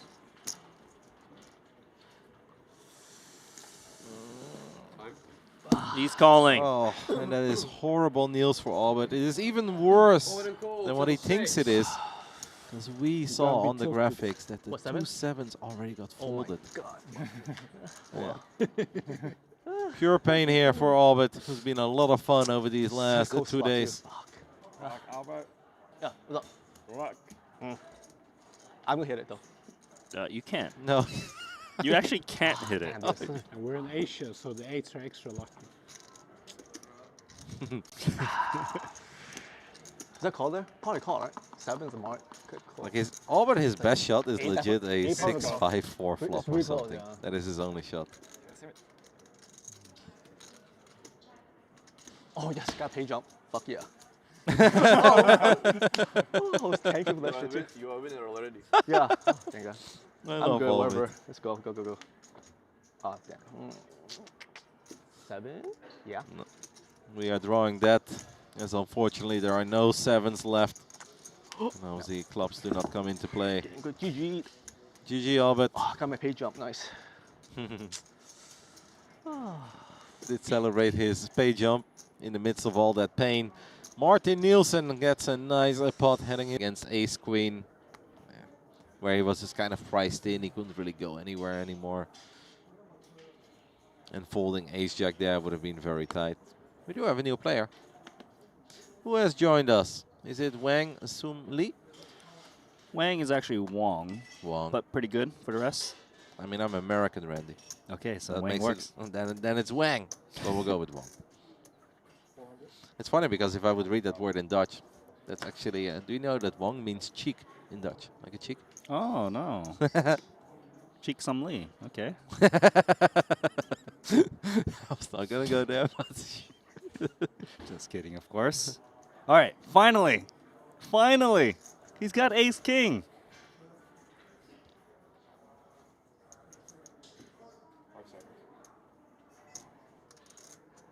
Does he just win it pre-flop? He is going all in. Right? I think he left a couple chips behind, but practically all in. He's doing the pro thing. Yeah. Yeah, that's really caught on today. Is it something that we only see when it's deeper into the tournament? Like early on, people just don't care that much when like the registration is still open? Yeah, I think it's more relevant, especially when there's pay jumps around, just things like that. For now, though, question is for Loon, does he want to go with it? He does. Okay. Is he going to win a pot? I fear the worst, man. Why do I feel like a 5 in the window? Do you feel the 5s are going to win it just because how unlucky this man is? I feel like the 5s won't just win it. I feel like the 5s will flop him dead. Like quads. Quadzilla, daily quads? No, I don't know, but it's just... I mean, how do you believe in Ace King here? With the way that this man has been running over the last hour. 12 million chips have dwindled down to 2.6. It all comes down to Ace King versus Pocket 5s. Taiwan versus Malaysia. I mean, Haoshan really has not done a whole lot wrong, but sometimes the poker gods just have it out for you. Let's see. No surprise. I mean, we are alive. We are alive. Ace or king. If anyone has ever deserved an ace or a king, I kind of feel like it's Haoshan here. Oh, that's a good card for Haoshan. Wow, Chen. Picks up the ace high Seven flush of draw. Loon is calling for the 7 of diamonds. Oh, set, of course, for Loon, and that's the end. That's the end. You called it, man. It's just one of these moments like, what are you doing? You see the man shake his head a little bit as well. Sometimes it's 4K or something like this. Ah, so a massive field. Yeah. That's cool. Decent amount of people. That is very cool. Long time ago. I can safely tell you that I've never gone to any city and came back with $500,000. How about 50 euros? Oh, absolutely. No. 4 digits, no flex.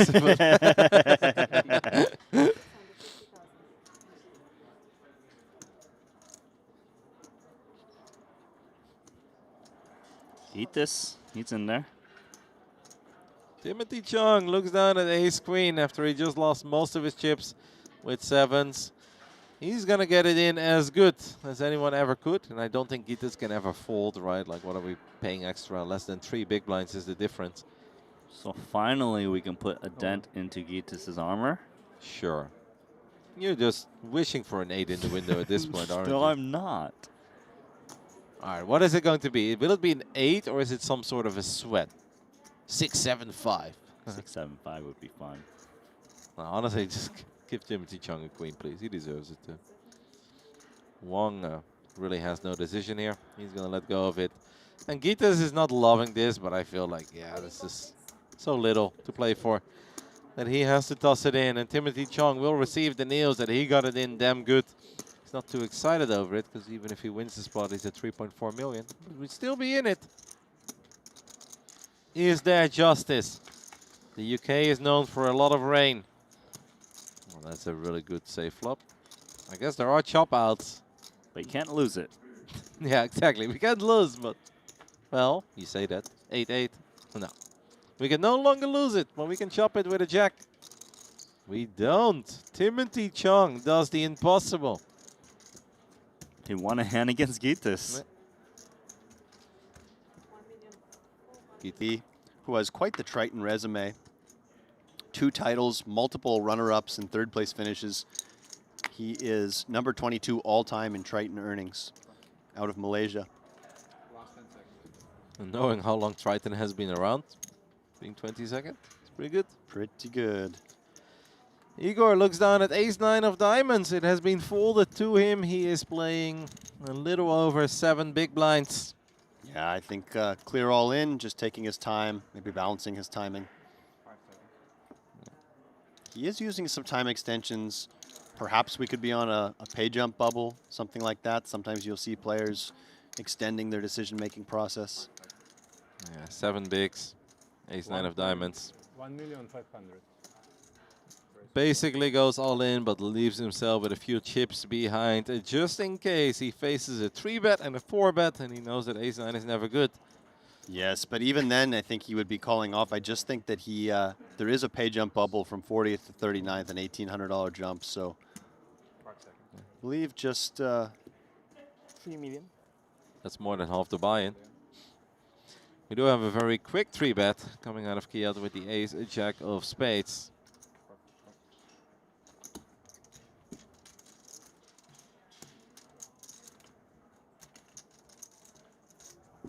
We don't love it if we're Igor, but we will most likely commit these final 775,000 chips. you see his eyes diverted by the clock.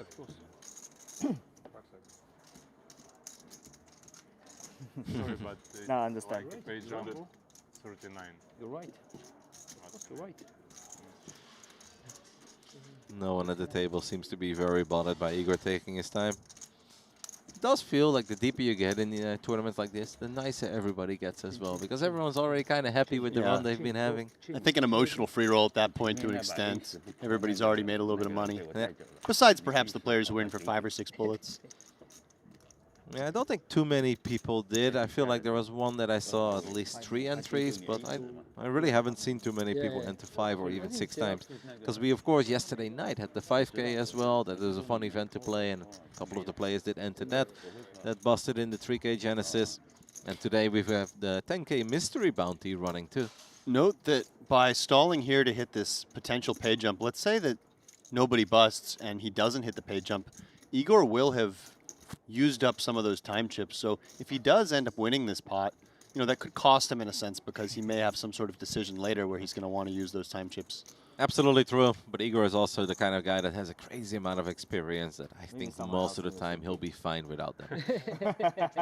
I believe you are correct. As you can see, the Triton card protector there of Yaroshevsky, that's quite a nice looking item. I wonder if they sell that over in the gift shop. I'd pick one up. Might increase my run good. I'm going to pick one up and then I'm going to rub it to the side of Gitas. Like, there you go, yeah. Give me that energy and I will bring it with me everywhere I go. Good coffee? It's a tea. Huh? Tea. Tea. It's not a coffee. Coffee, come on. In evening, I not drink coffee after 12.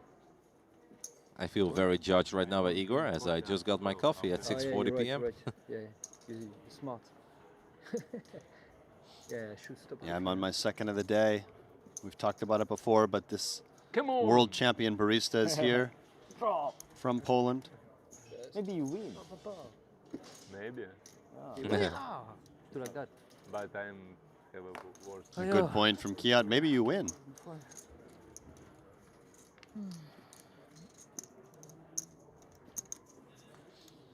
I can take a little look at the app and see if there is a big hand unfolding elsewhere. Looking at the bottom of the leaderboard, there are 3 people in the field that have a shorter stack than Igor. Ben Fan being one of them from China. We have Kai Fan Wong as well, American. And then we've got Yu Hin Lam we saw him earlier from Macau. They all have shorter stacks than Igor, but I don't know if any of them are involved in a hand. And I don't see any more time bank chips by Igor stack, but they must exist somewhere if he's still in the tank here. I do think there should be some type of rule against maybe the amount of time bank chips you can use in one hand pre-flop. I believe we have entered the final 30 seconds. Yeah, I feel like I have seen scenarios where I was a little bit bothered by it, but I'm absolutely not bothered by it at this point, and it does not seem that anybody else at the table is bothered by it. What I find a little bit more annoying is if they stall forever and then they basically go all...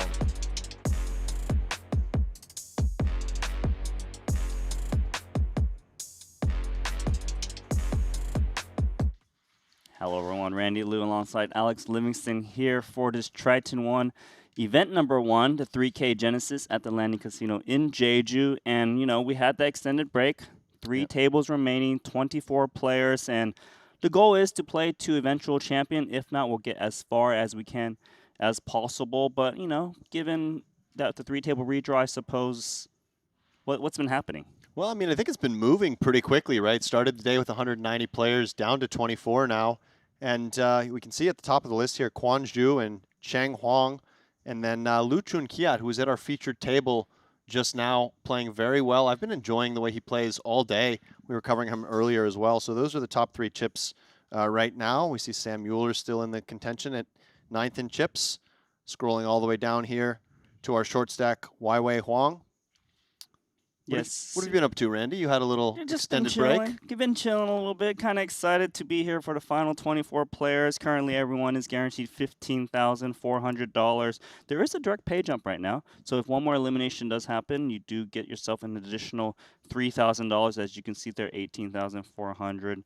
Then we scroll up a little bit. You see pay jumps to 21.5, 24.7, and eventually when we get to that final table, the winner will get $564,000, which of course is a cool amount of coin.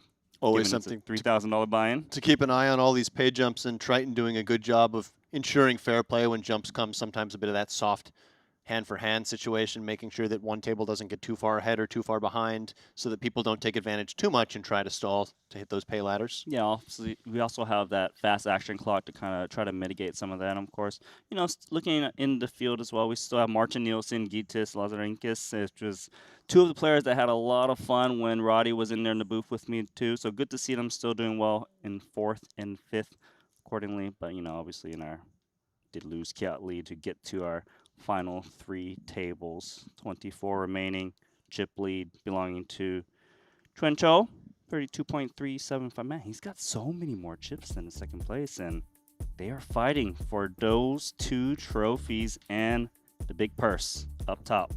$560,000 to our winner in this inaugural Triton ONE event, $3,000 Genesis tournament. Another player to keep an eye on from the last segment is Chen, who is playing very unpredictably, made an extremely bold bet 3-bet all in on King 10-9 Rainbow in a blind battle with 7-6 offsuit.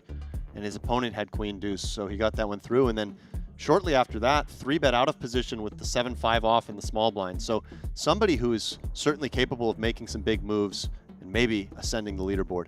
Yeah, you know how it is. A lot of these players that are unknown, they've got their own bag of tricks, and clearly for Chen, you know, he's been using them, and it's been working for him. He's still in here, in contention, with the 24 remaining. Those are the 3 tables, as you can see.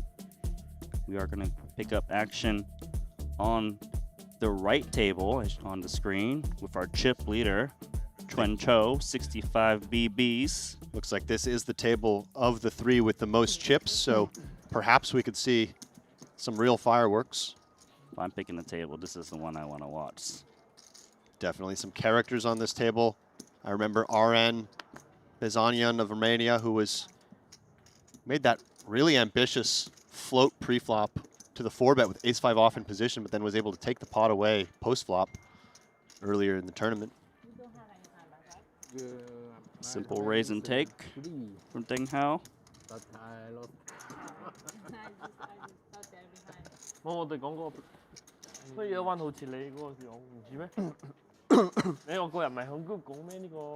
poster 啊，哦 poster 係咪？我咪講好似你係個人嚟啊，真係好似你嘅樣，我都希望係我。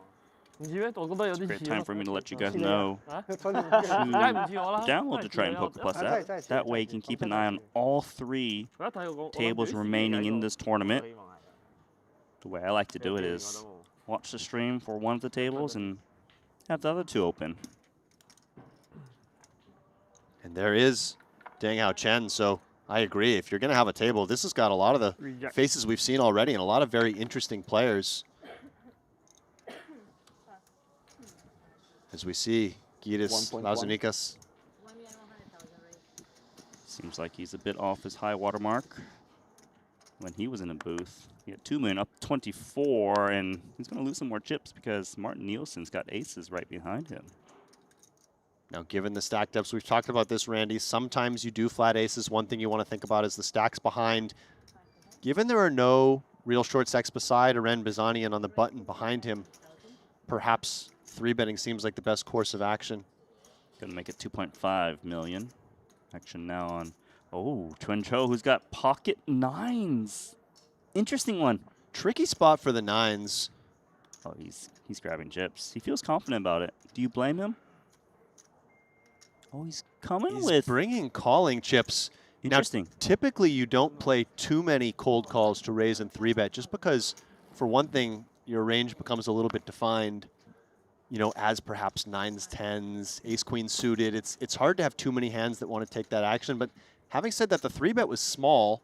He's already got some chips invested. I can see this deep why he does want to see a flop, and it doesn't feel like the kind of hand that 4-bets. And notice that Gitas just gets out of the way with ace-8 suited. I might have been tempted to call there for 1.4 million, closing the action. I think under normal circumstances, he would be calling. 24 remaining. He figures just save those chips. And the flop is Jack 10 deuce 2 hearts. I wonder if there's any concern for Martin Nielsen, because that cold call 3-bet that you mentioned kind of contains 10s, 9s, maybe jacks, ace, queen, right? Yeah, the combos I listed were sort of 9s and 10s, maybe jacks as well, and then some ace queen suited. So not the best board if you do run into those jacks and 10s, but at the same time, Nielsen decides to put out a small bet. And if you are Kwon Ju with the pocket nines, unless you want to try to represent one of those sets, feels like a board you can just get away on. Well, the first thing is 2.2 being bet and called by pocket nines. So Chen just believes he's up against ace king, maybe ace queen. Certainly still ahead of ace king and ace queen, and now turning some outs against everything. This is interesting now. Now is Nielsen stack to pot ratio just over 1. Do you play a little pot control here, perhaps? It's very dangerous to pot control because obviously there's straightiness and flush draw stuff out there. It's kind of weird because you're either like way ahead or they've got a set at the moment, you know? He's just going to jam because the pot is massive. Against pocket nines in particular, this is the best play. You want to charge Kwon Ju the max if he is going to draw here. And this hand is all of a sudden giving shades of Duhamel versus Affleck. Man, you're throwing it back. Way where back. John Duhamel moved in with the open ender, or perhaps called off with the open ender in a spot very similar to this, and binked in on Matt Affleck. Half million.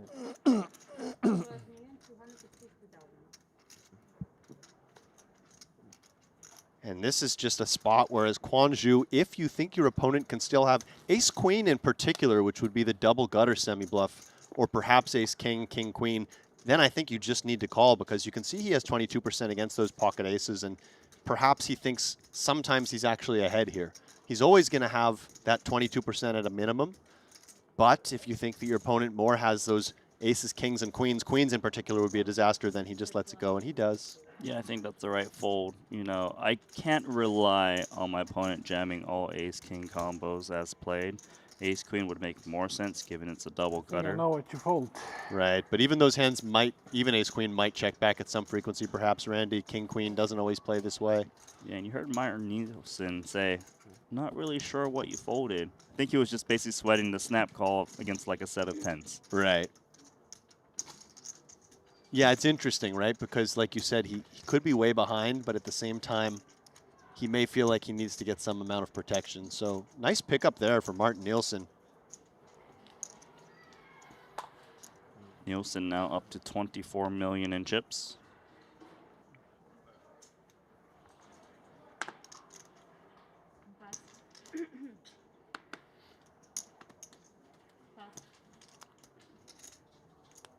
Gitas. 1.1. Queen.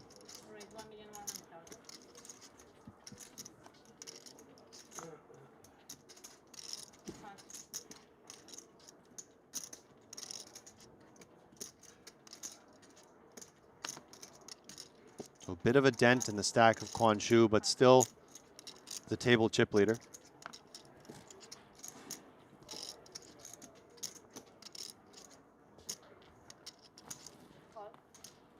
Luchun Kiat. Flat's a small blind with 10-8 suited. Yeah, I think reasonable. Certainly would be more standard earlier in the tournament or with deeper stacks. But I think he trusts his post-flop ability to navigate, and Deng Chao Chen folding the big blind. So we'll see this one heads up. I think the logic also is he doesn't expect that big blind to get out of line as much, so he got away with flatting there in the small. Unfortunately for him, 10-8 suited. No business on this flop.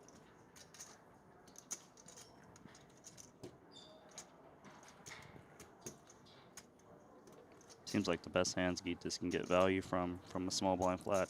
Contains broadways that are usually gut shots. Maybe a king X.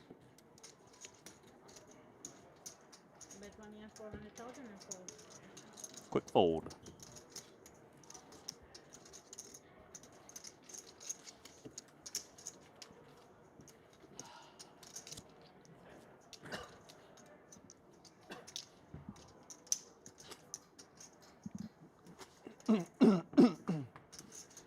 Alex, I'm going to take this time to teach you how to say Chen's name. Is that all right with you? I was worried I was saying the chip leader's name wrong, please. So you see it as Kwon, Quan. It's actually Chuen. Chuen. Okay, I would Good. I would not have figured that out. Chuen Shu. It's actually Chuen Cho. Chuen Cho. Okay. But you can just go Chuen if you like. So CHO and QIU are pronounced the same? Say that one more time. Like Cho, CHO, would that be the Close same enough. pronunciation as QIU? Close enough. Okay. Close enough. It is a little different. But I figure I'd let you know. No, I do appreciate that. Please continue to correct my mispronunciation of the Chinese names. Just trying to show some respect to our chip leader of the tournament, you know what I mean? So Quen Cho. Chuen. Chuen. Chuen. Chuen Cho. Okay. Pretty good. Lazinikas. Base 10 offsuit. A lot of very playable starting hands so far for the Lithuanian.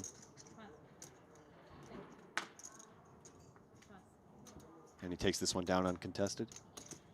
Mm-hmm. 17.3 million now. Yeah, just surveying the 3 tables remaining, I strongly feel that this is the toughest one of the 3. I would agree. Colorful bracelets on display there for Lazinikas. Colorful sleeve tattoo from Martin Nielsen. One's larger than the other. True.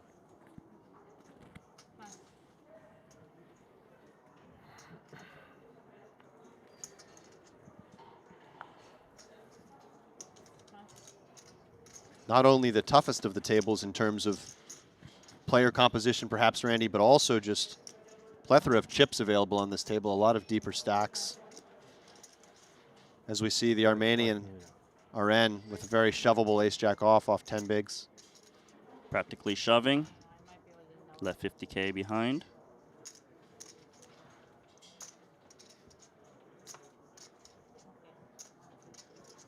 Oh, 10-9 suited.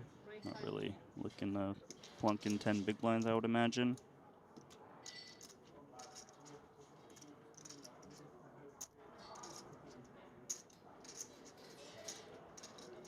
Bye-bye. Who's left? Nope. Don't even see the whole card. It's that bad.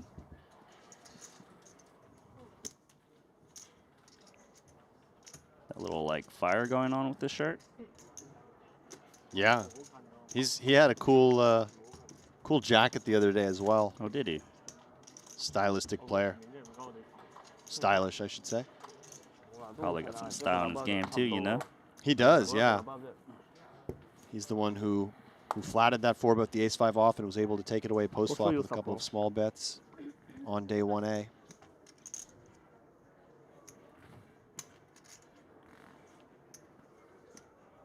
Napkins to the rubbish. Ah, we have our first mystery hand of the segment. All right, so Chuen Cho. That's right. Opening it up. Just see the dirty diaper folding quickly right behind. Chuen Cho is the tournament chip leader as his hand takes progress. His cards will be blocked out. Deng Hao Chen never looks happy to have to fold a hand. Gus Lazinikas, pocket 7s. And I think at this depth, we just play call here. Just shy of 35 big blinds effective, and he does play call as you expect, Alex. 2.75 million in the middle. And a queen, queen 10, 2-heart board. These pairs, very awkward to play on boards like this because even if you're ahead, you do risk counterfeit possibilities, both immediately with the 10 and then something like running 8s. Having said that, he's got the 7 of hearts. The bet is small. Probably going to peel 1 at least. Yeah, the bet is very small, just 800,000. Once in a while, you just hit a 7 on the turn. You can win a very big pot against the top of your opponent's range. Pot now at 4.35. Not the greatest turn card for Gus. The 9. More things he lose to. So something to consider here if he faces a second barrel, and I do think it's just very difficult, but he faces a check. Hold on, that board just changed drastically. River card is the jack, so that means there's a 4-liner and a pair out there.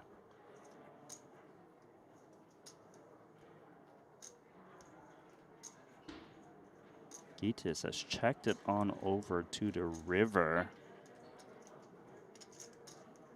Now, given that this is a mystery hand, I'm assuming some type of wager is going to come out here. Should be betting. Randy, I think the question here is, how wide will he go for value? Okay. What are you thinking? King X for sure. King X for sure, and I think the 8 could also go for value, but perhaps not for this size. Size is big. It's 3.5.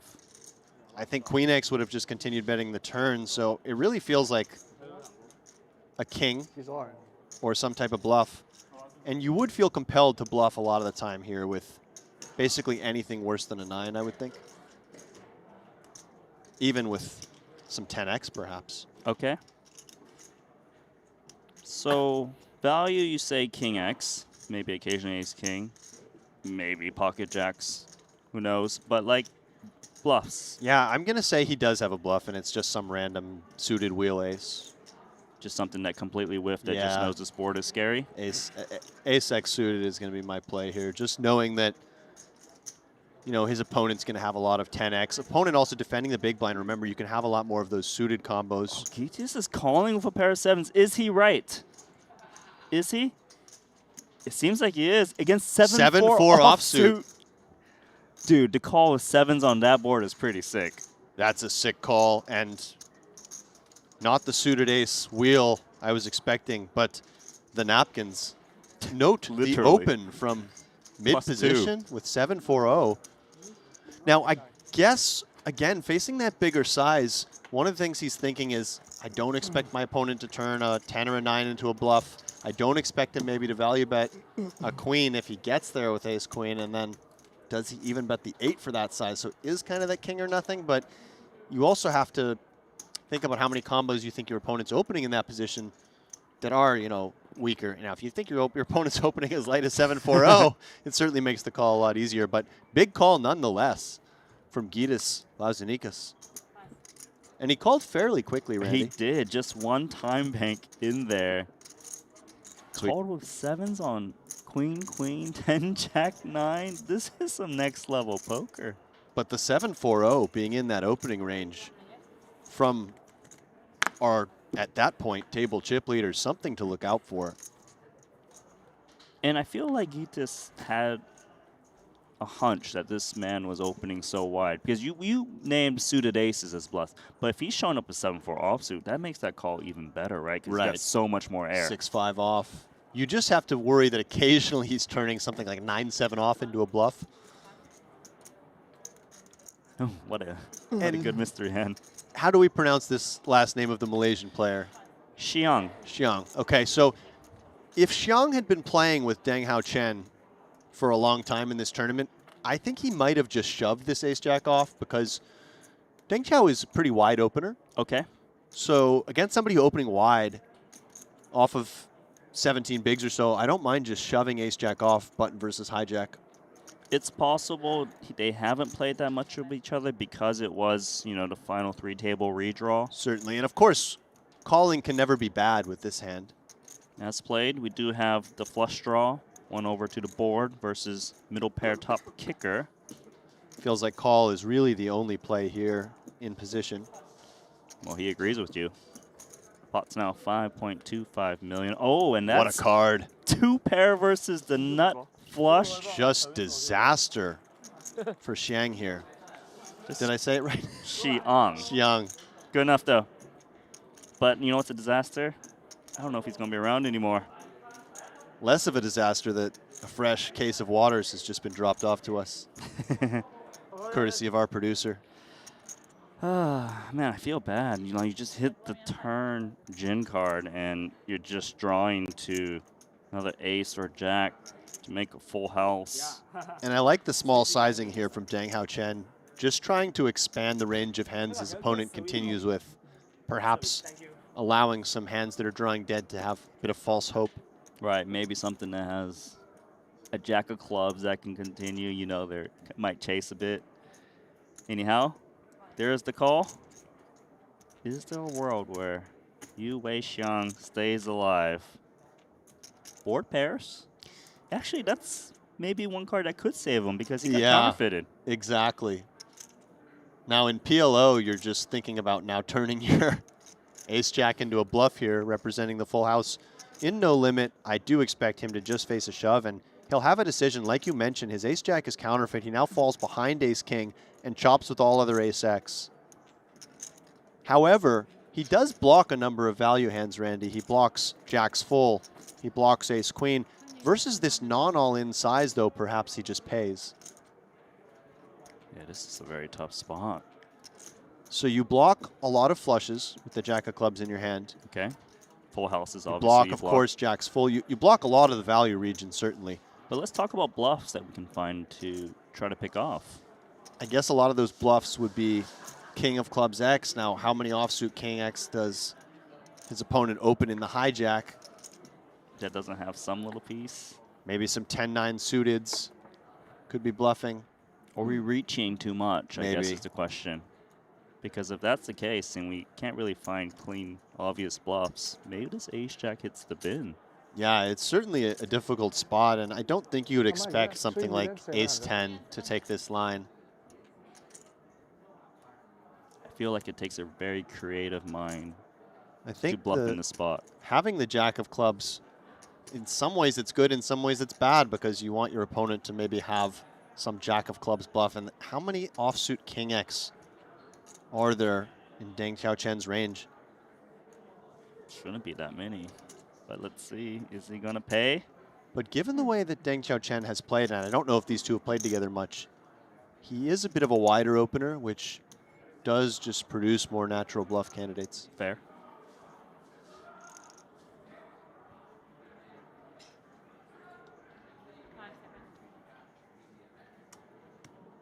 What's it gonna be? It's a call. Bad news for you. Flush. And a huge pickup for Deng Xiaochen, able to get 3 streets of value off of his opponent. The only silver lining for Xiong is that he does preserve his tournament life. Does have 1.4 million still. You're right about that. Might not feel like a lot, but you know, one double up, you can be right back in it. Few blinds is better than no blinds.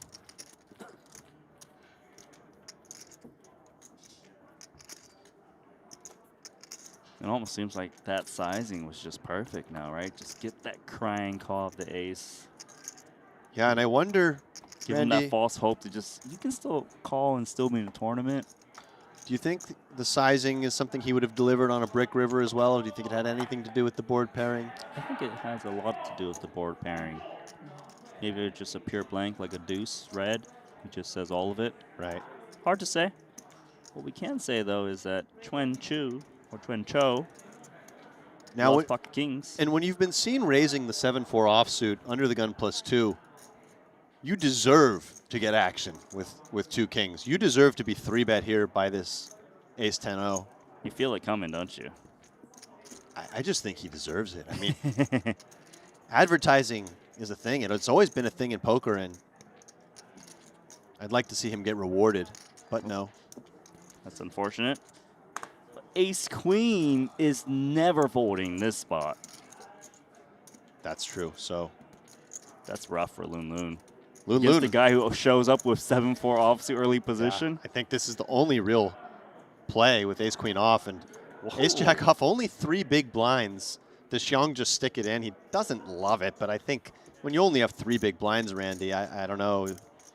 I think I go for it because Loon can easily shove some worse aces, like ace-10, ace-9 suited, some pocket pairs. Also a good chance you get the overlay when the original raiser folds, and that overlay when you only have 3 big blinds is quite significant. Of course, we got potentially the original raise overlay, the big blind ante. It's understandable he went with ace-jack for 1.4 mil. And this is getting snapped off. And bad news for Loon. Not only is he behind the pocket kings, but one of his aces exists in Xiong's hand as well. And it's going to be very dire straits for Xiong. 3-way all in. What a great spot for the 2 kings. They're sharing the ace out that they need. And once upon a time, chip leader Hold. King in the window. It's going to be over soon. 10 is good. 10 giving both players hope, 好似冇咩機會啊！ but the 5 of hearts. Bye-bye. 2 players. Well played, Loon Loon. Well played, Yu Wei Xiang. 倒範圍 This is the end. This deep run here. In event number 1, 3K. Genesis. Those players will each pick up $18,400 for their efforts. Not bad, a 6X. Do you think they'll jump right into that 10K mystery bounty, Randy, or perhaps need some rest after a tough couple days? Certainly they're more than capable of doing so. For some others, it's just, maybe I just want to kind of chill out a bit, you know? Right. Hope's dashed. Can't blame them. What's happened is Chuan Cho back to the top. Back to the top, back where he started this feature table. The only difference is we've got a few less players remaining in the tournament. Hello. And he is top of the overall chip counts. Mm-hmm.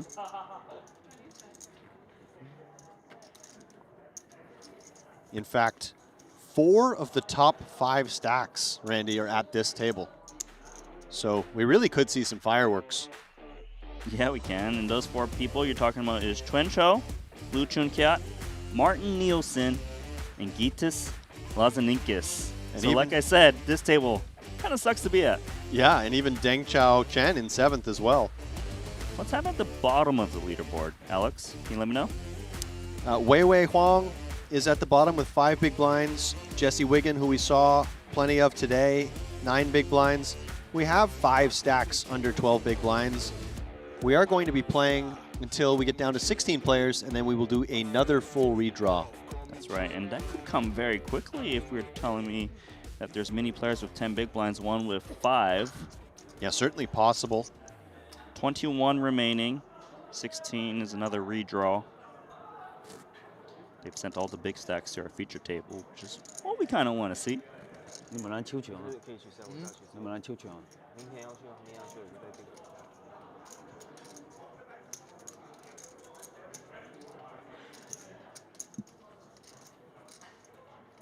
$564,000 awaits the winner of this inaugural Triton ONE event. 有機會。我咁呢啲有。 Randy, I think we're both pretty pleased to see this turnout, over 1,100 players. And I'm sure the tournament organizers are also pleased to see it. Of course. It's amazing. I honestly wouldn't have guessed 1,000 people, you know, for the first Triton ONE. And I wonder what the record was prior. I know the Triton High Roller Series is a bit of a different series, but maybe 300 or so. Oh, has this man been sent packing too? Oh no, he's sent packing to the new table. Welcome to the table of death. Big stacks galore. He's got a mini suitcase of them. Greets the table. He's got multiple racks. Another big stack perhaps arriving. And it is interesting, of course, these redraws are completely random, Randy. And sometimes you end up with a lot of the chips at one table and very few at the other table, and it can really create some interesting dynamics.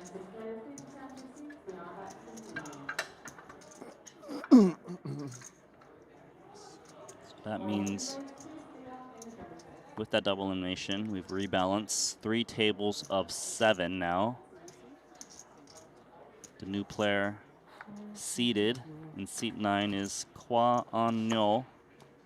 Also one of the big stacks in 6th position. So we now have 1, 3, 4, 5, 6, and 7 all at this table. That is quite the distribution. So the Armenian by himself with the short Yeah, stack. and if he were to bust, everyone would be over 20 million as the stacks currently stand.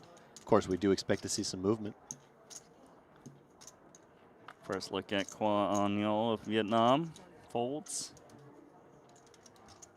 Nielsen, King 6 suited. Not bad. Yeah, certainly a worthy candidate to open the button.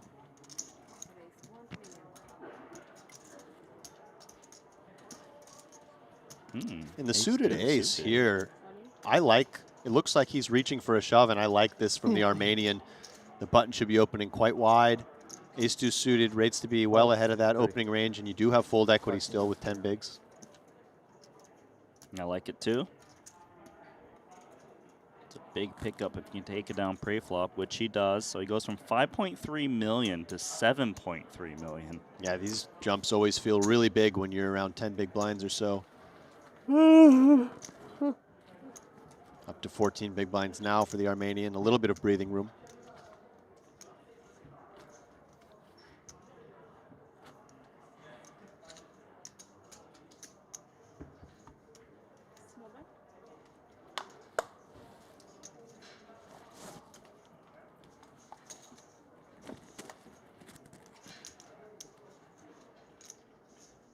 Ace 10 off for Deng Hao Chen. Crazy daisy time?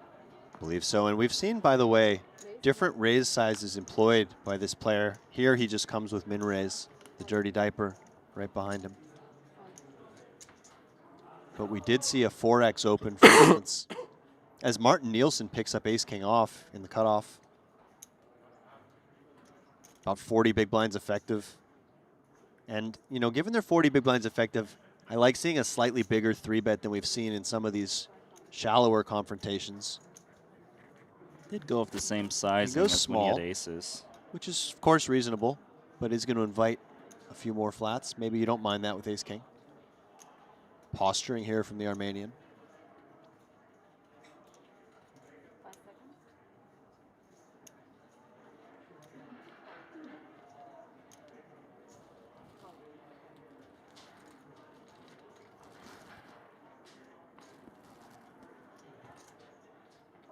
Going to get over to the pre-flop raiser, faced with a 3-bet now. These are really some of the hands you least want to have in a scenario like this when you raise an early position. You'd rather have anything suited, any pair, stronger ace-x.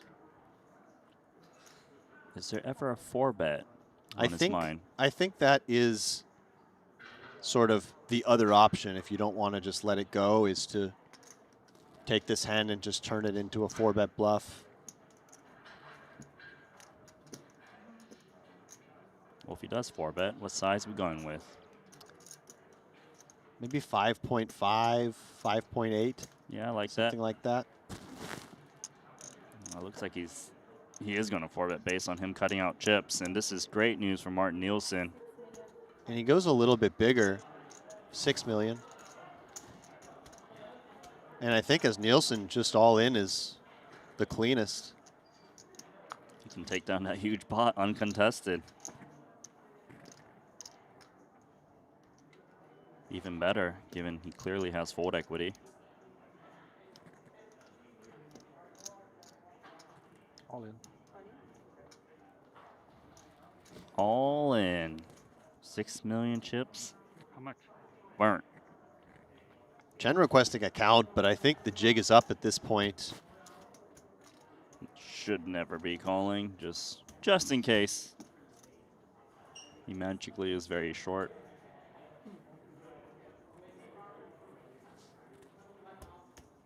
I don't fault him for 4-betting a hand like this, because it did seem a little bit too weak to call a 3-bet, right? Right.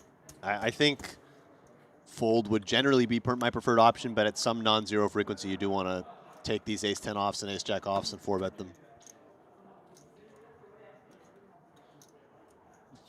How you decide when to do that, some people will randomize. I've never been a randomizer. I don't flip any 100-sided coins or anything like that, but I've just tried to feel it out based on my image and the dynamics with the players, their image. You know, sometimes you get it wrong, sometimes you can level yourself, but I've just tried to trust those reads over relying on a calculator to tell me what to do. He did pour himself a cup of tea and felt it didn't taste right, so he folded.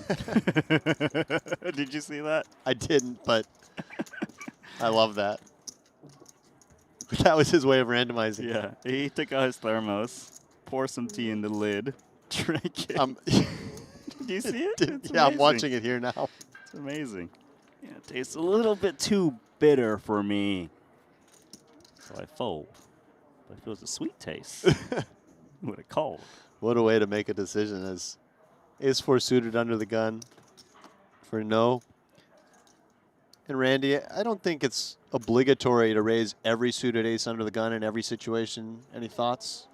No, of course you don't. It's going to be very dependent. But I think the way the game has trended as of late, it kind of seems like everyone's raising 100%. Yeah, and it certainly is my natural instinct.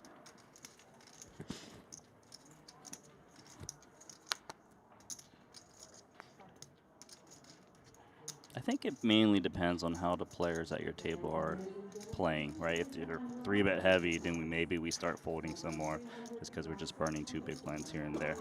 Ace-10 of hearts on the button strikes me as a decent calling candidate. Perhaps 3-betting or folding the offsuit version. Well, he does come in with call. We know that Chen is very happy to play some post-flop poker, where he seems to excel. The price is right for Deng Hao Chen, I think, even though his hand is not amazing. Usually these suited hands do peel. He is the one of the more splashy ones, as we just witnessed the ace-10 offsuit and what you've told me before came into the booth. So 3 ways we go. Hearts would be a disaster for Chen. Look at that one. Top pair, Wow. top kicker versus the nut flush draw versus middle pair 3 kicker. Yeah, something for everybody. Although once 2 people put money in the pot, if it goes like that, and no, under the gun player checking, very reasonable on this board, you're going to want to play a lot of checks. Top pair, top kicker, gonna go to work. So as Chen, the problem is that while sometimes your 9 is ahead of your opponent's betting range, your visibility is extremely poor. You still have a player behind you. And despite the fact that he's getting a decent price, I'd like to see him just let this one go. Yeah, you basically need to hit perfect on the turn, otherwise you don't really know where you're at.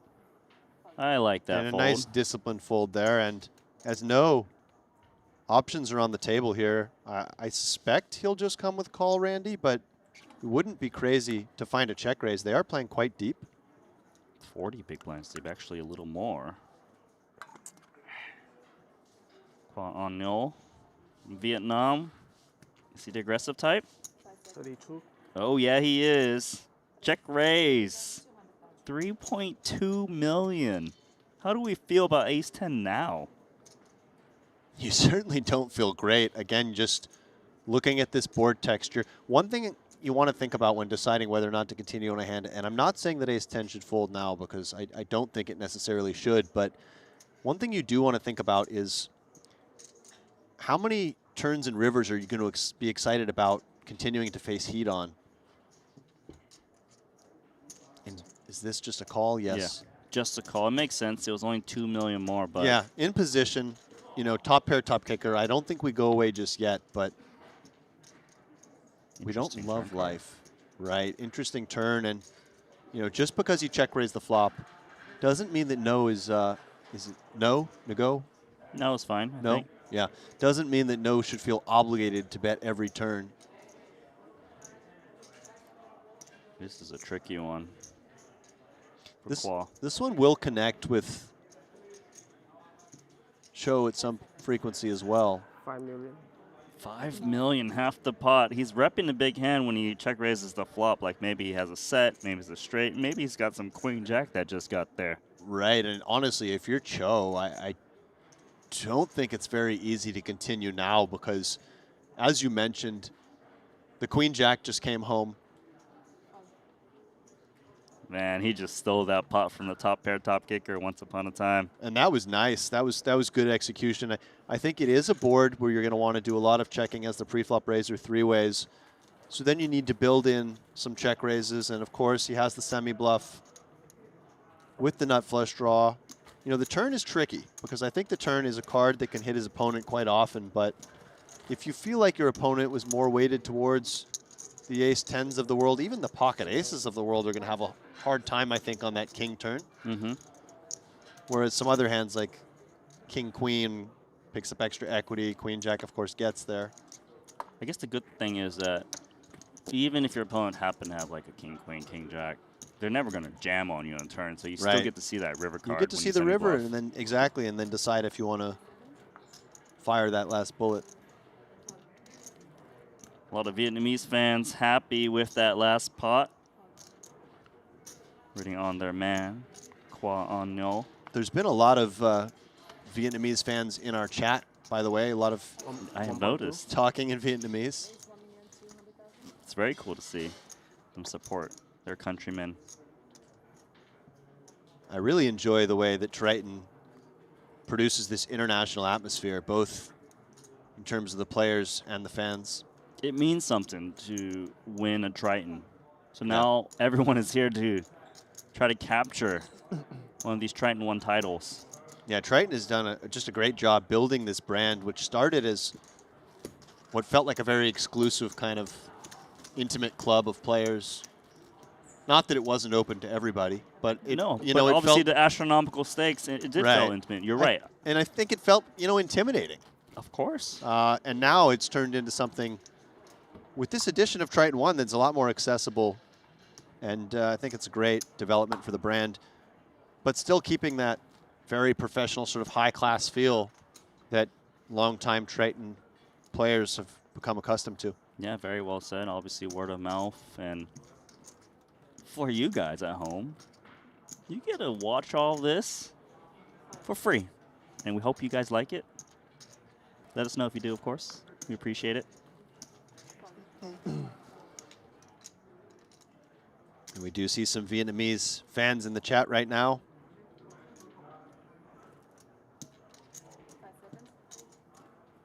I know Vietnam started hosting quite a few tournaments. That whole area, Vietnam, Cambodia, Thailand, feels like poker is growing rapidly there. I know, right? It's kind of funny because we thought poker doesn't grow anymore. But the thing is, in these smaller markets, it's growing in Asia for sure. Yeah, it's cool. You just feel that energy, the buzz. That's why there's so many entries here in the Genesis event. Vietnam's Qua On No limping into Gus Lazinikas, who's got King Jack offsuit. And note this check. Yeah, this is a very principled check, I believe, from Gus. If you're up against an opponent, which I believe know to be, who is capable of having some limpery raises, you actually do want to check this hand very often. For one thing, you want to keep in hands like King 5 offsuit that you dominate. Okay. And for another thing, you really don't want to face limp raise with what's going to be a polarized range that your King Jacks can be doing poorly against the value portion of. So this is a principled check back with the King Jack off, and one that I think a lot of players might not find. Right, they might just think, oh, King Jack is better than most hands, let's raise, and then they find themselves in some dumb situation where they got limper raise. Exactly. Now, once you hit this Jack on the turn, definitely want to put some money in. On a board this dynamic, perhaps you go size up a little bit. At least 2/3. Does he go 2/3? Yeah. Speak the same language, 2/3 it is. Jack, good kicker. And for no, yes, ace high is good here some of the time, but that poor visibility, you do arrive at the turn with many better hands than that, just lets it go, good fold.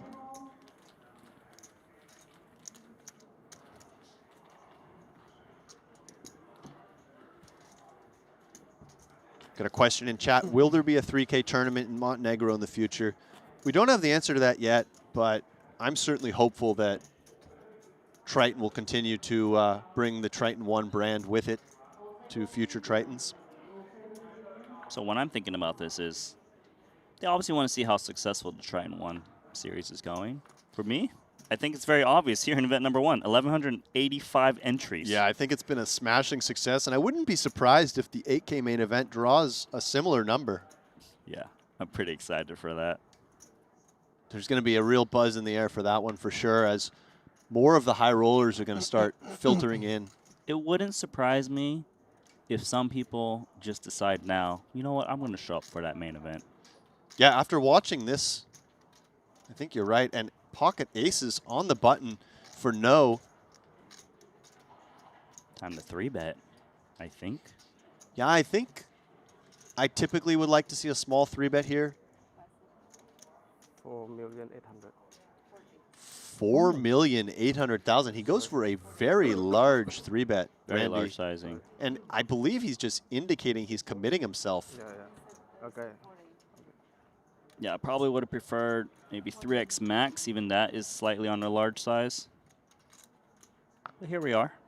Yeah, the problem here is you don't give your opponent too much room to come over the top light. Mm-hmm. I guess you want them to speculate, right? Because you've got pocket aces. Yeah. So perhaps maybe in the games he plays in, this is more quote-unquote standard in terms of sizing.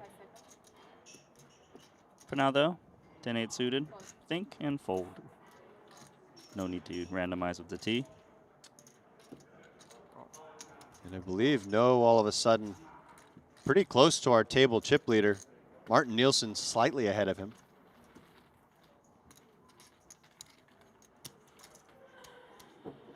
So many chips on this table, Randy. 5 stacks over 20 million. But the actual tournament chip leader's on another table. 31 million for Chen. But yes, all of the chips are at this table. Not much advantage to our chip leader in terms of actual chip counts. Benedict Farkas was eliminated recently, so we are down to 20 players. As Lu Chongkiat, who I think has played very well throughout the tournament and was my pick at the end of the last segment to win the tournament, my early pick. Just That's based a on really his, that's a really early pick, very my early friend. pick. Just based on his chip stack and the way he's playing, I think he's a contender, certainly. Martin Nielsen suited ace in the small blind might be tempted to do something. And that something could be a 3-bet perhaps. Yeah, I think we're going to find out soon. We're playing 7-handed. What you think, Martin? Well, he's grabbed more than 1.2 million. He's announced 4.2 million.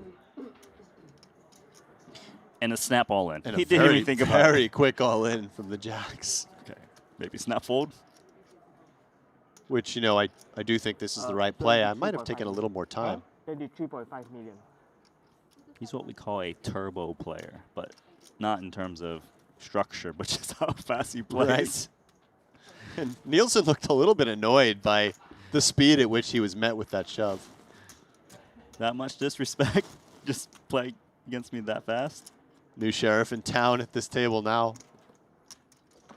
Yeah, they can't decide who's the sheriff at this table. They all taking turns. You're right, a lot of oscillation between the chip lead. But fun to watch, because the stacks are quite deep. Of course, deep is all relative, right? You start the tournament with 250 big blinds, and that average big blind just kind of whittles down as the tournament goes on, which is normal.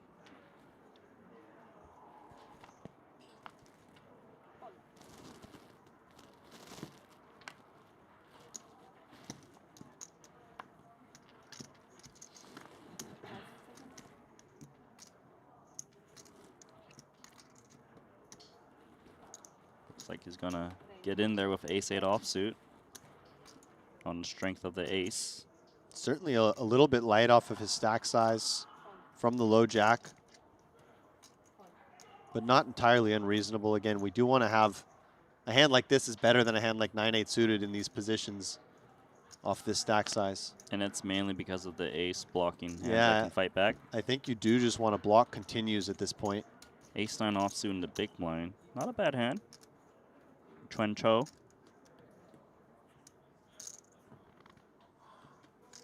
And he lets it go. That seems quite tight, especially against Dang Hao Chen, who we've seen mixing it up, opening quite wide. Now, if you know your opponent's going to fold ace-9 off in the big blind, that makes the open even better. Mm-hmm. That's a huge fold. Perhaps he just felt that Deng Hao is strong opening off of 20 big blinds, which makes Deng Hao's raise even better because it did look relatively strong and use a good ace blocker. I can see folding, you know, versus an under-the-gun raise, maybe folding an ace-6 or an ace-7 off in the big blind from time to time, but ace-9 feels like a lot of hand versus low jack. Sometimes dominating hands like the one he had or a king-9 suited. 600, right? I agree with you. Sorry.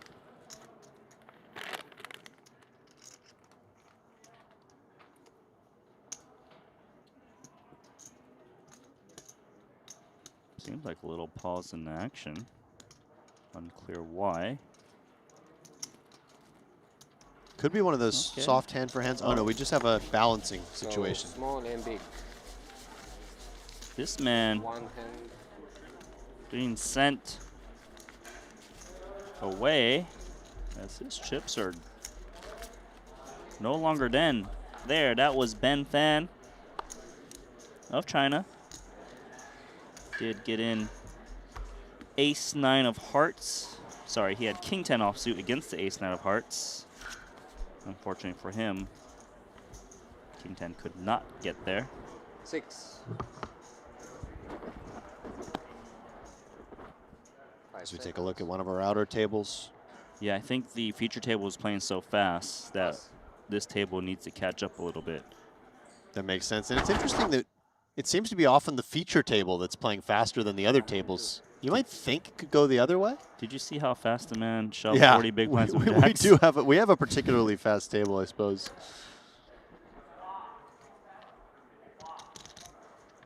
Okay, so Po Sen Wong has made it 1.2 million. You can't see him, but he's there. He's got the cards on the bottom right corner. Jesse Wiggin in our tournament short stack at the moment in the small blind. Wiggin playing a 2.6 million chip stack. Sees more napkins, so he's out. Over to our big blind, Nicholas. Nicholas Deitmar of Germany. Mm-hmm. He plays an 8 million chip stack. He also doesn't want to play. Nice one for the clear table chip leader. Yeah, Po Sen Wong, somebody I haven't seen much of up to this point.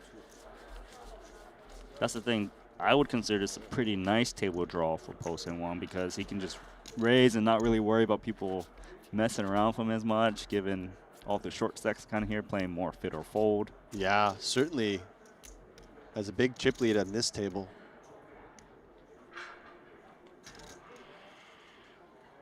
Okay, gonna pause here as well. Any other table needs more hands dealt?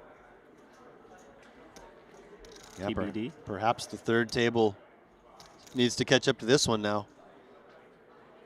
Let us find out. Where are we going? Where? Okay, back to the feature table.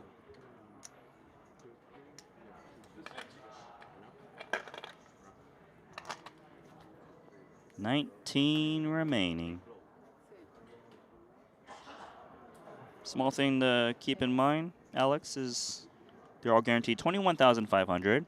If they can survive to the top 17, they get 24,700. So these pay jumps, they do equivalent of another buy-in, right? So you do kind of want to get these pay jumps if you can. Pay jumps getting quite big at this point, and I'm not sure if Lu Chun Kiat is being moved to balance or perhaps just coloring up some chips. I think he might be getting moved off of our feature table. He is racking up his chips. They were like, if you're going to move in jacks, we need to color you, Yeah. you up. So, but good thing, I guess you could announce it. But if you had to move every single chip in the middle, it's a ton. But he is getting moved out. He's getting moved just to balance the tables. And if I'm the other players on that table, I'm pretty happy to see him go. Good player, lots of chips. But if you're the other table, you're like, seriously? Exactly, This yeah. guy? This guy's the chip leader. You're going to move him to my table? Because that means he's going to raise every hand and take our blinds. So 19 players waiting for 3 more eliminations before another full redraw. And if you're at this table, this featured table where all the chips are, you might also avoid some unnecessary confrontations with the other big stacks, knowing you are going to get a full redraw in just 3 more eliminations. Not to say you want to completely change your strategy, but if it's close at all, perhaps you take the more passive option. Yeah, sometimes there's that little mini bubble that's a little bit invisible. We're like, oh man, this guy to my left is so aggressive. Kind of wish I get a new table draw. And it's close. We're not quite there because it takes 16 players for us to do that and 3 players to be eliminated with 19 remaining. Isn't exactly a speedy thing, so you don't want to over-adjust and give away too much EV. For now, though, a couple of offsuit broadways for Martin Nielsen. Plenty of hand for Nielsen in the cutoff. Mm-hmm.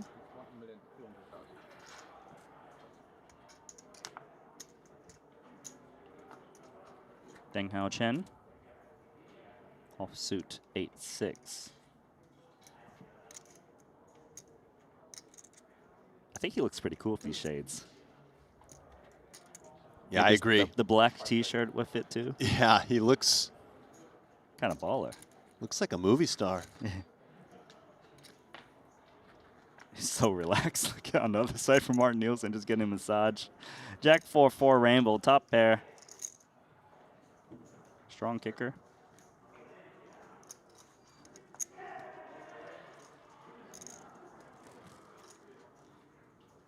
Range a bet, maybe? Yeah, you see a lot of one big blind bets on a board like this. He ends up checking it back, and there are some advantages to that play, especially if you think your opponent is kind of aggressive and capable of bluffing. You give them a little bit of rope with some hands that could be drawing dead or near dead. You allow them to hit a pair between the 4 and the jack. Yeah, I feel like it's an underutilized play. I agree with that. And note that it's a better play on 4-Jack-4 with Queen-Jack than it would be on, say, 4-7-4 with Queen-7, because your jack is less vulnerable to overcards. Sure. Seems like he's mainly afraid of a king. And this has worked out really well, as he's now got a hand that's drawing dead to put in 700,000. And, you know, perhaps Chen would have come with some type of check raise if he just bet the flop, but most likely would have folded. I think it's very clear he's getting max value out of his 8-6 offsuit with that flop check. And, of course, just continuing the story of calling, trying to make it look like he has maybe some type of ace high that's geared towards showdown, and can Chen put pressure on a perceived ace high on some rivers? And with an 8 in his hand, on a river that completes some draws, if I've taken this line with Chen, I would be very compelled to follow through, knowing my opponent has perhaps a lot of ace highs, and that this card should hit me in some way, some portion of the time. Yeah, I don't blame him from firing again once he bet the turn. The turn bet certainly feels ambitious, and as Nielsen, I think we just call here. Yeah, he snapped it.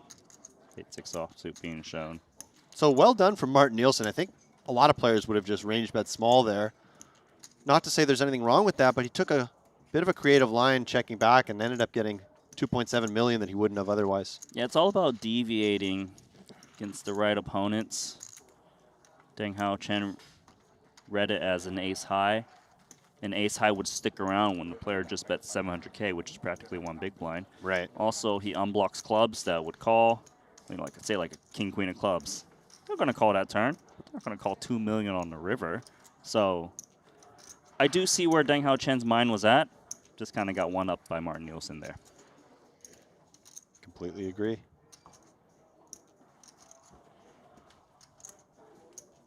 It's actually really fun to watch Deng Hao Chen play because he's willing to make these plays even with the more shallow stack. Like, he's just fearless from what I've seen. Yeah, he's very fun to watch. And like I said, he had that real highlight reel hand earlier where he just shoved on king 10-9 with the 7-6. I know, I wish I was there for that. Ace-king suited for Aren Razanian, who's been fairly patient. No need for patience with a hand of this caliber. As easy as it gets on how to play this hand. All in. And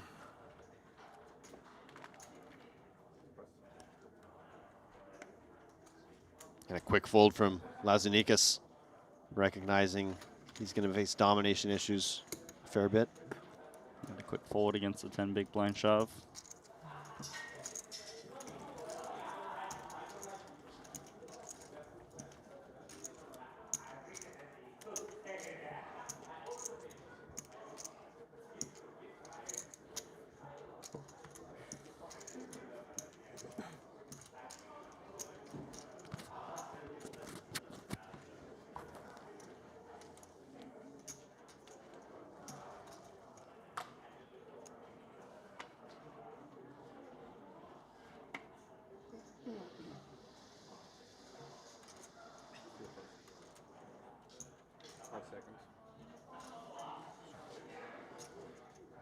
See what Nielsen thinks about this king 7 suited under the gun, 6-handed. Gonna use one of those fast action time banks. I think this is a very reasonable open with the table chip lead and only 6 players at the table. Yeah, can he just cement himself as the tournament chip leader? No one able to run away with it just yet. Bit of an awkward hand from No here. Queen Jack off, small blind. I don't mind the fold at all. Yeah, I like it. If it's marginal, you probably want to just stay away. ICM's important.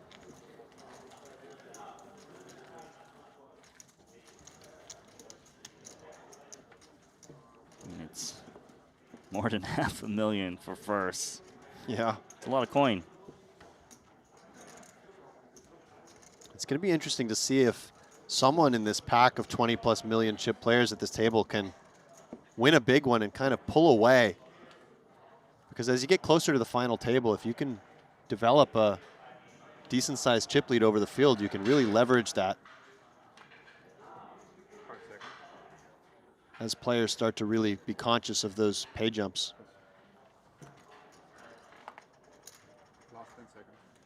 Don't want to get too ahead of myself. Of course, still 19 players left. No, I hear what you're saying. Definitely a huge advantage if you can get to the final table as a chip leader. But don't force it if you don't have to. Queen 9 suited for Vietnam. Beautiful looking hand. Bump it up. King 10 offsuit. I'm very curious to see how Gitas approaches this one. As am I. It's another one of those awkward combos, and I don't mind just folding. Felt like all three options were in play there. Yeah. It feels like he would more likely play this hand earlier in the tournament, maybe like 100 players left or 80. But 19, that's when players who study tournaments really kind of understand you kind of want to play a little bit more snug, especially not as, well, especially as a defender, right? Right. You don't want to bleed down and become one of those 15, 20 big blind stacks. Very cool to see that adjustment. But then again, you give that King 10 offsuit to someone else, they might be in there with a 3-bet. Yeah, I mean, that's what's great about the game. There's, you know, no fixed rules on how to play hands, and certainly we're seeing a lot of stylistic differences among all the players here and even among the top pros. Agree. Let's take a look outside. See a bet and a raise post-flop. This pot is between the blinds. Yeah. Chun Kiat in the small blind limped. Check, check on the flop. King 9-9. 2 diamonds. Turn. 7 diamonds. So the flush got there. Lu Chun Kiat bet 1.5 million. Got raised to 4.5 from Cheng Shu Hu. And he is in the tank. This is a growing pot, certainly between two of the bigger stacks. Excuse me. Hu only off of 10 million. Wow, he's gone all in. Bet 3-bet after a flop check through. King 9-9-7, 3 diamonds out there. And he hasn't been snapped. So what does that mean for Cheng Shu Hu? And what are you putting Lu Chun Kiat on? Might if you just had have to the guess? goods. Nut flush, something like that. Yeah, I don't think he would do this with a full house.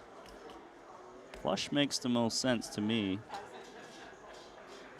Crazy ace of diamonds semi-bluff? I don't know. Is it maybe reaching?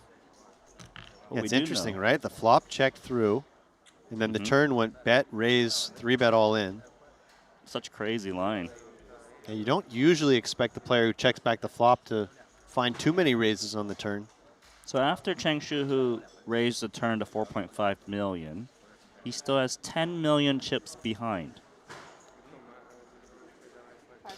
And what's interesting to me is it doesn't strike me that you would have too many hands that you want to raise and then decide versus the all-in. I suppose there could be some.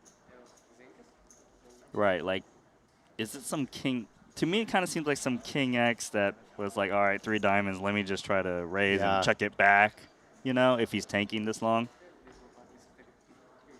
Could he even have a 9? Have slow played a 9, yeah, something like 9-8 of clubs, and you know, just see slow played and now wants to get some protection on the turn, and then when he faces the all-in, he thinks he's no good. I think you might be right. I think like, oh, I flopped so good, let me check it back. 3 diamonds, I'm scared, raise. Yeah. And then, are you serious? You're gonna re-raise all in? Right. For Lu Chun Kiat, it would be a very ballsy move with something like ace of diamonds X. But possible. Possible. Could there be a Jack of Diamonds 10, something like that? Or is it just a flush? Countdown, fold. No show? No show, but I like that we panned over to this outer table for this big pot. Nice to see. Keep an eye on what's going on the other tables. It's a little easier to do, I suppose, when there's only 3 tables left in the field. We got one camera guy running around. Yeah, but that is our overall chip leader, Luchun Kiat, who was my pick to win, Randy. Okay, Let me remind you. You didn't let me pick. Well, I was in the booth with Kevin at the time. Who's your? You can have a pick now. Okay, can I take your pick? You're on team Luchun Kiat, the Malaysian. My favorite part about him is how fast he plays. Yeah, and by the way, he's no stranger to Triton. He's got 6 previous Triton cashes. His biggest cash came in London in 2023 when he got 5th place for $469,000 in a 60K buy-in event there. One thing that's interesting about Triton is they have some unusual price points that you don't see other places. 60K buy-in. I don't think I've seen a 60K buy-in anywhere else. They're willing to go in these sort of intermediates between the 50 and the 100, between the 25 and the 50. Yeah. Like raise the stakes from 50K. Why not? 50K not big enough? Yeah. So 60K. Yeah, don't scare them off with 100, but let's do a 60. And we're going to do an 88K one day. One day. That would be fun. Maybe an 888K one day, or am I getting completely crazy? At that point, do you just make it $1 million? As Martin Nielsen in the small blind, eyeing the stack of his opponent, just all in seems very reasonable here against the 13 or so big blinds of his opponent. Yeah, Aaron has 8.6 million. And he does move in. 7.4. 8.6 is with the big blind ante in there. When you start the hand in, you know, just a 7-3 diamonds, no good. Double. Nope.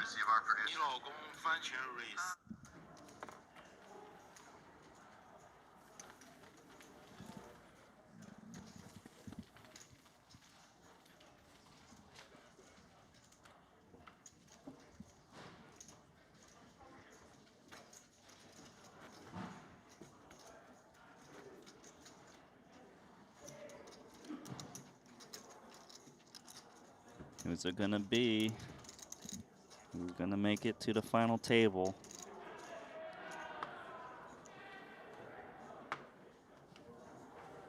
Let's deal with the next hand. 10-7 of clubs. Qua. 5 seconds. No interest. With the multi-gapper.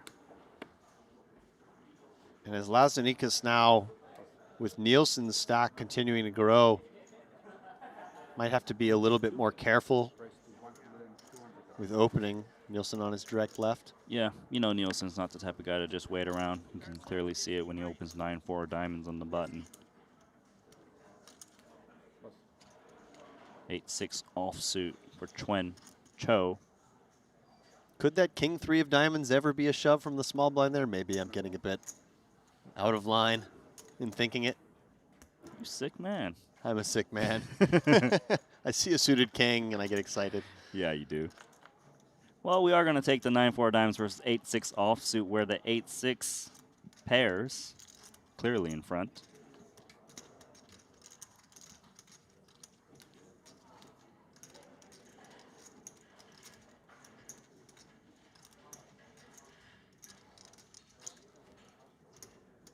But 1,100,000. 1.1. 1/3 pot. Versus the small bet, this is a spot where we've seen middle pair occasionally make one of these sort of mergey check raises. I like it even more with the 6 of clubs in your hand. Certainly not mandatory. Calling, perfectly fine too. But check raising can clear up some equity. Raise. He said raise. And he does come with just this 2.8 million chip raise. And I think versus Button, this is quite nice because Button's opening range is quite a bit wider. So your range disadvantage isn't as big as it might be versus an early position open on this board. And if you can get something like Jack 10 to fold, it's not a bad result. Seeking clarity. Figures better than facing multiple barrels potentially, and he wins it. That's a pretty cool move. And like you said, with the club, even nicer. Yeah, it certainly just helps to have the club. It gives you a little bit of additional equity, and it blocks some of the flush draws of your opponent.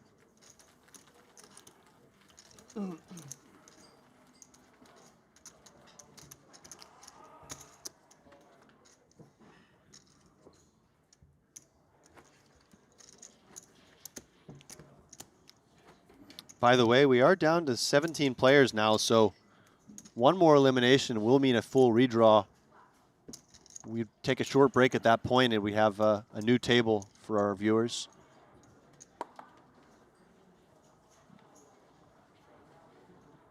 Jesse Wiggin and Wei Wei Huang were the last two eliminated players.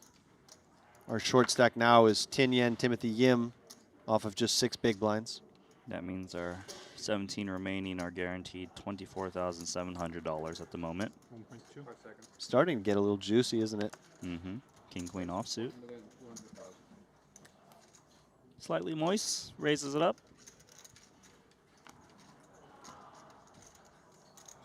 Ooh, kings for Deng Hao Chen in the big blind. And with such a strong hand, he instant jammed it. He does jam, which is of course fine. We're gonna talk about slow playing it. Yeah, I was gonna say, do you ever just call? Because you would call with a lot of very weak hands. I think I actually would have slow played the kings in the spot because I've seen Martin Nielsen kind of raise fold several times already with a big stack. I'm certainly doing a Vasis. Yeah. And as Nielsen, this is close. I think with king queen off, maybe king queen suited, you call. Really just depends how wide you think your opponent will shove out of the big blind. And this does kind of seem like one of the big blinds that's going to shove wider, hence why he's calling. And how bad can you be in terms of equity against kings? I thought you were going to say, how bad can you be, Martin Nielsen? How can you get it in with 9% equity? 6.6 fold. What? He was 6.6. 6.6. He was considering the 100,000. Okay, it's a bit weird, but okay. He stayed or 我说 all in 啊。 This time it's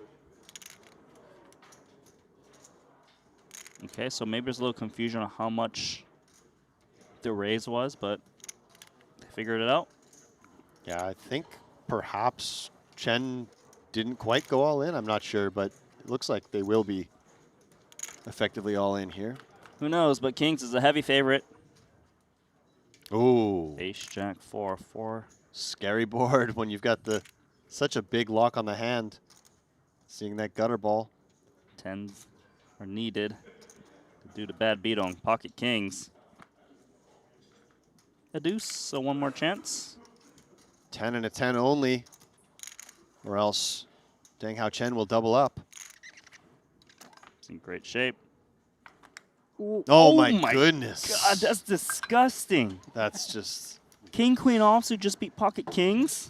Devastating way to go out for Deng Hao Chen, who was fun to watch, and that is Martin Nielsen, the beneficiary. Chen takes it pretty well, but that was one of the grosser beats we've seen, knowing how much those chips are worth at this stage of the game.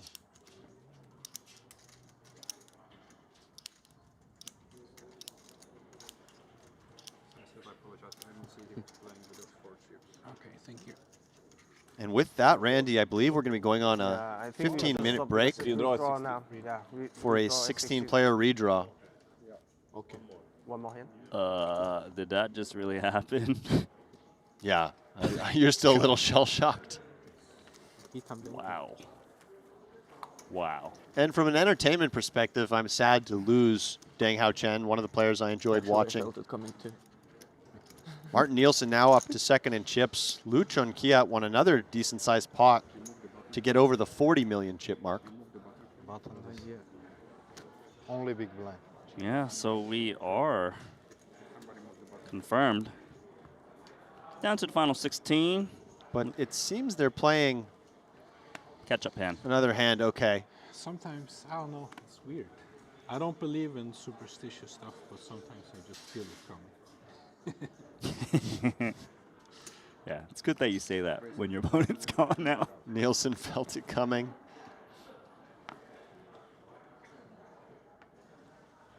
So this is something I haven't seen before, that they actually play a catch-up hand prior to doing the redraw because they were behind? They were behind one hand. Right, Yep. and I guess were they on a hard hand for hand? It's not a hard hand for Soft, hand, but they still want them to catch up. Yeah. Okay. So it'll be fair. It makes sense. Seems reasonable, yeah. But it's not really done worldwide. Just not conventional, yeah. I think it's a really nice little adjustment. Can't really find too many edges here in terms of structure. And I love that. I love that you can't game the system. Two-hand play. Looks like officially and finish. they will be going on this two-table redraw break. Someone has to be lucky. As some players are standing up. Martin Nielsen taking a picture of his own chip stack, I believe. And he's got 60 big blinds, 35.85 million. Good for second on the overall leaderboard. Other players at this table. Vietnam's Quanyo, Trencho, Gus Lazinikas, Arden Bazania, who's kind of just been chilling. Yeah. 12 big blinds. 7.1 million in chips. Welcome back to the booth. Randy Liu alongside Alex Livingston. Honestly, I don't really know what to say. The guy just got brutalized with pocket kings against king queen offsuit. That was certainly one of the worst beats we've seen so far in the tournament. King queen getting all in against pocket kings. Flop was a little scary. Ace jack X, the turn, the deuce, and then 10 on the river, and boom. One of the players I enjoyed watching in Deng Xiao Chen eliminated, and the beneficiary was our new second place in chips, Martin Nielsen. Yeah, and then Martin Nielsen also said, not really a superstitious guy. Yeah, but I felt like it was coming. I felt it coming. And like you aptly pointed out, it's easy to say that when it comes, right? Yeah. Kinda Okay. Hindsight bias.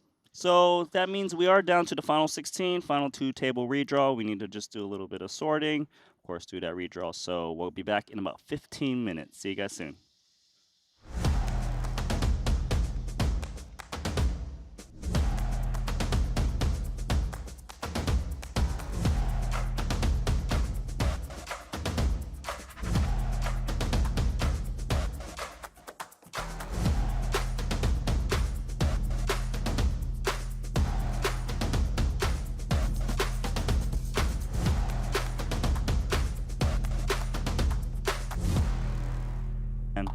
Takes progress. His cards will be blocked out. Deng Xiao Chen never looks happy to have to fold a hand.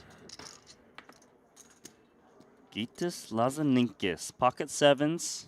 And I think at this depth, we just play call here. Just shy of 35 big blinds effective. And he does play call as you expect, Alex. 2.75 million in the middle. And a queen, queen 10, 2-heart board.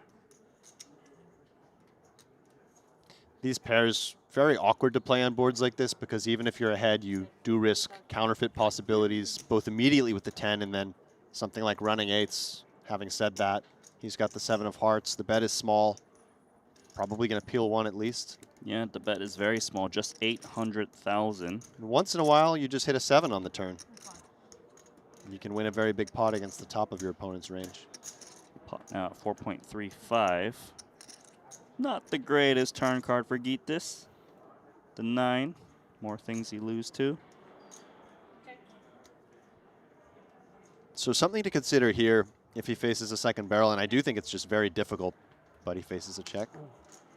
Hold on, that board just changed drastically. River card is the jack. So that means there's a 4-liner and a pair out there.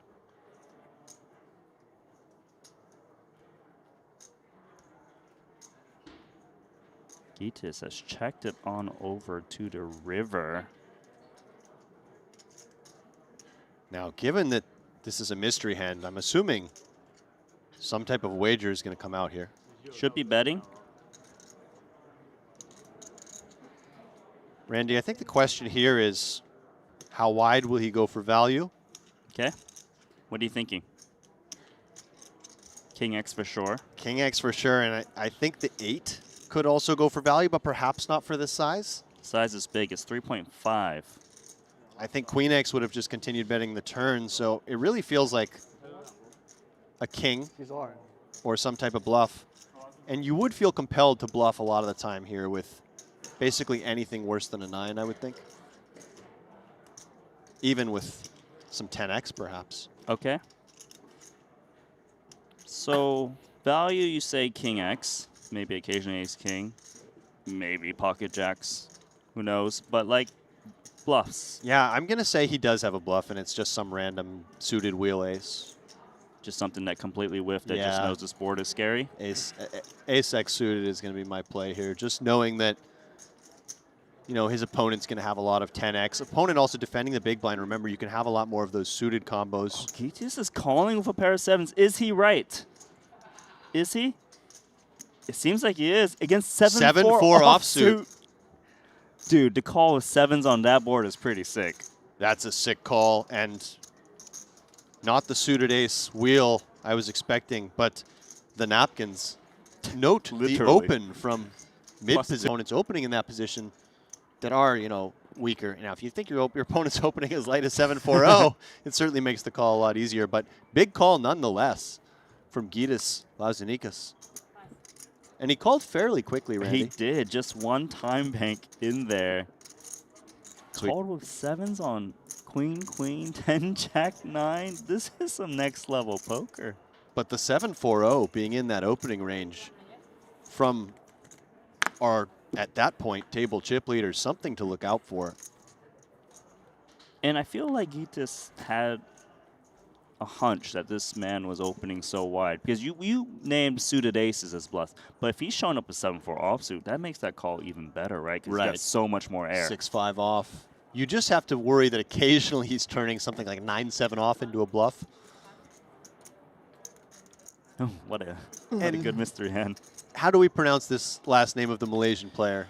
Xiang. Xiang. Okay, so if Xiang had been playing with Deng Hao Chen for a long time in this tournament, I think he might have just shoved this ace-jack off because Deng Hao is a pretty wide opener. Okay.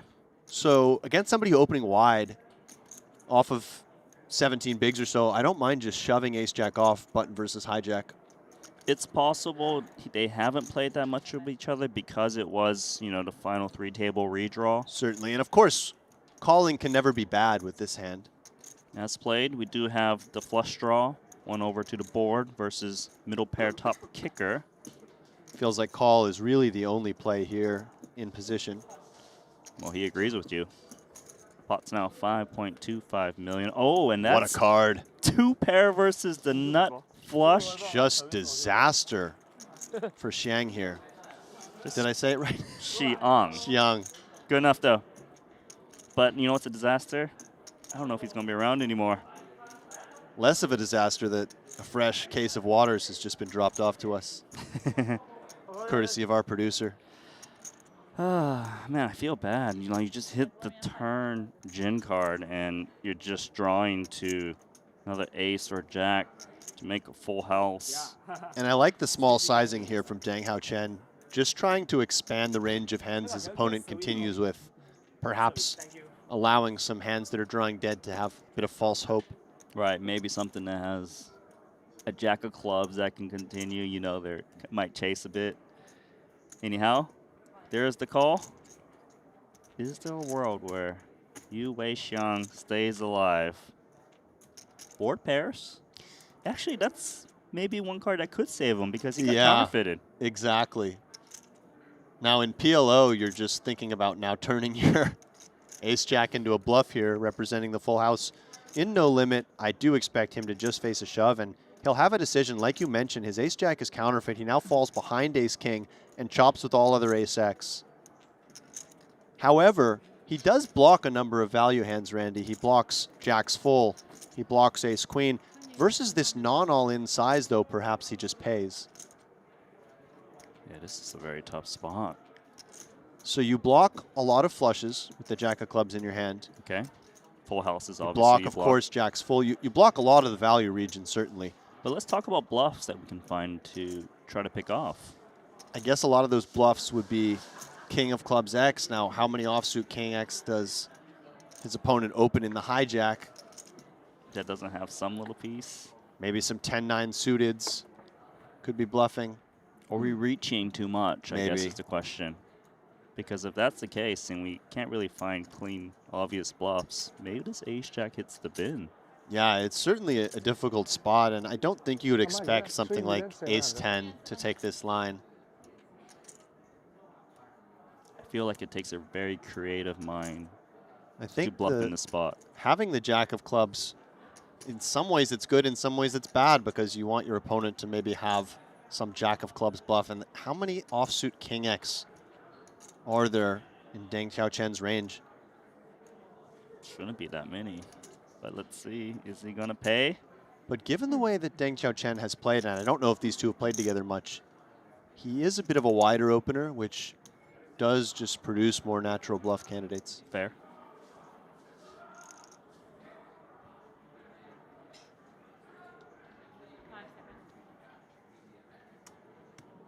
What's it gonna be? It's a call. Bad news for you. Flush. And a huge pickup for Deng Xiaochen, able to get 3 streets of value off of his opponent. The only silver lining for Xiong is that he does preserve his tournament life. Does have 1.4 million still. You're right about that.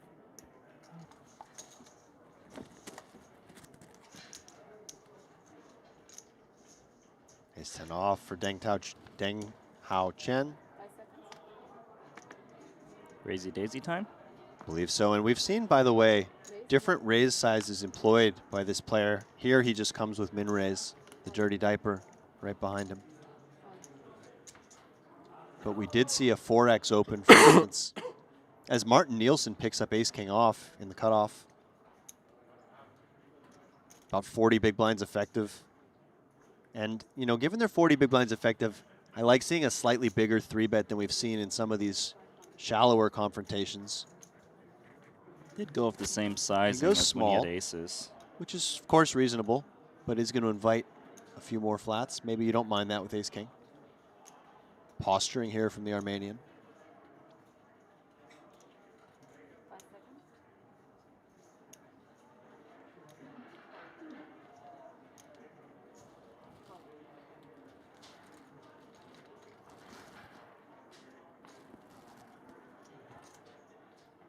It's going to get over to the pre-flop raiser, faced with a 3-bet now. These are really some of the hands you least want to have in a scenario like this when you raise an early position. You'd rather have anything suited, any pair, stronger ace-x. Is there ever a 4-bet on his mind? I think that is sort of the other option if you don't want to just let it go, is to take this hand and just turn it into a 4-bet bluff. Well, if he does 4-bet, what size are we going with? Maybe 5.5, 5.8. Yeah, I like that. Something like that.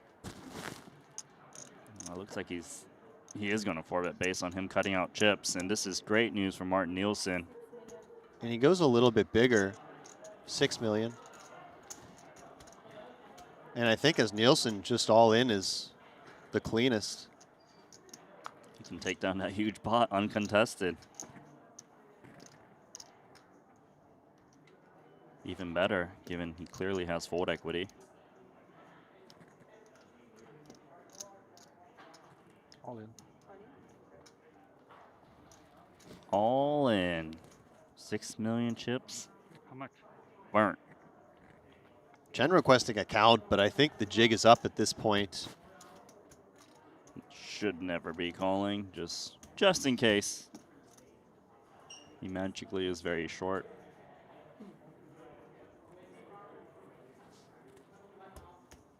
I don't fault him for 4-betting a hand like this, because it did seem a little bit too weak to call a 3-bet, right?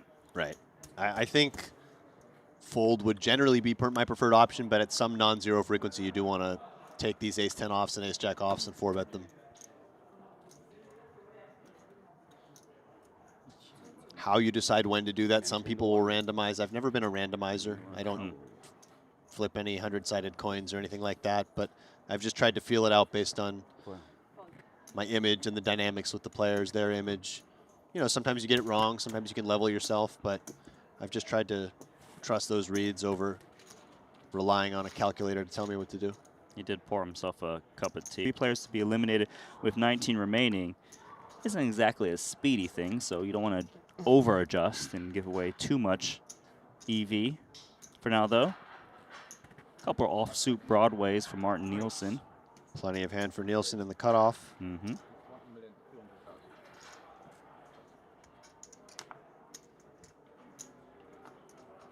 Deng Hao Chen.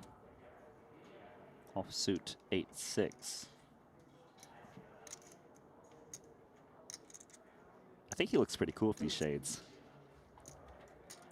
Yeah, Maybe I agree. The black T-shirt with it too. Yeah, he looks kind of baller. Looks like a movie star. He's so relaxed. Look on the other side from Martin Nielsen, just getting a massage. Jack 4-4 rainbow, top pair. Strong kicker.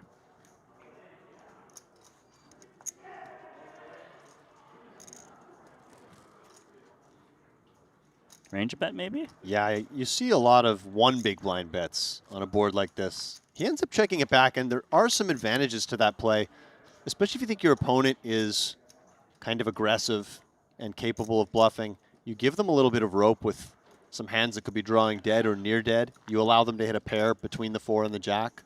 Yeah, I feel like it's an underutilized play. I agree with that. And note that it's a better play on 4-jack-4 with queen-jack than it would be on, say, 4-7-4 with queen-7, because your jack is less vulnerable to overcards. Sure.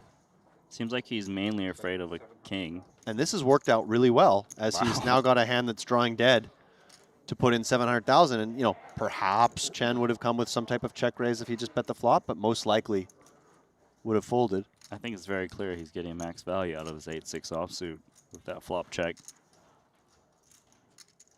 And, of course, just continuing the story of calling, trying to make it look like he has maybe some type of ace high that's geared towards showdown, and can Chen put pressure on a perceived ace high on some rivers? And with an 8 in his hand, on a river that completes some draws, if I've taken this line with Chen, I would be very compelled to follow through, knowing my opponent has perhaps a lot of ace highs, and that this card should hit me in some way, some portion of the time. Yeah, I don't blame him from firing again once he bet the turn. The turn bet certainly feels ambitious, and as Nielsen, I think we just call here. Yeah, he snapped it. 8-6 offsuit being shown. So well done from Martin Nielsen. I think a lot of players would have.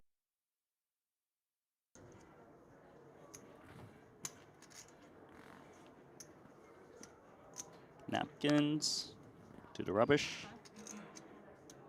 Ah, we have our first mystery hand of the segment. All right, so Xuan Cho. That's right. Opening it up. Just see the dirty diaper folding quickly right behind. Xuan Cho is the tournament chip leader as his hand takes progress. His cards will be blocked out. Deng Hao Chen never looks happy to have to fold a hand. Gus Lazinikas, pocket sevens. And I think at this depth, we just play call here. Just shy of 35 big blinds effective, and he does play call as you expect, Alex. 2.75 million in the middle. And a queen, queen 10, 2-heart board. These pairs, very awkward to play on boards like this, because even if you're ahead, you do risk counterfeit possibilities, both immediately with the 10 and then something like running 8s. Having said that, he's got the 7 of hearts. The bet is small. Probably going to peel 1 at least. Yeah, the bet is very small, just 800,000. And once in a while, you just hit a 7 on the turn. You can win a very big pot against the top of your opponent's range. Pot now at 4.35. Not the greatest turn card for Gus. The 9. More things you lose to. So something to consider here if he faces a second barrel, and I do think it's just very difficult, but he faces a check. Hold on, that board just changed drastically. River card is the jack. So that...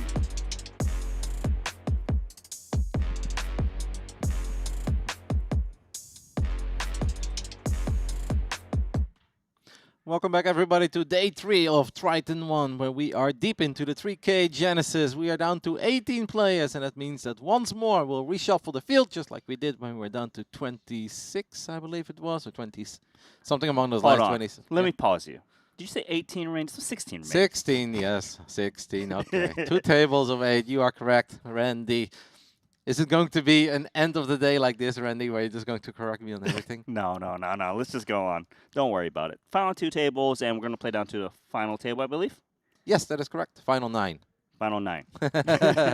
And 2 times 9 is? Oh, I don't know. Just kidding. No, a couple of crazy hands. Obviously, I was trying to catch as much of the action as possible, but that call with the 7s, I saw YouTube chat exploding. I could not believe that. Yeah, that was a really crazy one where Trencho like kind of made a gangster bluff with 7-4 offsuit. It was a mystery hand, so we had like no idea. And the board was Queen, Queen, Jack, 10-9, and Lazinikas called with 2 7s, and he was right. I cannot believe that. I feel like you lose every hand that I would have ever mentioned as part of the mystery hand. I'm very happy I was not there for that segment, Randy, because I don't think that 7-4 would have ever been mentioned, even if we would have been here till tomorrow morning, 5 a.m. That's so true about that. But obviously, we've had a really good action, not just from, the mystery hand, also from players like Martin Nielsen, who did the dirty with King Queen offsuit against Pocket Kings. Our current chip leader, Lu Chun-Kiat, he's been very active and very well deserving of having that lead. Of course, Martin got a little fortunate a little bit before that as well, or not really fortunate, but it's always nice when they're 4-betting you when you've got aces. You're like, all right, we'll take it. Not often will you pick up over 6 million chips without even having to see a flop. Yeah, and that's the thing is sometimes it's just about timing of cards, but when you do get that run of cards, can you get the most out of it, and can you bluff at the right time? It's been a lot of fun. We are down to the final 16 players, which means we're going to have to say goodbye to 7 of them before we officially call it a day. And then we'll all get a good night of sleep and get ready for, of course, the final day of the Genesis 3K. But so many more events are running over here at Triton ONE. The 10K Mystery Bounty is in full swing. This is a cool graphic, by the way. So we've got the entire lineup of the 2 tables. Yeah, and taking a look at this, you can see that Martin Nielsen is in a great spot. He's the table chip leader, and on the other side, we do have the chip leader, Lu Chun-Kiat, on 65 big. So basically, in this setup, with short stacks out there, they can just raise a little bit more and pick up some more chips. Obviously, plenty of pay jumps to fight for as well, but everybody wants to make it to the final table of the first ever event of a Triton ONE. Yes, yesterday we had the 5K one night, but this was still the one that started first, and this one will go down in the history books as the official first ever Triton ONE event. Obviously, quite a few of these guys are going to be here for the entire series, not just for Triton ONE, but also for the Triton High Rollers, which starts right after Triton ONE is done. I'm excited, Randy. I feel like today, the last 2 hours that I did were mega fun. They were a bit off to a slow start. In the beginning, nobody got anything. Card distribution was awful. Took like 4 or 5 hands, and then we had a couple of guys making it really fun. A little bit sad that Deng Hao Chen is no longer here, because he was a fun wild card. Yeah, but we do have a lot of other people here still remaining, and just... they're here for fireworks. They're not just playing to try to squeeze into the final table. They're trying to set themselves up to win that top prize, over $500,000. And of course, if your favorite player is not part of the table that we are watching, make sure to keep an eye on the Triton Poker Plus app. It is very easy to follow your favorite dudes. And if they've already busted, but they are playing in the 1K mystery, or the 10K mystery, excuse me, you can obviously follow the action there as well, including hand histories. I saw that Corey had a very unfortunate run. He registered rather late in the 10K Mystery Bounty, and he busted in the very first hand. 10K gone. 10K gone. Ace Queen versus Kings. Poker be like that sometimes. Good to see that Gitas is still with us as well. Still hanging around, 21 million chips. About what he left that future table with at one point when he was absolutely sun running. I had a friend send me a message. He's like, yeah, I was tuning in for quite a bit. He went from 2 million to 13 million. It was crazy. I was like, oh, that was only halfway. He kept on going. Yeah, he shouldn't have stopped. Really cool as well that Aaron is still in the tournament too, from Armenia.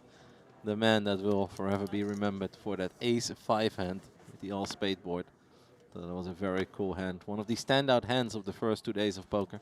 Decent hand here for Bing-Xing Li, King-Jack offsuit. But also tricky when we are this short. And you just open fold it. I don't hate it. Yeah, if you are going to play it, definitely don't jam. Just come in for min-raise. Otherwise, fold is, conservative, but all right.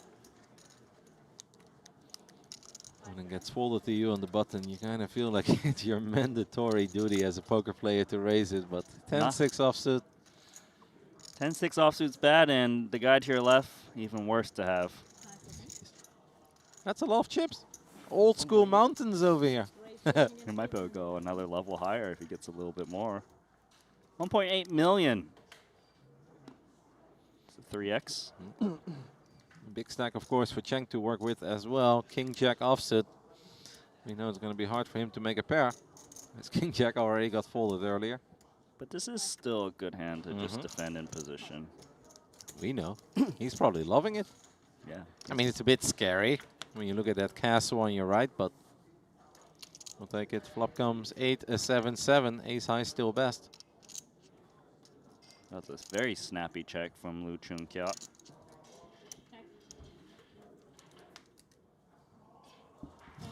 Yeah, you got to be feeling pretty good here with ace deuce small blind versus big blind. 8-8-7-7.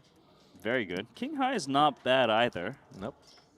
And especially when you see that it's the chip leader of the entire event that is potentially going to take a stab at it. Wow. A little bit surprised that we're not even firing a few chips there. The ace high, to me, feels real strong. Yeah, he must have felt there's more value in inducing a bluff, but I personally would have bet, you know, small to try to get a curious king high to call. Once in a blue moon, even a queen high. Of course. Small blind, big blind. Almost the same difference. Yeah, no, if the chip leader there fires 1, 2 big blinds. Anything up to like 2.5, I'll gladly call off with king high, especially since Chen did have quite a few chips to work with as well. Uh-oh, did we just lose a player on the other table? That could be Yim from Hong Kong, and he was the shortest coming into the final 16. He was down to 3.4 million chips when we did the reshuffle. Yeah, no spot. Seems like a blind versus blind all-in. King 5 offsuit versus the Jack 8 of Shu Ming Chi. And it came Jack 10-10, 4, 7. Pretty standard shove, right? If you're the shortest one of all 16 players, it gets folded to you in the small blind. You've got King 5. It's not the slam dunk. I'm loving it, but you're absolutely sending it. Yeah, but clearly he was so short. That's why he got called by Jack 8 offsuit. Yeah. Sevens for Müller. I'm going to raise things up from the hijack. Kiat looking down at Jack 3. That's not very sexy. 9-3 will get mocked as well, which means it comes down to our last Armenian in the tournament. 9 deuce will get folded too.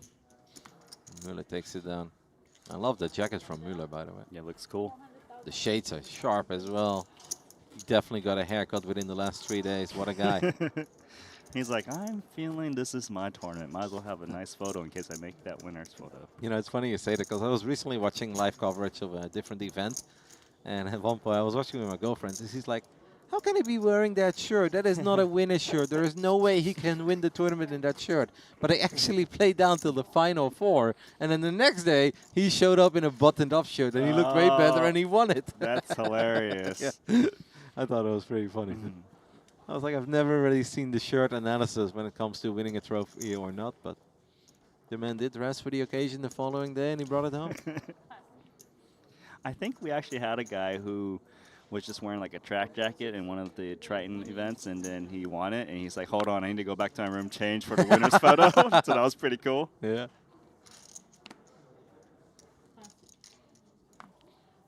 I'd definitely dress for it. Even if there is like a 5 to 10%, I can come into a final table shortest. I'd still dress for it. Yeah, I know. That's why you might hang up that picture on the photo on the wall, right? Yeah, might be the only one that will ever get taken, so you better look good, right? Gitas is going to open things up with ace-4 of clubs.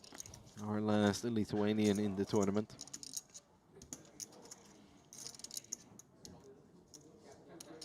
Wong Sum Lee, a 7-4 offsuit. Coming in. He's done a real good job, by the way, in hanging in there, because he was one of the shorter ones as well when we were down to 30 players, give or take. Yeah. We're actually kind of counting down the seconds until it would be his final hand, but he's still here. He's, of course, still on the shorter side of things, but impressive that Wong is still with us. It just seems like he's able to maintain his short stack throughout the tournament. Surprisingly light defense.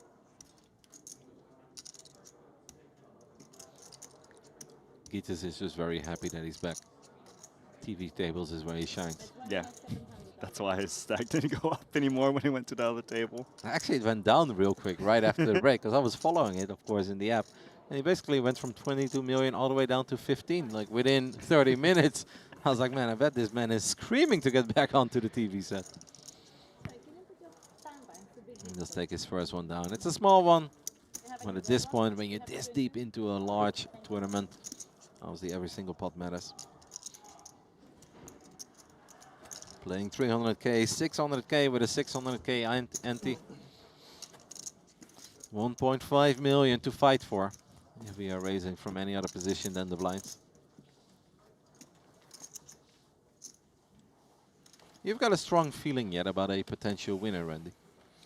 Well, it's funny that you say that because when I was with Alex not too long ago, he was raving about Lu Chun-Kiat, how I guess maybe you asked him who he felt about, and you know he's clearly crushing. For me, I actually have a good feeling about your man, Martin Nielsen. Like, he's been playing some amazing poker, good deviations, and was able to extract more value with some hands that normally would c-bet. And he just seems very in the zone at the moment. Yeah. He's been running good lately. He's been having multiple deep runs across multiple continents. This could be it, by the way, for Wong. And Gittes could be in a little bit of trouble. Aren't you happy now that you didn't just call out Gittes as a potential winner? Because there's a chance that he's going to lose some chips here. Feel like ace-jack suited is just too good to fold against one of, if not the shortest stack remaining. He's definitely not the shortest, but he's among the bottom.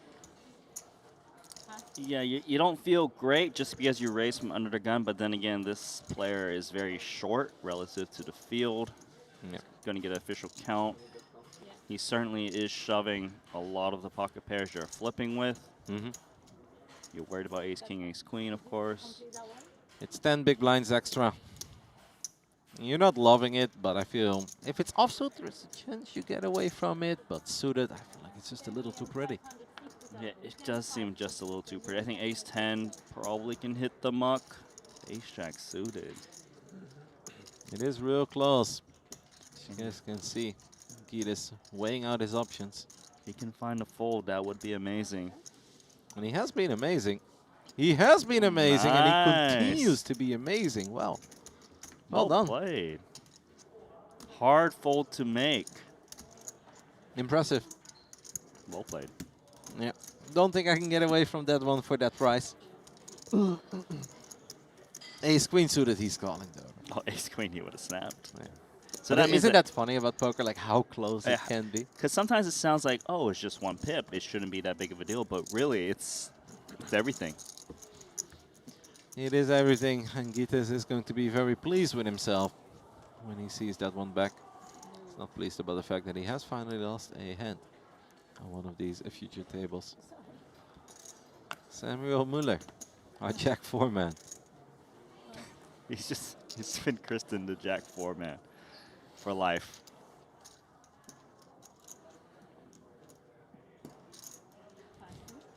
If he ends up winning the tournament, he 1.6. should absolutely ask to get Jack 4 in front of his chips and trophies instead of anything else. Even better, how about take a photo with Alex Foxen while No. you're doing it? Oh, a real decision here for Aaron, our Armenian player. Pocket sevens. After our chip leader of the entire field has opened things up with ace 8. Aaron will send it. Best on yen. Bad news. Well, perhaps actually good news, not bad news.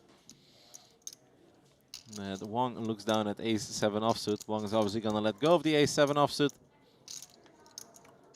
Would you say that's good news or bad news for the sevens, knowing that someone else has ace 7 specifically?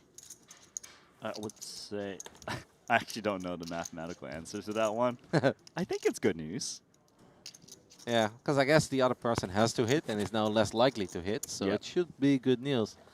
It is really bad news when they do hit. He's priced in here. Yeah, Ace 8 off. You can't really go anywhere. One of these spots where you're not loving it, but if we're working with 40 million chips and it is 5 big blinds extra, we are going to run it. We know one ace has hit the muck. We know one 8 has hit the muck. And we also know a 7 has been mucked. That's right. 13 million chip pot. Will we lose another? Okay, Aaron, best on yen, hang in there. Ooh, that's not a very nice flop for sevens, because now any king is an out as well for Kiat. king. No, I don't. Yeah, like he that calls one. it immediately. Okay, jack. So many outs. Mm-hmm. Any ace, any features. king, any jack, any 8. But the river is the K7, so make a full house, but that's not very relevant. 5.5. 5.5. Aaron is just happy that the board did not pair and no aces or 8s appeared. What a hold. It's always a sweat. Always a sweat, but he's been chilling with the short stack throughout. I've seen him at their feature table. Still more breathing room, but just 16 big blinds. Are those flames on his hoodie? That's what I was saying to Alex earlier. It seems that way. I mean, they are, right? Yeah, that would be my guess too, but you're my fashion expert, Randy. I'm just a gamer. Just a gamer. It was really funny because I heard Alex talk earlier with our producer, and they were talking about how much less they walk at a poker festival like this and how their phone like tracks it, and they're like, oh, my average is so much lower, and I'm like, my average is so much higher. Like, my phone is so proud of me whenever I go to any sort of casino because I am way more active than I am at home. Look at Kiot, by the way, from ace-8 to pocket aces, under the gun. I feel like he's not going to get a whole lot of respect since he is the chip leader and he just lost some chips. Chip leaders often want to win the next hand just to get a few chips back. This would not be the moment for Wong to make a move. No one to give action yet. Just Gitas and Müller left. Gitas looks down at Queen 3 of hearts and Müller folds immediately. That's a little frustrating for Kiot.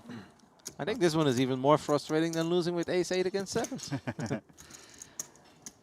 Then again, he still has 38 million in chips. Yeah, he'll survive. So we are down to 15 players, of course, after the elimination of Yim on the other table. And we are once more playing down to 9. There is a small chance that we'll start reshuffling players if it gets a little too imbalanced. We obviously don't want to have one table with 8 players and the other one with 2. Yeah, that's good that you do mention that, because right now, 8 and 7-handed. If no one gets eliminated for quite some time, they actually move one player from the 8-handed table to the 7 to keep things fair. And they're counting hands on both tables. Oh, that's very cool. 6. King Queen offsuit for Chang, who works with a very healthy stack of 24 million. Bang on. No, not quite bang on, but very close to 30 big blinds. Before his raise, it was. King 10 for Lee. Now officially the shortest player remaining of the 15.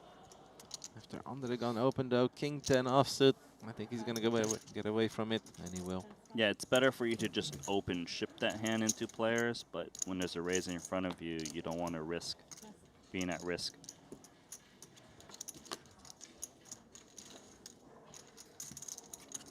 So Chang takes one down as well.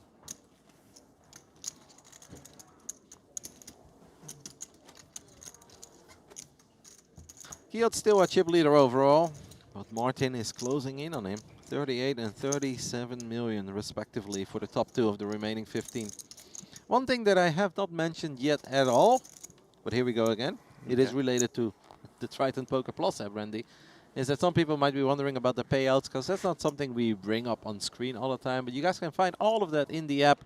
You can just click on the payout structure for whatever event you're interested in, and then you can take your time and analyze it. Yeah, and in case you don't know where that button is in the app, it's the little $sign. Push that.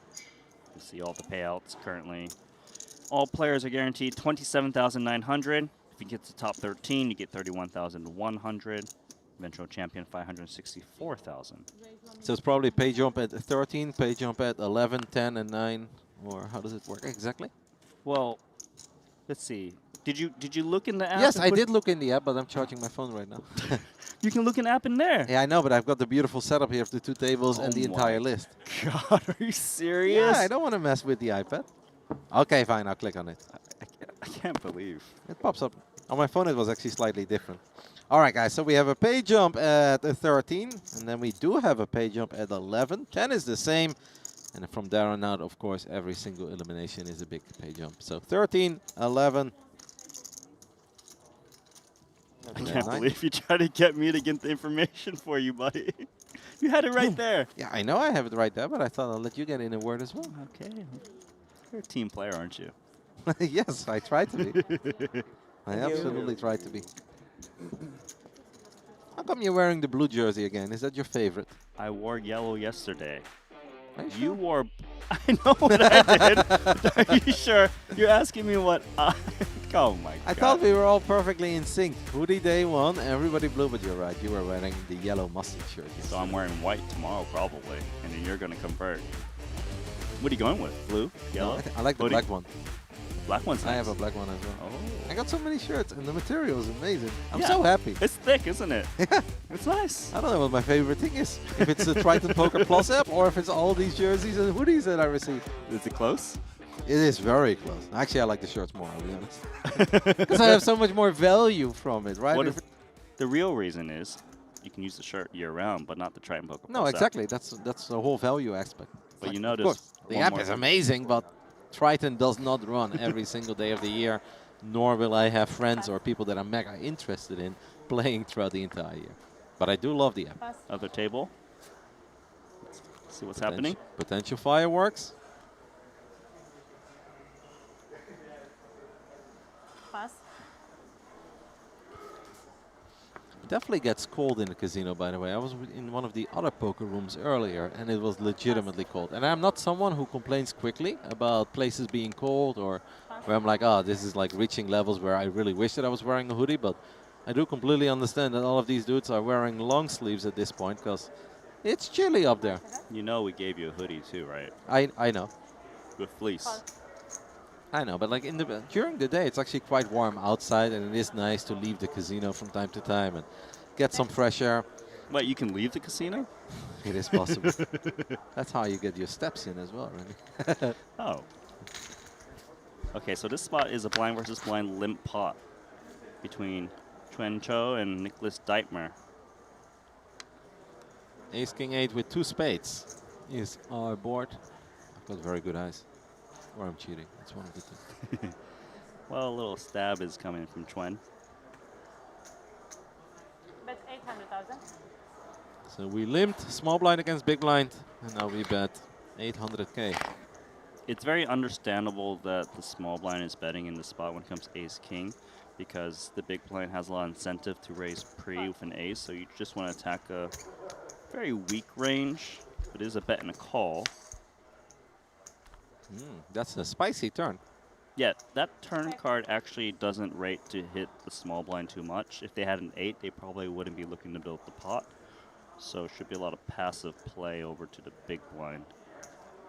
This does really feel like air versus air, right? Doesn't it? It does, but I kind of feel like Nicholas is more ranged towards that king a bit more. It checks through. Option on our man from China. Limp, bet, check, check is his line in the end. Nicholas could honestly fire with anything. Whether he has it or he doesn't have it. Yeah, the board is what? Ace, 8. Ace, king, 8, 8, 9. 3 spades. Flush came in on the river. A decent amount of the time the small blind might even be playing the board here. I agree with that. Nicholas will bet, from the looks of it, over a million. Wow, that's a big bet. That is a really big bet. For a relatively uneventful pot so far, 2.6 million on the river. So each orange chip is 500,000 in chips. The chips look very nice, by the way. Give me Halloween vibes. See it? No, I don't see it. I don't see like chips I would like to shuffle one day. We do get a fault, so Nicholas Deitmer, the last remaining German player. Obviously, Samuel Müller is rocking the Austrian flag. Takes one down. Seems like he has created a bit of a reel. His amigos are cheering for him. Oh, you cannot see the is it okay like that?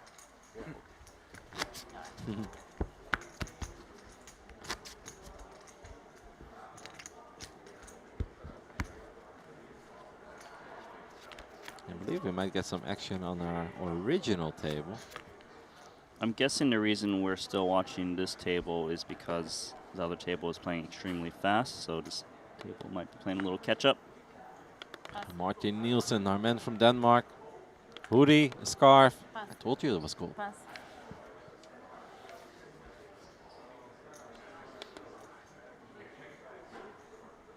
Folded to our Vietnamese player, who's out. Really cool to see a very decent turn-up when it comes to the Vietnamese poker enthusiasts. We've had quite a few of them among us. And they're getting lots of love and support in the YouTube chat. All right, so Chen puts in a min raise after losing that last blind versus blind spot. He's now on the button. Nicholas Deitmer in the small blind. Gives him an all-bet stare. He thinks he can get his chips back. 5 seconds. Ooh, all in. Well, that's pretty big, no? 18 million. Big blind is 800K, so about a 22 big blind reshove. That's quite big. It is quite big. Middling pocket pairs, or? I could see it for sure. What we do know is it's a winner. Yeah.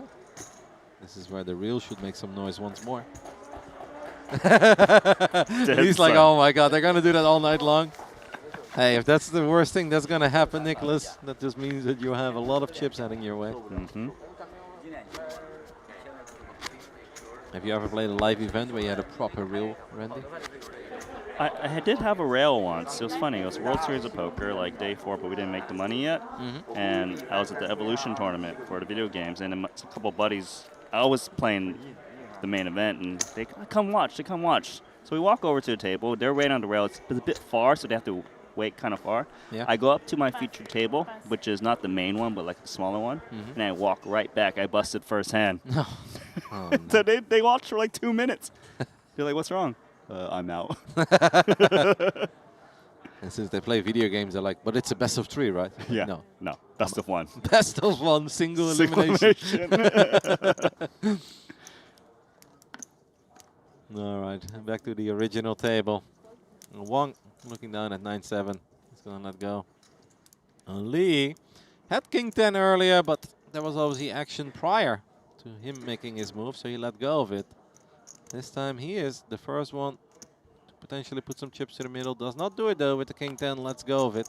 Yeah, I wouldn't fault him if he did want to attack in that spot, but it was quite early in terms of position. Good timing because Chen Shuhu wasn't going to fold ace-jack. He is going to raise it from the button. Kiet looks down at Queen 7. That will hit the muck. And we've got 3 players on this table with pretty cool shades. Who's got the best one, Randy?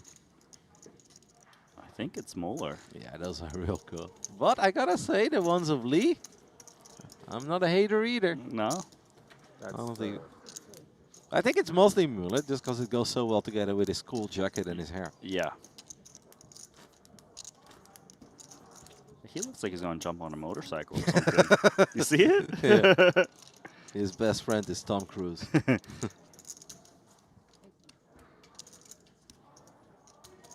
All of the Elias shades are very cool as well. So right now we are still left with 15 players. We'll be playing down to 9. It is obviously going to slow down a little bit to make sure that it stays fair between the 2 last remaining tables here in the 3K Genesis. We've had a few people stop by over the last 2 days. Where is this live? Yes, it is absolutely live. And since when does Triton have a 3Ks? Well, that's why this is not just Triton Super High Roller Series. This is a new tournament festival called Triton ONE. We have 12 events spread across the first 7 days here in Jeju. And once those 7 events are done, we're going to enter the Triton High Roller Series that you guys are used to watching. Now, there are a couple of bigger events as well, part of Triton ONE. We've got an 8K main. We've got a 20K event as well. So it's not exactly for the biggest casuals out there, but we do have a 3K opening event. And I believe there is a 1-day 2K as well.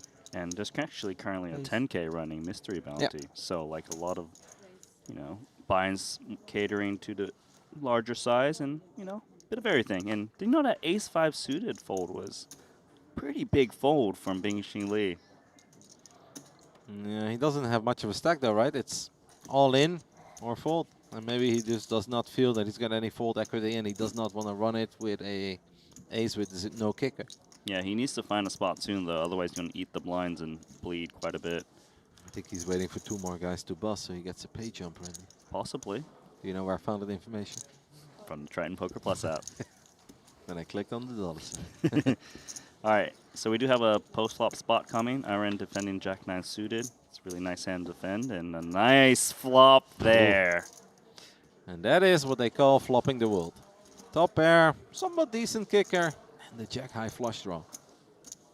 Unfortunately for him, who has absolutely nothing. Outside of a great hoodie. I got that hoodie. Me too.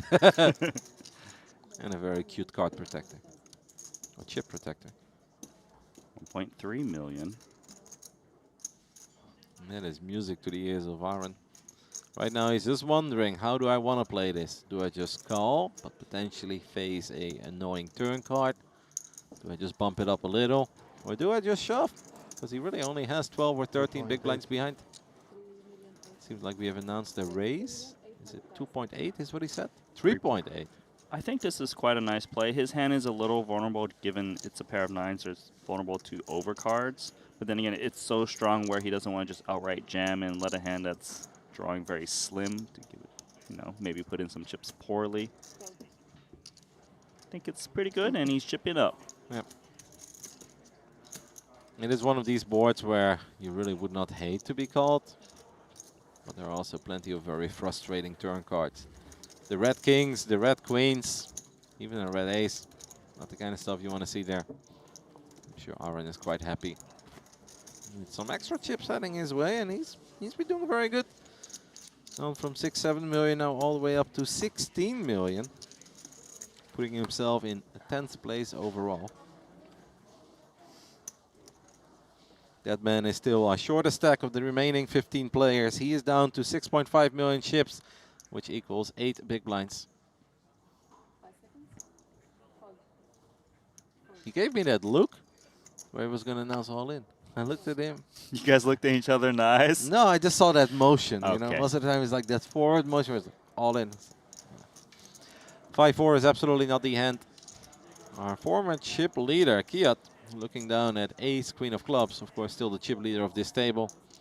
And still working with a mountain of chips. And the pick of Alex Livingston. Customary open of ace, queen, suit. Oh, ace, king right behind. Look at the chip stacks, too. Yeah, they are both very big. You know, chips could fly in. Absolutely. Ace, king of hearts versus ace, queen of clubs. This could be one of these tournament deciding moments. It seems like he should 3-bet to around 4.8 to 5 million or so. Yeah. 4.6. Okay, 4.6. 4.5. Oh! You were closer to me. Slightly. I've been working on my game, Randy. Seriously, though, it is a very big decision here for Loon Chun Kiat. He is up against a 30 big blind effective. I wouldn't mind him just calling if he's a bit worried. If he's up against a hyper-aggressive opponent, maybe you just go all in. Oh, he announced does all move in. all in. And I mean, if you're Chen here, you kind of have to call, but you also hate it because there are all these ICM implications that we really don't want to dive into. But he is way above average, does make a quick call. And Randy, we have got by far and away the biggest spot of this event so far. 50 million chips in the middle. Ace, queen of clubs versus ace, king of hearts. That escalated very quickly. Either a massive chip leader or a new chip leader incoming. Ace, king of hearts, heavy favorite. Here we go. What a moment. 10-9-6 with the 2 spades. The clubs are still alive. The hearts are dead. 8, 7, 9. Lots of chop outs. Plenty.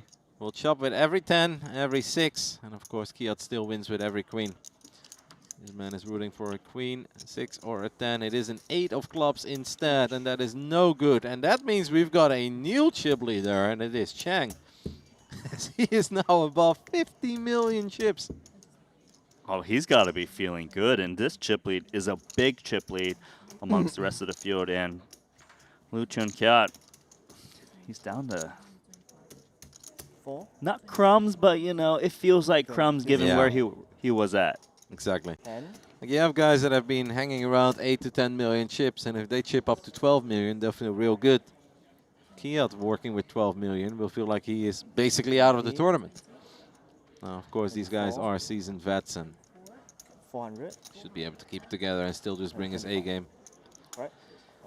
Yeah. So you mentioned, Randy, obviously the action got exciting and we had to talk about the cards that were coming. Ace Queen is probably better to just call there because they are both so deep. Yeah, I would have preferred it because they were 30 big blinds deep. If they were like in the 24, 25 territory, sure, jam is probably certainly fine.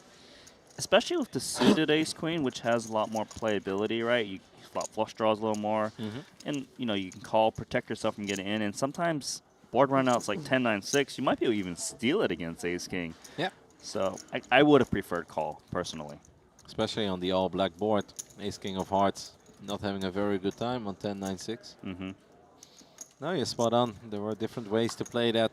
We have not seen Kiat make many missteps. This was potentially one of them, but there's also many moments where he just takes it down pre.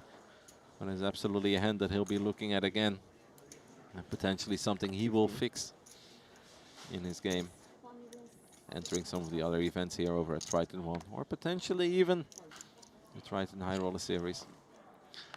Gides looks down at pocket tens under the gun. He's still working with a 19 million. Chang, our Neil chip leader.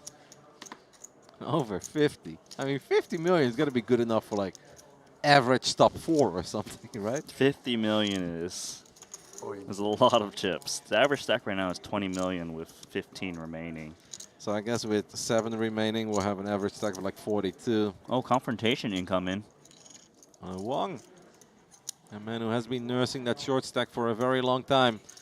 He's going to come over the top with ace-jack. And Lee will let go of his ace-6 suited, even though he's so short.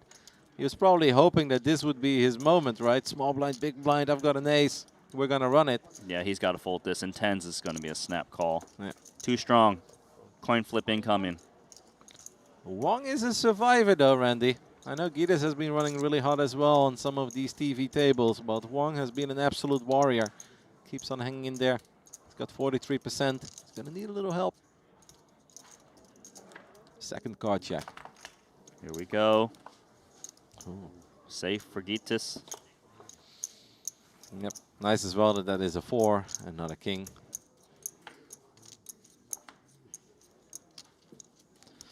Wong needs an ace or a jack only. No additional outs are available.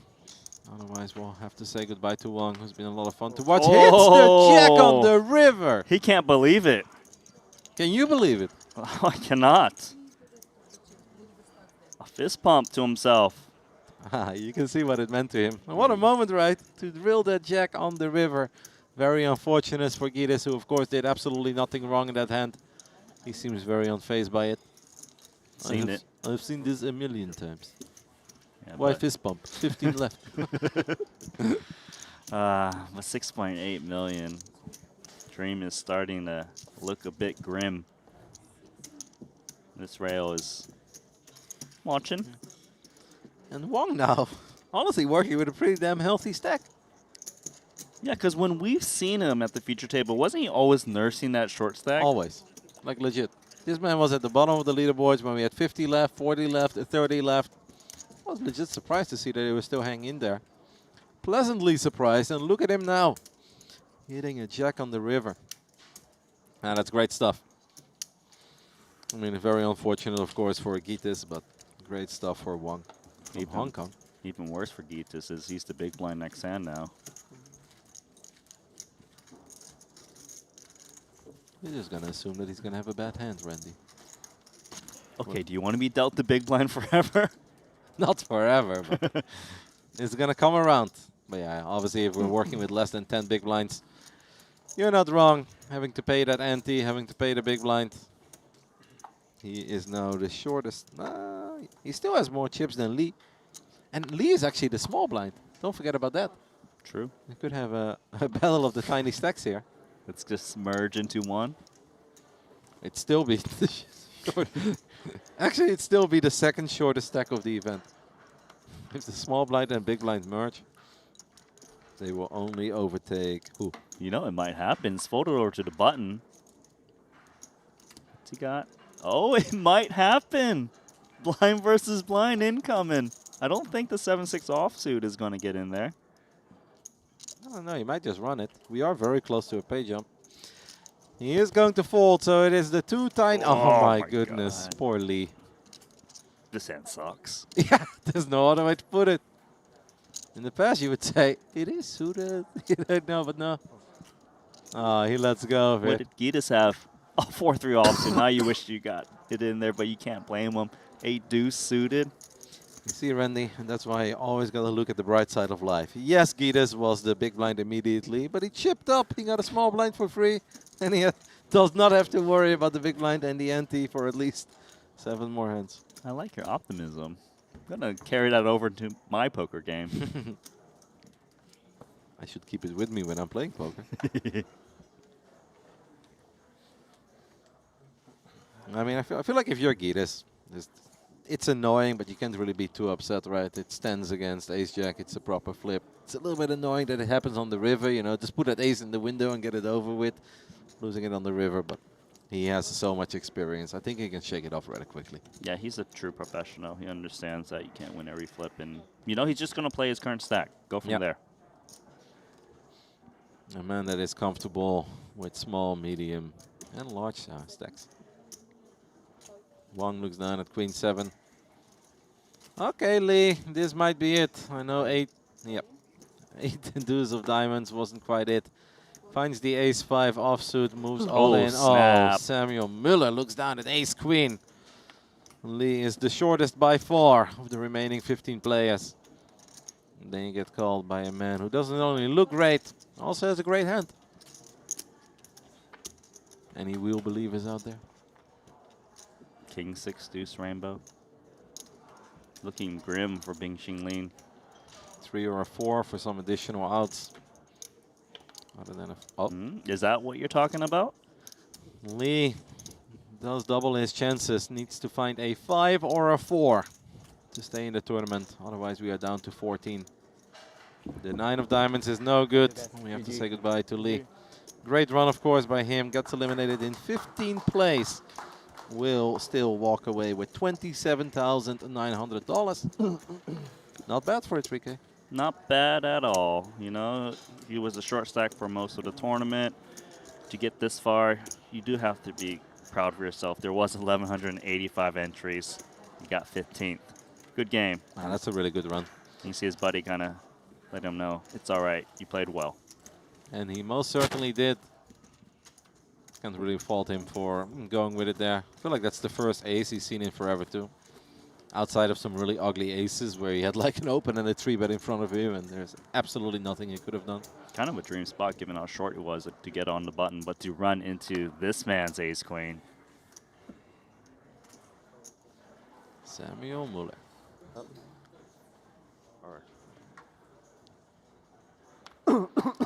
Kiat, the man who was the chip leader not too long ago. Let's go. Kiat now 12th of the remaining 14 players. We are, of course, on a pay jump bubble. As we mentioned before, top 13 gets a little more. So if you don't get eliminated now, you secure yourself an additional $3,200. That's like a full buy-in. Another buy-in for the next QQPK Genesis.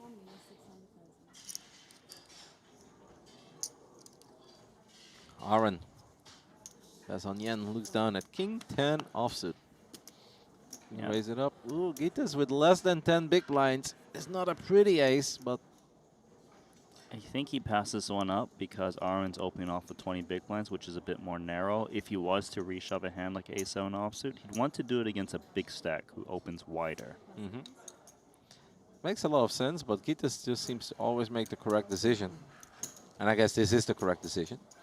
Yeah, I would agree. Just this time he would have been ahead. But and he also would have been called, right? Because then at that point it's like 4 million extra. It's like, well, and then you're still forced to run it with A7 offsuit and you're not going to be very happy. So exactly. yeah, Gitas is real good.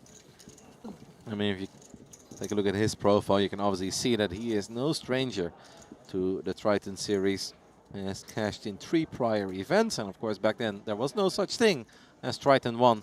So those were the Triton high rollers. He cashed in a 40k, he cashed in a 25k, and cashed in a 20k mystery bounty as well. But you just look at him play and like, yeah, okay. You know he's Yeah. sharp. Yeah. I get it. It's like I've watched that man play poker for 3.5 hours, and even if I had all the information, I don't think I could have played better. Like that call with the 7s. Oh, come on. Yeah, you can't get that one's amazing. Cheng Huang, pure chip leader, King Jack offsuit, easy raise.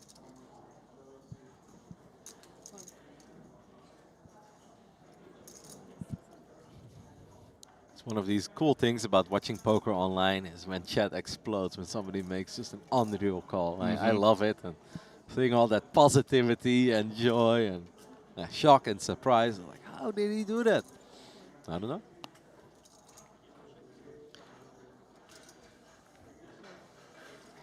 King Jack offsuit, obviously a perfectly fine open. If we are by far and away the biggest stack of the remaining 14 players. Martin Nielsen still in second, cruising along with 38 million chips. We might have a spot where we see a flop. Yeah, 10-9 offsuit, very playable.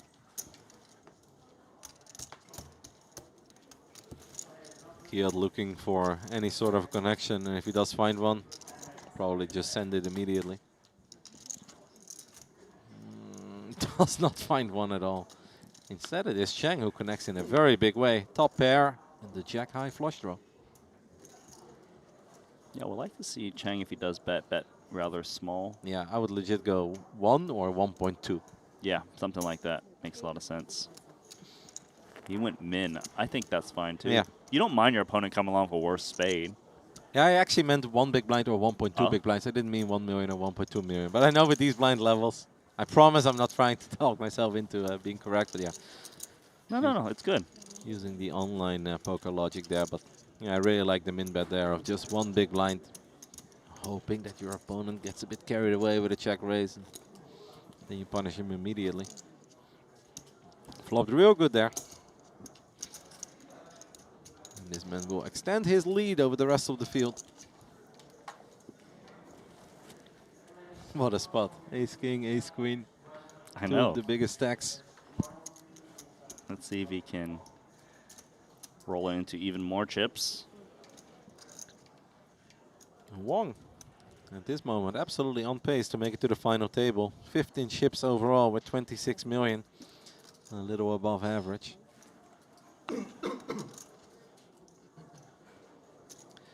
Samuel is actually not that big when it comes to chip stack. Playing about 21, 22 big blinds. Going to raise ace-5 offsuit in the cutoff.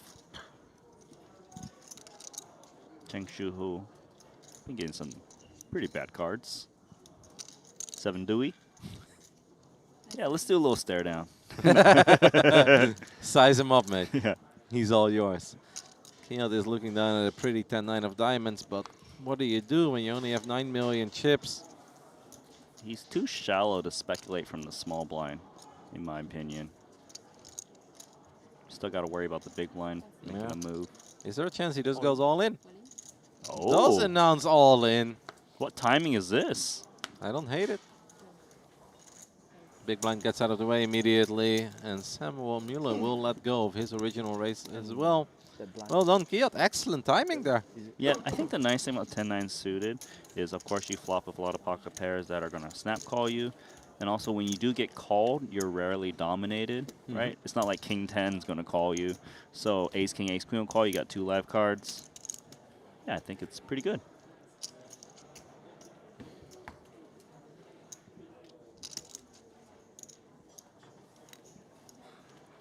Kiad also showing us that he's not here to survive one more spot, because if you're really invested in that 1-pay jump, that's probably a play you won't make, because he does have enough chips to potentially outlast a few of the other short stacks. But that man wants his 37 million back. Samuel Mueller looks down at pocket kings. Probably gives Kiad the stare down. Do it again, I dare you. Oh, he's staring him first. All right, look that way. I'm guessing Cheng Shu is actually just trying to stall a little bit. Yeah. Just in case he gets that page up. He is the second shortest stack. Only Gita's is shorter. Shinhwa might give Samuel some action here, right? Queen 9 suited. We've got a mountain of chips. Queen 9 is a little too pretty to just fold if we are this rich. But he will fold correctly. Aaron looks down at 10-8 of diamonds. Tempting to take a flop with. Yeah, he definitely is not folding this. He's getting a better price, given he's in the big blind. Rarely dominated, but it's up against the overpair at the moment. Could be fireworks here, right? If Aaron flops top pair or a diamond draw. No, top there pair? You go. Top pair with a 10 kicker. As Samuel Muller obviously still is working with the pocket kings. Aaron will check his top pair. There's a diamond on the board as well. Oh, a check back from pocket kings. Interesting. That is a card that Aaron will not enjoy, as it is obviously going to connect with the range of the hijack.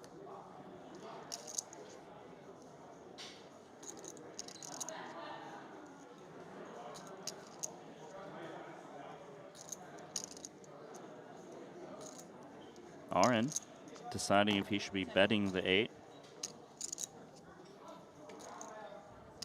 Looks like he's checked it on over to Samuel Muller. Samuel is absolutely underrepresented his hand so far. If I was Aaron, I would not have the feeling that I'm up against pocket kings. No, especially with that flop.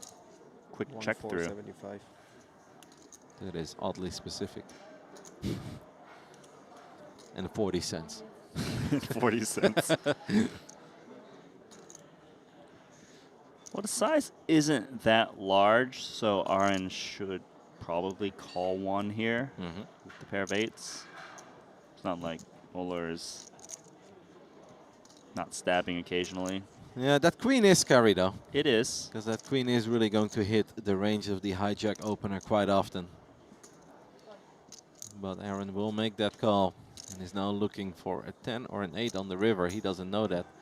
Any sort of a deuce, 3, 4, 5 would also be bad news for Aaron because he might think that he's still best. And the river is a 3 of spades. That is a bad card for Aaron because that might give him the feeling that he's still best. Yeah, I think the main question on whether he calls another bet is the sizing that's going to come from Samuel Muller. Muller needs to decide, should I target the queen? If that's the case, he goes big. But if he's targeting like the 8 or 7, he can't go too greedy. Otherwise, those hands might hero fold. I'm feeling something between 4 and 5. Seems fair. The best sizing actually is the one that gets the most from a queen and still gets the 8s to call. 4,950 is what Samuel said. So basically 5 million. 4-9. So the way this hand is playing out from Aaron's point of view is that he's up against a queen, right? Yeah. He expects maybe an 8 to slow down with a better kicker. You know, a check back, betting the queen when it comes and betting again. It's just a pure guessing game at this point with this hand. Yeah. Either he has a queen in the eyes of Aaron, or this is ace-jack, ace-10, maybe even ace-king. Maybe. King-jack once in a while. Aaron is going to go over it. Yeah, tough one, right? It is a tough one. It's about just reading your opponent. This opponent is very aggressive, as we all know. Do you know else? Do you know who knows it really well? We know. Okay. Foxen. Foxen knows. And I'm pretty sure everyone knows about this hand. Will he call? Yes, he does. Does make the call and will receive the surprising news. Not that he's beat, because I'm sure that he expected that to some degree, but that he's beat by pocket kings. And it's not a hand that he probably put Muller on very often. So that's a very nice spot heading towards Muller. And that also means, Randy, that we are going to get ready for a little 10 to 15 minute break. This was not a scheduled break, guys, but we're just going to color up to get rid of some of these castles, even though I love the castles. Aww. And we're going to have to reshuffle the players a little bit as well to make sure that it stays fair. That's all right. Well, Let's take a look at these chip counts on what happened on our feature. Shinhwa, 65 big blinds, 51 million, courtesy of the ace-king suited versus the ace-queen suited of Lu Chun Kyat. Gitas, man, you got a feel for him. Just 8 big blinds now. Got rivered by the ace-jack versus 2 10s. Yep. Yeah, nothing he could have really done. I honestly, in a weird way, I still believe he's got less than 10 big blinds, but he's been so good and he's been so impressive in some of these spots that I kind of refuse to count Gitas out until it's all over. It seems that we haven't missed too much fireworks on the other table. We are still down to 14, like we mentioned. There is a pay jump at 13. There is a pay jump at 11. That's pretty much all we got. It's going to take a little bit longer than the usual very tiny breaks because we are going to color up and there are a lot of chips to get rid of. Right. Makes sense. So shall we send them on a break? If you're ready, I'm ready. I'm ready. All right. We'll see you guys in give or take 10 minutes where we will continue. And that could very well be the last part of the day as we only need to lose 5 more players until we are done. And we'll continue the final table tomorrow. We'll see you guys soon.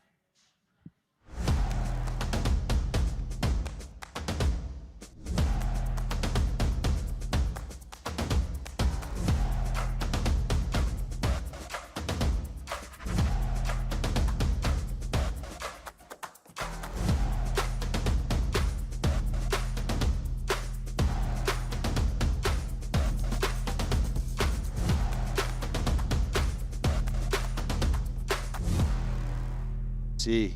Gus Lazinikas. Seems like he's a bit off his high water mark. When he was in a booth, he had 2 million up 24, and he's going to lose some more chips because Martin Nielsen's got aces right behind him. Now, given the stack depths, we've talked about this, Randy. Sometimes you do flat aces. One thing you want to think about is the stacks behind. Given there are no real short stacks beside Aren Bizanian on the button behind him, perhaps 3-betting seems like the best course of action. Gonna make it 2.5 million. Action now on, Chen Cho, who's got pocket 9s. Interesting one. Tricky spot for the 9s. Oh, he's grabbing chips. He feels confident about it. Do you blame him? Oh, he's bringing calling chips. Interesting. Now, typically, you don't play too many cold calls to raise and 3-bet just because, for one thing, your range becomes a little bit defined. You know, as perhaps 9s, 10s, ace-queen suited. It's hard to have too many hands that want to take that action. But having said that, the 3-bet was small. He's already got some chips invested. I can see this deep why he does want to see a flop. And it doesn't feel like the kind of hand that 4-bets. And notice that Gitas just gets out of the way with ace-8 suited. I might have been tempted to call there for 1.4 million, closing the action. I think under normal circumstances, he would be calling. 24 remaining. He figures just save those chips. And the flop is Jack 10 deuce 2 hearts. I wonder if there's any concern for Martin Nielsen, because that cold call 3-bet that you mentioned kind of contains 10s, 9s, maybe jacks, ace, queen, right? Yeah, the combos I listed were sort of 9s and 10s, maybe jacks as well, and then some ace, queen suited. So not the best board if you do run into those jacks and 10s, but at the same time, Nielsen decides to put out a small bet. And if you are Quanju with the pocket 9s, unless you want to try to represent one of those sets, feels like a board you can just get away on. Well, the first thing is 2.2 being bet and called by pocket 9. So Chen just believes he's up against ace-king maybe, ace-queen. Certainly still ahead of ace-king and ace-queen, and now turning some outs against everything. This is interesting now. Now is Nielsen stack to pot ratio just over 1. Do you play a little pot control here perhaps? It's very dangerous to pot control because obviously there's straightiness and flush draw stuff out there. It's kind of weird because you're either like way ahead or they've got a set at the moment, you know? He's just going to jam because the pot is massive. Against pocket 9s in particular, this is the best play. You want to charge Quanju the max if he is going to draw here. And this hand is all of a sudden giving shades of Duhamel versus Affleck. Man, you're throwing it back. Way back. John Duhamel moved in with the open-ender, or perhaps called off with the open-ender in a spot that's very similar to this, and binked it on Matt Affleck. Half million.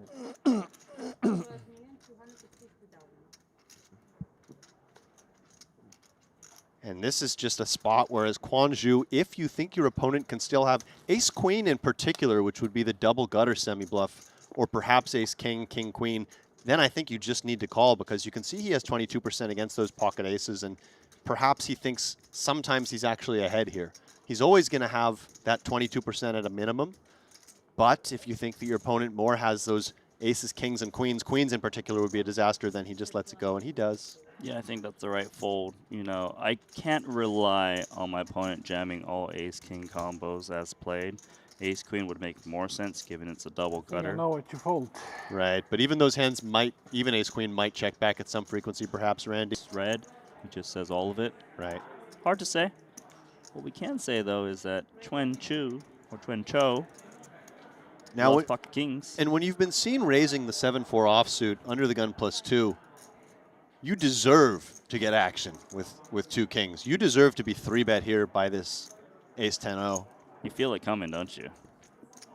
I just think he deserves it. I mean, advertising is a thing, and it's always been a thing in poker, and I'd like to see him get rewarded, but no. That's unfortunate. But ace-queen is never folding this spot. That's true, so. That's rough for Loon. Loon. The guy who shows up with 7-4 offsuit early position. Yeah, I think this is the only real play with ace-queen off, and ace-jack off, only 3 big blinds. Does Xiong just stick it in? He doesn't love it, but I think when you only have 3 big blinds, Randy, I don't know. I think I go for it because Loon can easily shove some worse aces, like ace-10, ace-9 suited, some pocket pairs. Also a good chance you get the overlay when the original raiser folds, and that overlay when you only have 3 big blinds is quite significant. Of course, we got potentially the original raise overlay, the big blind ante. It's understandable he went with ace-jack for 1.4 mil. And this is getting snapped off. And bad news for Loon. Not only is he behind the pocket kings, but one of his aces exists in Xiong's hand as well. And it's going to be very dire straits for Xiong. 3-way all in. What a great spot for the 2 kings. They're sharing the ace out that they need. And once upon a time, chip leader. Hold. King in the window. It's going to be over soon. 10 is good. 10 giving both players hope. But the 5 of hearts. Bye-bye. 2 players. Well played, Loon. Well played, Yu Wei Xiong.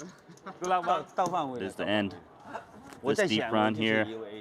In event number 1, 3K Genesis. Those players will each pick up $18,400. I don't think it's obligatory to raise every suited ace under the gun in every situation. Any thoughts? No, of course you don't. It's going to be very dependent, but I think the way the game has trended as of late, it kind of seems like everyone's raising 100%. Yeah, and it certainly is my natural instinct.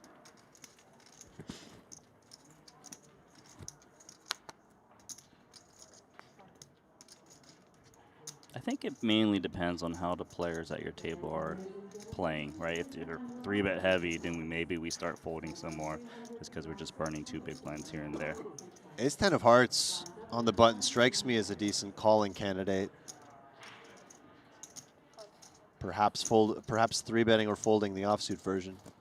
Well, he does come in with call.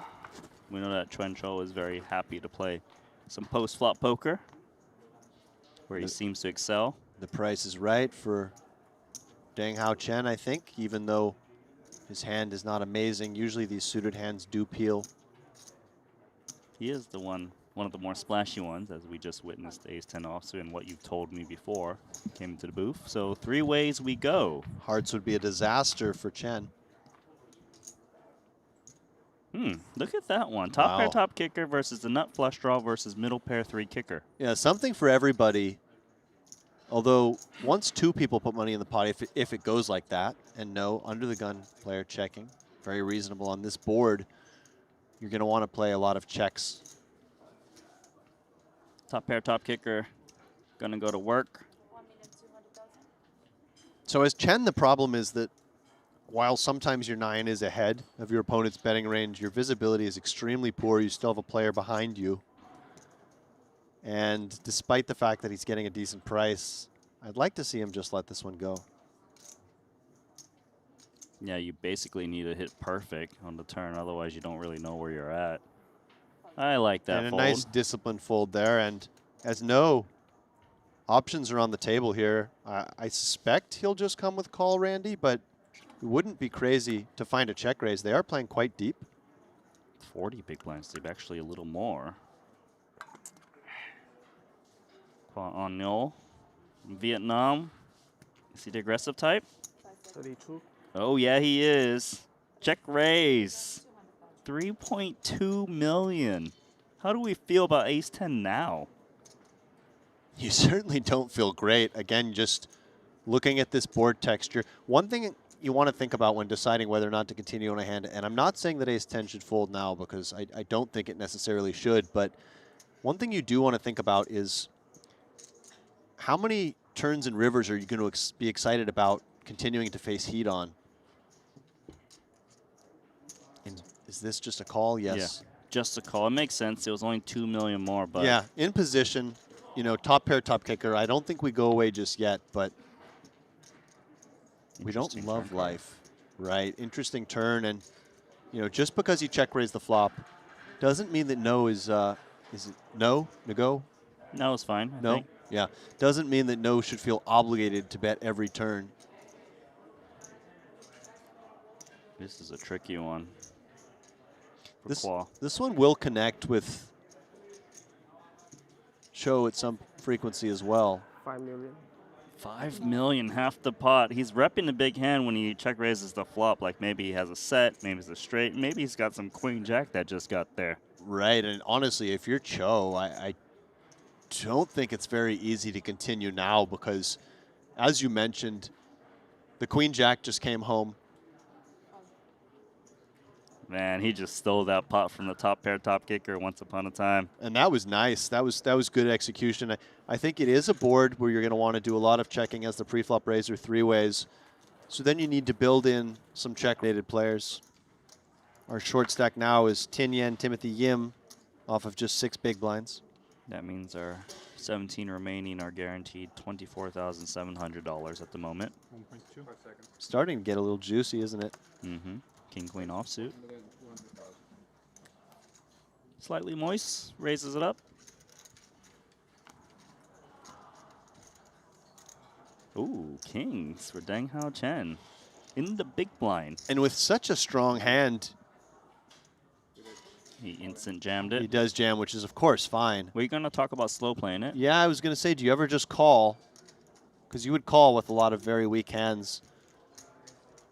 I think I actually would have slow played the kings in the spot because I've seen Martin Nielsen kind of raise fold several times already with a big stack. I'm certainly doing a aces. Yeah. And as Nielsen, this is close. I think with king, queen off. Maybe king, queen suited, you call. Really just depends how wide you think your opponent will shove out of the big blind. And this does kind of seem like one of the big blinds that's going to shove wider. Hence why he's calling. And how bad can you be in terms of equity against kings? I thought you were going to say, how bad can you be, Martin Nielsen? How can you get it in with 9% equity? 6.6 fold. What? He was 6.6. 6.6. He was considering the 100,000. Okay, that's a bit weird, but okay. He stayed. Oh, 我说 all in 啊。 This time it's okay. Okay, so maybe there's a little confusion on how much the raise was, but they figured it out. Yeah, I think perhaps Chen didn't quite go all in. I'm not sure, but it looks like they will be effectively all in here. Who knows, but kings is a heavy favorite.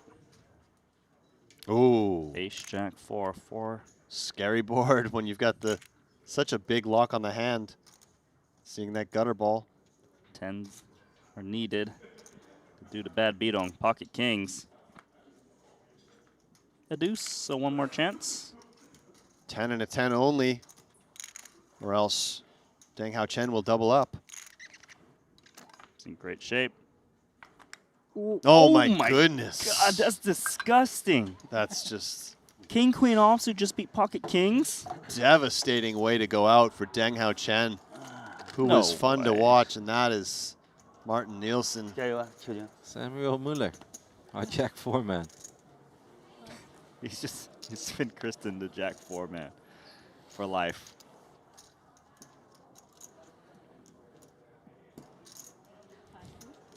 If he ends up winning the tournament, he 1.6. should absolutely ask to get Jack 4 in front of his chips and trophies instead How of about anything else. Even better, how about take a photo with Alex Foxen while No. you're doing it?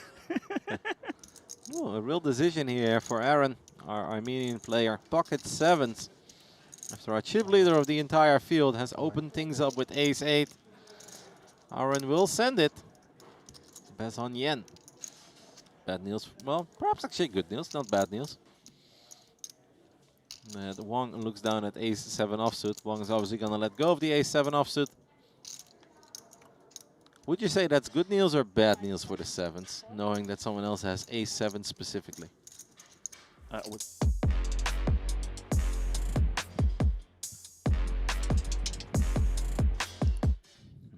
Welcome back, guys, to day 3 of Triton ONE.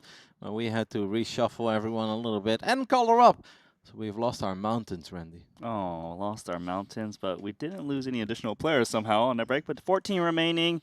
Once again, 2 tables of 7, and we have your favorite table on our feature. You know why? Martin Nielsen.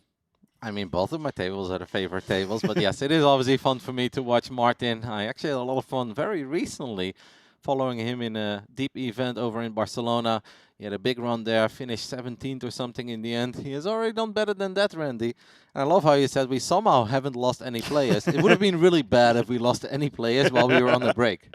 We just like randomly eliminated someone. Nah, Yeah. don't worry about that. Well, like, welcome back, guys. By the way, we're down to 11. So there's like 3 more hands of poker, and that will be it. No.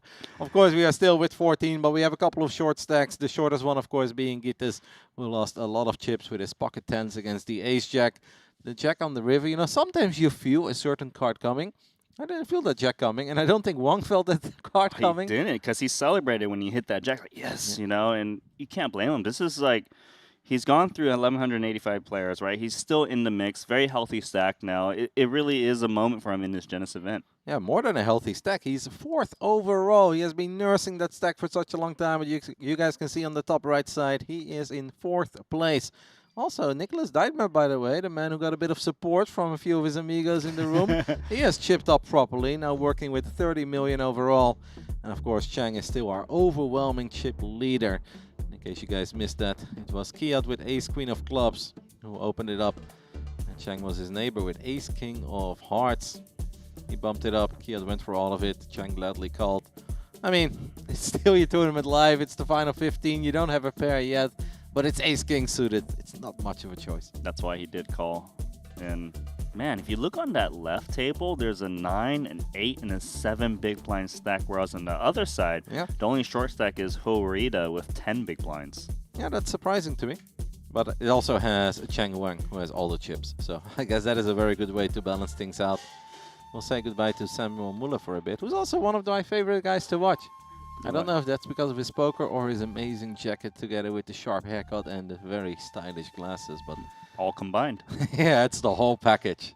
The whole shebang when it comes to Samuel Muller. And of course, we'll keep you guys updated, and there is a very good chance that whenever there is a big hand, that we'll step away from our main table to give you guys some updates of the side table as well. No doubt about that. And that is obviously where our poker app comes into play as well, where it's very easy for us. And we can kind of already know if something spicy is brewing on the other table. It's actually the perfect reason to download the app now. You can just have both tables up on your app and follow all of the action. Yep. Honestly, this app is so good that it probably sounds like we're overselling it. We're like, all right, we get it, guys. Like a lot of people probably out of spite by now got the app because they're sick and tired of us praising the app. I mean, for you, it's perhaps nothing new because you've gone to so many Triton events, but this is the very first time I'm here. And I'm just stunned. I was like, this is so good. You know, all of this is possible? You know how you can check the app usage on your phone? Like, Triton Poker Plus is taking a lot of your time now, right? Oh, absolutely. It's probably among the top apps, and I'm sure that will continue in the future, as long as there are a few players that I'm interested in. And you know I've got my list of favorites. I will absolutely see how they're doing. Even right now, like, we haven't covered the 10K mystery bounty at all, but I've been keeping an eye on it. Just see who entered. Also very cool to see a few new big European and American players enter the 10K mystery bounty who decided to skip the 3K Genesis, but they have hopped in there as well. Yeah, that's really cool to see that. We can keep an eye on that. And I guess the deeper we get into the opening week of Triton ONE, the more stars will arrive over here in Jeju. And a lot of the guys that we very often see at the Triton High Roller Series will most likely fire a couple of bullets in the main event as well. That starts in 2 days. It's going to be a lot of fun. I think we're pretty much good to go. Down to 14.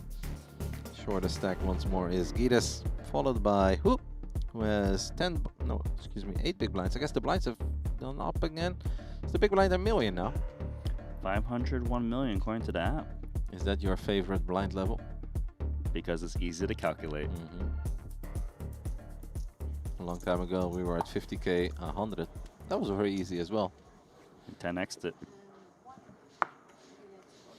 And here we go.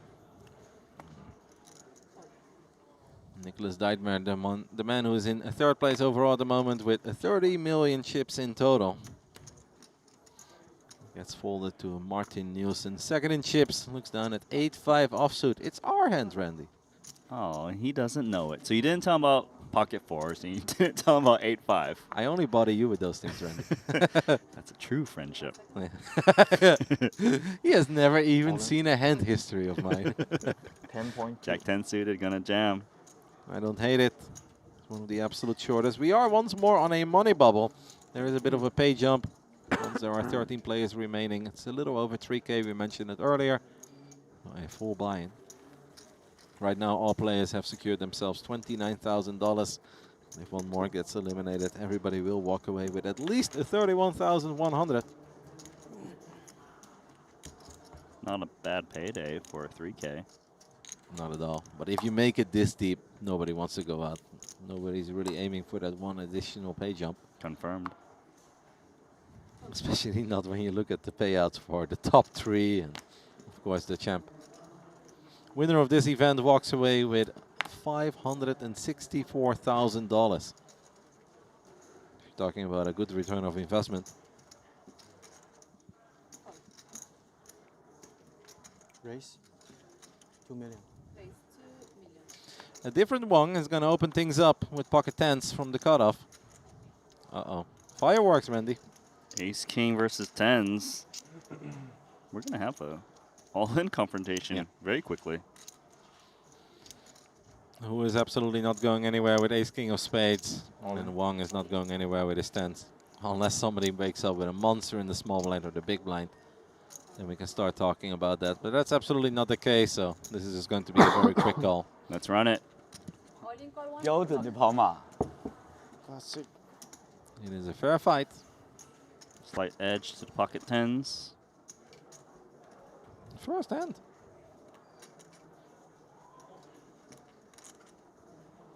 $27 million in there. 我在这个桌上一个 open 还掉了一个。 Yeah, the winner of this spot is immediately above average.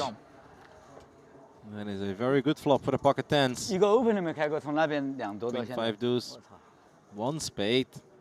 Spade on the turn for the sweat. The ultimate sweat will come out of the jack of spades. Nope. Not Just a nine. quite. So it's an ace or a king only. Otherwise, we are down to 13.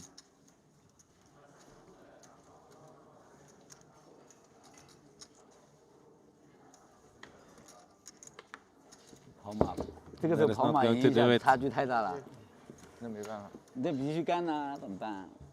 Good game, Rita. It's always disappointing, bittersweet to make it this deep. 1,185 entries in this opening event, but he played well to get here. Yeah, and it's a beautiful hand, of course. Ace King of Spades when you are that short. It really is a no-brainer. Good news, though, for one of the 2 remaining Wongs. He chips up. Way above average. And now side by side, by the way. Po Sen Wong and Wong Sum Lee. 24 million each. 5th and 6th overall. saw somebody else standing there as well. Did we just lose Gitas too? Because I feel like there was a hand. I saw it in the app as well. I don't know if we're going to show it on stream or not. But I believe that we have just lost our other short stack, Randy. Oh, no. We are not going to show down on stream, I'm assuming. So, based on the app, as we know, he was very short. He jammed King Jack of clubs for 6.8 million. Got in against Chen Hu. And the Queen's held against the King Jack. Yeah, King Jack versus Queens. Uh-oh. Potential big hand of Xiuming over here as well. As Xiuming has pocket kings and Martin Nielsen. This is an insane cooler. But did you hear what just happened there? Martin, I think, did not realize there was action before him. So he wanted to raise to 2.3 million. But because he announced 2.3, he can no longer raise. He's been saved. Yes. At this point, he thinks he messed up. But he has actually been saved. And this actually does kind of prize Wong in, who's now all the way up to 39 million chips. And he looks down at King, Queen suited. Oh my God. Come on over, pocket sevens. You know, if Nielsen 3-bet like he probably would have, King, Queen suited's in the muck. Seven's certainly in the muck. Yeah. Now these two hands are getting involved. Wow.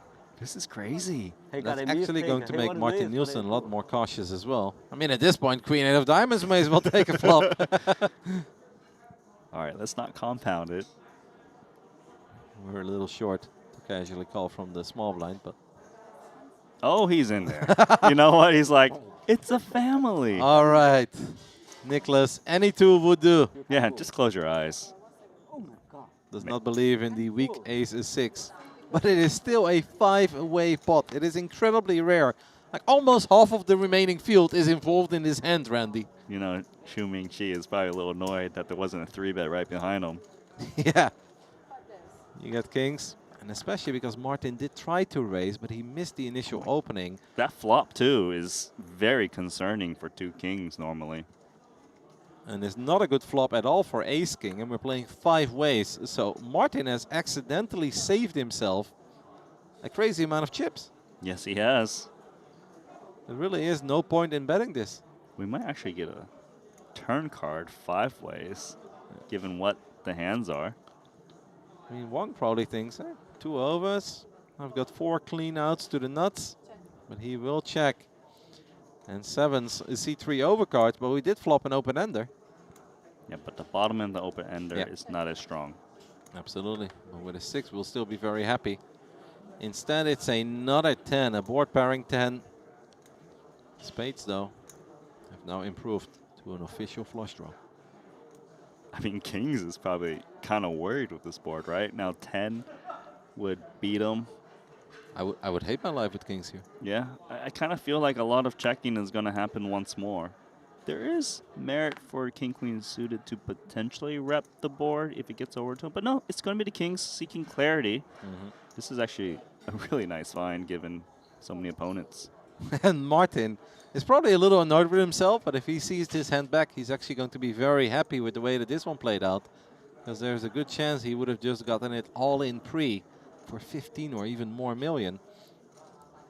There's a good chance that the 30-something million chips would have gone over to Xiuming.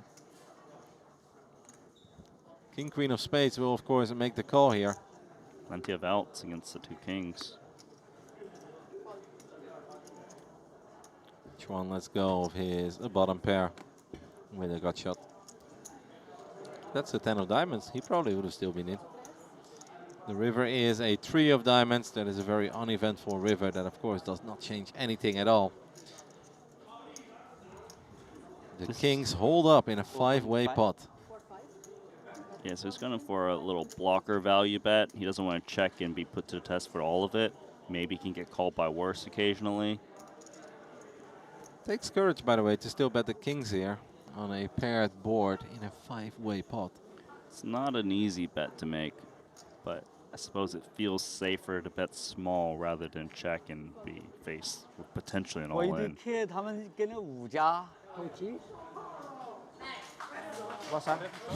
Martin will receive the good news. 我操，他要加注。这个说错了，给他 Lucky 5 me. 加6个人。对 K 我就他加入我就好起来，他不，他本来想说420，估计我加了200，他说那个 I was going 3-bet 2 point ace 2的他都必须跟，然后跟他5加，我操。 Martin telling Wong, That's why lucky ace me. king. I was going to 3-bet ace king. 打光的。 Oh my god. K You got ice king? 手赢1800万。 And over to the other table, where it seems like we've got a big hand brewing as well. That's a lot of chips. Aaron and the other Wong.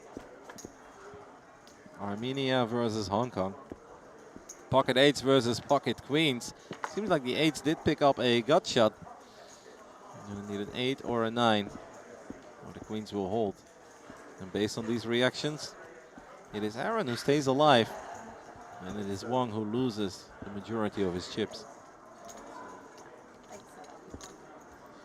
Looking disappointed. Can't blame him. No, Aaron was one of the shortest stacks remaining, so I understand the call there with the 8s. We obviously did not see the entire build-up, but I assume that queens opened, 8s came over the top. Queens called. Maybe the queens even opened shoved because Aaron was down to 11 big blinds. Yep. Back to our main table, so much action all of a sudden. Pocket 10s have gone all in. I think we're going to get more action. Twen with pocket 10s jams, what, 12 big blinds just shy, and ace-jack is a hand that certainly could call reshove cutoff versus button. Yep, especially because it is 10 big blinds extra, but it is 50% of our stack. It is true. I don't know if you heard that, but Martin said, I run so well that even my mistakes work out. I think he's going to call here with ace-jack. Yeah, man, another all-in. So many. And it's another big one, and it's another fair fight. Ace-jack versus pocket 10s. Not too long ago, we saw a jack on the river, keeping Wong in the tournament. Our last remaining Vietnamese player. They've definitely made an impression on me. They've been a lot of fun to watch. That flop is no good for ace-jack. A queen for some additional outs. Not many, but pretty good for Twen. That 9 does not change anything. So once more, ace-jack needs to hit on the river, or we are down to 11.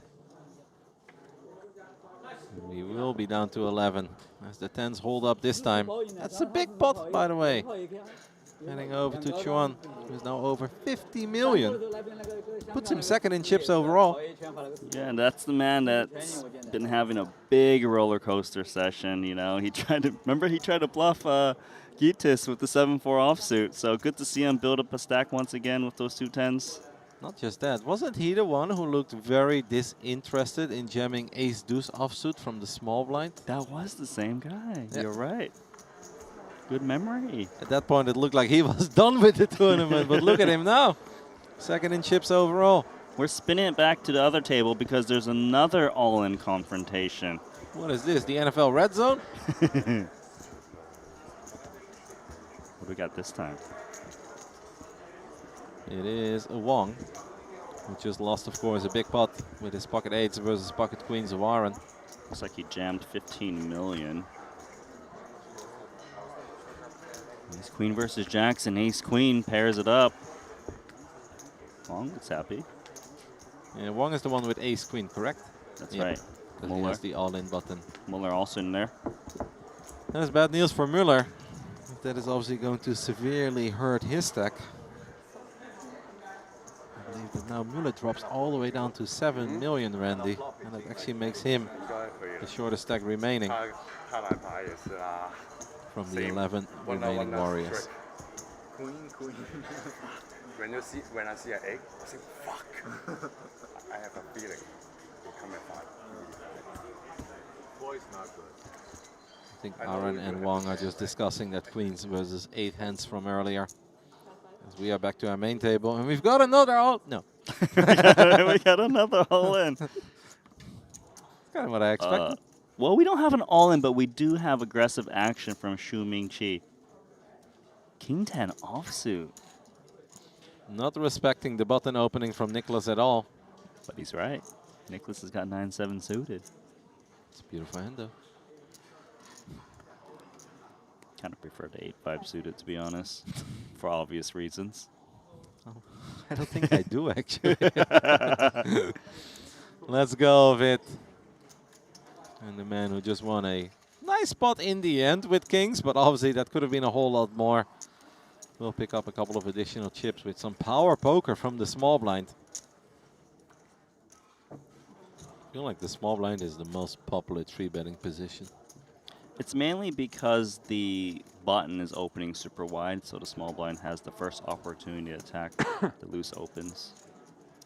And then, of course, the big blind can just call, given the better price, rather than 3-bet. But you're not wrong. By the way, I thought we lost our Vietnamese player, but he still has chips, just not many. Yeah, a lot of stacks has been swinging. Short stacks, Dublin. Still working with 7.8 million, so he's still with us.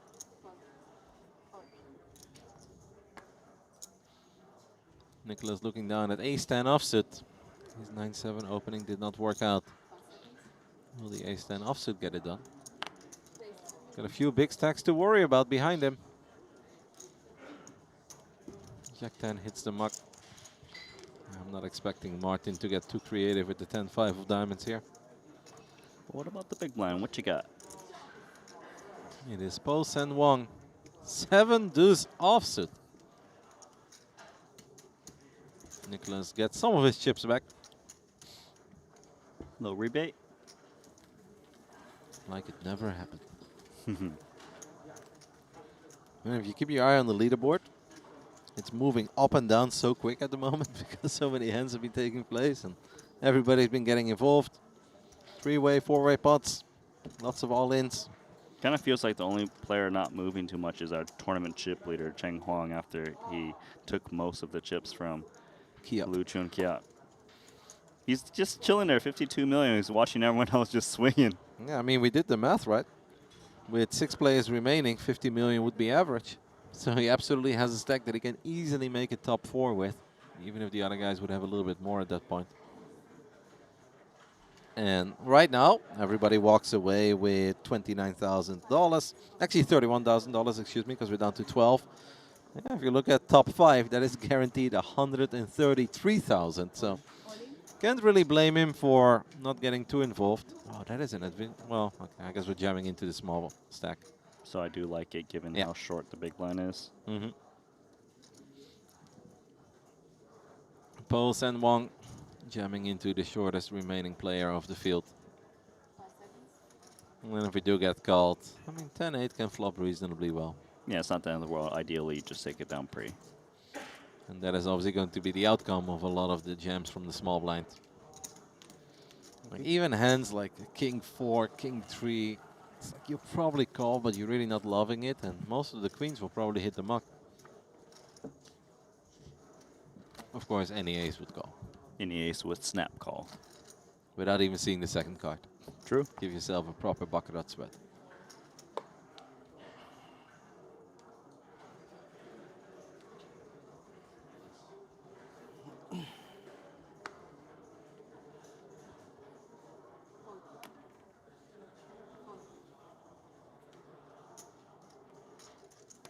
Martin Nielsen looks down at ace-10, has chipped down a little, lost a few chips with the ace-king there, but that could have been a whole lot worse.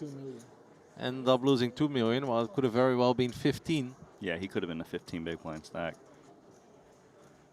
Gonna open up standard so far.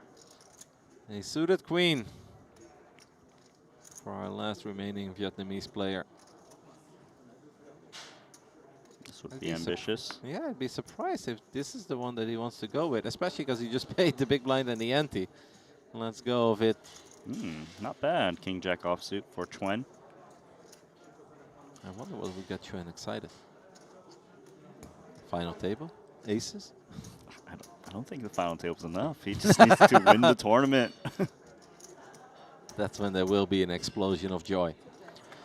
Ace-10 offsuit versus King Jack offsuit. Flop comes 8-8 deuce. I'd say that would favor Martin a little. It's very often they will both have nothing. So even ace is going to feel quite strong here. You know, King Jack might even consider continuing against a small C bet. We'll see what happens. Not But a many check too back. exciting turn cards though for King Jack, other than a king or a jack. That is a very exciting turn card for Martin Nielsen, as that seals the deal for this hand. And I also don't think he's really going to get any action. I would almost like it if Martin checks again to induce a bluff. Oh, I've seen him do it before. It's interesting because the 10 is a pretty strong kicker where you kind of want to get 2 streets out of it. 1.5. I think if he had a very weak ace, I like checking. Okay. But with a good kicker, you can kind of get turn and river in case you are up against a worse ace. Martin will bet 1.5. 1.5. I said 1.5. Math is tough. It's been a long day for Martin. It's been a couple of long days. All right, we figured it out. Does the King Jack believe? It does. Oh well, it does not believe that it can get anything done, or that King High is good. Players in the Bounty Quattro, new blind level. Small blind 2,500, big blind and 5,000. 2.5K, 5K next hand. Those announcements are probably related to the 10K mystery bounty.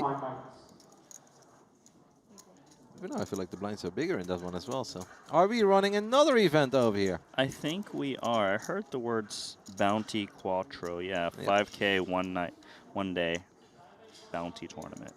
That seems like a lot of fun, by the way. Registration's still open, so if they can hurry up and bust out some players, they can jump into that tournament. See that Kenny Hollett is in that one as well. I mean, how much dedication would that be? You make the final table here, bag up, and then you, you go join the one day. Try to win that tournament before you go win this tournament tomorrow.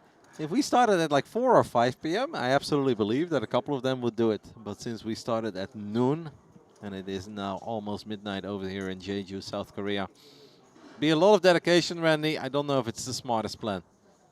Because you also probably have to show up early tomorrow.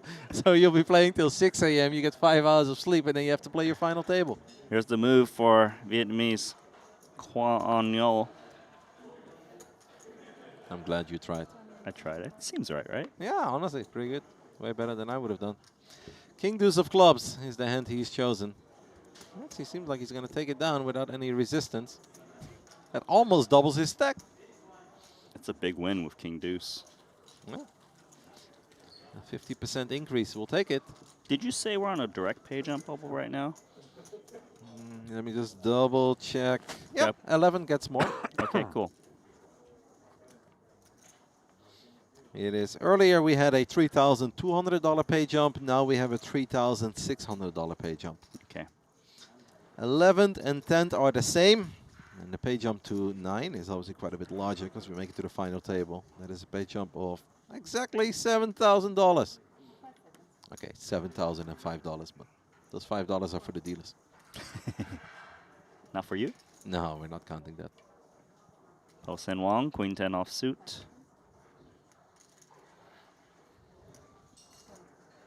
Pitches it.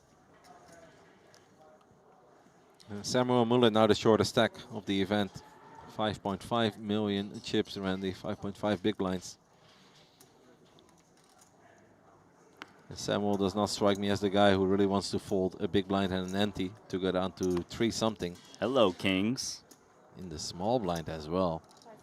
Does he go Look at that sneaky? stare. It's like, Raise? What's he raising? What's the green chip worth? I haven't seen it yet. 5 million? Oh my, no. Randy, small blind, big blind, kings versus jacks. And he made it 5 million? That's 5x. What's going on here? Is this a real hand? What? This looks like one of my hand histories. 30 The rest of the table is going to be so confused about this too. 30 million. Yeah. And Nicholas is like, I love it when a plan comes together. this is a big moment, but of course we are never ever folding pocket kings. I don't understand the race either, Randy. I see you still look very confused. But maybe he tried to make it look like the most obvious steal ever. Possibly. Who knows? But chips are going in, and this is a huge pot. Snapped off. 身马撞身马， Biggest pot of the tournament. Set up city. 他加500万，直接加5个大码。 Wow. I've got no words. Nicholas Deidmer could very well be the chip leader of the entire event after this hand, as he gets it in incredibly good after 5xing it from the small blind. To be fair, I think we could have played this hand in 12 different ways and probably would have always gotten it all in. Unless we would have had an ace-high flop that would have slowed down the action. That's not a bad flop for the jacks, as we do pick up some additional outs on the side of Xu Ming. Needs a jack or a 9. Not it. A lot of support for jacks and 9s. He will not be eliminated if he loses this hand, but he will join Samuel at the bottom of the leaderboard. And the deuce is no good. Nicholas Deidmer is your Neil chip leader with 53 million. 你多少？你33 cover 了。 Is the rail going to celebrate? 我操！ 他们大小嘛，他 A 加 little 5 more 个， quiet this time for Nicholas. 他加500 Maybe they're all playing the 5K. Maybe they are. They 他加 just 500 left 我 them. 只没路走了。 What a moment, though, for Nicholas Deitmer. 53 million chips. Massive cooler for Xu Mingqi. Yeah. I mean, what do you do? There's nothing you can do. There's absolutely nothing you can do there. And I still wonder, did he intended to make it 5 million straight with that green chip? 2600万他。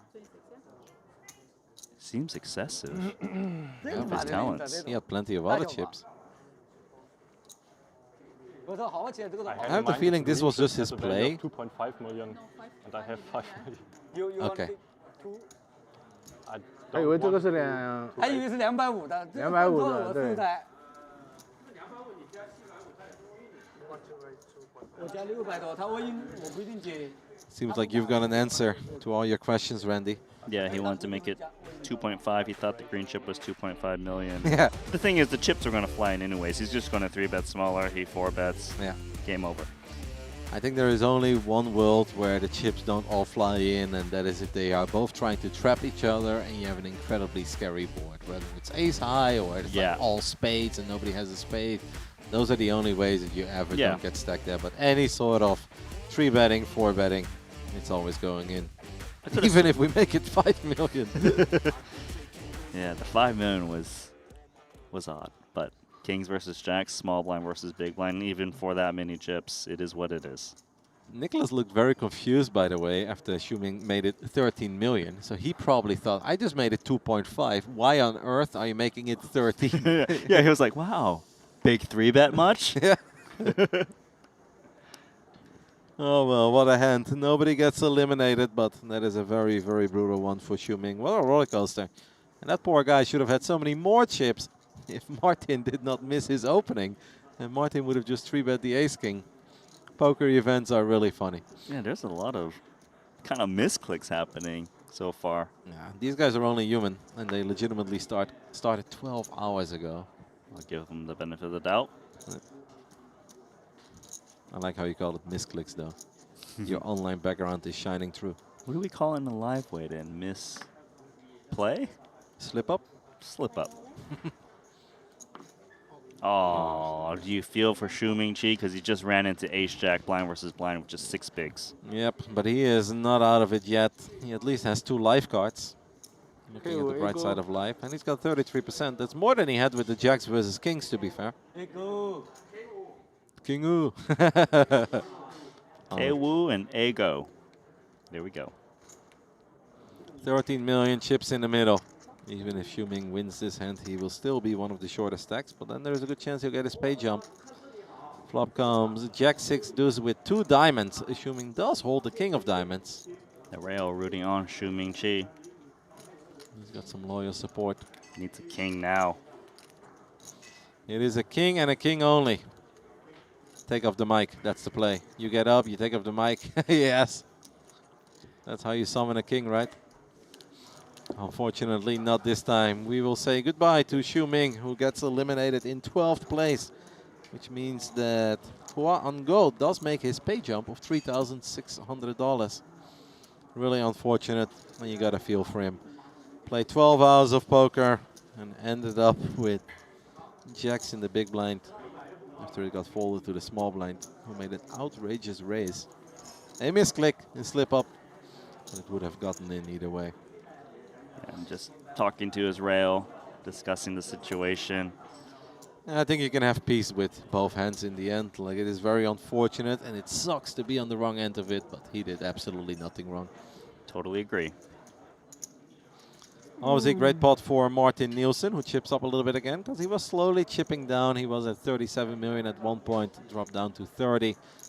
After just paying the blinds and the antes and having an ace-king did not work out, but maybe it did work out.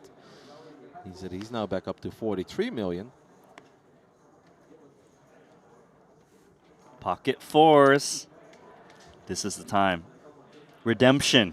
I mean, he got a spade jump, so I think at this point we do run it. And last time I checked, pocket fours never see a flop. And I think that Hua would be completely okay with that. Of course. Try to pick up the 2.5 in the middle. Any pocket pair should be jamming in the hijack for 7.8 million. Yep. Let's move most of it in. Change his mind.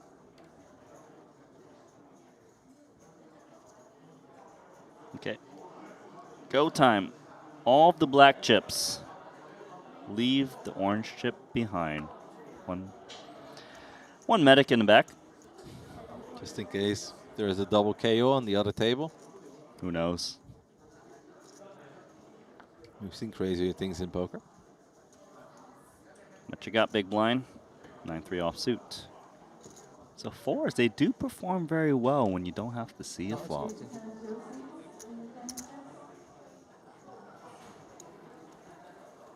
They never get to see a flop, Randy. And honestly, that is the most success that I've seen pocket fours have over here in Asia. As soon as I'm back home, though, we're three-betting those fours. It does always feel good to stay alive, even if you are the shortest, but we have seen plenty of people have miraculous runs. As long as you're not down to half a big blind, you're allowed to dream. And like, he's absolutely still in the mix, right? No, he has still got 10 big blinds now. Pocket fives, those do make a set. We've seen that more than once. I believe even once for Chen on the river. He didn't really need it, but he did make, when he knocked out that unfortunate once upon a time chip leader. I believe we had fives in that hand. You have a very good memory, I realize. Have you considered entering competition? I am somewhat known for that in StarCraft 2, not to brag, but you're bragging. No, I mean, you said it. And I just wanted to let you know in a very polite way that it's not the first time I've ever heard that. Post and Wong, king, queen offsuit in small blind. Outright folding. Interesting. Yeah, a little bit surprising. Conservative, but you know, can you blame him? 11 remaining. Final table around the corner. He's got a healthy stack. This is one of these moments, by the way, where I would toss in the one big blind. For 7-5 offsuit? Yeah, and I know it's not great, and I know you probably shouldn't do it, but... And then if I connect in any way, shape, or form, whether it's a pair or an open-ender, no gut shot, obviously, but I'll probably just run it. But our Vietnamese player wants to cherish his big blinds after he just got a couple. We are down to 11.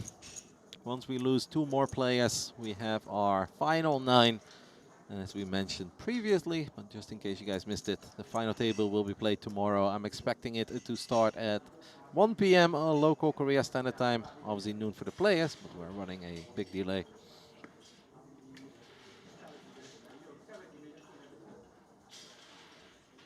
(4 a.m. for my fellow Europeans.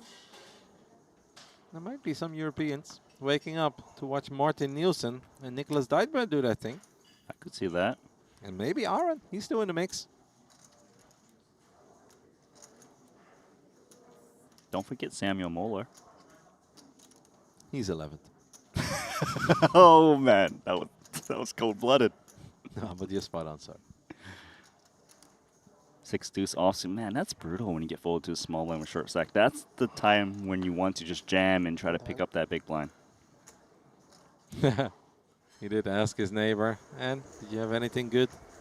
What's happening here? I see all in and cards on their backs. I assume Samuel is involved since he is the shortest stack. It's not. It's actually Chen Huang versus Wong Sum Lee. Huge pot. Ace King versus tens. Wong Sum Lee has 29 million and he's at risk. Oh no. The Ace King is looking good for Wong. He just got a nice full double. Look at him. He's feeling good. This man is a survivor. When Destiny's Child wrote that song many years ago, they were thinking about Wong. At the bottom of the leaderboards when we had 40 left. At the bottom of the leaderboards when we had 30 left. At the bottom when we were down to 16. And look at him now. He can't believe it. I can't believe it. Cheng Huang, though, man, he was looking good at 50 million. He's cut down to 20. Yeah. I mean, even 20 is obviously still somewhat decent. Wait, Wong Sum Lee's just left. He's looking for buddies to tell what happened, the story. I'm the new chip leader. Who wants to talk to me? No one? Massive hand. Absolutely massive hand there. He will come back, right? I hope so.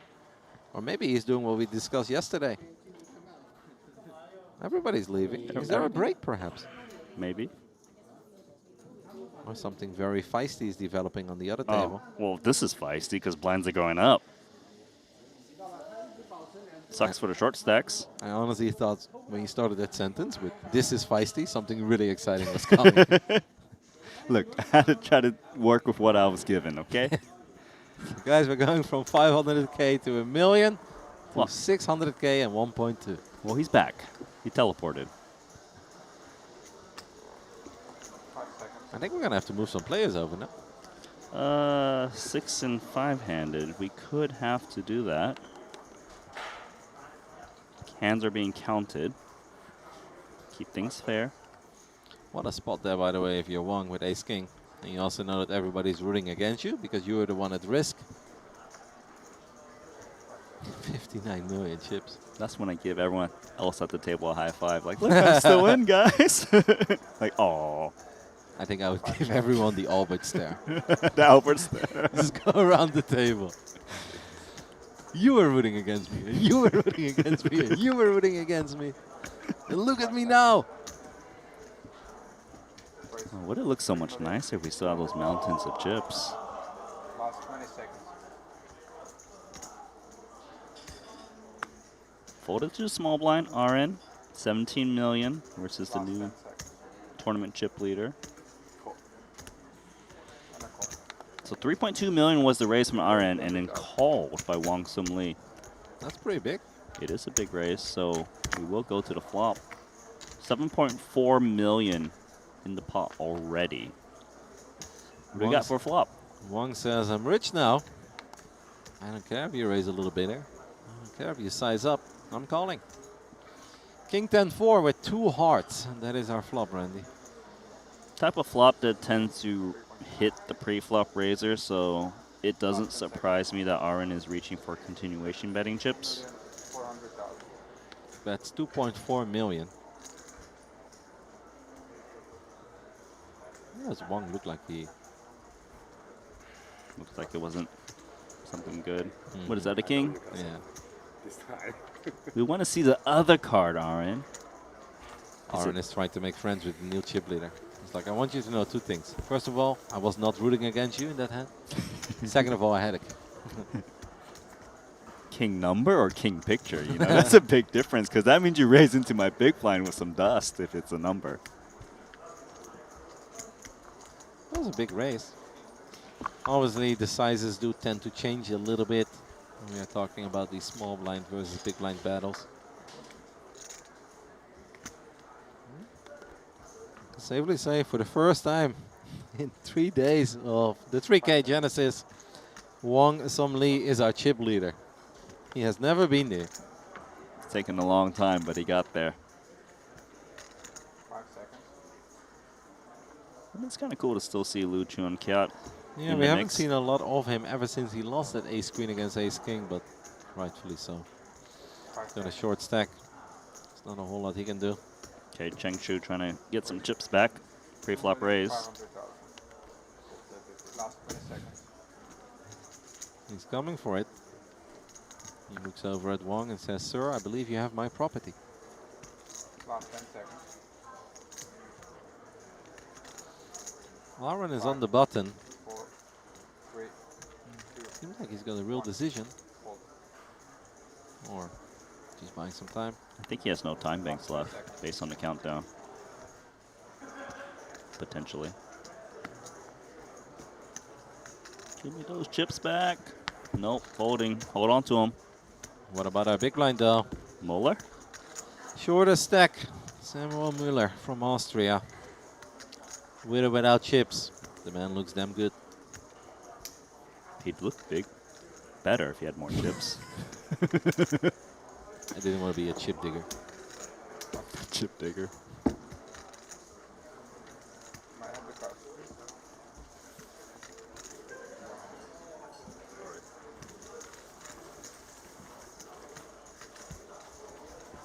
So Cheng Shu does get some back.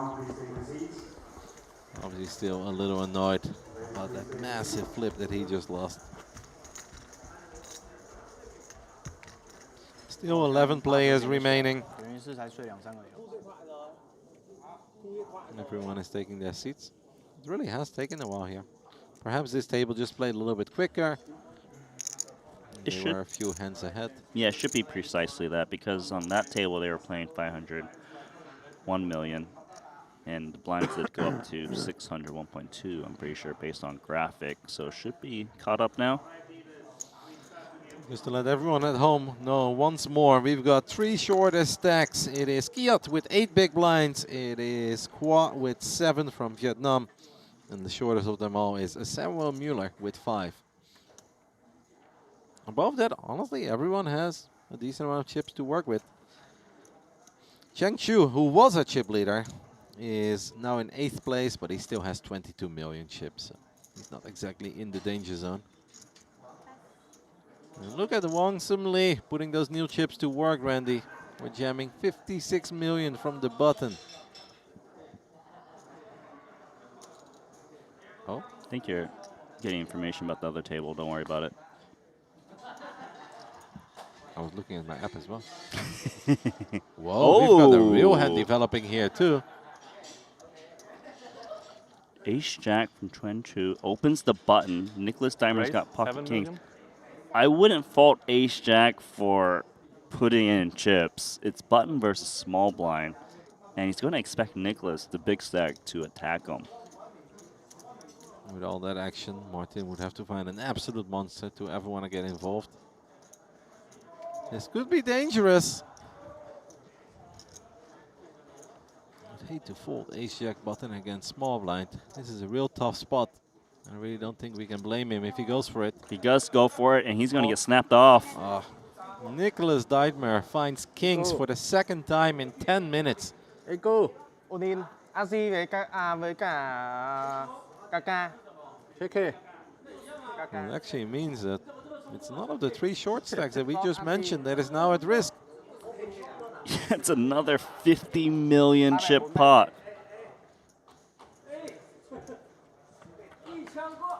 Is the ace coming? There's plenty of support for an ace. So far there is no ace. 10-10 deuce. Nicholas, his kings are still good. Man, life must be good as Nicholas Dietmar. Still is. One more chance, so we lose China's Twin Chill. Can we find an ace on the river? Can we channel our inner Barry Greenstein? It is a big card, but it's not the ace, and that means that we are down to 10. And it's none of the 3 shortest stacks that we say goodbye to. That man had an amazing run, though. He was a short stack not too long ago. We remember him jamming ace-deuce offsuit from the small blind after a button open. And had one hell of a run in the end will get eliminated in the 11th place. Personally, I'm actually quite sad. He gave us so much entertainment, especially that mystery hand where he tried to bluff with 7-4 offsuit. But someone has to go. 10 remaining. Final table bubble.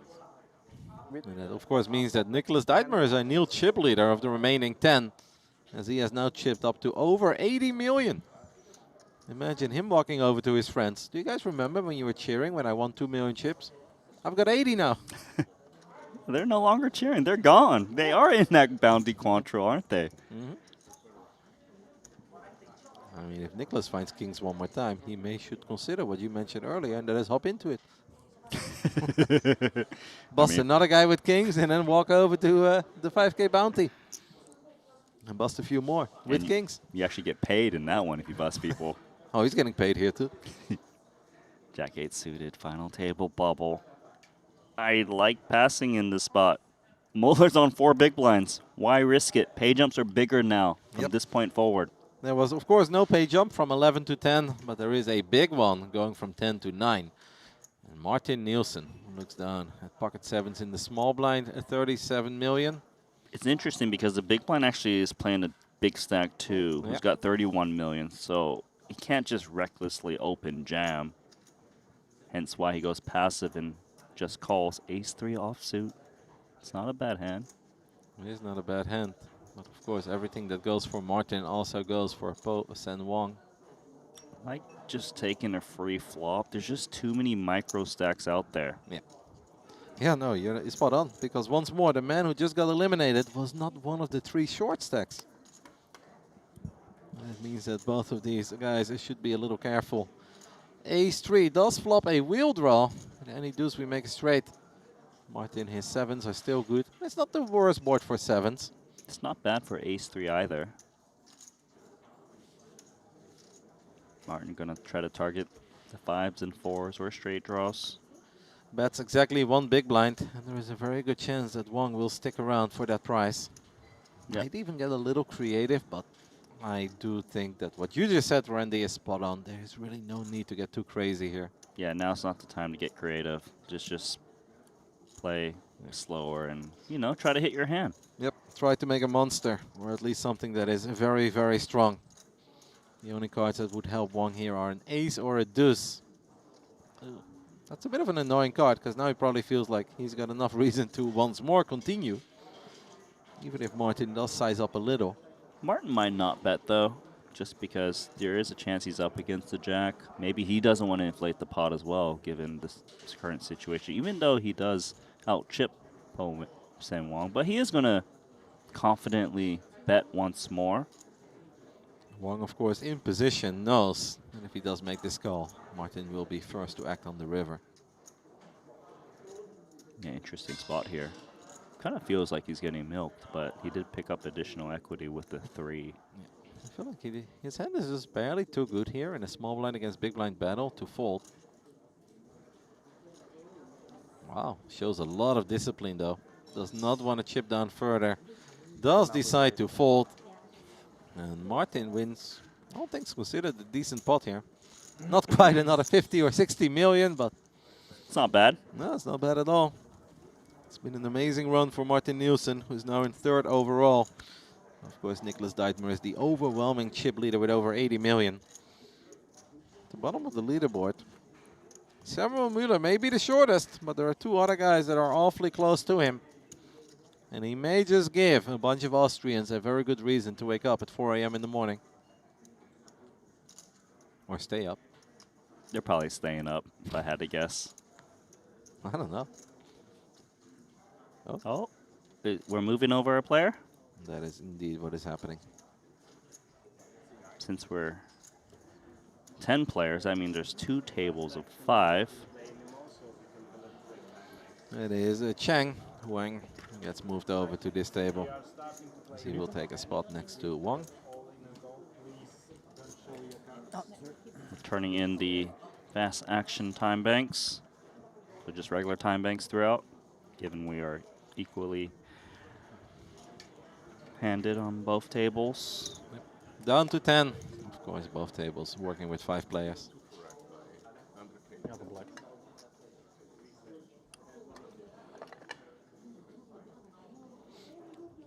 What a day of poker it has been. The 3K Genesis has given us a lot of entertaining hands.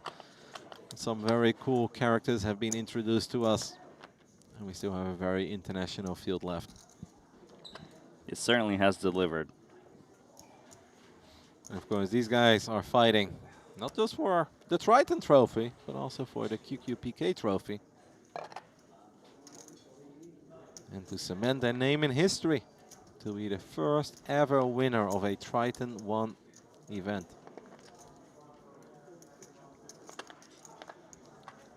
Are they moving Nicholas Deitmer over? Or Coloring him up. He's going to get colored up as well. Well, they're getting rid of all the chips. Not too long ago, we had mountains. This is a dangerous guy to color up. He thinks the greens are worth 2.5 million. Double check that one, dealer. Oh, poor Nicholas. Playing for 12 hours. Let the man make a little mistake.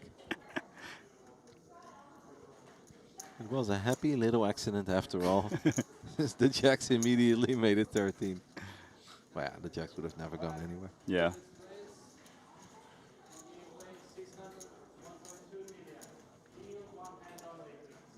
Real cool that we still have Aaron in the mix as well from Armenia. The man who made that gangster play with ace-5 on that monotone sport spade board. Small line 4,000, big line and the 8,000. 4,000, 8,000 next hand. And this is the last level. As you guys can hear, still plenty of other tournaments running in the back. Right now over here at Triton ONE. The 10K mystery bounty should still be going, or perhaps they have just finished up for the day. But that 5K one night bounty quattro is absolutely still going. What does bounty quattro exactly means? What, Randy? It means that they start paying producer James, talk to me. When they start, can you tell them? When 25% of the field is remaining, that's when they start paying out the bounties. Okay. So you cannot actually win any bounties at level 1, 2, 3, 4, 5, etc. Did I get exposed? A little. But I'm not expecting you to know anything, but perhaps you are familiar with the structure. I've never really read it. Bounty Quattro. I was told this before. I just forgot, okay? That happens often when I tell you things, but it's good to know that it also happens when other people tell you stuff. We can take a little look at who's chip leading that. Oh my goodness, you won't believe it. Tell me. Konstantin Voronin. Oh, I love that guy. Let's start broadcasting that as well. I don't want to be done at 1 a.m. Bring over the 5K one night bounty quattro. Be careful what you ask for. Hey, Chad would love it. Oh, he's just going to play out a rack, so maybe his request was don't color me up through greens. Might be true. Ace-9 offsuit. Certainly can raise as the tournament chip leader in the hijack. Yeah, no action prior. No reason not to get involved.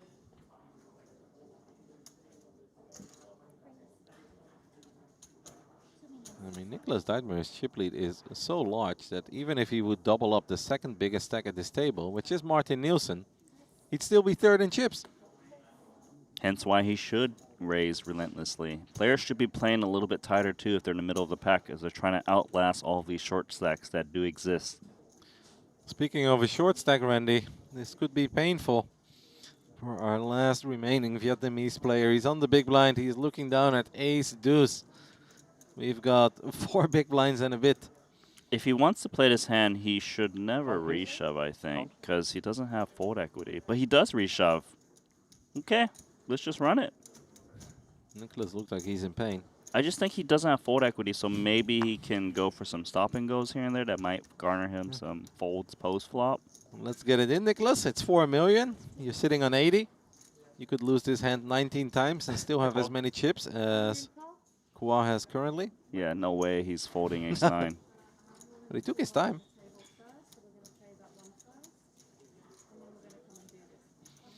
He took his time, but he's obviously going to receive pleasant meals. And this could very well be it for us, Randy. A long day of poker. Our 3rd day of covering the 3K Genesis. Perhaps there is something happening on the other table as well. Yeah, I think so, because we're going to pause that action, not reveal how the result of that hand will be just yet, just in case there is a confrontation here too. And it kind of seems like there will be. Of course, Kiot is a short stack and Samuel Mueller is a short stack as well. Oh, another all-in. So Wow, 2 this one- all-ins. So we could start with 8 tomorrow? Possible. See. I believe that Kiot has pocket deuces and Lee has called with ace-3. Somehow is flipping. Somehow. Let's witness this one first. That looks good for Kiot.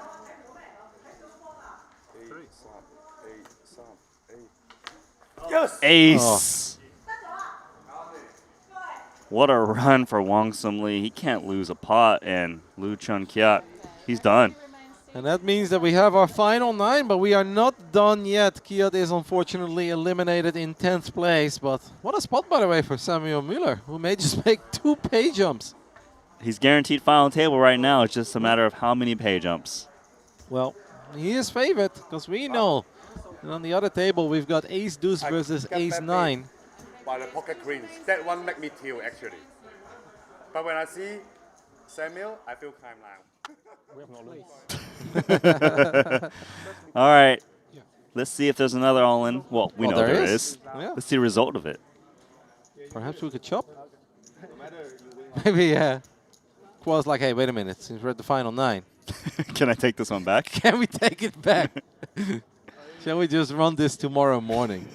That would be a sweat. If he's talking about a sweat. That would be sick. You go to bed and you know that you have to be here at noon to run ace-deuce versus ace-9. He has to run it now, unfortunately. So here we go to a flop. Ace-deuce.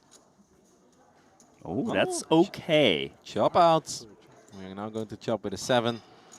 And of course, potentially more chop outs on the turn. And we can still hit a deuce. Honestly, I kind of hope the man hangs in there. Kwa needs a deuce, a 7 or an 8. Otherwise, we are done for the day. And we are down to 8. Nicholas Deitmer, our overwhelming chip leader. Honestly, doesn't have a whole lot to sweat here. Ace-9 does hold up. Kwa hits us with the GG. Finishes in 9th place. Did at least make a little pay jump there towards the end. He's going to be happy with that as Kiot busted right before him. Do they split it now, by the way, because it was the exact same hand? I'm pretty sure they do split it because they're on different tables. If the 2 bust-outs happen on the same table, then it's based on who had more chips. Yep. So they should be able to chop up the little difference in prizes. Okay. I mean, you say little, but it's really not that little. Okay, you know what I mean. We're talking $7,000. $7,005. But you know what I said. I know what you said. But what I do know is Vietnam did very well here. You know, Kwa out of the tournament with Lu Chun Kiat. And that means that we are down to 8 and everybody can properly chip up. I don't think we have to worry about forgetting to bag up any time bank chips, right? No, that guy's gone. But the chip counts is crazy. 77 big blinds, didn't 55. And then look at everyone else. They're like in the 20 big blind territory. And Samuel Mueller, 7 big blinds, got a double pay jump, just chilling. Samuel Mueller was at the bottom of the leaderboard when we had 13 players left. And he has now already guaranteed himself top 8. And I guess tomorrow anything is possible because we've seen that plenty of times at final tables and live poker festivals. What a day it's been. What a cool final table we have, Randy. I'm very excited. You know, we got to witness the first few days. We watched 1A, we watched 1C, you know, of course 1B and 1D happened. Here in day 2 was super exciting. Every frame we had different players showing what they've got. And then to come down to these final 8, well deserved for all of them, right? Not 1, but 2 Wongs have made it to the final table. We've got a bunch of Europeans. Samuel has made it. He's absolutely rocking those shades tomorrow at noon as well. Martin Nielsen. At first you bullied me a little bit. Like, here you go. You've been talking about this guy for 2 days. But, hey, that was actually worth mentioning him early because you two got a little invested in his run, and look at him now. Yeah, and the thing is, it's kind of funny. Remember when he had that hand ace-king? He thought he opened raised. There was a raise in front of him who had pocket kings of Shu Ming Chi, who's no longer in the tournament, and he saved himself about 16 million chips because he did not find the ace to beat 2 kings. And to put it in his words, I run so good that even my mistakes work out. Exactly. And it absolutely did. Now, it's going to be really fun. So happy that Aron is still with us as well from Armenia. He made that spectacular play with the ace-5 a long time ago. We have been live at this point covering this tournament for approximately 30-something hours, 35 perhaps even. But that hand stayed with us because it really was one of the coolest hands we've seen. Well deserved that he too has made it into the final 8. That's very cool. And honestly, I haven't witnessed this hand, so I'm going to go find it on YouTube before I go to bed. Oh, no, it's really good. I will. You will not be disappointed. And I guess that is going to do it for us. Of course, the action will continue tomorrow, well, noon here, but our stream will go live at 1 p.m. Korea time, which is 4 a.m. for the Europeans. And honestly, I have to apologize to all the Austrians out there. They do have to wake up or stay up because Samuel Muller, even though he is the short stack, has made it to the final table. And honestly, Rennie, I think that's all I got. I had so much fun today, per usual. Of course, big shout out to Alex Livingston as well, who was a lot of fun. And I'm sure he, too, is very excited about our remaining 8 players. So I guess we'll see you guys tomorrow, 1 p.m. Have a good night.